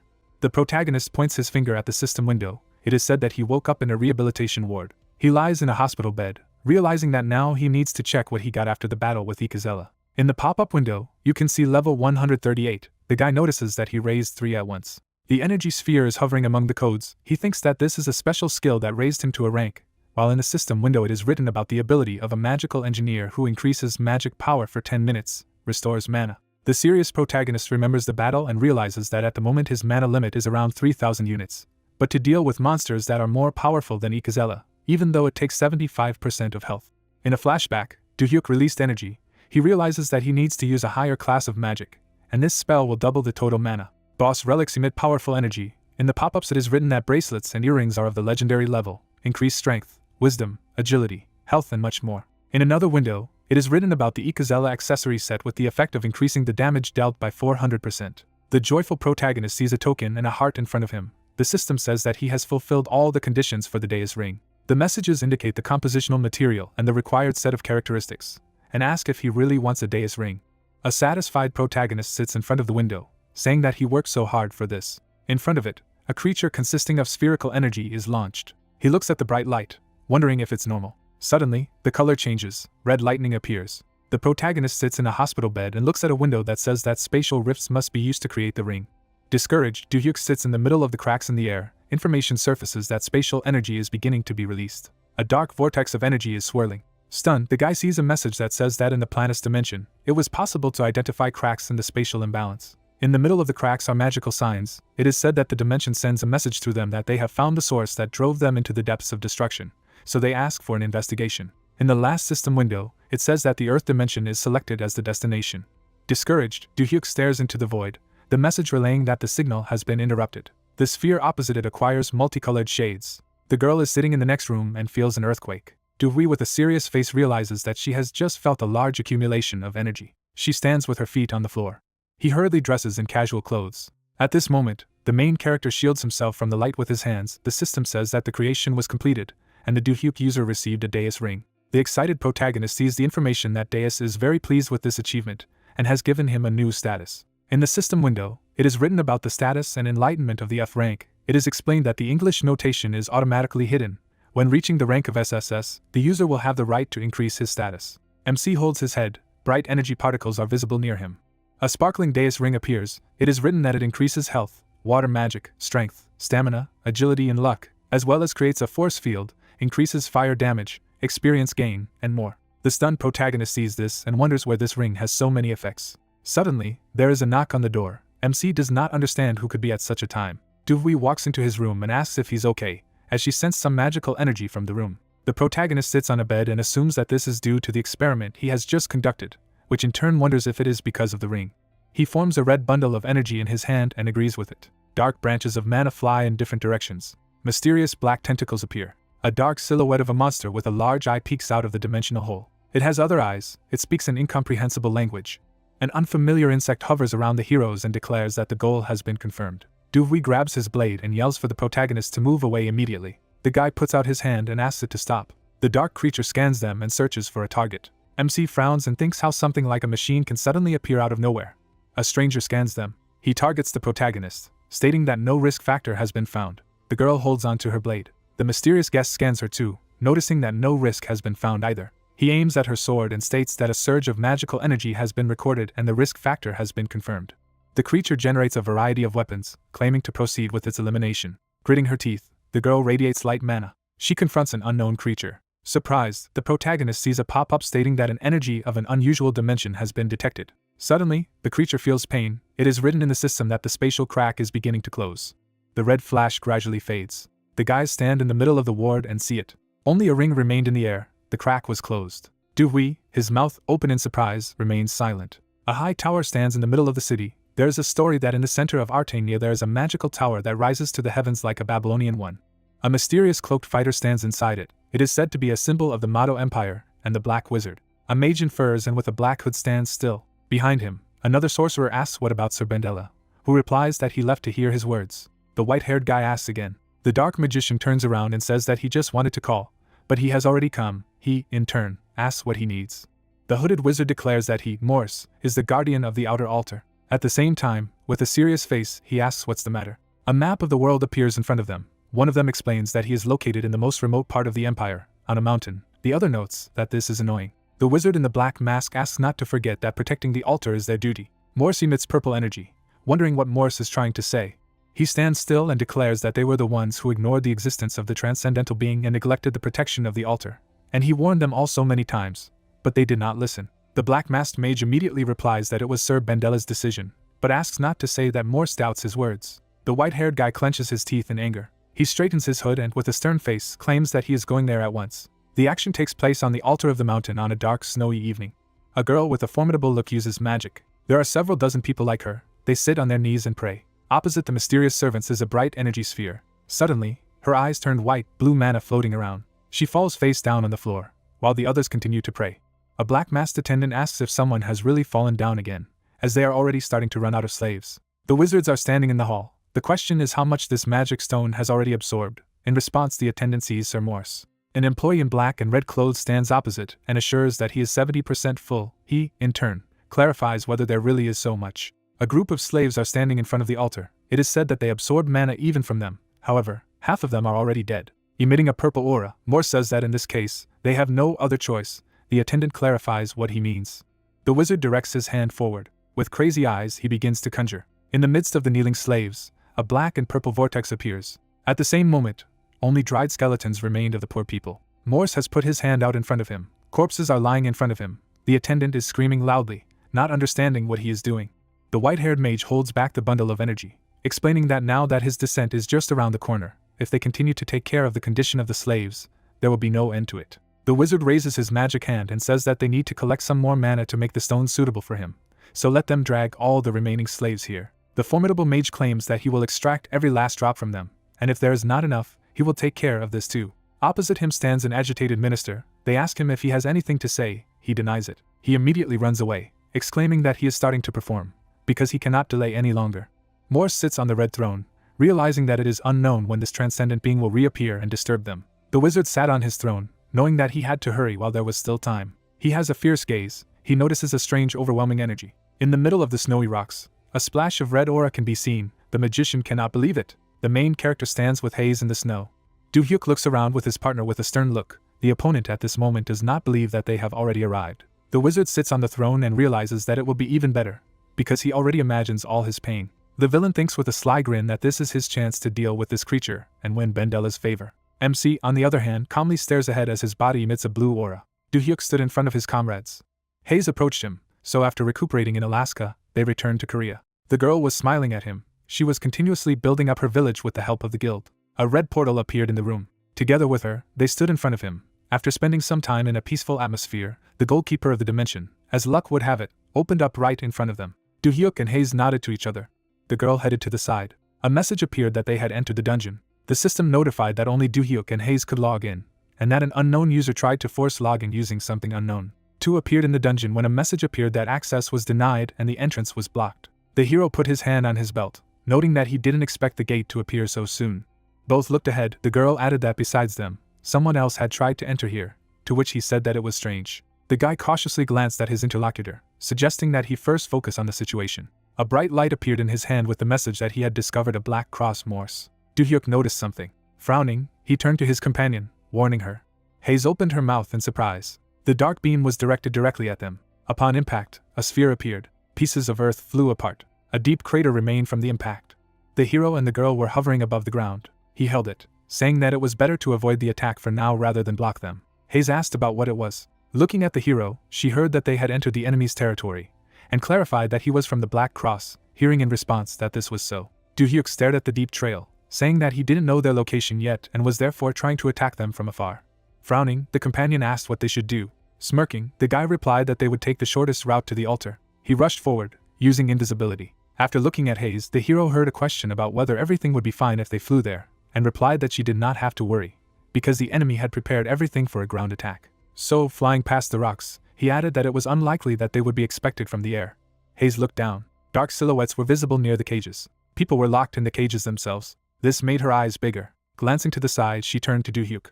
Below, a man could be seen next to a dead man. She said that there were undead, priests, and a few slaves. Frowning, Haze deduced that they would be used as a sacrifice. Holding her in his arms, Do-hyuk replied that they would take care of the Black Cross Magus. His companion looked into his eyes, hearing the request that she go to the aid of those people for the time being. Dismissing her, he offered to put her there, to which she agreed. The girl waved at him, asking him to be careful. Then, knitting her eyebrows, she called for the pet. A hawk appeared in front of her. The bird lifted her off the ground. People in cloaks paid attention to the glow. The shock waved through them to the sides. They looked around, not understanding who it was, and talking about the intruder. Haze gritted her teeth. The beasts rushed forward when they heard the order to save the people. As Do-hyuk flew by in a bright flash, he thought that he had to hurry too. The man stood at the edge, curious about how things were going. The dark tower could be seen through the snow, and he was surprised that they knew the location of the altar. He frowned, noting that he was being retaliated with the power of the magic stone. Seeing the deep crater, he thought that they had simply disappeared. Hayes fought the others when he thought about them fighting to save the slaves. An aura surrounded him as he thought about how they might be hiding their magical energy. The floor cracked under his feet, the aura became stronger. Raising his hand above his head, he demanded that the unknown person appear. His eyes radiated different colors, and he said that if he didn't, his friend and all the slaves would be burned alive by his magic. The dark sphere began to disappear when the spell was applied. He looked at what was happening in surprise. Several explosions were heard during the use of power missiles. The enemy gritted his teeth. Someone landed in front of him. The hero stood in the middle of a cloud of dust, clarifying that the opponent really wanted to see him. A smirk appeared on his face as he addressed the boss monster Morse. The monsters rushed to attack, all of them attacking Hayes. The crowd surrounded the girl. The priests who were watching this ordered not to lose vigilance. A magic circle appeared in the sky. The beam struck the ground, and everywhere a gust of wind scattered. A bright light appeared among the crowd of monsters. Hayes threw them away, saying that they were not bad. The pets sat on her shoulder. The bird rushed at the enemies. With a whirlwind it struck. A sound was heard behind the girl's back. She looked back. One of the captives stared at her, shocked. The altar towered among the mountains. Morse sat on one knee. A stream rushed towards him when he was surprised that the hero knew his name. The flow of energy knocked him off his feet. Do-hyuk held out his hands in front of him. The boss of the dungeon surrounded himself with a barrier, but the hero directed a new attack at him. The opponent was able to avoid it. Morse moved to the side of the guy. Then he held out his hand in front of him. His staff shot dark arrows. Avoiding the attacks, Do-hyuk teleported. Lightning illuminated the room. The dark arrow was surrounded by them. Looking back, the guy thought about how unlike the previous bosses, this one seemed to specialize in magic. After that, he took a deep breath, realizing what it meant. A flash burst from the altar. Morse was standing by part of the destroyed wall. Looking around, the boss was angry that the man was not going to die. Lightning bolts appeared under his feet. They surrounded him while applying the transcendental chain lightning. Do-hyuk let it out of his hand. Smirking, he thought about showing his enemy that he was different from all the magi he knew. But the boss surrounded himself with a shield of chaos. It nevertheless began to collapse. Hayes opened her mouth in confusion as his shield was destroyed in a single blow. Lightning struck the ground. The enemy still managed to avoid it. He rose above the ground, realizing that he hadn't expected a man's spells to reach such a distance. Wondering if this was all his power, Do-hyuk headed to the side. Seeing how quickly the hero moved, he did not understand how he appeared out of nowhere. Imagining the crowd of people, Morse thought that perhaps he was aiming at a magic stone. The boss rushed after him. He chased the hero, demanding that he stop. Morse held out his hand to him. He was immediately struck a blow. The hero's bright silhouette struck with the power of the sun. Morse gritted his teeth. Looking at this silhouette, he thought about the fact that he had never seen such magic before. The hero himself frowned, thinking that, like the previous altar, this one also had a magic stone that collected mana, and it must be important for the Black Cross. A magic circle appeared on Earth as he reflected on how he had no choice but to find it. Chains of despair appeared from the circle. These chains surrounded Do-hyuk. The next moment they bound him. Morse approached them, saying that even heroes could not free themselves from this dark magic.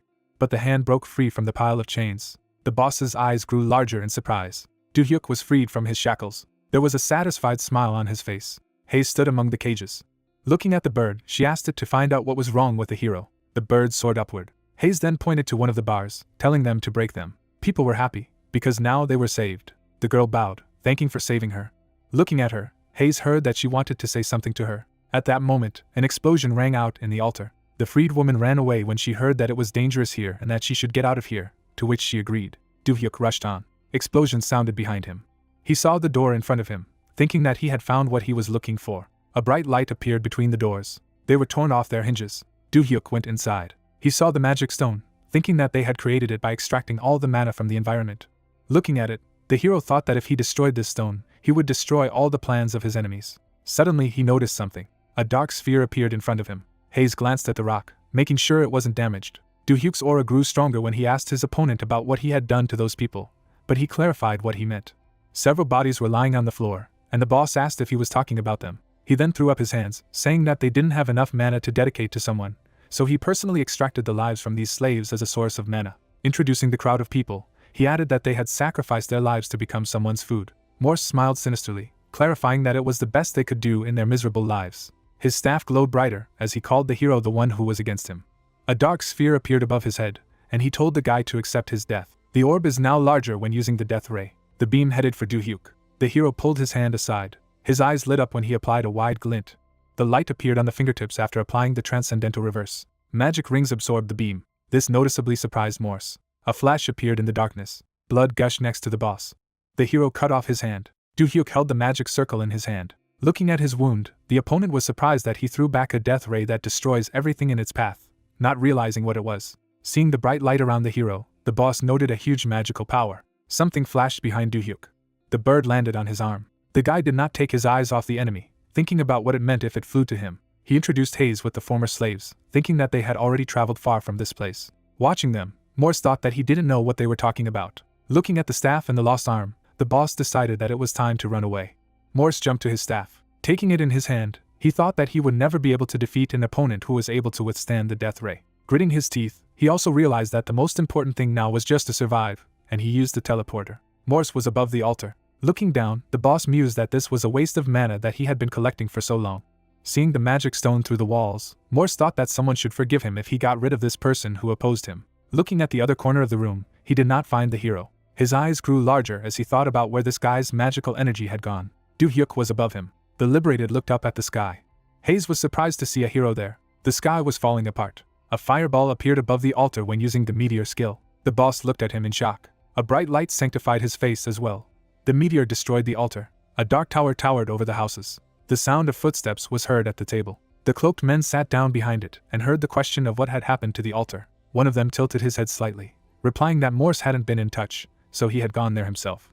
Pointing to a deep crater, he added that the altar had disappeared and Morse's body had never been found. The interlocutor hid his face, saying that he had found traces of mana there. The man with the beard stopped him, saying that this was enough and there was no need to continue. He remembered the faces of the dead man and the boy. Vandela's eyes were emitting light, and he said that someone was trying to thwart their plans.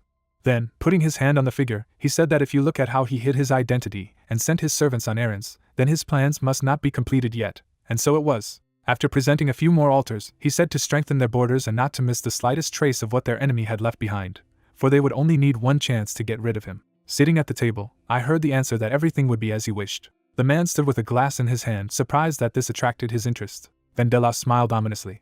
The man left the portal. Do-hyuk saw the guy bowing to Hayes, calling her a princess. One of the freed sat in front of her, saying that he never thought he would meet her here. Looking at him empathetically, the girl asked the guy if he knew what happened to his grandfather. He raised his head, remembering the day she left the empire.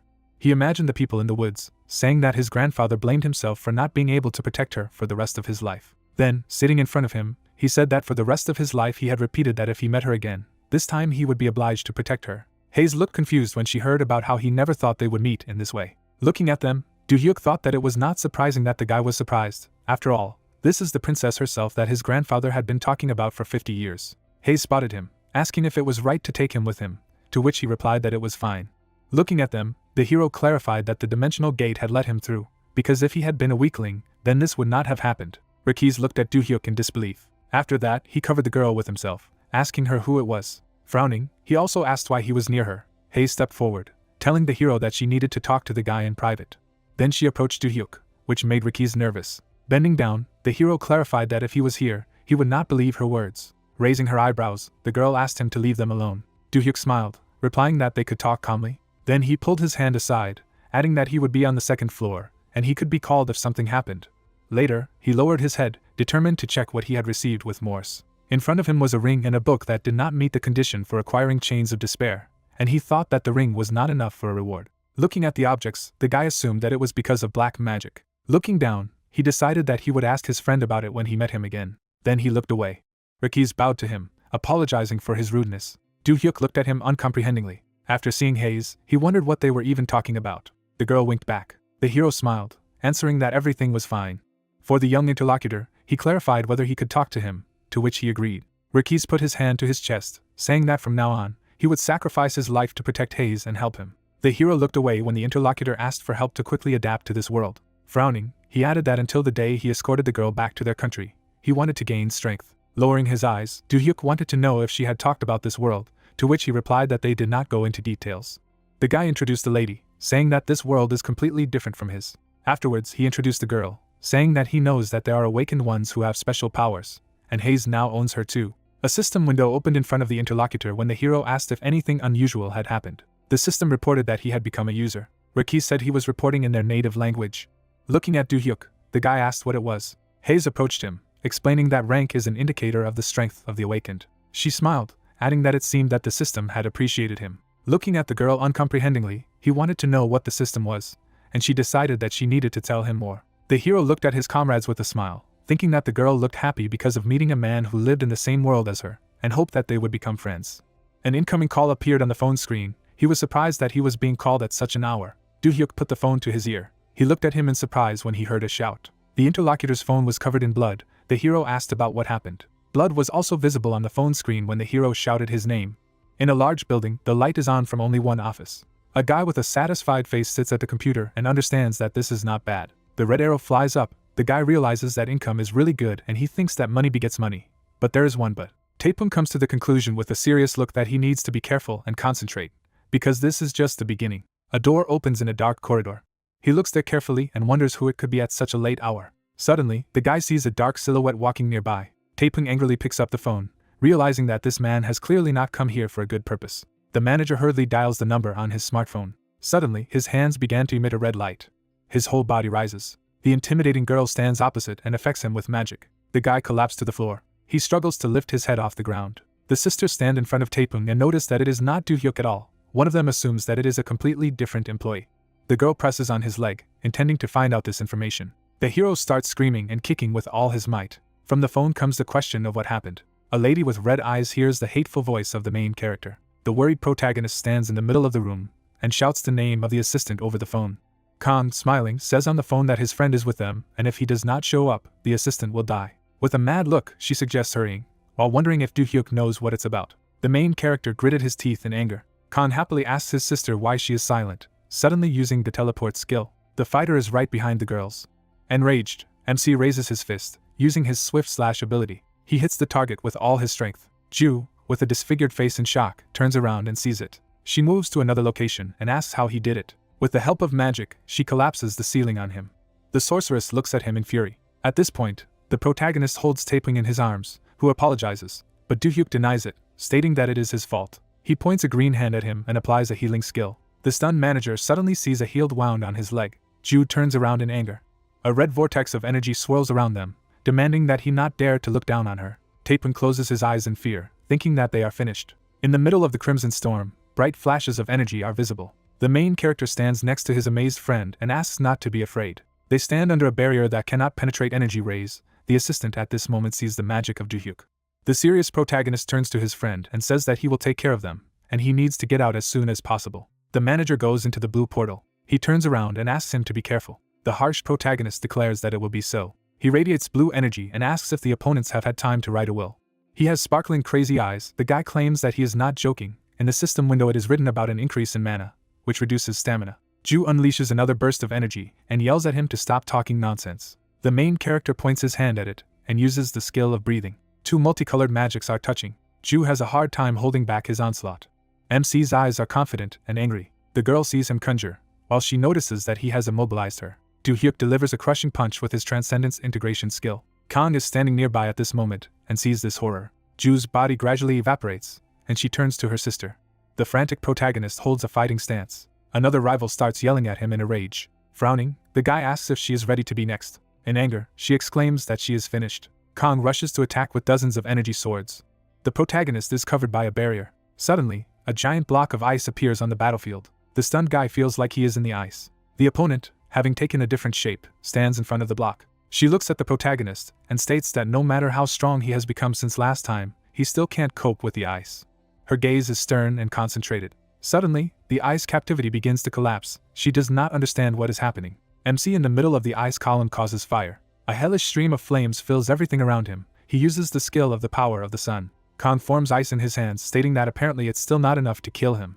She points her hand towards her opponent. Do-hyuk counters it with fire. Two powerful magics collide with each other. Discouraged, Kang sees his power. The frantic protagonist continues to conjure, holding out his hand in front of him. With a stern face, he summons a Kates. A flaming sword appears in his hand, declaring that he will now distribute the power around the blade. MC delivers a devastating blow with a red stream. In the system window it says about the Sword of Ascension, which consumes 500 mana and condenses magic, forming a large crescent-shaped slash. A powerful attack flies directly at Kang. A powerful explosion is heard in the skyscraper. Energy flies through the windows, breaking them. The astonished girl wonders if he can really use the sword. She points her icy bayonets at him again. The lady unleashes a series of quick punches, claiming that compared to his other abilities, his sword wielding is clumsy. The satisfied protagonist agrees and says that dark magic is not his thing at all. A purple vortex appears in front of him. He forms a stream of powerful mana using the protection of his swords. Witchcraft affects a girl who is hanging in the air. The protagonist sparkles with a light aura, stating that she still possesses useful skills. With a confident look, he urges her not to worry. The main character folds his hands, claiming that all this is nothing to him.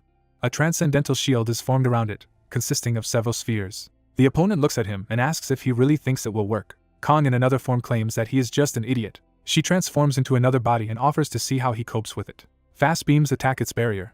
Suddenly, the entire energy shield is frozen. Kong is monitoring the situation closely. Suddenly, he sees a small orange glow in the middle of the fog. A pillar of fire bursts out. The frantic protagonist releases electricity.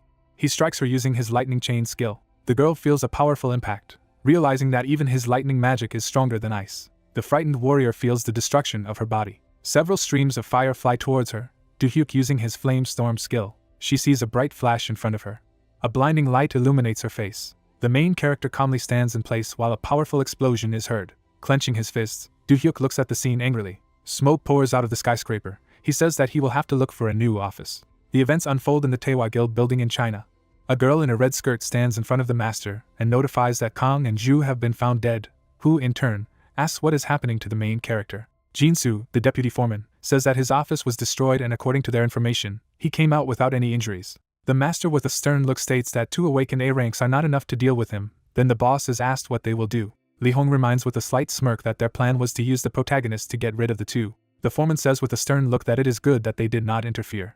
The assistant stands opposite and talks about what the KBI side considers to be the culprits of the incident, since they hold a grudge against the protagonist, who, in turn, replies that he does not care about the opinion of Korea, because the Chinese media of the awakened are controlled by their guild. The guild master with a serious face declares that this is why everyone will listen to them. The corpses of the girls lie on the floor. He realizes that after Do-hyuk convinced them to return to Korea, he simply killed them. Jin-soo says with an important look that they will be believed. The interlocutor notes that this will most likely be enough, and he will take care of it anyway. Closing her eyes, the girl agrees with him. A map of the country is shown, and it is said that 8 Korean guilds think that peace has come after the disappearance of the White Lotus and Tree Soul guilds. However, this is only an illusion. The master smirks and declares that it's time for them to make their move. A tall tower stands in the middle of a dark city. The events unfold in the spire of Deus. The yellow magic sphere is held back by chains. They sparkle with a bright light. The system window says that there are 4 seconds left before opening. They begin to gradually crack and collapse. A stream of bright energy bursts out from the platform, saying that the golden gates located on every spire in all countries will be opened. Various towers in different cities are shown, and the pop-ups say that if you enter a place where the essence of spatial energy is concentrated, you will be transported to a virtual arena, and once there, you can fight monsters and other civilizations. The man looks at the system window, which says that he is allowed to steal weapons from fallen opponents. The pop-up message presents a choice: to strengthen yourself and destroy everyone, or to team up with them and defeat the monster's common boss. The protagonist with a stern look sees the information that the maximum number of participants is 5 people. The guys are walking through the guild's underground training grounds. Ixon is asked why they are here. He replies that he does not know, because he just received a message from Do-hyuk. The girl thinks about it, and assumes that it has something to do with the Golden Gate. The red-haired fighter tells her that he also saw this message. Ixon walks beside her and declares that there will be a battle between dimensions, and also an enemy weapon, but he doesn't care, as he is an awakened B rank.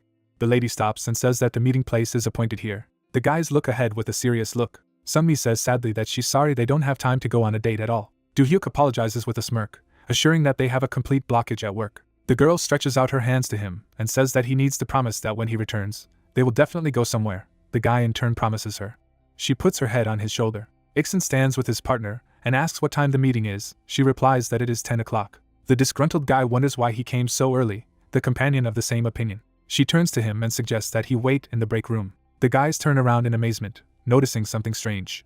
The protagonist, along with Sungmi, look away in surprise. An excited lady greets them. The couple sits in an embrace. Sungmi asks how long they have been here. They assure that they have just arrived. The embarrassed girl hears the question if they are too late. The main character looks around with a satisfied face and says that since everyone has come, he calmly offers to get down to business. The surprised children are trying to find out what they should start. There are various objects on the table. The protagonist stands in front of his comrades in arms and talks about the fact that thanks to the guild he was able to identify the artifacts he found. The girl is surprised to notice that this is an expensive pleasure. Ixon asks the protagonist if they can be looked at. MC looks at the guys and claims that he called them to give them away. The guy with a smirk encourages them to choose wisely. Discouraged friends do not believe in what they have heard. Do-hyuk smiles broadly and asks not to worry, because these artifacts are not for sale and he does not need them. The image of a red-eyed monster appears. The main character explains that with them they will be able to clear dungeons of a higher level. The guys have new armor. The protagonist asks to consider it an investment in the future. Sungmi and her companion exclaim that they can't just accept them and let him at least give them the opportunity to pay a little. Do-hyuk with a satisfied look offers them to rent it, and then return it. Joyful friends notice that this is a completely different matter. The protagonist opens a dimensional pocket and encourages them to swoop in while hot. Sungmi sits on the floor while the protagonist turns around and declares that he has a lot to do, so he needs to go. She looks at him pitifully and asks him not to forget about her promise. Do-hyuk with a serious look assures that he remembers everything. The doors to the bright office open. A man in a suit waves his hand and calls the main character to him. The protagonist sits down opposite him and apologizes for waiting. He replies that there is nothing wrong with it. The astonished protagonist suddenly hears that he needs to get straight to the point. Then the interlocutor claims that he found information about Garam when he was looking at the data on the awakened D and F ranks. The employee sits with papers on the table and explains that the sources were correspondents in the chat in which he was once a member. Then the guy offers to take a look at him. Frowning, the protagonist studies the recordings and realizes that he is quite comfortable in this world, unlike Lakis. The astonished protagonist opens his eyes and realizes that this is a fairly familiar picture. On the paper, it is written that Lakis knows information about dimensional rifts, and he also helped in Burchad's research, and Lakis says that with the power of the Awakener, he would be able to unite the remaining resistance forces and remove the curse from the Imperial Palace. Then the question is asked about saving the Desmond Empire. A specialist in a suit and glasses begins to talk about this rescue. Silhouettes of bloodthirsty monsters are visible. It is explained that in the depths of the palace there is a magic stone that desecrates the entire capital of the empire. The purple crystal emits an aura. It is assumed that if you destroy it or collapse the basement, the city will be cleansed. With a serious face, MC asks what is in the basements. A large sword-wielding monster emits dark energy. It is said to be Durhan, which resides in a dark shrine that contains stone tombs of ancient kings. The book sparkles with a bright aura. The question is what will happen if the main character can get there. He is told that he will be able to receive resurrection and a secret spell passed down from generation to generation among the emperors. Do-hyuk is stunned to ask about the resurrection, assuring that he does not believe in it. He replies that it is quite possible, so the protagonist can resurrect the Black Prince of the Empire again. Light energy spreads throughout the city. The protagonist comes to the conclusion that if he kills Durhan, he will be able to revive the Archons and also, by destroying the magic stone, he will free the people in the capital. The long-haired prince calmly looks ahead. A bright fire is lit. Do-hyuk thinks that with his arrival, the flames of rebirth will flare up again in the Empire. Fierce mages confront each other. The protagonist thinks that in turn this will be a huge plus in the fight against the altar of the Black Cross. Frowning, the main character understands that the next raid will be extremely important. The specialist sits opposite him and asks about his opinion. He replies that this is extremely useful information. The man with glasses smiles and says that he is very glad that the protagonist listened to him so carefully, who, in turn, notes that he is grateful and at the same time asks to let you know when more information appears. The specialist with a serious look declares that as soon as he finds out something, he will immediately inform. A group of people is standing in the middle of the city. The events take place on December 24th at 4 p.m. Sungmi stands alone in the street. She looks at her palms, on which snowflakes are slowly falling. Suddenly, a strange shadow appears above her. The smiling protagonist holds an umbrella over her. He happily asks what she wasn't expecting in the store, because it's snowing outside. The girl replies with a slight smile that she thought he would be back now. MC holds an umbrella and offers to go. Their hands are touching. Joyful Sungmi agrees. They are walking down the street and discussing something. The main character is sitting opposite her in the establishment. Then they sit peacefully at the bar. The protagonist, together with a girl, walks through the night city. Their hands are tightly clenched. Do-hyuk looks at her and asks how she is today. She replies that she is delighted. Memories arise with the bandits. The girl explains that every time they went on a date, something interfered with them, and she was afraid that this time it would be the same. Sungmi thinks about those cases with a serious look. The smiling protagonist agrees with her, stating that trouble seems to be haunting him. The girl with reddened cheeks says that even if this is true, it is thanks to this that they have become even closer. Do-hyuk looks at her carefully and addresses her. She smiles as the fireworks sparkle behind her, the protagonist thanking her for an amazing day. A couple in love watches beautiful colorful fireworks exploding in the sky. Sungmi is fascinated by this beauty. Then she turns to the guy with a smile. Do-hyuk does not take his eyes off the multicolored flash that illuminates the sky. She rests her head on his shoulder. The guys approach the car. The main character says that it is too late, and therefore he will give her a ride. The amazed guy turns to the girl who addresses him. Embarrassed, Sungmi suddenly offers to spend the night together. You can see a tall building in the middle of the night sky. Do-hyuk sits on the bed with his girlfriend. The excited lady is glad that she had the courage to come here. The perplexed girl is trying to understand what to do next. The main character touches her hand and addresses her by name. A smiling girl raises her loving gaze. The protagonist kisses his beloved. They look at each other embarrassedly. The girl has an intoxicated look. The main character smiles slightly. The girl lies down on the bed. The protagonist looks at her carefully. A lady with flushed cheeks asks to wait a little. She states that she will take a shower and come back. Steam spreads around the room. It is in the soul. The brooding protagonist sits on the bed. Suddenly, his phone started ringing. The main character suddenly hears this call.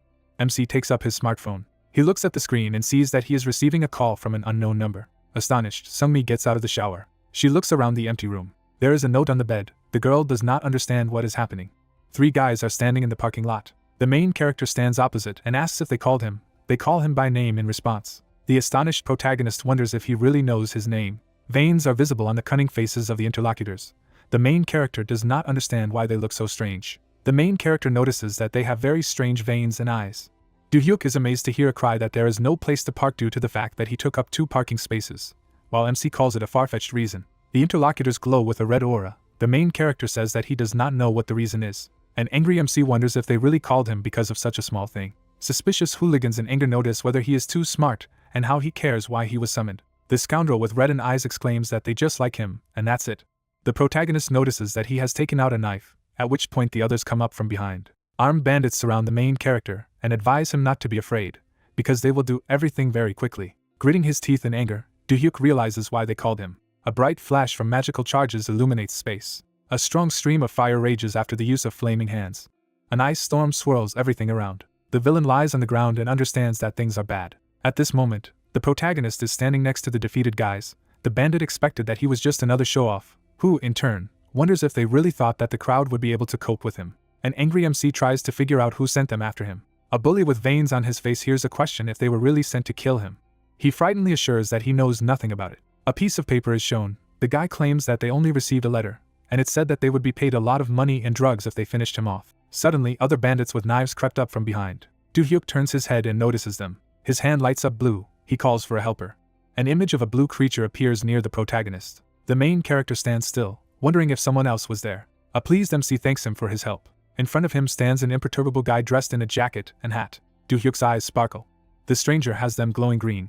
The guy stands in front of him and asks who he is, while MC assumes that he is not one of them, because he helped him. The stranger adjusts his cap and asks if he really does not know about the psycho potion. An image of a purple liquid in a bottle appears. It is said that this potion temporarily improves concentration and reaction speed. The fighter in the jacket claims that these poor guys are dependent on him.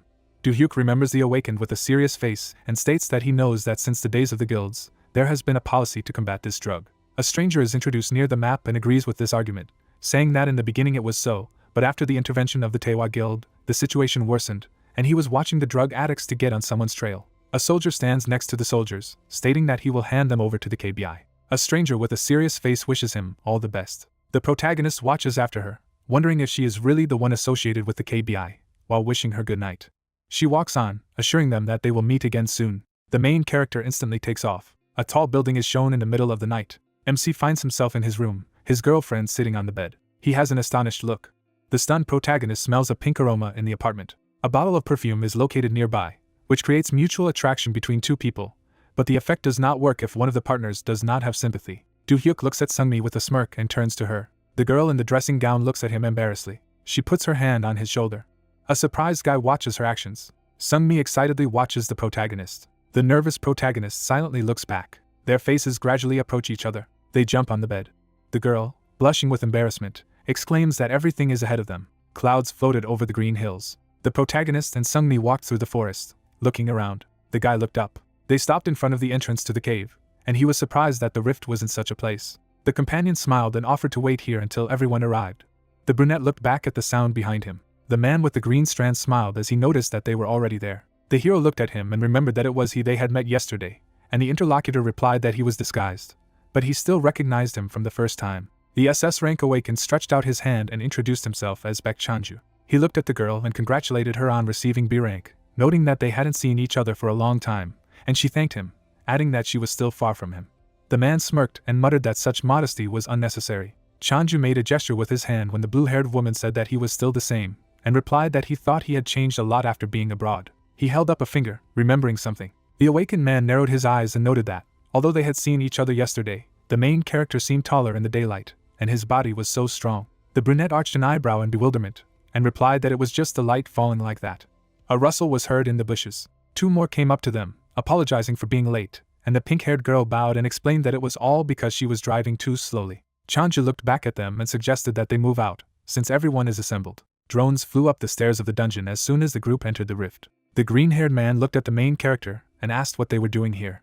He looked around and added that their guild usually didn't deal with such rifts, and didn't take on those that they couldn't handle without the intervention of foreign guilds. Duhui looked at the brunette and said that it wasn't their level. She knitted her eyebrows and said that the rift was theirs, and they had tried to clear it, but there had always been not enough people. She smiled and added that it had been so until now, and now the famous Duhyuk was with them. The guy chuckled contentedly, and a bluish energy appeared around his body. The companions went upstairs, and the woman said that this time they would cope. She handed the hero a box of magical Denkart sneakers, which she was going to exchange, but could not give earlier. They were of legendary rank. The guy took out a blade of the same level that he had prepared for her, and expressed the hope that she would like it. Someone pulled a string with a poison arrow. Duhyuk flinched, and his eyes widened. Chanju also narrowed his eyes, activating the energy when the hero called out to him, and replied that he knew. The man frowned and asked if this was how guests should be greeted. Purple lines rose above the forest. All these arrows were aimed at the green-haired man. The awakened one waved his hand, releasing mana. He deftly repelled the attacks with his strength. Only purple lights flickered in the air around the satellites, dissipating. Chanja frowned and muttered that they had just entered and were already surrounded. Monsters looked at them from the bushes. The main character approached the man and offered help, but he refused, putting out his hand in front of him. The interlocutor looked around and asked for a better reconnaissance of the territory, because it seemed that this place was somewhat different than they imagined, and he would cope with this. The enemies rushed to attack. The man stretched out his arms, concentrating energy in them. Large blue brushes appeared near the monsters. They abruptly collapsed, grabbing the opponents. Several such traps have appeared around the heroes. Chandra frowned, squeezing his palms. His eyes were shining, and he abruptly called out to Duhyuk, asking him not to let him down. After that, the main character pushed off the ground and headed in the other direction. The brunette looked back at the clearing for the last time. The guy hovered above the clouds, trying to figure out what was going on. He looked around, thinking that something was wrong here, and everything looked like another dimension. His eyes rounded. Sunmi put up a shield as several enemies rushed at her. However, a big shadow suddenly fell on all of them. The girl looked up in surprise. Someone stamped a huge paw. A monster was looking at her from behind the trees. The SS-rank giant flashed red eyes and grinned. The girls opened their mouths in surprise. The monster gnashed its teeth. A bright light appeared from its mouth, indicating an impending attack. The main character frowned as he looked down. He turned his head dumbfounded when he heard a stamping. Several horses appeared very close. Several dark riders rode on them. They were A-rank black knights. The guy looked back at the brunette, who called out to him. The guild master unleashed her energy, asking Duhyuk to leave the giant on them while she took care of the monsters behind. The interlocutor smirked and decided that this was a great idea. Lightning flashed over the huge monster in the sky. The brunette stretched out his hand, creating spheres, and said that this was a gift to him. Golden balls sparkled next to the giant, while the hero promised to deal with him later. A bright snow-white light flashed in the air. The giant lowered his head, coming to his senses. At this time, Chanja swung, concentrating the energy in his palm. He frowned and jerked his hand. A powerful attack fell on the enemy. The main character turned around, leading this battle to his comrades. He flew past the giant.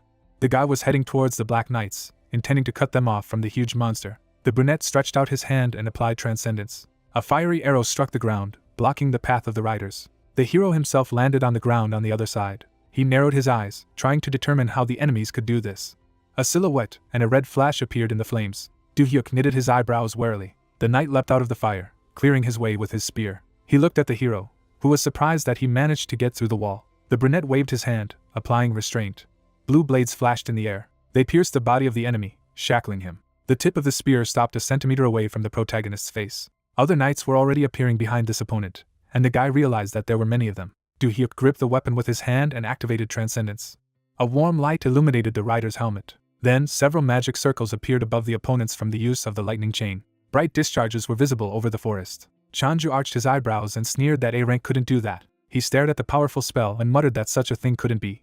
The main character stood in front of defeated enemies. The guy frowned and decided that they wouldn't be able to break through any further. Flames were still blazing in front of him, and the brunette thought that even if they rebelled, it would take time to overcome this wall of fire. Duhyuk narrowed his eyes and noted that only these were left. Several knights loomed over him. They aimed their spears at him, activating energy. The main character created a dark sphere in his palms. The orb of eternal darkness absorbed the light. It grew and grew, absorbing space. And now the riders were shrouded in darkness. The awakened man took a step forward. Then he pushed off the ground abruptly. Duhyuk jumped back. A greenish haze appeared above the opponents after activating the transcendent cloud path. A blue shield was visible from behind the treetops.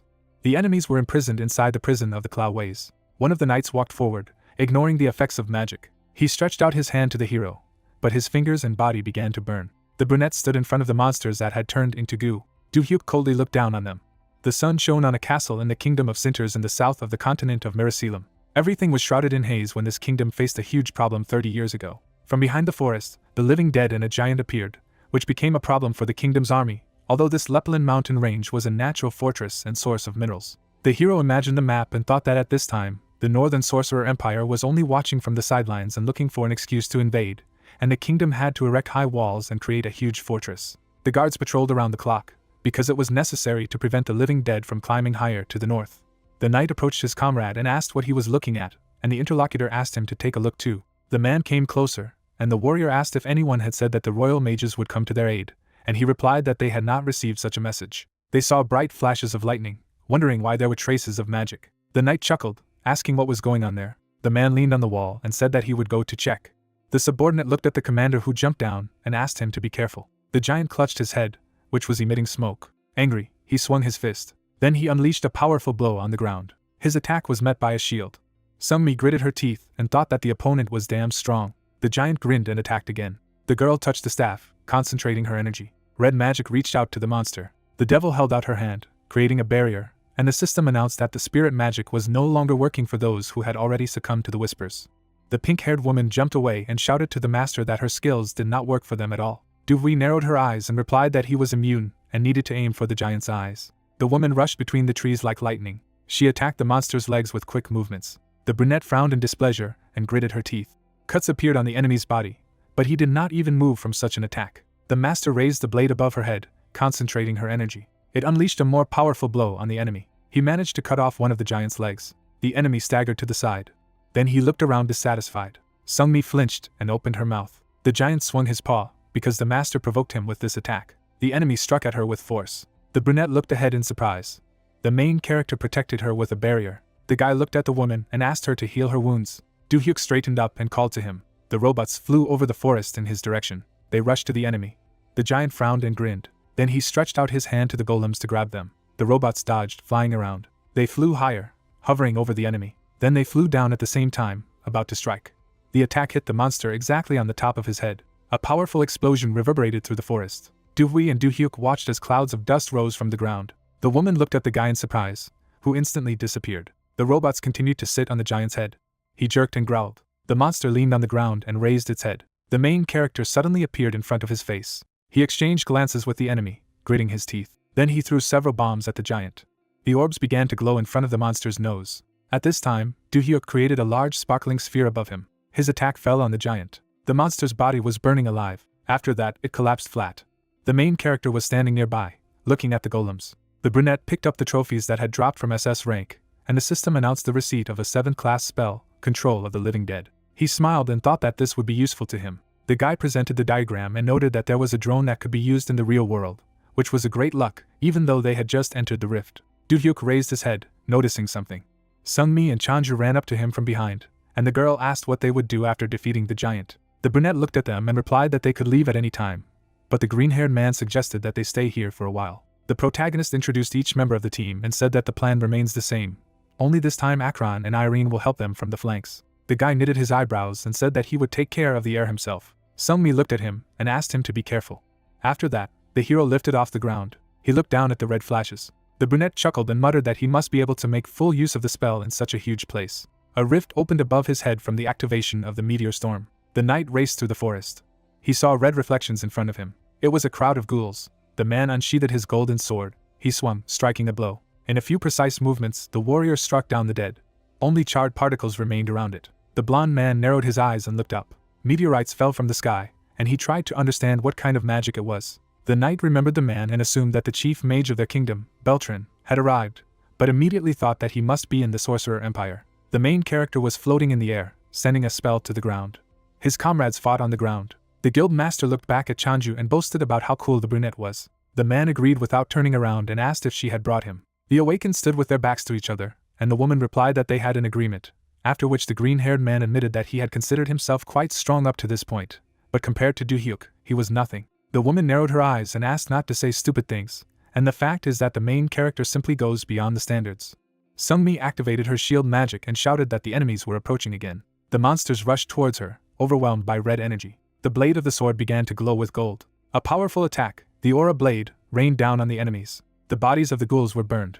The girl knitted her eyebrows and looked forward. A male silhouette appeared near the trees. He stood in front of her and asked who they were, and the blue-haired woman thought she couldn't recognize the language. The main character appeared next to her, who replied that they came from another world. The blonde looked at them and said that he didn't know that he could use translation magic. The SS-rank Duke of Smelitz knitted his eyebrows and asked if they were the ones who dealt with this undead army. The brunette looked at him and confirmed that he had come here through the rift between dimensions. He made a gesture with his hand and explained that their goal was to hunt, but these dead men immediately attacked. The interlocutor frowned and asked again. The man's eyes flashed and clarified whether they were definitely not their target. The Awakened stood opposite each other, and Du-hyuk revealed that they were pursuing the interests of the Desmond Empire, and Kalen Ogre, who had disappeared from the continent of Idamantia, was their opponent, and the knight clarified if this was the forgotten state on the central continent. The brunette closed his eyes and nodded. Smelitz presented a map and said that this place is called the northern continent of Mircleum. Their fortress is a little higher to the north, so they were mistaken. The main character knitted his eyebrows and replied that this was not entirely true. He narrowed his eyes and added that they had come for the undead, as exterminating them would give them more strength. The Duke's eyes flashed and said that strangers were not liked here. He lowered his sword and said that this time he would close his eyes to their presence, so let them return home in peace. Powerful energy emanated from his blade, and the man warned that next time he would regard them as enemies. Everyone else took up fighting stances, ready to defend themselves. However, the brunette held out his hand, stopping them. Du-hyuk looked back at his bewildered comrades. He frowned and shook his head silently. The hero looked at the knight with a smile and said that they would retreat now, but they would return later. The interlocutor sheathed his sword and replied that he would be looking forward to him, a mage from another dimension. With that, he turned around and walked away. The soldier stood on the fortress wall and looked ahead. His commander suddenly jumped nearby, surprising his subordinate. The warrior looked at the Duke and asked if everything was all right, and he confirmed. The blond man crossed his arms when the interlocutor asked how it went. Smelitz remembered the Awakened and replied that there were 5 foreigners dressed in strange uniforms and speaking a different language. He thought of the sea lizards and added that they were not the ones who had traversed the open sea full of monsters and huge whirlpools. The subordinate remembered how the commander killed a stranger who said that they really came from another dimension. The blond man knitted his eyebrows and told them that he had warned them not to come back. He imagined the protagonist's face and added that the energy emanating from the magus he was talking to was completely different from the others. The man remembered Du-hyuk, who remained calm even when the knight showed anger at him. The soldier frowned and assumed that it was because he did not know the strength of the commander. The interlocutor looked into the distance and said that the brunette would definitely return, and then they would find out why he was so calm next to him. He waved his hand and asked me not to forget to write about what had happened today and send a message to Sir Belten, and the subordinate replied that he would deal with it immediately. The comrades were sitting in the waiting room of the Blue Castle Guild. Chanju stood behind the master, saying that it was a rift to another dimension, and it was still difficult for her to comprehend it. The main character took a look at them and assumed that the advanced group of the military was destroyed by the living dead. The guy crossed his arms and added that they coped with the giant, after which a certain Smelitz appeared. The woman narrowed her eyes and said that she had learned about everything related to other dimensions, and this place was not a pleasant one. Du-hyuk shifted his gaze to the side and muttered that when other worlds became known, it was obvious that someone had penetrated there for their own gain. He stood up and said that he would like to conduct a few more raids, but the master recalled that Smelitz had warned them not to go there again. The interlocutor spread his arms and asked if the strongest did not win. The green-haired man frowned and said that there was just a misunderstanding between them. He remembered the main character and the knight, and added that the comrades thought that it was one of the monsters, and the stranger thought that they were enemies who had come to seize their lands. The brunette smirked and said that he would talk to him, and then everyone would come to a consensus. Duvri turned to the pink-haired woman and muttered that she was uneasy about the civilization of another world, and she agreed, because they were surprised to meet people instead of monsters. The protagonist squinted at Sungmi, thinking that he was also surprised when he first saw another dimension. The girl closed her eyes and frowned. She remembered the giant's attack. His blows fell on the shield, and the blue-haired woman thought that if only they had defended themselves, but weakened his power even a little. Sungmi imagined herself in battle and decided that she needed to train to land soft blows that could reduce damage. Du-hyuk glanced at the girl and assumed that she was remembering the previous battle. He put his hand on her head. The brunette stroked her and praised her for her good work, but she replied that it was just luck. The blue-haired woman touched his arm as he repeated that she was good anyway. The interlocutor smiled and muttered that she could get used to praise this way. Their sweet couple looked quite cute from the outside, and the master hurried to return the conversation to the working track. Duvri looked at everyone and offered to prepare and go there again in 2 days, but for today, everyone is free. Chanju took out an X5 crystal of transcendence from his inventory, which cost about 30 billion, and said that he had received an interesting loot that would help improve their characteristics. Somewhere in the middle of the sea a ship was drifting. It was a floating base of guards with a coat of arms. The man approached his colleague and asked how long such weather had lasted, and he replied that more than a week had passed. The captain frowned, trying to understand what the hell was going on. Suddenly, purple lightning struck the ship, the crew grabbed the instruments. The men looked at the monitor, discussing that a lightning bolt had suddenly struck the deck. A stranger stood upstairs, and the captain wondered who would be there in such weather. The mustachioed man frowned and ordered the guards to get rid of him as soon as possible, and the subordinate passed an emergency message to check the deck. People went upstairs, muttering that they had had enough rest. They approached the red-haired man, asking who he was. Purple flashes appeared in the sky. The man turned around, and lightning struck behind him. His eyes flashed menacingly. The men looked at him, recognizing him as an executioner from the first platoon. The guardians suddenly evaporated when someone asked why he was here during his vacation. The red-haired man was behind them, landing several accurate blows. There was a purple glow around his body. He frowned. A man narrowed his eyes flashing, and gave him orders to kill. The villain reached out and controlled the guard like a puppet, forcing them to destroy the intruders who came from another dimension and interfered with his Bendela plan. Stars shone on the house of the main character. He sat on the bed and looked at the system windows, and Sungmi lay next to him. The brunette knitted his eyebrows and said that he should start with the potion he could get. An orange vial of the Arcturus star chemical compound appeared in front of him, and the young man thought that with the awakening of the divine spirit, he would enhance the effect. The hero quickly flipped through the stats, muttering that the potions he used often had become stronger, so there was still a benefit from the frequency of use. The brunette frowned as he imagined the blade in crystal, and noted that he had never seen an application for items compared to the things he had recently received. He remembered the page of the site, and thought that nothing had appeared on DusNet, an identification for a long time. Du-hyuk opened his mouth in surprise as he stared at the system's golden window. There was a message on it that he had been prepared to be able to use one shard from another dimension to get information about the rift, where there were the items he needed, but the probability of success was 10%. The guy chuckled, deciding that they thought they would make him choose DF again. He smiled and remembered that this time he had also received shards. The hero tossed the crystal using one of the 10. Du-hyuk looked at the screen and asked to find the level 7 Summon Blaze and the level 8 Simulacrum, after which the search for items began. A new alert appeared in front of the guy. Sungmi looked around in surprise as her boyfriend screamed. He clutched his head and exclaimed that it was unbelievable, because he had been told that he could get what he wanted in Desmond S. Brunette gritted his teeth, noting that 5 more shards were available. The hero imagined a headless knight, and thought that that dimension had been restored. Du-hyuk narrowed his eyes, knowing that even if he went there with Hayes and Rakiz, it would be hard. The girl lay down next to her and muttered that he had been screaming recently. She looked at the brunette and asked what was wrong. The brunette pointed to her with his hand and asked her to see. On the system window, it was written that he could enter with his closest colleague or a person of the opposite sex. Deus would be favorable to this person. Sungmi glanced at the notification and asked if he was upset about it. She knitted her eyebrows and said that she could go with him. However, the hero frowned and refused, explaining that this rift was much more dangerous than yesterday's. The brunette narrowed his eyes and said that he could not take her to such a dangerous place where she had a risk of getting hurt. He introduced a few people and added that if Sungmi joined him, he would get bogged down in this story unfolding between the Black Cross and the Desmond Empire. The interlocutor stood up and resolutely stated that she wanted to go with him. She knitted her eyebrows and asked to check her. The awakened woman narrowed her eyes and added that she would go with him if she could handle it. Then she opened her mouth and muttered that she would back down if she lost. The guy straightened up and agreed, since she was so eager to do so. The partners went down to the underground training hall. They stood opposite each other, and the hero began to tell what her test was. He introduced them schematically and stated that if she deflected his attacks and was able to hit him, she would pass. But if she took 10% damage, then her armlet would light up yellow, and the girl would lose. The main character took out dragon spiders and warned that he would attack with them. Du-hyuk frowned and added that she only had one chance. The opponent sat down, stretching her legs, and the guy offered to start. The blue-haired woman stretched and agreed. The awakened looked at each other resolutely and began the duel. The hero stretched out his hand, creating a magic circle. He attacked his opponent with a power missile, illuminating everything around him with light. Sungmi took a fighting stance and concentrated. She dodged several attacks. Then she turned around and stabbed with her sword. Blue flashes flashed in the air in front of her. After that, an explosion rang out. The main character stood and looked at the rising dust. However, his opponent was on top, ready to counterattack. The brunette rounded his eyes in surprise and raised his head. The blue-haired woman swung her blade violently. The guy stretched out his hand and held out his shield. They looked at each other, each putting in his strength. At some point, the girl's sword cracked, and from the side, a spider was already approaching her.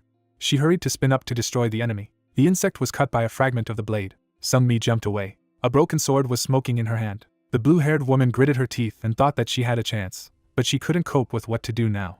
The brunette pointed her finger to the side and asked her to take a look. The bracelet on her arm glowed yellow. The girl cowered and shouted that she could still fight, and the other party replied that she had misunderstood him, but the test had passed. Sungmi looked at him in bewilderment, and reminded him that she had never been able to land. The guy remembered her attack and said that she only needed to touch him and repel his attacks, especially since the second was more important for the tank.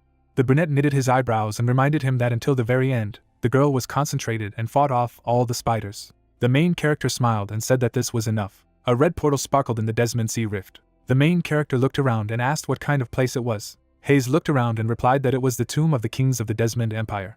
System windows appeared in front of the comrades with the task of getting rid of Durahan Formido, which protects this shrine, and getting resurrection magic. The protagonist knitted his eyebrows and stated that he would go forward, and Sungmi and Rikiz would take over the flanks. The green-eyed woman narrowed her eyes and agreed when the guy added that she would have air and rear on her. The brunette looked around and asked him to do everything quickly to avoid meeting the crusader. The comrades rushed forward through the dungeon. Hayes was riding a wolf when she approached the blue-haired woman. She smiled and thanked her for joining in. The interlocutor ran forward, saying that it was all thanks to the main character. Sungmi looked at her resolutely and added that she didn't have enough strength, but she would do her best. The brunette frowned as he looked ahead. They stopped near the tall statues. Their eyes began to glow red, and immediately all the armor was enveloped in energy. The creatures surrounded the awakened. One of the warriors swung his weapon. Then, they all attacked the intruders at the same time. The protagonist and Sungmi put up a shield around. The guy narrowed his eyes and shouted what was needed now. Thin blue lines flashed in the air. Hayes and Rikiz resolutely looked ahead as they attacked the enemies. The girl on the wolf jumped and struck from above, and her partner wielded a blade below. The statue crumbled into pieces behind them with its backs. They banged their fists, discussing that they made a great team. However, here the red energy enveloped the wreckage. The statue began to rebuild right behind them. The awakened looked around dumbfounded. A golden bolt flashed in front of them from the use of the lightning chain. However, the wreckage still continued to connect. The main character rounded his eyes, realizing that the opponents were recovering. He waved his hand and called his comrades here quickly. His teammates ran towards him, apologizing for the failure, but Du-hyuk only asked them to hurry. They were followed by huge armor. The protagonist turned around and ordered everyone to hide behind him. He opened the box from which the light poured. Suddenly, a powerful blue beam pierced the enemies. The brunette narrowed his eyes, trying to see what was happening in front of him. Orbs appeared among the debris, and the guy shouted at everyone to attack the cores until the statues were restored. Rikiz took a swing, saying that he would take care of it. He managed to break the spheres with his blades. The main character looked at him with a smile and praised that they managed to notice the cannonballs, although not the first time. The men were enveloped in blue energy, and the brunette asked to be more careful next time. Suddenly, the hero felt himself falling down. The floor under his comrades cracked. At the same moment, they all collapsed down into the unknown. Du-hyuk opened his mouth in surprise and looked ahead. Below them was a circular hall, where a guard was already waiting for them. He raised his helmet in his hand, and it became clear that there was emptiness inside the armor. However, there was light in place of the eyes. After that, the enemy attacked the invaders with their magic. Purple arrows reached out to the awakened. The hero stretched out his hand and used transcendence. A blue shield appeared in front of him. The attack hit the barrier with all its force. The guy gritted his teeth, trying to withstand the pressure. He frowned, investing more energy. However, in the end, the shield could not stand it and crumbled, letting some magic through. Sungmi reached out to the brunette to pick him up. Hayes frowned and yelled at Lucchini to help her. Blue spheres appeared around the guys. They smoothly descended to the floor so that no one was hurt. Blue-haired looked at the hero, trying to bring him to his senses. However, Du-hyuk lay with his eyes closed, and dark veins protruded from his body. The enemy stamped his foot. The girl gritted her teeth and turned to him in displeasure. The armor was turned to Hayes and Rikiz. Durahan Formido, the boss of SS-rank monsters, emitted dark energy, muttering that he heard the pleasant whispers of death. Red magic appeared in his hand. The weapon plunged into the floor. The boss leaned on his sword and asked the assassins who had come for him to get up. His power spread throughout the hall. The floor began to crack around the guys. From the rifts, the hands of the dead stretched out. Rikiz and Hayes looked around. The skeletons rebelled and headed towards them. The woman chuckled and muttered that she didn't think the ancestors would meet them. The green-eyed woman frowned and asked her companion to concentrate. Sungmi knitted her eyebrows and said that it was necessary to protect the main character. She turned to the guy, who stood up and said that everything was fine, had already come to his senses. He grabbed his hand. His skin glowed from applying maximum healing. Durahan held out his sword and ordered his soldiers to attack, noting that the guy was stubborn. The brunette frowned and said that he would take charge of the boss and let the others take care of the undead. His eyes flashed, and the guy ordered action. Magic swirled around him as he activated his speed and strength. The helmet flashed and noted that the hero had interesting abilities. Sungmi stretched out her shield and used a provocative scream. All the skeletons felt the energy and froze. The brunette pushed off the floor. It quickly swept over the heads of the undead. The enemy shone, calling to listen to the call of the dead. The guy frowned and exclaimed that he would not fall for the same trick. Du-hyuk created a barrier in front of him and asked if this was all. Disc repelled the attack and sent it back to the guard. The boss looked around, noticing this. He set out a purple shield around him, and the black tentacles did not harm him. The protagonist frowned, noticing that it didn't work. Magic circles appeared above the guy's head, and the opponent activated chains with spikes. Black feathers descended from the ceiling. The guy used a protective barrier. Du-hyuk knitted his eyebrows and created 2 blue rings in his palm. Durahan swung his sword and shouted that it would be an offering to him. The brunette's eyes widened, barely having time to deviate. A powerful attack still threw him back. However, it was not the main character who rose from the dust. Spiders appeared around the enemy, and he guessed that it was a trap. Do-hyuk smirked and activated an explosion. Fiery flashes flashed in the air. The skeletons opened their mouths and rushed to attack. Haze lowered her hands as she used the call. Magical beasts appeared around her. They attacked the undead, biting into skulls. One of the enemies crept up from the side and swung. The green-eyed woman turned when she saw the threat. However, Sungmi immediately appeared in front of her, shielding her. The blue-haired woman frowned, blocking the attack.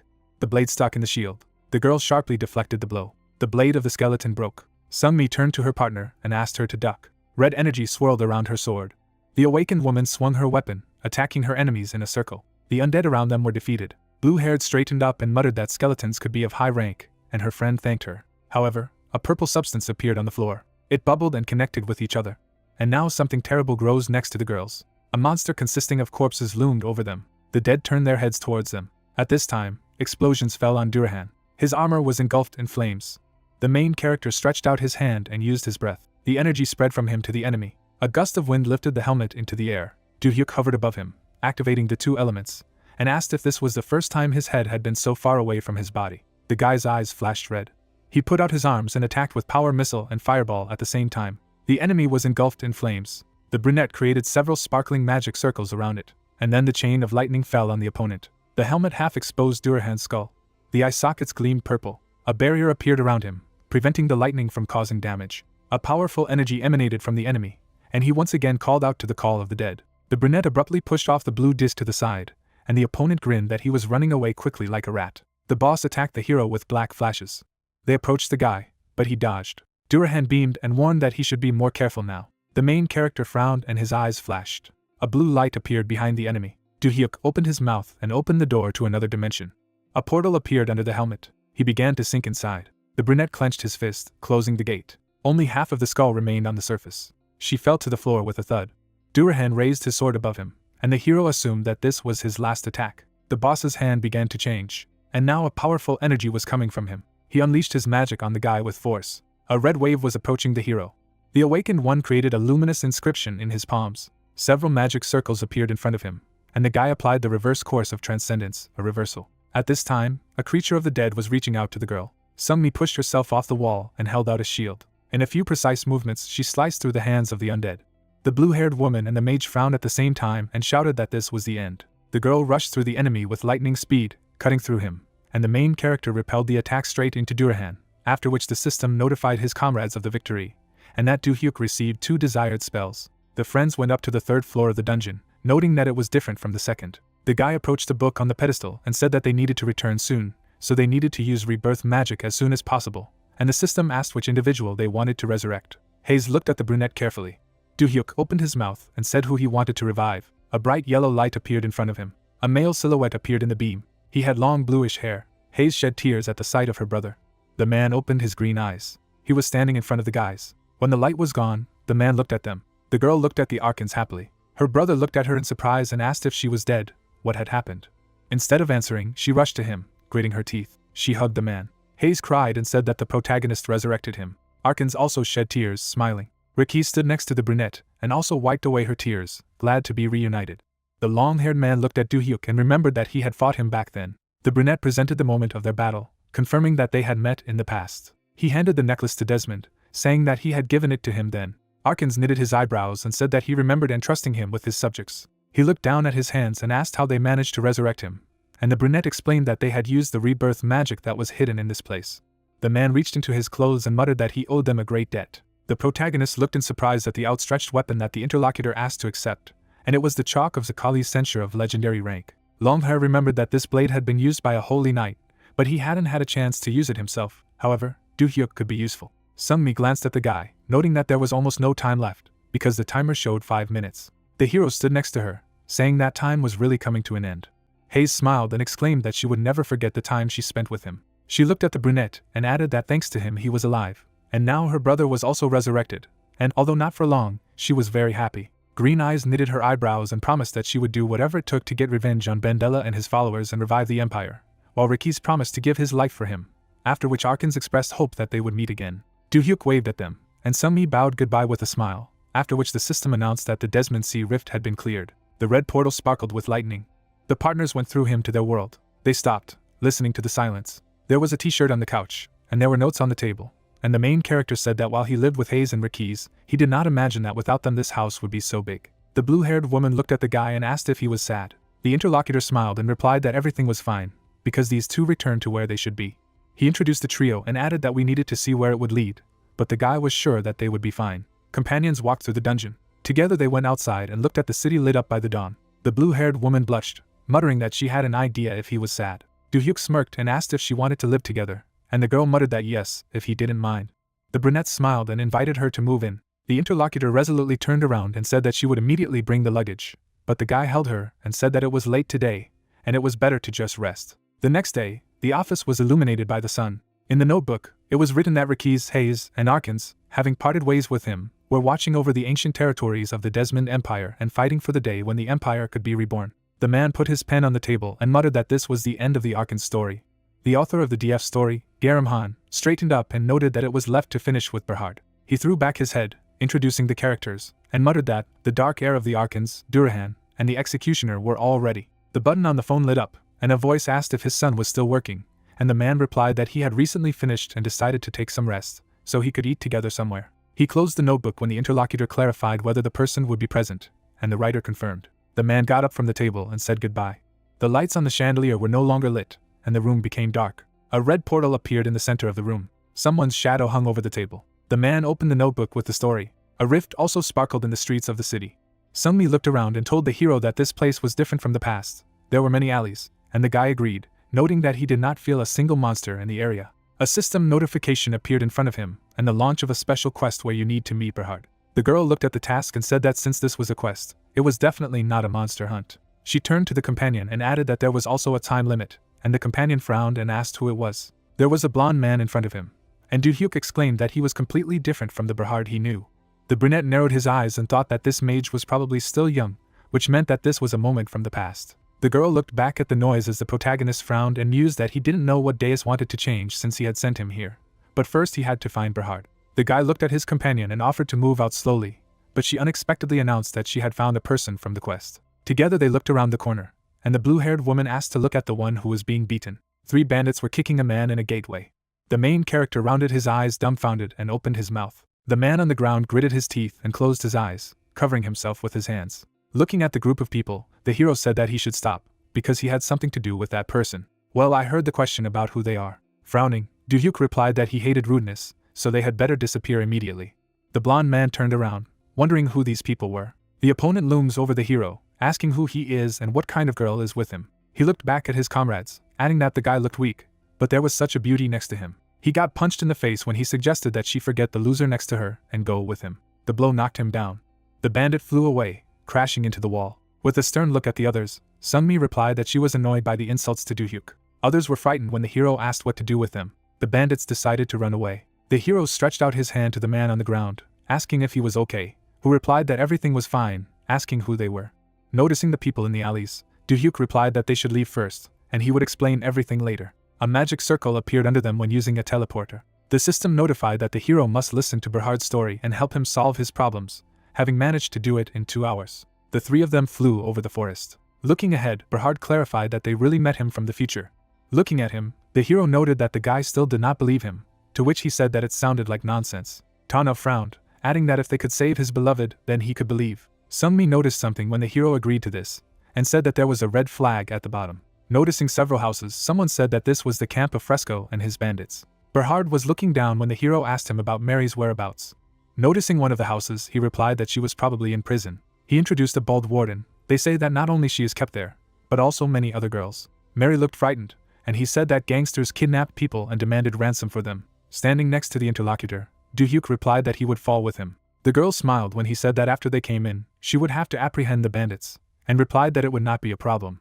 Do-hyuk looked down himself, saying that they were now coming. 2 guards guarded the gate. One looked at the other, saying that it was all pointless, and he agreed. He pulled his hand aside, saying that this was the lair of Fresco, who single-handedly dispatched an army of 3,000 men. No one would dare to invade here. At the same moment, an explosion sounded behind my back. The robber looked behind him in surprise. A bright light was introduced in the sky. Several rays struck the ground. Looking at the flames, the guard said that this could not be. The beam struck behind him. From fright, he fell to the ground. An Akron appeared in front of him. The golem's eyes shone brightly. Together with his friend, the hero sank to the ground, saying that this was their chance. The two of them went to one of the houses. Do-hyuk looked ahead thoughtfully. Grabbing Berhard's arm, he applied invisibility. Part of the roof shattered into pieces. Fresco was surrounded by a red aura. The man frowned as he asked who dared to invade his domain. Spreading his aura, the robber demanded to show himself. The enemy saw the hero below. Looking at him, Fresco asked him what the guy dared to invade his domain. Do-hyuk looked at him silently. The man rushed into battle. The attack caused a burst of energy. The girls sat on the floor, hoping that they had come for them. The guard approached them, demanding that they be quiet, and replied that there were no people who would come here to save them and be able to stand up to the leader. The flame set up behind her back, when he demanded that they calm down. Berhard let fire out of his hands. The guy was breathing heavily. Then he ran to the cage, saying that they were safe, and they had come to save them. He threw the door open and saw Mary. Berhard was worried about her. Looking at the rescuer, the girl asked about what was going on, since there were so many soldiers and the king of robbers himself, to which he replied that she did not have to worry and that there was a man who had come to help him.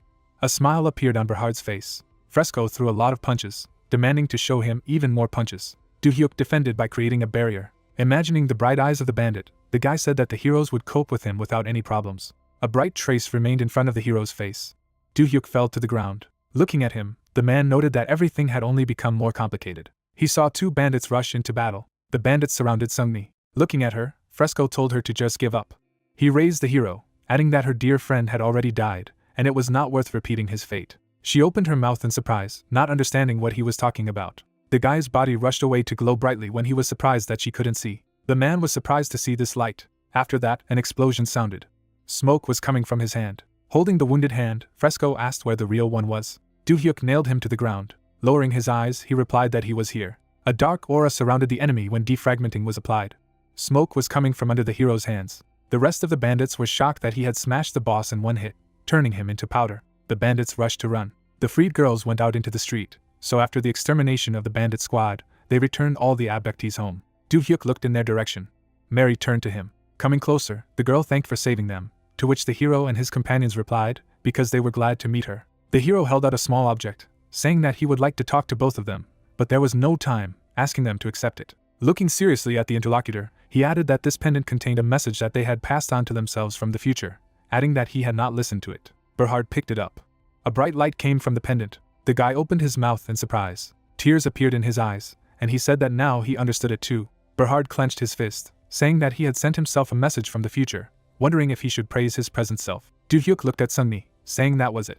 The system notified that the task had been completed and that his interference with another space and time was successful. People were looking up at the sky when the announcement came that they had freed the tigers, and now all living beings are praying for him in gratitude. They were wearing white cloaks. The system also notified that they had released Anti-Itis. Now they are also praying for them. The hero and his companion were surrounded by a golden glow when it was reported that they had received the energy of blessing through the prayer of these two dimensions. Do-hyuk was watching what was happening as his level had risen to S rank.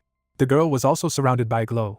Her level had risen to a rank. Sungmi's shield also lit up brightly when the reward was added to her. A large cross appeared on it, stating that it is now the shield of the Tiger Crusader, which is legendary. Her eyes grew larger in surprise. Sungmi inspected the reward, not understanding what it was. The hero was surprised that she did not know that not only he but also new users were given a special reward.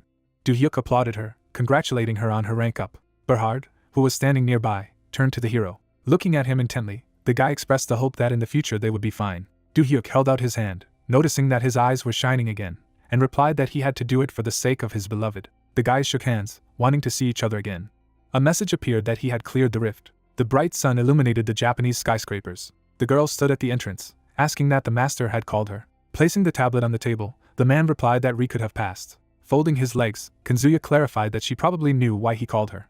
After introducing the traditional house, she replied that it was because of the failed attack on the Buddhist statue rift, and the JBI had set a bounty for overseas guilds that decided to enter it, and there was also a high probability that this 20-year-old rift would lead to a rift. The interlocutor frowned, specifying that the man wanted to ask the Korean team Do-hyuk to deal with this as a prophetess. Sitting at the table, he replied that she quickly understands everything and that she seems to be familiar with the hero, to which she said to entrust it to her. Tilting her head, Kanzuya wanted to know what her interlocutor thought of him, and whether he really was so incredible. Remembering the team, reassured him that the hero's abilities were incredible, and the other guys also praised him. Staring at the girl, the guild leader wanted to know if his team would be able to attack the Buddhist statue rift. She closed her eyes silently. Then, looking at the interlocutor, she said that she had no information about the team. Imagining a magic circle under Do-hyuk, the girl added that this dungeon could not be done alone, and the only member of his team she knew was himself, and the rest were unknown, other awakened. Kanzuya smirked, deciding that he had to get him involved first, demanding that he be told that they would give him all the promised reward and even what was due to her, and if he had the conditions, he would try to fulfill them all. One Eye smiled confidently as he said that through him, they would receive information about the rift and use it to prepare the next attack. The sun shone on the facade of the White House. The hero remembered the use of his skill, thinking about the special spell he received for reaching S rank, and now he has enough spells to attack, so he needs to collect spells for defense. There was a message about an invulnerability spell that consumed 1,000 mana per second and granted invulnerability to all allies within a radius of 50 meters. Then he glanced to the side, thinking that he had obtained all the items that he had received in the last rift. Iksan and Yunso entered the room, saying that they had arrived. Smiling at them, Do-hyuk replied that they should pass. The guy glanced at his friend, who noted that there was still time before the new rift, asked about what had happened, and replied that he had been contacted by the Fukutsu Guild this morning. Touching the letter icon, he said that he had been told something about the Buddhist statue rift. Comrades looked at the screens of tablets. Sungmi was sitting nearby. Looking up, Yunso asked what she wanted to say about this rift. Frowning, she talked about how the Buddhist statue rift is known among the awakened as the oldest rift that has not been conquered for 20 years. Introducing the ladies on the slope, she said that the difficulty is that the terrain. Then she recalled previous raids, noting that their success depended on the characteristics of the players. Then she introduced the current lineup, saying that teamwork is important in this rift of the Buddhist statue. Do-hyuk looked at her interlocutor, saying that this place was cruel to unorganized groups, to which she replied that the rift was a kind of graveyard for the unwary awakened. Imagining the shattering of the building, she added that even the best Japanese guild could not overcome it, and it was a very dangerous place. Iksan was visibly worried, surprised that they were offered to go there. Then she imagined her hands reaching for the light, replying that to them this rift was like Moby Dick. Imagining the man in armor, the hero reflected on the fact that the ancient rift was overflowing with energy from another dimension, since no one had been able to attack it yet, and because of this, the difficulty level of the rift was high, but the reward would be appropriate. Introducing the man in the chair, he noted that the head of the American Freedom Guild was leading this raid. There was a sinister smile on the man's face as he wondered if it might be because he was the only one who had been able to clear the rift, which was also one of the most ancient. Glancing in the direction of the interlocutors, Sungmi clarified about Ri and that she had heard her name from the master. Introducing the girl's face, she said that she was not a guild worker, but one of the key figures in it. Afterwards, also presenting the necessary number 40, she noted that the authority to attack their oldest rift is usually not transferred outside. Frowning, Sungmi thought about what they were asking for help. Opening his mouth slightly, the guy replied that their goal might just be to clean up the rift. We imagined the one-eyed powerful and also thought and suggested that maybe they wanted to use them to learn more about the rift. Iksan looked up, also not understanding why they were instructing them to attack the rift, and the man glanced at the hero, suggesting that he ask about it, and he agreed. Do-hyuk, who was sitting in the center of the table, said that he couldn't decide for everyone, and was asked what he thought about it. The hero smiled, answering that he was for it, and that he believed that they would cope. Besides, he was interested in what the reward would be. He looked at Sungmi, who said she wanted to try it too. Looking at the guy, she was talking about the need to plan everything and practice on other rifts, because their teamwork had to be perfect. The man folded his arms over his chest as Yunso supported the others and said that if 3 were in favor, so was he. Clenching his fist, Do-hyuk was happy about this, adding that he would then ask for official documents from the guild. A confident smile appeared on his face as he added that they would definitely succeed in this attack. Sounds came from the cave. Lightning flashed inside. The man was carving something in the rock. The hammer struck the chisel. Lowering his head, he noted that the insignificant ones had come again. Getting back on his feet, he said that it had been 20 years since he had been locked in this rift, but it would not be long. As he paused, he thought of the day when the wall of this rift would collapse. After that, he introduced the children, thinking that he would definitely find the people because of whom his peaceful life with his sister was destroyed. Looking at the statue of the girl, he asked her to wait. Something lit up on her head. The people in front of him were holding a mask and a staff. He put the helmet on his head. A bright light appeared around the helmet. There were many dark silhouettes in front of him. They were all statues. The staff in his hand began to glow brightly. With the impact, the light spread far and wide, and he told them to wake up. The eyes of the statues lit up. The Buddhist statue saw a lot of lights in front of him. Lightning flashed under his feet. A bright light burst out of the ground. A stone golem appeared behind him. The golem was much taller than a man. The Buddhist statue soared above the ground. The eyes of his helmet glowed brighter, saying that they must kill anyone who dared to enter his territory. The acolytes moved forward. The sound of footsteps could be heard in the forest. Ri followed the hero, saying that it was not a fracture, but a flying drone earlier, asking about it being new, to which he replied that it was and it was a reconnaissance drone. The girl smiled, noting that this was their third meeting, and each time the guy had a new toy, and he noted that the first rift was Arkan's. Ri looked him in the eye, suggesting that the next time we would meet not in a dangerous rift, but in some other place. Her eyes sparkled with the words that she knew a great restaurant in Japan, where you can only admit by invitation. Do-hyuk and Sung-mi turned around, replying that they needed to figure it out first, but Ri took his hand, saying that he needed to rest sometimes. A systemic message appeared in front of the hero, when the girls said that they would be tired and it would be difficult for them to use their powers. New reports indicated that negative energy had been absorbed from all over the area, and the bracelet of despair had transformed into a fell bracelet and revealed its characteristics. Looking to the side, Do-hyuk thought that although everything was fine around him, he was very worried. A spear flew out of the forest. A bright flash appeared from the impact. The shield deflected the spear. It flew aside. Sung-mi looked up in surprise. Soon many similar spears were flying. They all pierced the ground. Spears stuck out of the ground. The group took cover behind the barrier. The statues headed in their direction. Their eyes shone brightly. Grinning, the hero thought that these were metal golems, so the drone's thermal imager did not detect them. Among them, a monster with many arms appeared. This is the boss monster Verutica. The monster clenched its teeth tightly. A red aura surrounded him and the people. Their eyes lit up brighter as he told them to feel the crust of heaven. A red beam rushed away from him. Do-hyuk held out his hand in front of him. Spiders appeared in front of the beam. A powerful explosion sounded. After the explosion, a cloud of smoke appeared. The beam was in front of Verutica. The monster swallowed him. Smoke rose in front of the boss again. Sung-mi rushed to attack. Verutica's sweeping blows left bright traces. The girl defended herself with her shield, thinking that he was strong in a one-on-one battle. However, his attack could be avoided. Covering herself, she rushed forward. Sung-mi watched his movements intently. She managed to strike. Behind his back, Iksan was preparing an attack, saying that he could not lose. The blade of the axe was surrounded by a golden glow. The swing left a bright mark. Verutica looked down. He leaned on his knee, calling people trifles. Lava appeared under the weapons. A gate appeared next to Sung-mi, and she said that she would take him north.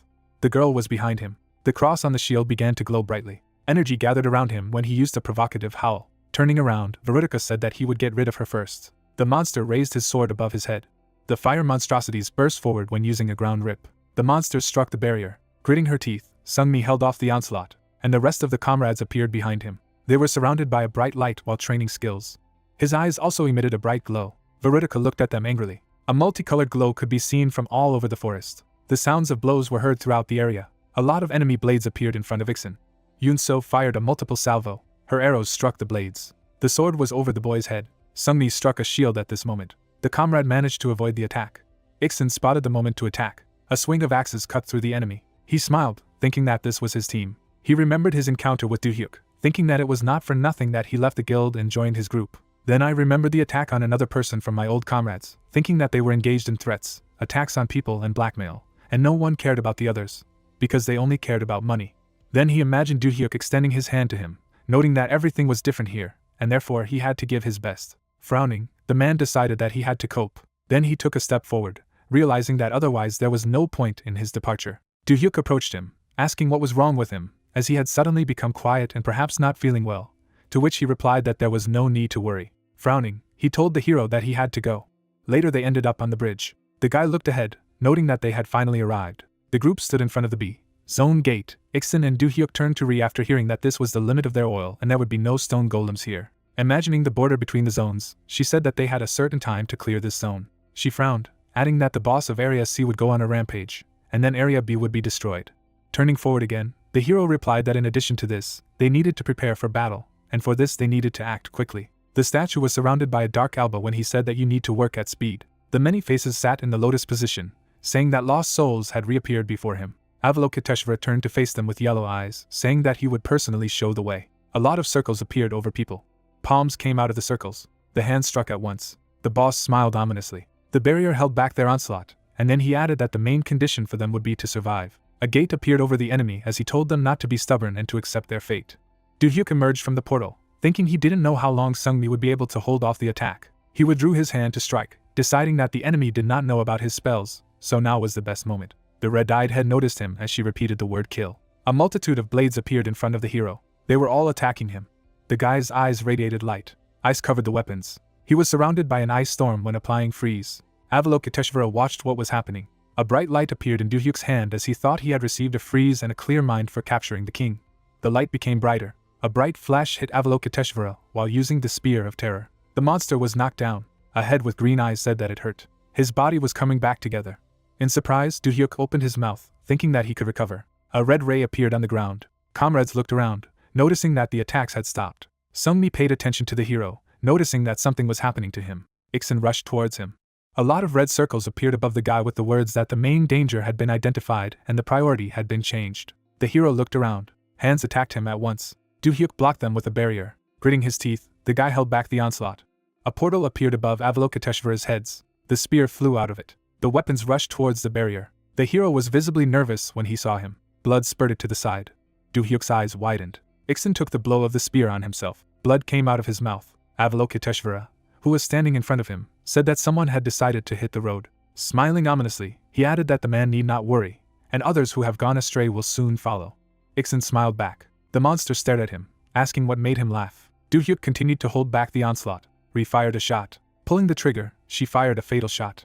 The bullet flew between his hands. It swept past his comrade's head. Avalokiteshvara noticed her coming. The bullet glowed in his hands. He managed to hold it. Another shot hit him. The monster's hands shattered into pieces, and he said it hurt. Another shot came close to his face. The head shattered into pieces. The eye was still shining brightly. Disintegrating, the monster noticed something. Yunso stood behind Ri. After imagining how he was attacked, Avalokiteshvara said that he did not expect them to use the first attack as bait and attack from the side. The monster was left with Ember. There was a message that it had been destroyed. A bright light surrounded the Do-hyuk when applying maximum extraction. An angel appeared next to him. The wound on Ixin's body was healing. He was approached by Sungmi, who told him that although he had received the treatment so quickly, he still couldn't recover due to the bleeding, and noted that it was good that they had time and could prepare. The other two girls headed to the side, saying that they would check the entrance. Lowering his eyes, the hero thought that this was indeed a rift that could not be cleaned for 20 years. A message appeared in front of him when he decided he needed to be more focused. The message box was reflected in his eyes. When he saw the lightning, he read that emergency changes were taking place in the rift. The barrier covered the entire area with a message that the faults in Area B and C were closing due to the discovery of an unknown force. The comrades looked at the barrier that had appeared. They were surrounded by darkness with the message that the Buddhist statue had left Area C. Do-hyuk looked behind him. The girls looked up in surprise. The huge golem took its hands above its head. A Buddhist statue sat on him, saying that they had destroyed everything he had built. His eyes lit up brighter, saying that he would destroy them and create this place anew. The golem struck a powerful blow. Its power spread throughout the area. An aura shone above the boss's head. In front of the golem was scorched earth. The Buddhist statue noticed something. Do-hyuk and his comrades took cover behind the barrier. The monster raised his leg, and the enemy said that he would crush them like insects. At that moment, a gate appeared behind him. Then a few more palms appeared. The boss surrounded himself with a bright aura. The petals of the flower covered him. Many portals shone above the bud. The glow spreads from the flower when a mana set is applied. Do-hyuk rose above the ground by using transcendental power.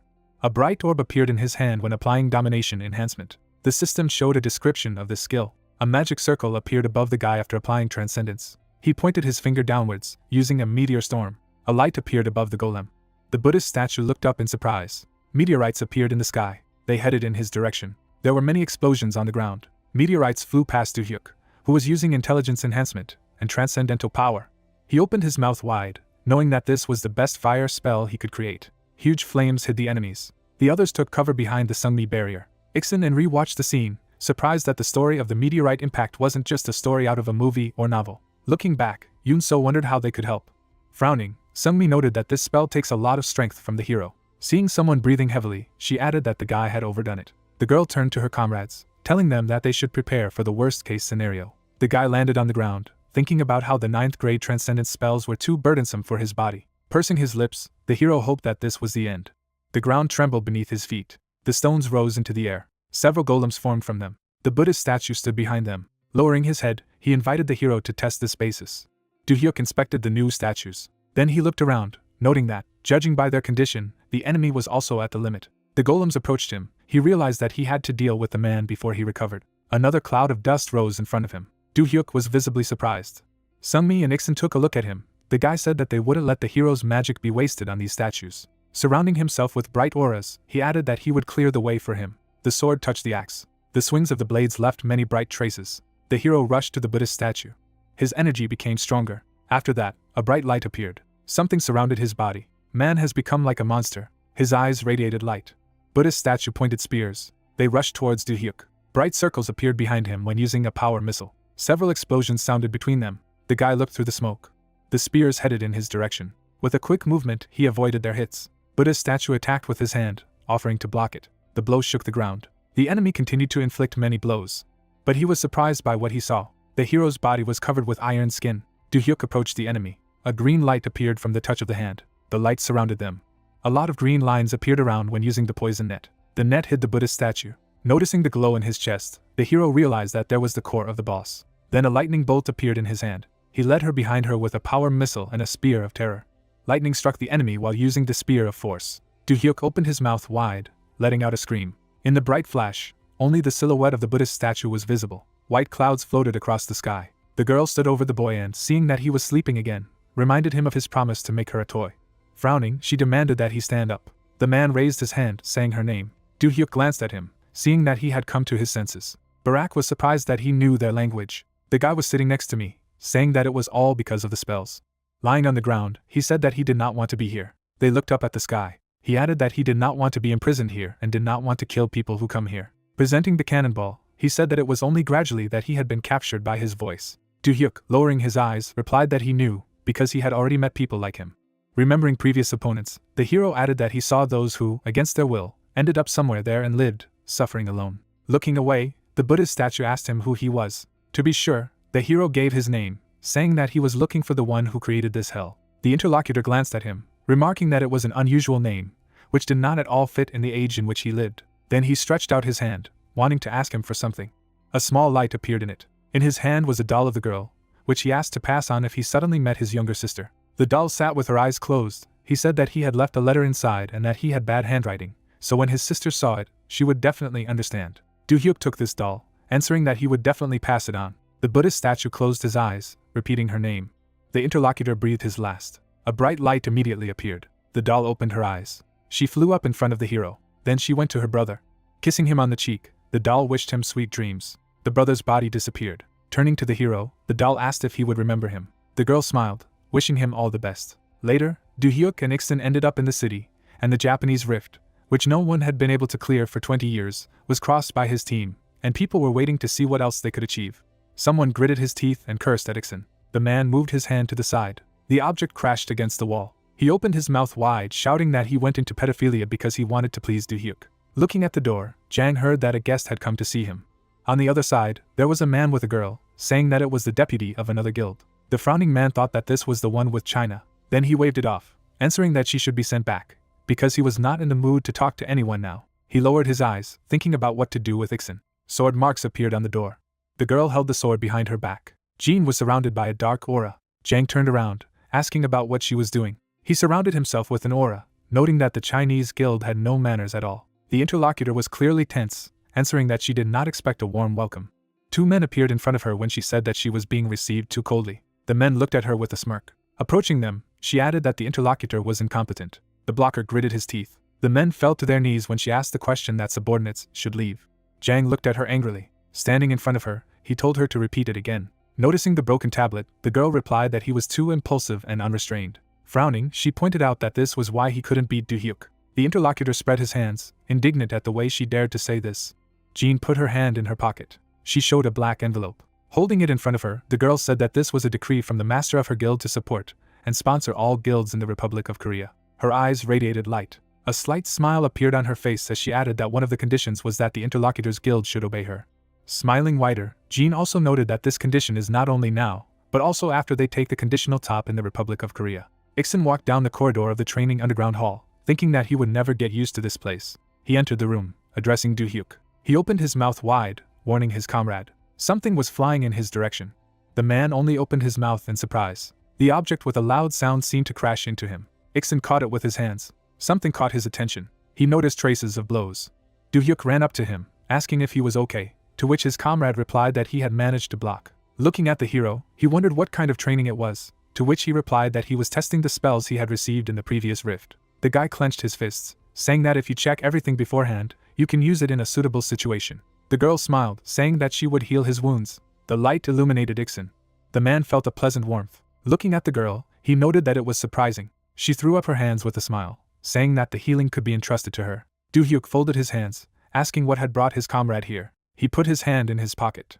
Then he held out a sheet of paper, offering to take a look at it. Do-hyuk looked down carefully. Looking at the letter, he noted that there was another guild there before contacting him, and after hearing the news of the Buddhist statue rift, they sent a message for his comrade to return. Frowning, the man noted that he was responsible for many things in that guild. Looking at the interlocutor, the hero heard that he was responsible for all the documentation, noticing that from the outside he just looked like a handsome man.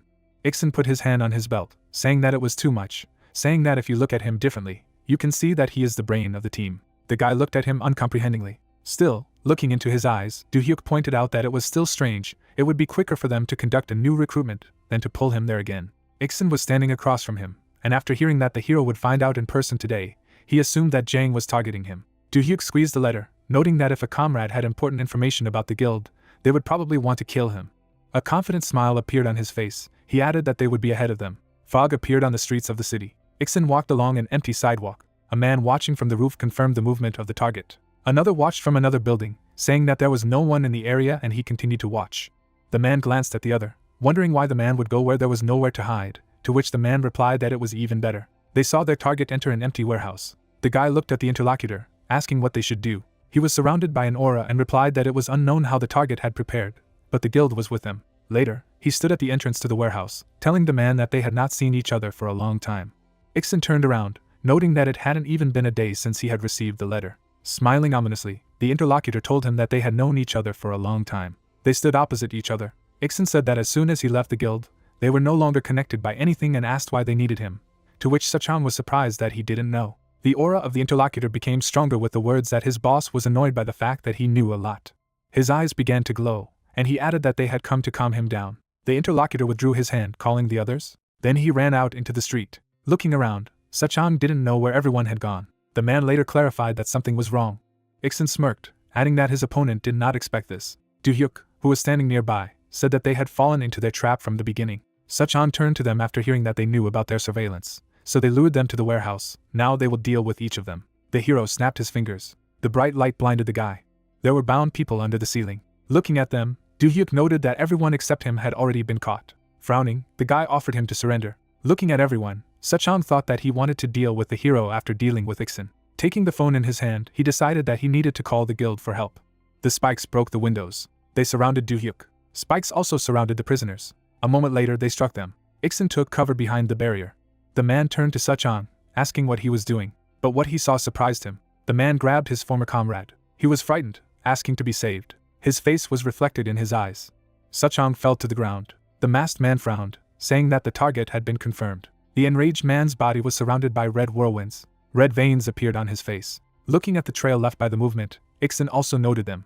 The enemy rapidly approached from the side. Red rays flew from the attack. The masked guy's eyes widened in surprise. His palm was blocked by a piece cracked from the blow. Irene picked up the hero, protecting him from the attack.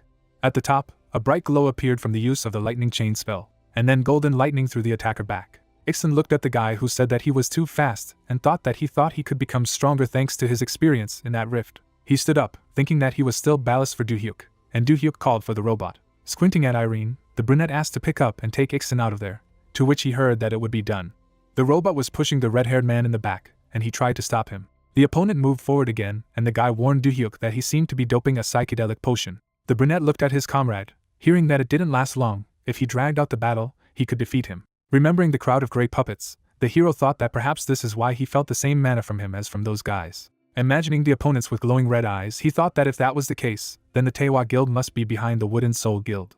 Opening his mouth, the hero thanked Ixin. The robot and the guy took off rapidly, leaving a bright trail. The enemy looked at the rising beam and said that it was impossible to miss the target, and ordered to block it. A crowd of puppets moved towards Irene. They opened their mouths and screamed.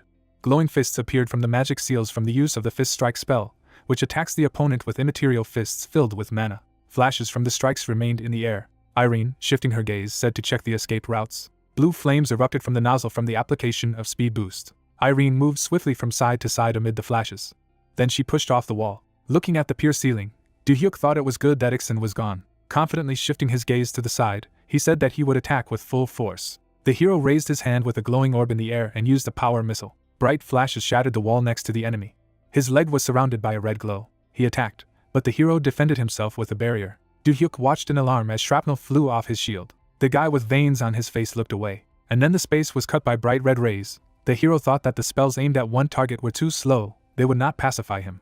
The guy standing in the shining dome thought that it was impossible to use the spell on a wide area, as it would hit bodies that could serve as evidence. Do-hyuk closed his eyes, thinking that in case the fight dragged on, there was a chance that he would escape. He should take those guys to prove the connection between the Taewa and Wooden Soul Guilds. The dome began to dissipate when the hero thought that he had no choice. A slight blue glow surrounded his body from the use of the magic gaze skill. The enemy was surrounded by a red haze and thought that he did not know why he had destroyed the barricade.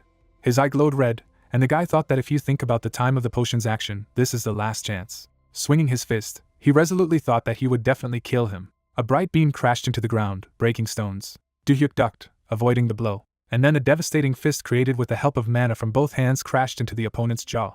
Mana items hovered above the guys. The attacker asked how he was able to read his attack. Looking at him with a glowing blue eye, Do-hyuk replied that it was easy. There was a bright magic seal in the sky above them, and he said that he saw everything from above. The system reported that it was a magic gaze that expanded the field of vision using mana. Stretching out his palm, the hero nailed the opponent with spikes, using human hold. With a resolute look, the guy thought that he could take him prisoner. The masked man was lying on the ground. The hero thought that he could not move. Blue sparks flew from Do-hyuk's palm. The guy said that the mission had failed, and used the last gun. His body turned red from the use of evidence erasure. Do-hyuk shifted his gaze to the flashes that had appeared. Looking furiously with red eyes, the opponent said that they would meet in hell. The brunette looked down tensely, and then everything disappeared in a bright flame. Thick smoke rose up from the burning building. The girl was standing on the roof. With her hands behind her back, Jean wondered if this was too much for a doll enhanced with a psychedelic potion. Thinking back to the gray-haired girl, she thought that if she looked at the amount of magic power, she was much higher than the others. Surrounded by flames, the guy summoned a snowstorm. Ice whirlwinds flew around him. The charred buildings were covered with ice. The guy grimaced in displeasure, thinking that he was hiding evidence with a spell. The girl looked at the police cars and thought that the police arrived faster than she expected. The brunette looked down inquiringly. A girl in black pants got out of the car. Jamie was standing at the open door, and Jean thought that she had come all the way here. Watching the heroes talk, she thought that Do-hyuk was so excited that she had given up the Taewa Guild. Gritting her teeth, the girl thought that she would not give up. The man behind her told the mana-shrouded heroine to be careful. At this distance she might not be able to handle this power, and she replied that she knew. Looking back, Jean said that she wanted to test his skills first, and ordered him to step back. A spark flashed in her blue eye, and she thought she couldn't back down now. Jangmi looked to the side, and the girl decided that she would not leave them alone. A crescent moon shone in the sky above some alley. The man crashed into the wall with force. He rested his palms on the ground, trying to get up. A red ball hovered above the man's palm. He said that things were completely incomprehensible. The brunette sat across from the guy with the orb and asked to be saved, promising to give him everything he had. But he refused, saying that he had to die. Putting his foot on the guy's head, he said that he could not leave the witness alive. Blood splashed near the frowning red-haired man's face. Leaving the pool of blood behind, he said that there were many names on his list that he wanted to kill in one way or another. A red system notification has appeared that promising information is being updated. Do-hyuk in the Great Buddha Dungeon in Japan has been cleared of the minimum rank reached. Holding the phone, the red-haired man clarified, Do-hyuk from South Korea? Looking ahead, he was silent. And then he headed down the corridor, thinking that first of all, clearing the territory, and then he would go to Korea. Everything was happening at the behest of Vendela. Do-hyuk and Sungmi were descending the stairs. Turning to the girl, the guy asked what happened this time. How did her meeting with her family go? Did she like everything? The heroine awkwardly averted her gaze and hesitated. Looking at her, the guy asked what had happened. Climbing to the top steps, the girl said that her father had become very demanding, so she had to develop her skills further. As soon as the contract with the Blue Castle Guild ended, he already knew where she would go. Turning to her, Do-hyuk asked if her father had decided everything for her. Waving her hand, Sungmi asked why he thought so badly of him.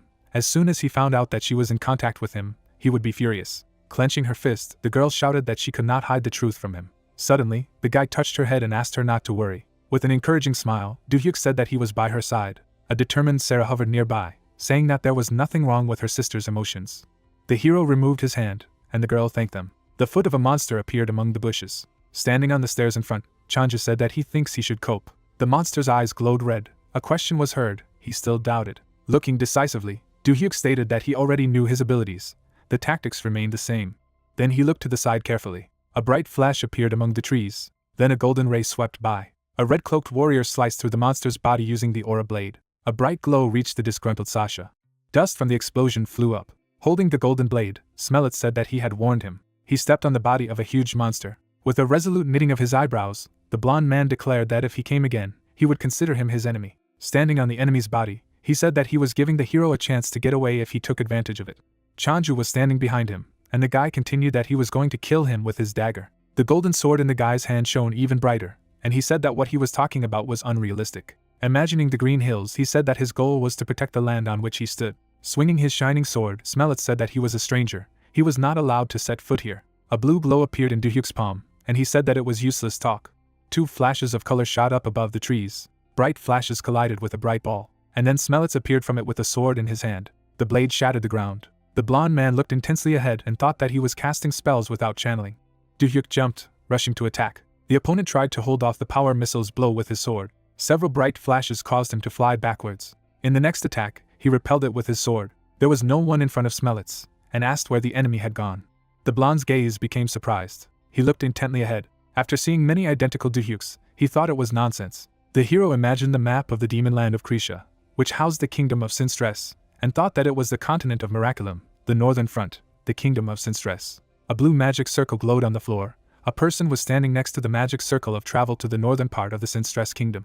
The man with the round eye patch began to speak. However, he was interrupted by the man who opened the door, who asked where he was going. It was Chief Magus Reinhardt. The Archmage of the Kingdom of Beltan turned around and said that he was going to meet the guy Duke Smelik was talking about. His hair hid the eye of the guy who asked if he believed in talking about a guy from another dimension. Turning to him, the Archmage asked if he had ever told him about the Verhad that came from the central continent, and he replied that he had. Imagining the grey monsters, he asked if he was one of the few who had crossed the Magnum Seas in the last 100 years. Remembering the man who turned his back, Beltan said that when he was researching with him, he repeated the same words to him until his tongue was callous and asked him to remember it well. Verhad turned around and said that the name of Do-hyuk, if he ever met this man, let him listen to him carefully. The man in the red cloak quoted him as living proof of the fatal weaknesses and gaps in their measurement research. The man had a red eyepiece on his eye. He asked Reinhardt to pretend to be one while he traveled south for a while. The magus standing behind asked if this was such an important matter. Walking towards the radiant seal of displacement, the man said that he was really curious to know this person. Reinhardt closed his eyes and agreed, saying that he would try his best to pretend to be one. Many Do-hyuk clones surrounded the Smelitz. The sword in his hand shone dazzlingly.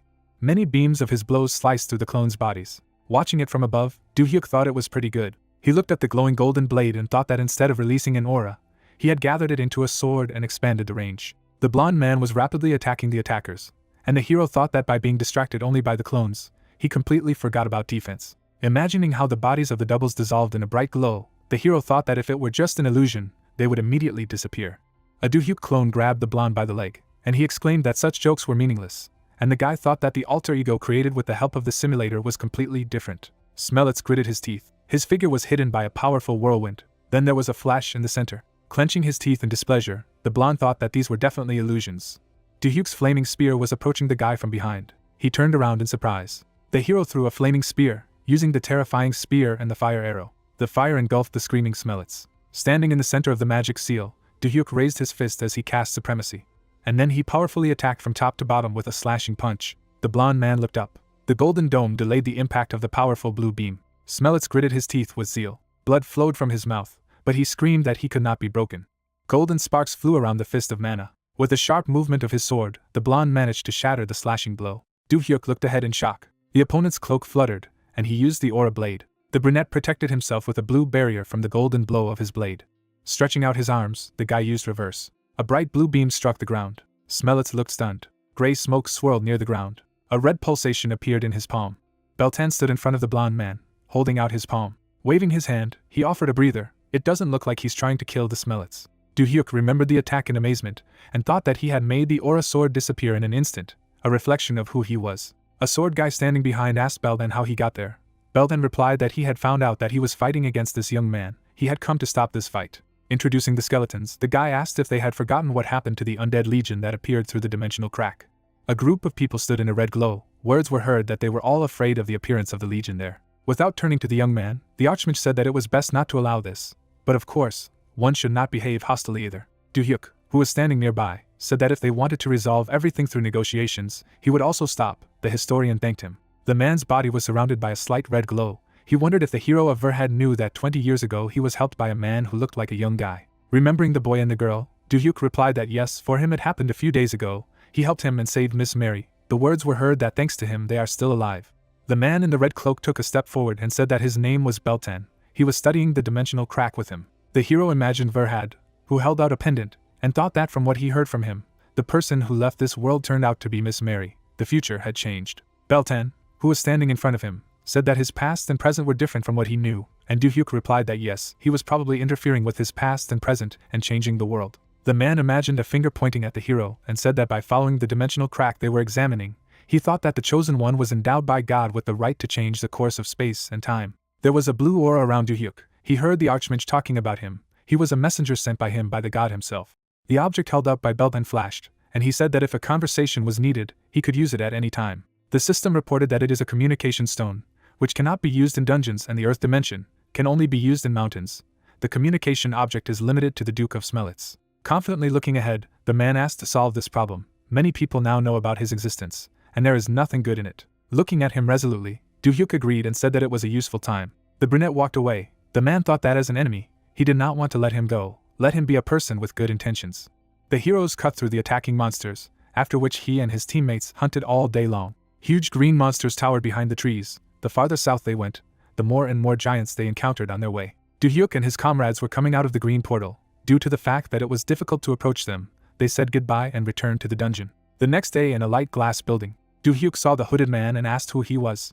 The girl adjusted her hood and greeted the guy. A little surprised, Du-hyuk asked what Jangmi was doing here. She took off her hood and apologized for coming in the morning. Standing at the entrance, she asked if she could come in. She needed to talk to him. Sunmi in pajamas came out behind and asked what was wrong. She was embarrassed to see the girl. There was a cup of coffee on the table, and Jangmi could be heard saying that she didn't know that the two of them lived together. Du-hyuk, who was sitting next to him, looked ahead and replied that it hadn't been long since he had met Sunmi. Closing his eyes, he explained that due to the fact that they converge in many aspects, they lived together. Jangmi folded her hands in front of her, and the question was heard why she had come to their house so early. The girl sitting in the chair explained that she wanted to ask him if he knew about the opening of the Golden Gate first. The hero imagined the thin lines surrounding the land and replied that yes, including the Office of the Awakened on each side, he had heard of an attempt to conquer the best guilds. Looking confidently ahead, he said that he was also interested in this. He introduced influential men in business suits and said that South Korea's Golden Gate is run by KBI. Opening her mouth, the girl said that this was why the capture of their KBI was successful. She sat by a large panoramic window, saying that 3 of the 4 teams failed during it. Du-hyuk sat across from him when he heard that it had ended with the destruction of enemies and relics, except for the legendary Dimension Stone. Gritting her teeth in displeasure, the blonde continued that, however, the Directorate, which is part of the Jane line, did not even think about mourning the dead. The general manager calls it a new circle of virtues of the best awakened. It involves the countries that have awakened from it. So he wants to turn everyone who does not follow him into scapegoats. Touching his chin thoughtfully, Du-hyuk said that he thought he was among them too. Looking at him confidently, Jangmi confirmed. A guy sitting opposite heard a request to refuse the offer of the manager Jane. Suddenly the building shook. Jumping to his feet, the guy asked what it was. He could feel the energy coming from below, and thought it was something in the basement. He disappeared into the blue portal, asking the girl to wait here. Du-hyuk jumped out of the blue gate. Looking attentively to the side, he asked how many percentages there were. In front of him, something crawled out of the red crack. He continued what the percentage of the probability of an epidemic in his house was. Black claws broke the floor. The spider-like creature ordered him to kneel quietly. Raising the flamethrower, he threatened that he would use it otherwise. Du-hyuk waved his hand, trying to say something, but he was reminded of the order to kneel. A volley of flames from a flamethrower flew forward. The space in front of the creature was flooded with fire. Du-hyuk then simply pushed it away with his hand. With a wave of his hand, he dispelled the fiery whirlwind. Calmly looking ahead, the brunette said that there seemed to be a misunderstanding. A red cannon flashed on the body of the creature, which said that it was useless to listen to what a person was saying. Looking at him in surprise, the guy thought that he looked weak. But this was the first time he had seen such a technique. A fired missile flew at the hero. She flew into the blue portal of the dimensional door. A second portal appeared directly above the monster. A powerful explosion thundered. The whole basement was covered with smoke. And in the smoke you could see the outlines of creatures. The first said that he was very strong, and the captain replied not to give up. After visiting several dimensions, they became stronger. Du-hyuk's eyes widened in amazement. A disgruntled cat named Deli told a mouse named Latte that they couldn't die here. The brunette crossed his arms, saying that today he saw them for the first time. Why they attacked him. The cat exclaimed that it was useless to pretend. They had tracked down the person who created the crack to this point. He remembered how the snake chased them, how they ran away from the huge ball, how the brown monsters surrounded them, and said that because of it, they stayed in the gap between dimensions for 30 years. How many died during this time? Deli reached into his inventory after hearing that Du-hyuk thought there was a misunderstanding. He didn't really want to fight them, and exclaimed that they wouldn't give up. Taking out the cannon, he exclaimed that this was an ordinary resistance. Then his look became surprised. A huge fireball hovered above Du-hyuk's palm. He smiled sweetly and suggested that we put down the weapon and sit quietly and talk. The mouse and the cat raised their paws, saying that talking was also good. Latte stood next to the captain and introduced himself. Deli said that they were an ordinary cat and mouse caught in a dimensional crack before the experiment of the magician they met. Waving his hand, Du-hyuk asked what they wanted to do now. Wasn't that their destination? The cat touched a button on his chest with his paw and asked him to wait. Latte threw up his hands about the energy of the dimension, and the captain asked not to make a fuss and to take out the dimensional stone. The inventory window opened in front of the mouse, and he exclaimed that he had a spare stone left.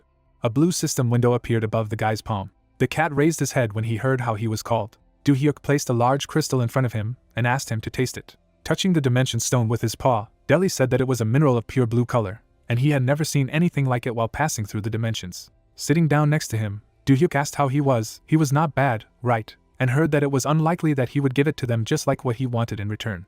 Propping up his chin with his fist, the guy replied that he did not want anything. He looked at the wreckage of the robot behind him and said that he was only interested in the technology of the things they brought with them. Touching his comrade's paw encouragingly, Deli said that he and Latte were staying here under his protection. In return, they would show him various relics. With a confident look, the cat stated that despite their appearance, they were arms dealers and engineers, so they could help. Looking at them with a slight smile, Do-hyuk agreed and said that he would protect them and provide them with a peaceful life. He shook the cat's paw, saying that in return they would actively cooperate with him, and he agreed to these conditions. The girls entered the room. Sungmi asked if the hero was still alive. A guy sitting next to the animals replied that he was fine. Deli said that a pleasant smell emanated from these people. Touching the guy's leg, he asked who these beautiful people were. He lived with them. And then he ran to Sungmi, who crouched, asking who it was. Turning to the guy, she repeated the question of who they were. Looking at the girl, Do-hyuk replied that they were Latte and Deli. He would explain how they got there a little later. Let him talk to them for now. The hero began to rise from his knees. Turning to Jamie, he suggested that they step back and talk. Hugging the cat, Sungmi squinted at them.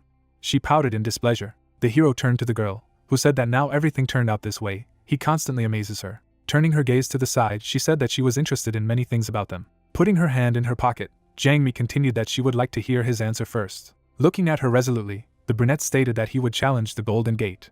Resting his hand on his side, he explained that this was primarily because of his desire. Looking to the side, he said that it was necessary for his growth. Looking confidently to the side, the guy said that there was a second reason. Imagining dark silhouettes behind the man, he wants to lure out the organizer hiding behind Jane. Looking at the guy excitedly, Jangmi asked if everything would be fine. She imagined the man holding out his hand and said that if he did so, Jane's pressure would become even greater. With a resolute knitting of his eyebrows, Do-hyuk declared that he was ready. He looked at the girl, who said that if he said that, then it was good. Lowering her head, Jangmi apologized for not being able to help him properly. Smiling slightly, the hero assured that he would be fine, even under Jane's control. He imagined a man who had a map in his palm and said that if they disappeared, all businesses would come under the influence of Jane. Taking a serious look at the hero, Jangmi said that she realized that they were exploring everything related to him on their own, and he should also take care of himself. The man touched his chin and the guy was talking on the phone. After that day he accepted Jane's offer and immediately contacted his teammates. A golden portal flickered on the pedestal. The hero thought that only 5 team members would enter the Golden Gate. Imagining the attentive gaze of each of the characters, he thought that at the moment it was himself, Sungmi, Iksun, Yoonso, and 4 people. Imagining a girl fighting a monster, he thought that he had decided to call Shin, who was busy in Europe. Under the dark sky stood the building of the international airport. The wheels of a suitcase clattered on the floor. The girl stopped at the sign with the number 4. Shin straightened her hair.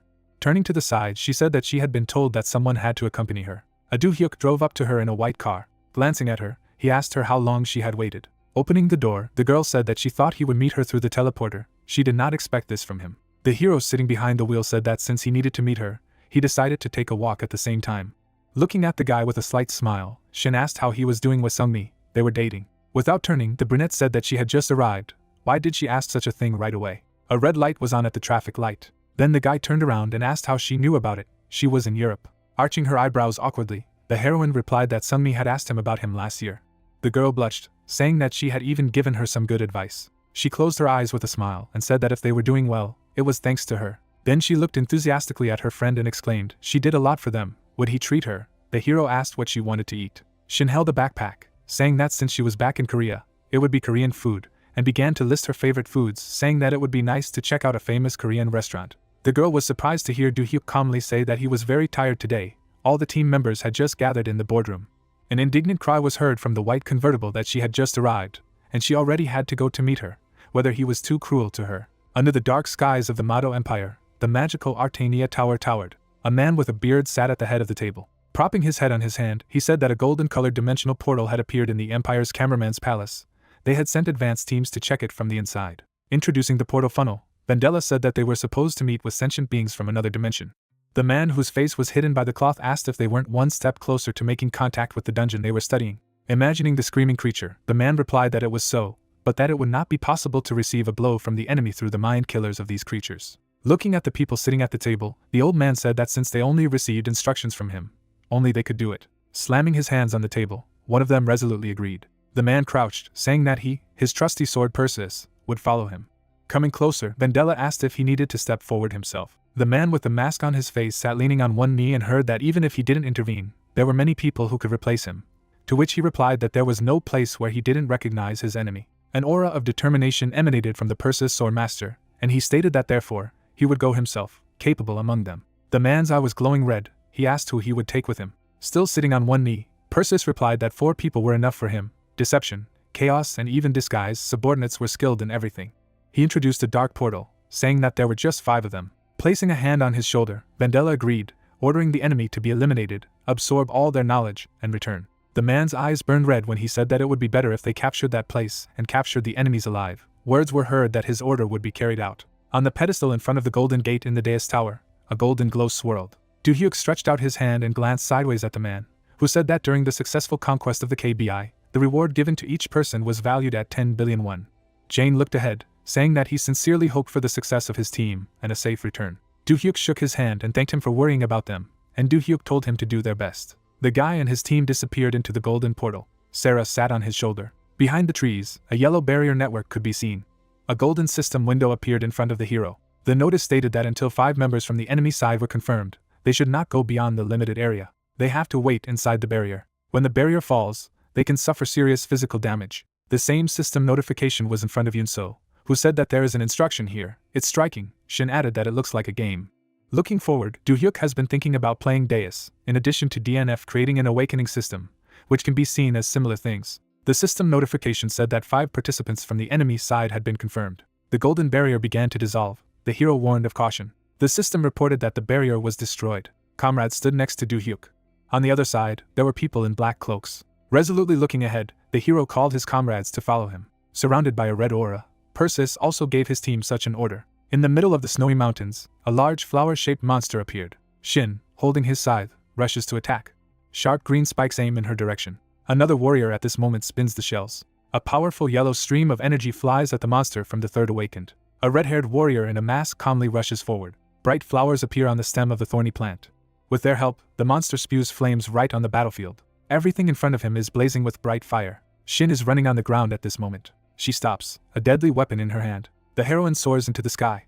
A girl in a gas mask swings her giant scythe, emitting a red aura, furiously cuts the stem of the plant. Her gaze is harsh and cruel. The plant falls dead to the ground. The protagonist approaches her and notices that the girl has done a good job. She in turn states that she imagined what monsters would be inside the Golden Gate, but they turned out to be weak. Yunso, crossing his arms, states that the other team has monsters more dangerous than these. Sunmi adds that there is no need to worry since they are of this level. Shin says with a disgruntled face that it will be easier if they are hostile as mutants and get closer, while agreeing with her. MC thinks seriously about how the enemy is trying to be friendly in order to come up and take him by surprise. In the system windows, it is written about the independent judge, a passive skill in which the Black Cross and the Dark Mage can be found within a radius of 500 meters. The astonished protagonist looks at his ring and wonders if it is a coincidence. The pop-up says that a member of the Black Cross has been discovered. The guys look at the main character in amazement, who offers to get together with everyone. MC in a black suit claims that he needs to prepare something urgently. Shin watches with interest and asks if she is really being appointed as the leader of the team. Ixon stands in front of Du-hyuk and asks why he made this decision. The protagonist replies that he has a relic that can recognize enemies, and this effect has just worked. A red-haired lady with a stern face wonders if this is due to the fact that he decided to change the leader. The protagonist says that from now on he will play the role of a porter who lacks level. The unflappable protagonist declares that everyone needs to address him as a porter, then the enemies will be distracted. MC looks at the girls and says that Shin is very suitable to be the leader of the group, and if they behave as usual, just attacking monsters, then the enemy will quickly relax. The red-haired girl, frowning, claims that she hears him now scolding her in this way. The guy, wearing a hood, denies it. He follows the guys with a large briefcase and asks them to pretend believably. Nearby you can see a dense forest, behind which there are high snowy mountains. Shin holds a scythe and crosses the scorched field in front of the forest. Suddenly, a giant worm crawls out of the ground. The girl turns around and orders everyone to dodge. Boulders fly in different directions from the movement of the worm. MC with a backpack as a porter flies to the side and falls to the ground. Shin in a gas mask offers to go there. Ixon asks in bewilderment if it is true to do it again. Du-hyuk uses magic chains to impale the worm's body. He starts screaming in a rage. A fireball forms in the hand of a stranger. A fiery stream flies through the air. A powerful explosion occurs in front of it. Behind the protagonist sitting on the ground is a mysterious magician. The main character with a cunning look wonders when Perseus will be released. The man in the robe stands nearby while MC ponders whether he will come out in front or use a deceptive psychological attack. Suddenly, the stranger holds out his hand. A smiling guy helps him get up from the ground. While asking about his condition, he replies that everything is fine and thanks for his help. Shin along with Sungmi approaches them and apologizes for the youngest of their team causing trouble. The girl replies that there is nothing wrong with that. Indignant, Sungmi suddenly shouts angrily, asking why the leader took them there. The red-haired warrior in a mask hears that there is no need to interfere and it is better for everyone to go the other way. She in turn says that in this case she will kill the youngest, so let them be careful. The magician states with a smile that before going to the dungeon master, he would like to introduce himself. The guy with purple hair calls himself Perseus, and also introduces his subordinates. Shin turns around and says that she is glad to meet you, then introduces herself as the leader of this team. The sorcerer in the white cassock says that they don't have much time, but he would like them to be kind to him. The girl agrees, assuring them that they will do their best. A dark-faced henchman under his hood asks Perseus what they will do. Perseus replies that Mr. Vendela warned that an unexpected guest might appear. The leader with red eyes and a cunning look says that even the appearance has changed to distract them, so it is better to limit the strength and help in the hunt. The protagonist with the briefcase goes further. The magician suggests that the porter may be hiding his power. The sorcerer stands behind him, thinking that he will keep a close eye on him. MC understands with a sly smile that in turn he will make him nervous. Images of a brutal battle appear. The protagonist realizes that their discretion has denigrated the Archons and destroyed the kingdom, so he will always be attentive. Do-hyuk smirks slightly, intending to take a look. Perseus smiles benevolently, while the protagonist wants to know who will last longer. A giant monster stands in the middle of the forest and receives a series of powerful blows. The frightened protagonist hastily runs away from him. The plant uses the stem to lift it into the air. Perseus stands next to him and realizes that he already knew it would be so useless. He has a magical object on his back. He is sure that it is not worth wasting any more time on it. The leader turns to look at his henchmen in white robes. Surprised, Do-hyuk stands near a tree. He looks ahead in shock. He has no words. Suddenly, a giant three-headed dragon appears. Shin is standing in a gas mask and says that they need to cover it like then. The purple glow reaches her. She does not have time to order. The villain strikes a powerful blow with his weapon. Ixin and Sungmi are horrified to see that Perseus has proven to be a traitor. The fearsome leader orders them to kill them. The minions immediately swoop down on the heroes. Suddenly, they stop in midair, Do-hyuk using the human grabbing skill. They freeze in place, dumbfounded, realizing that they can't move.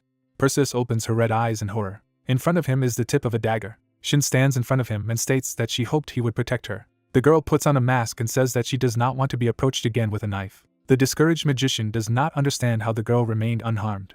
A powerful energy flow pierces his body. With a twisted face, Perseus feels attacked. The main character stands in front of them and is surprised at how her companion freed herself from the spell. An indignant magician asks if he really knew everything about him. Do-hyuk removes his hood and agrees with a smirk, claiming to have known it initially. The angry protagonist rips off the cape, calling it the Black Cross Perseus. His body is absorbed by blue energy. He talks about excellent spiritualism. The scoundrel takes on his true guise, stating that he did not think that when he mentioned the unexpected guest, Mr. Vendela was talking about the porter. Purple energy rages around the dark-robed fighter, and Perseus assures him that it will kill him immediately. He takes off, leaving behind only a purple lightning. The angry protagonist turns around and exclaims that he personally received him, so he is responsible for each person. An enraged opponent flies like lightning through all of the protagonist's associates. The opponent strikes a powerful blow. He sees the protagonist above him and shouts that it's even better that MC flew to the sky. Do-hyuk forms a powerful power rocket in front of him, firing energy directly at his opponent. The villain deftly fights back, declaring that for him it is trivial magic. He takes out a gleaming blade and says that all this is useless in front of his magic sword. Persan delivers a slashing blow. A giant bundle of energy approaches the protagonist. Focused, Do-hyuk sees this and realizes that if this amount of electric current hits him even a little, his body will be torn apart. The protagonist counterattacks this clot with his mana. He rushes forward using transcendental protection. The system window describes this skill, the owner of which receives 99% protection against an attack by an element of one property. The angry protagonist flies forward, realizing that the electric current of an ordinary magic sword, in which the aura has not been invested, will not be a problem for him. He forms an electric clot in his hand, realizing that he is about to use the power of the electric current. Persan is shocked to see the lightning bolt of his sword. He sees a discharge cloud above him, realizing that it is concentrated in one place. The protagonist clarifies with a smirk whether this is really trivial magic in the enemy's opinion. A floating MC generates a giant bolt of lightning, suggesting that you tell him it again. He then unleashes it by using the lightning orb skill. The villain sees an impending threat in the form of a cloud of electricity. He immediately counterattacks with his blade. There is a powerful multicolored flash. The discharges fly to the sides. Soldiers standing nearby see this explosion. Do-hyuk is hanging in the air and hears someone growling. A ferocious monster stands in front of him. The main character ponders whether he really began to move. The protagonist looks at the three-headed dragon, realizing that it is bothering him. Multicolored lights burst out of the monster's mouth. Suddenly, the villain strikes a powerful blow with his blade, wishing him not to worry about the monster. The monster takes serious damage to its body. The red-eyed fighter claims to kill him. The defeated giant lies next to the villain. A warrior holds his sword stuck in the ground. A fierce eye opens. The main character orders to devour. Violet energy flies away from him in different directions. MC puts his fist in front of him, realizing that something sinister is coming, so it is necessary to stop it. The main character fires several flaming projectiles. Frowning his face, the scoundrel sees this. A powerful explosion occurs, and fiery clouds rise. Smoke dissipates on the battlefield. The villain's wings shielded him from the effects of the attack. Perseus furiously straightens them, a dark aura flying apart. In his hands is a dark sword with an eye-shaped insert on it. Perseus took the form of a winged demon with large claws. At the same moment, he rushed forward. The main character, radiating mana, sees the approach of his opponent. Their weapons collide. Do-hyuk masterfully blocks his punch, sparks illuminate them. The villain rises above the protagonist, who immediately uses the skill of protecting the sword. The bewildered demon notices this ability. The winged monster rushes at the drones, asking how the enemy uses such a technique. MC, sword in hand, replies that he doesn't need to know about it at all. A bright flash can be seen in the sky. The main character uses the shield turn of a level 4 drone. Perseus absorbs red energy. A scarlet whirlwind rises in the sky. The villain spreads his wings until the protagonist realizes that he needs to act now. Irene flies her foot straight at him at high speed. Suddenly, an attack beam appears from the other side. It turned out that Akron had joined the attack. They were shooting from both sides. Do-hyuk aims his sword directly at the villain's chest. Gritting its teeth, Perseus is electrified purple. A flow of powerful energy is released from it. MC hangs in the air with his arms crossed. He has an angry look. The demon releases magical steam from its mouth. The stunned protagonist watches his actions. A powerful stream of mana bursts out of the villain's mouth. A small explosion occurs. He looks at the aftermath of the attack with a fierce look. Do-hyuk, like its drones, is protected by magical barriers. At this moment, the winged fairy helps the main character. In the system window it is written that this is a fiery support that extends to 7 selected allies, while the indicators increase by 500%. Perseus claims through clenched teeth that this is a futile fight. Combat drones are highlighted in blue. Together, they fire beams using the magic rocket skill. With purple barriers, the villain deftly reflects each of them. He shouts in anger that such an attack will no longer work. MC smirks, stating that he knows that. He jumps up, explaining that she lowered his vigilance. Robots aim from cannons along with drones. The villain wonders that the enemy says that such physical strength is enough to penetrate his body. Do-hyuk swings his sword, advising him not to look around, delivers a powerful slashing blow, slices through the enemy with the victory sword skill. Perseus sees his severed arm and starts screaming loudly. His eyes and mouth turn green. It spews out a green cloud of energy. Leaving the smoke, the villain tries to fly away. Suddenly, an orange stream appears in front of him. The main character with a smirk declares that the poison does not work on him, while in the system window it is written that this is a simple spirit, in which, when choosing a target, immunity to all debuffs begins to take effect. The dazzling vortex spins more and more. The skill of transcendence is used. The concentrated guy applies a flaming blow. The demon feels the hellish flow of fire on himself. He burns alive, emitting inhuman screams. In the middle of the battlefield, a gigantic glow can be seen. Do-hyuk stands on a scorched field, taking place after killing Perseus. The guy directs his hand. It is said that he left only one of his subordinates alive. The villain was left without eyes because the protagonist made him like this as a warning sign to send Vendela back. The awakened stand in front of the portal. It is said that after receiving the trophy of the Golden Gate, they returned home. A tall tower stands in the middle of a gray city. The events unfold in the Mado Empire, a magical tower. Vendela sits on the throne opposite the subject and says that Perseus died, but he miraculously managed to get out alive. He assures that he was spared. The old man with a sinister look claims that he was not allowed to appear in front of him alive. A huge bone hand pulls the soul out of the poor man. Only a phantom remains. Vendela says that now he is ready for a conversation. The ghost explains with a serious look that according to Mr. Perseus, the real identity of that person is Do-hyuk, who is also the real killer of Mr. Morse. The old man is furious and demands to tell in detail what magic or technique he used. The phantom remembers the battle and says that he didn't see it, because they fought with his subordinates, and Perseus was with him. The henchman's body is incinerated and the leader claims that he is just a useless worm. The old man rises from the throne, a purple flash in front of him. He remembers all the powerful fighters, thinking that their killings are not ordinary coincidences. Vendela thinks of the protagonist that Do-hyuk is being looked after by a vile traitor in order to override his plan. The old mage unleashes dark energy and screams in rage. The entire tower begins to emit this aura. He notifies all the mages that from now on, the primary target of their tower is the main character. Then he orders to immediately find his dimension. Frowning, he demands to hurry up and gather all the dark energy of the altar. The action takes place after conquering the gate. Shin asks him to call at any time, as there are many more dungeons to go to together. The main character smiles slightly and thanks her for coming. There is a story that Shin will immediately fly in for the next capture, so now she is back to her guild in Britain. Yoon-so is dressed in a business suit. It is said that she received a secret promotion in the KBI case. Ixon sits on a bench in a white sweater. It is said that he asked for a rest to recover from what happened in the Golden Gate. The satisfied protagonist points his finger at the system window. The events take place in his underground training ground. Shown are books that are spells of various classes and a legendary level magic sword that can use the swordsmanship skill Insane Wrath. The hero has multicolored rings on his finger. He understands that they are a replacement. Pop-up messages say that this is a dark and gold ring of a unique level. MC realizes with a serious look that he has taken a good trophy from a defeated opponent. He sees a white cat in front of him and wonders what Terry is doing. A fluffy assistant with an important look says that the result of his automatic production does not please the cat, so he decided to improve. A diagram with flasks is shown. He explains that he designed it so that it was possible to seal the prepared container, into which the decoction was poured in advance. The protagonist puts his hand on his head and declares that he is just an excellent engineer, who, in turn, assures that it is easy for him. Closing his eyes, Terry says that she owes him a debt of gratitude for allowing Do-hyuk to live here, so he needs to do something. The amazed protagonist remembers the mechanical robot that this skillful assistant created. In front of the protagonist, something sparkles. He wonders if the fluffy Terry can repair it. In front of them is a broken combat mech. MC looks at his friend and says that he wants to trust him to improve the cyborg. The engineer with loving eyes assures that this robot is simply amazing. He jumps on it and exclaims that he seems to be touching an incredible creation of a civilization of the highest order, while the specialist notices that from the outside the magical scheme looks very detailed, so the thing is really amazing. Terry jumps on the robot and clarifies that the protagonist may be sitting inside, who replies that he won't be able to do it due to the power of the dimension. The white beast wonders if it's Sungmi. The satisfied protagonist agrees, explaining that this is why he asked him for help. Do-hyuk looks at him carefully and claims that he believes in the success of this case. Terry lands and claims that he can be trusted. The engineer says with a smirk that for her sake he will improve the robot so that it can be easily used, and the protagonist, if he can, must prepare a lot of legendary level dimensional stones. Sungmi appears next to the guys and asks if the main character called her. Terry in love stretches out his paws to her and exclaims her name.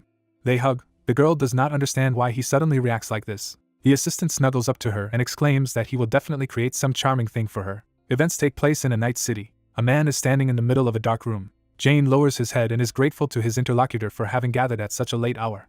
In front of him are several people, the heads of the guilds Pilwon, Rihan, and the guardian of the international criminal organization Weiss. The head of the WBI's Korean department is standing in front of the screen. He is told that it has been a long time since they last met. He looks at Rihan and wonders if the last time they met in Weijin was when the alcohol was delicious, and Rihan notes that it cost no more than a few tens of millions of won. The guardian of the criminal organization interrupts them, saying that they are not here for simple conversations. The boss in a business suit stands in front of the screens.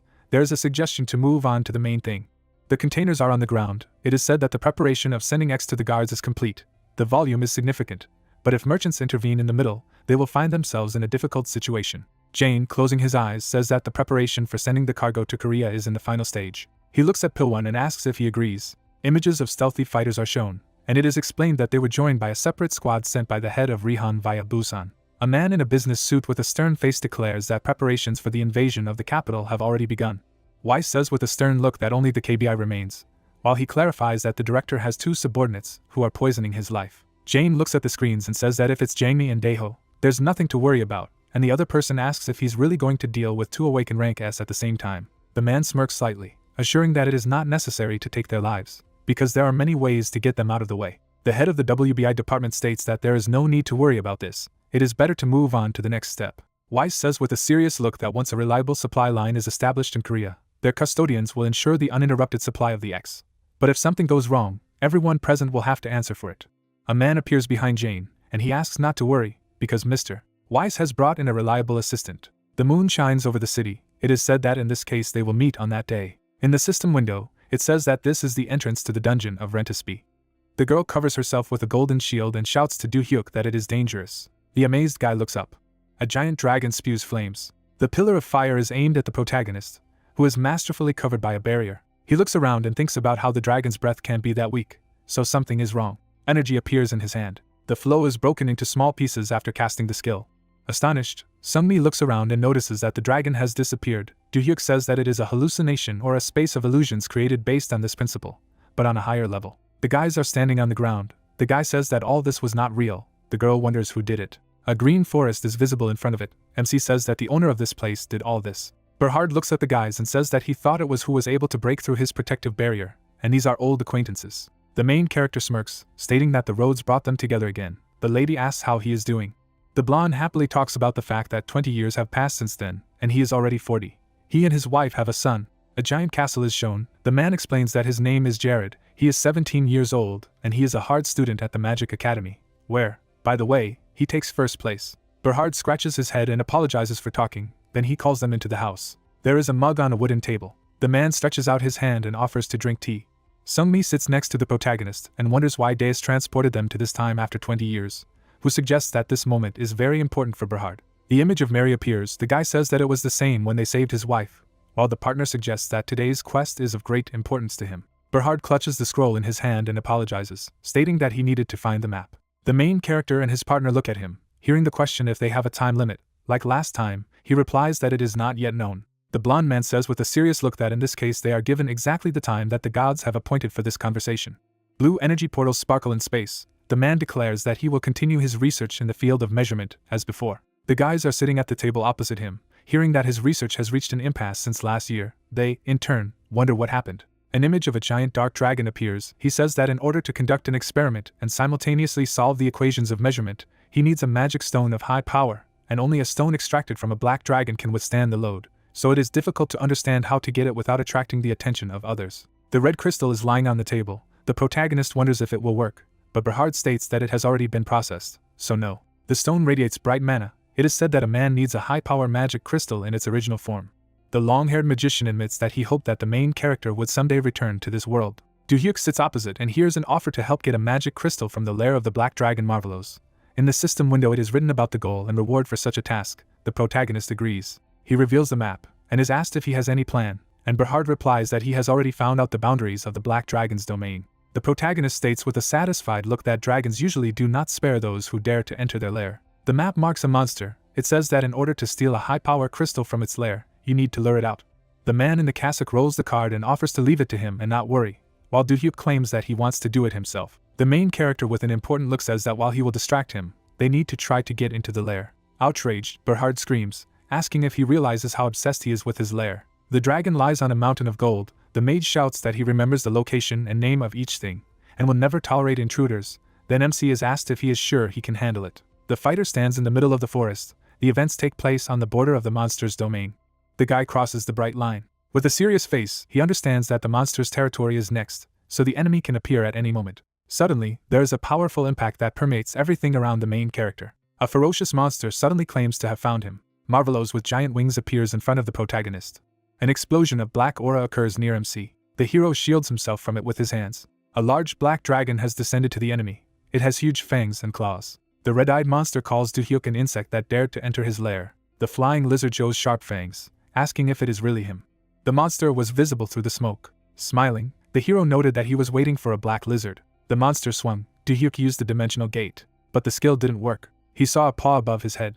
The monster struck. The guy managed to avoid this attack. The enemy had already pointed a second paw at him. The blow knocked Do-hyuk to the ground. Clouds of dust were rising all around.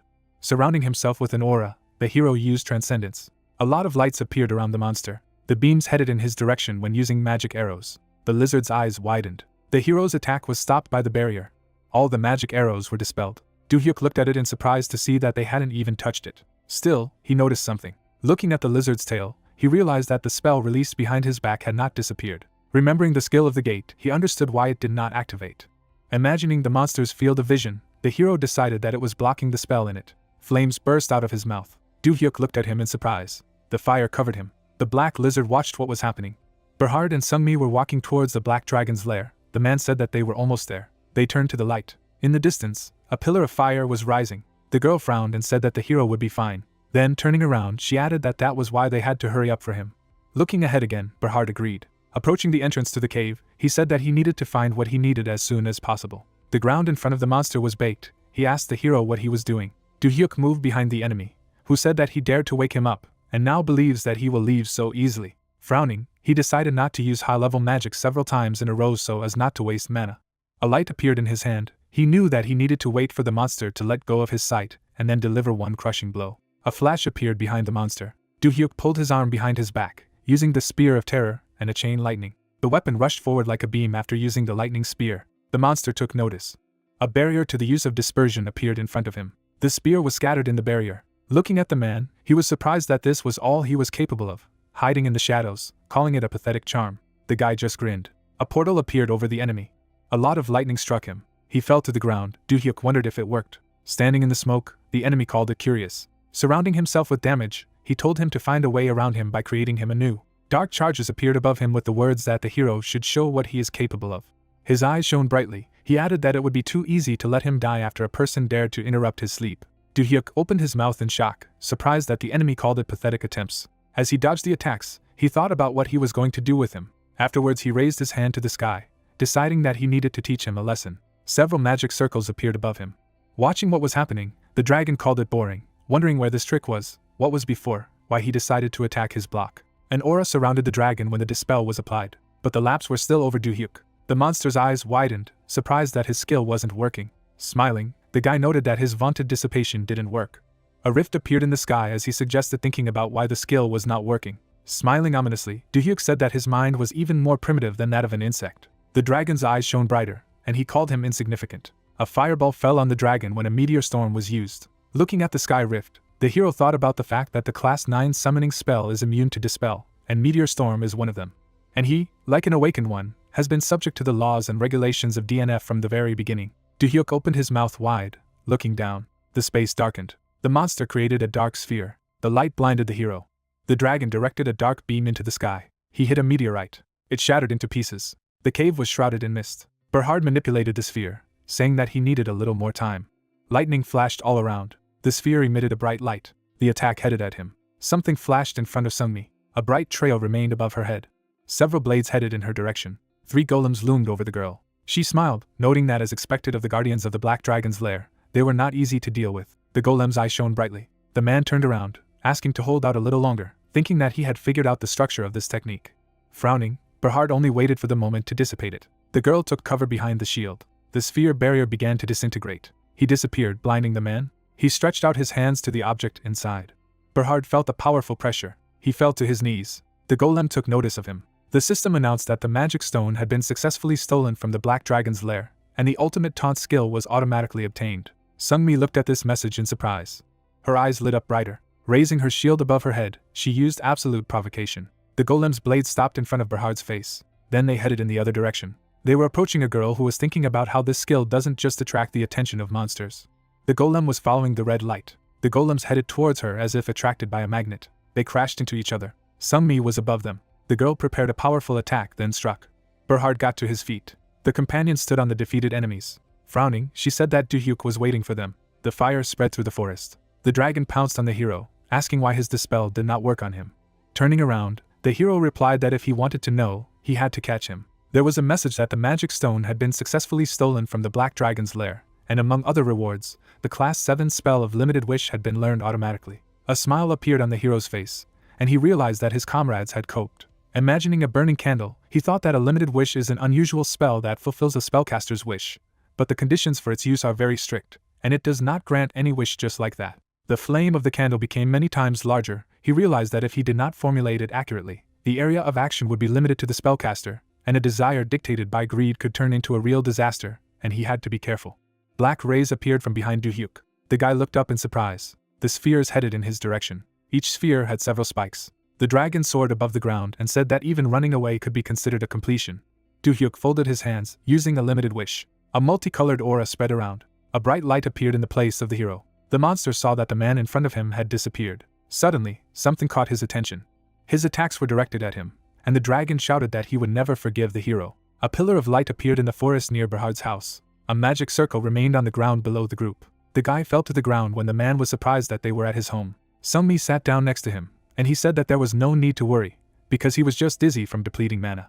Berhard turned around in surprise, asking how he had managed to escape. Looking at the light in his hand, the young man replied that it was a limited wish, and he used a wish-granting spell, albeit with restrictions. The interlocutor approached him, not believing that such a spell exists, because in his world such magic was unheard of, to which he replied that the world of magic to which he belonged was much more extensive. The man held out his hand, noting that the main thing was that he got out of there alive. Do-hyuk accepted the help, heard that thanks to his selfless efforts, he received the necessary material for the study.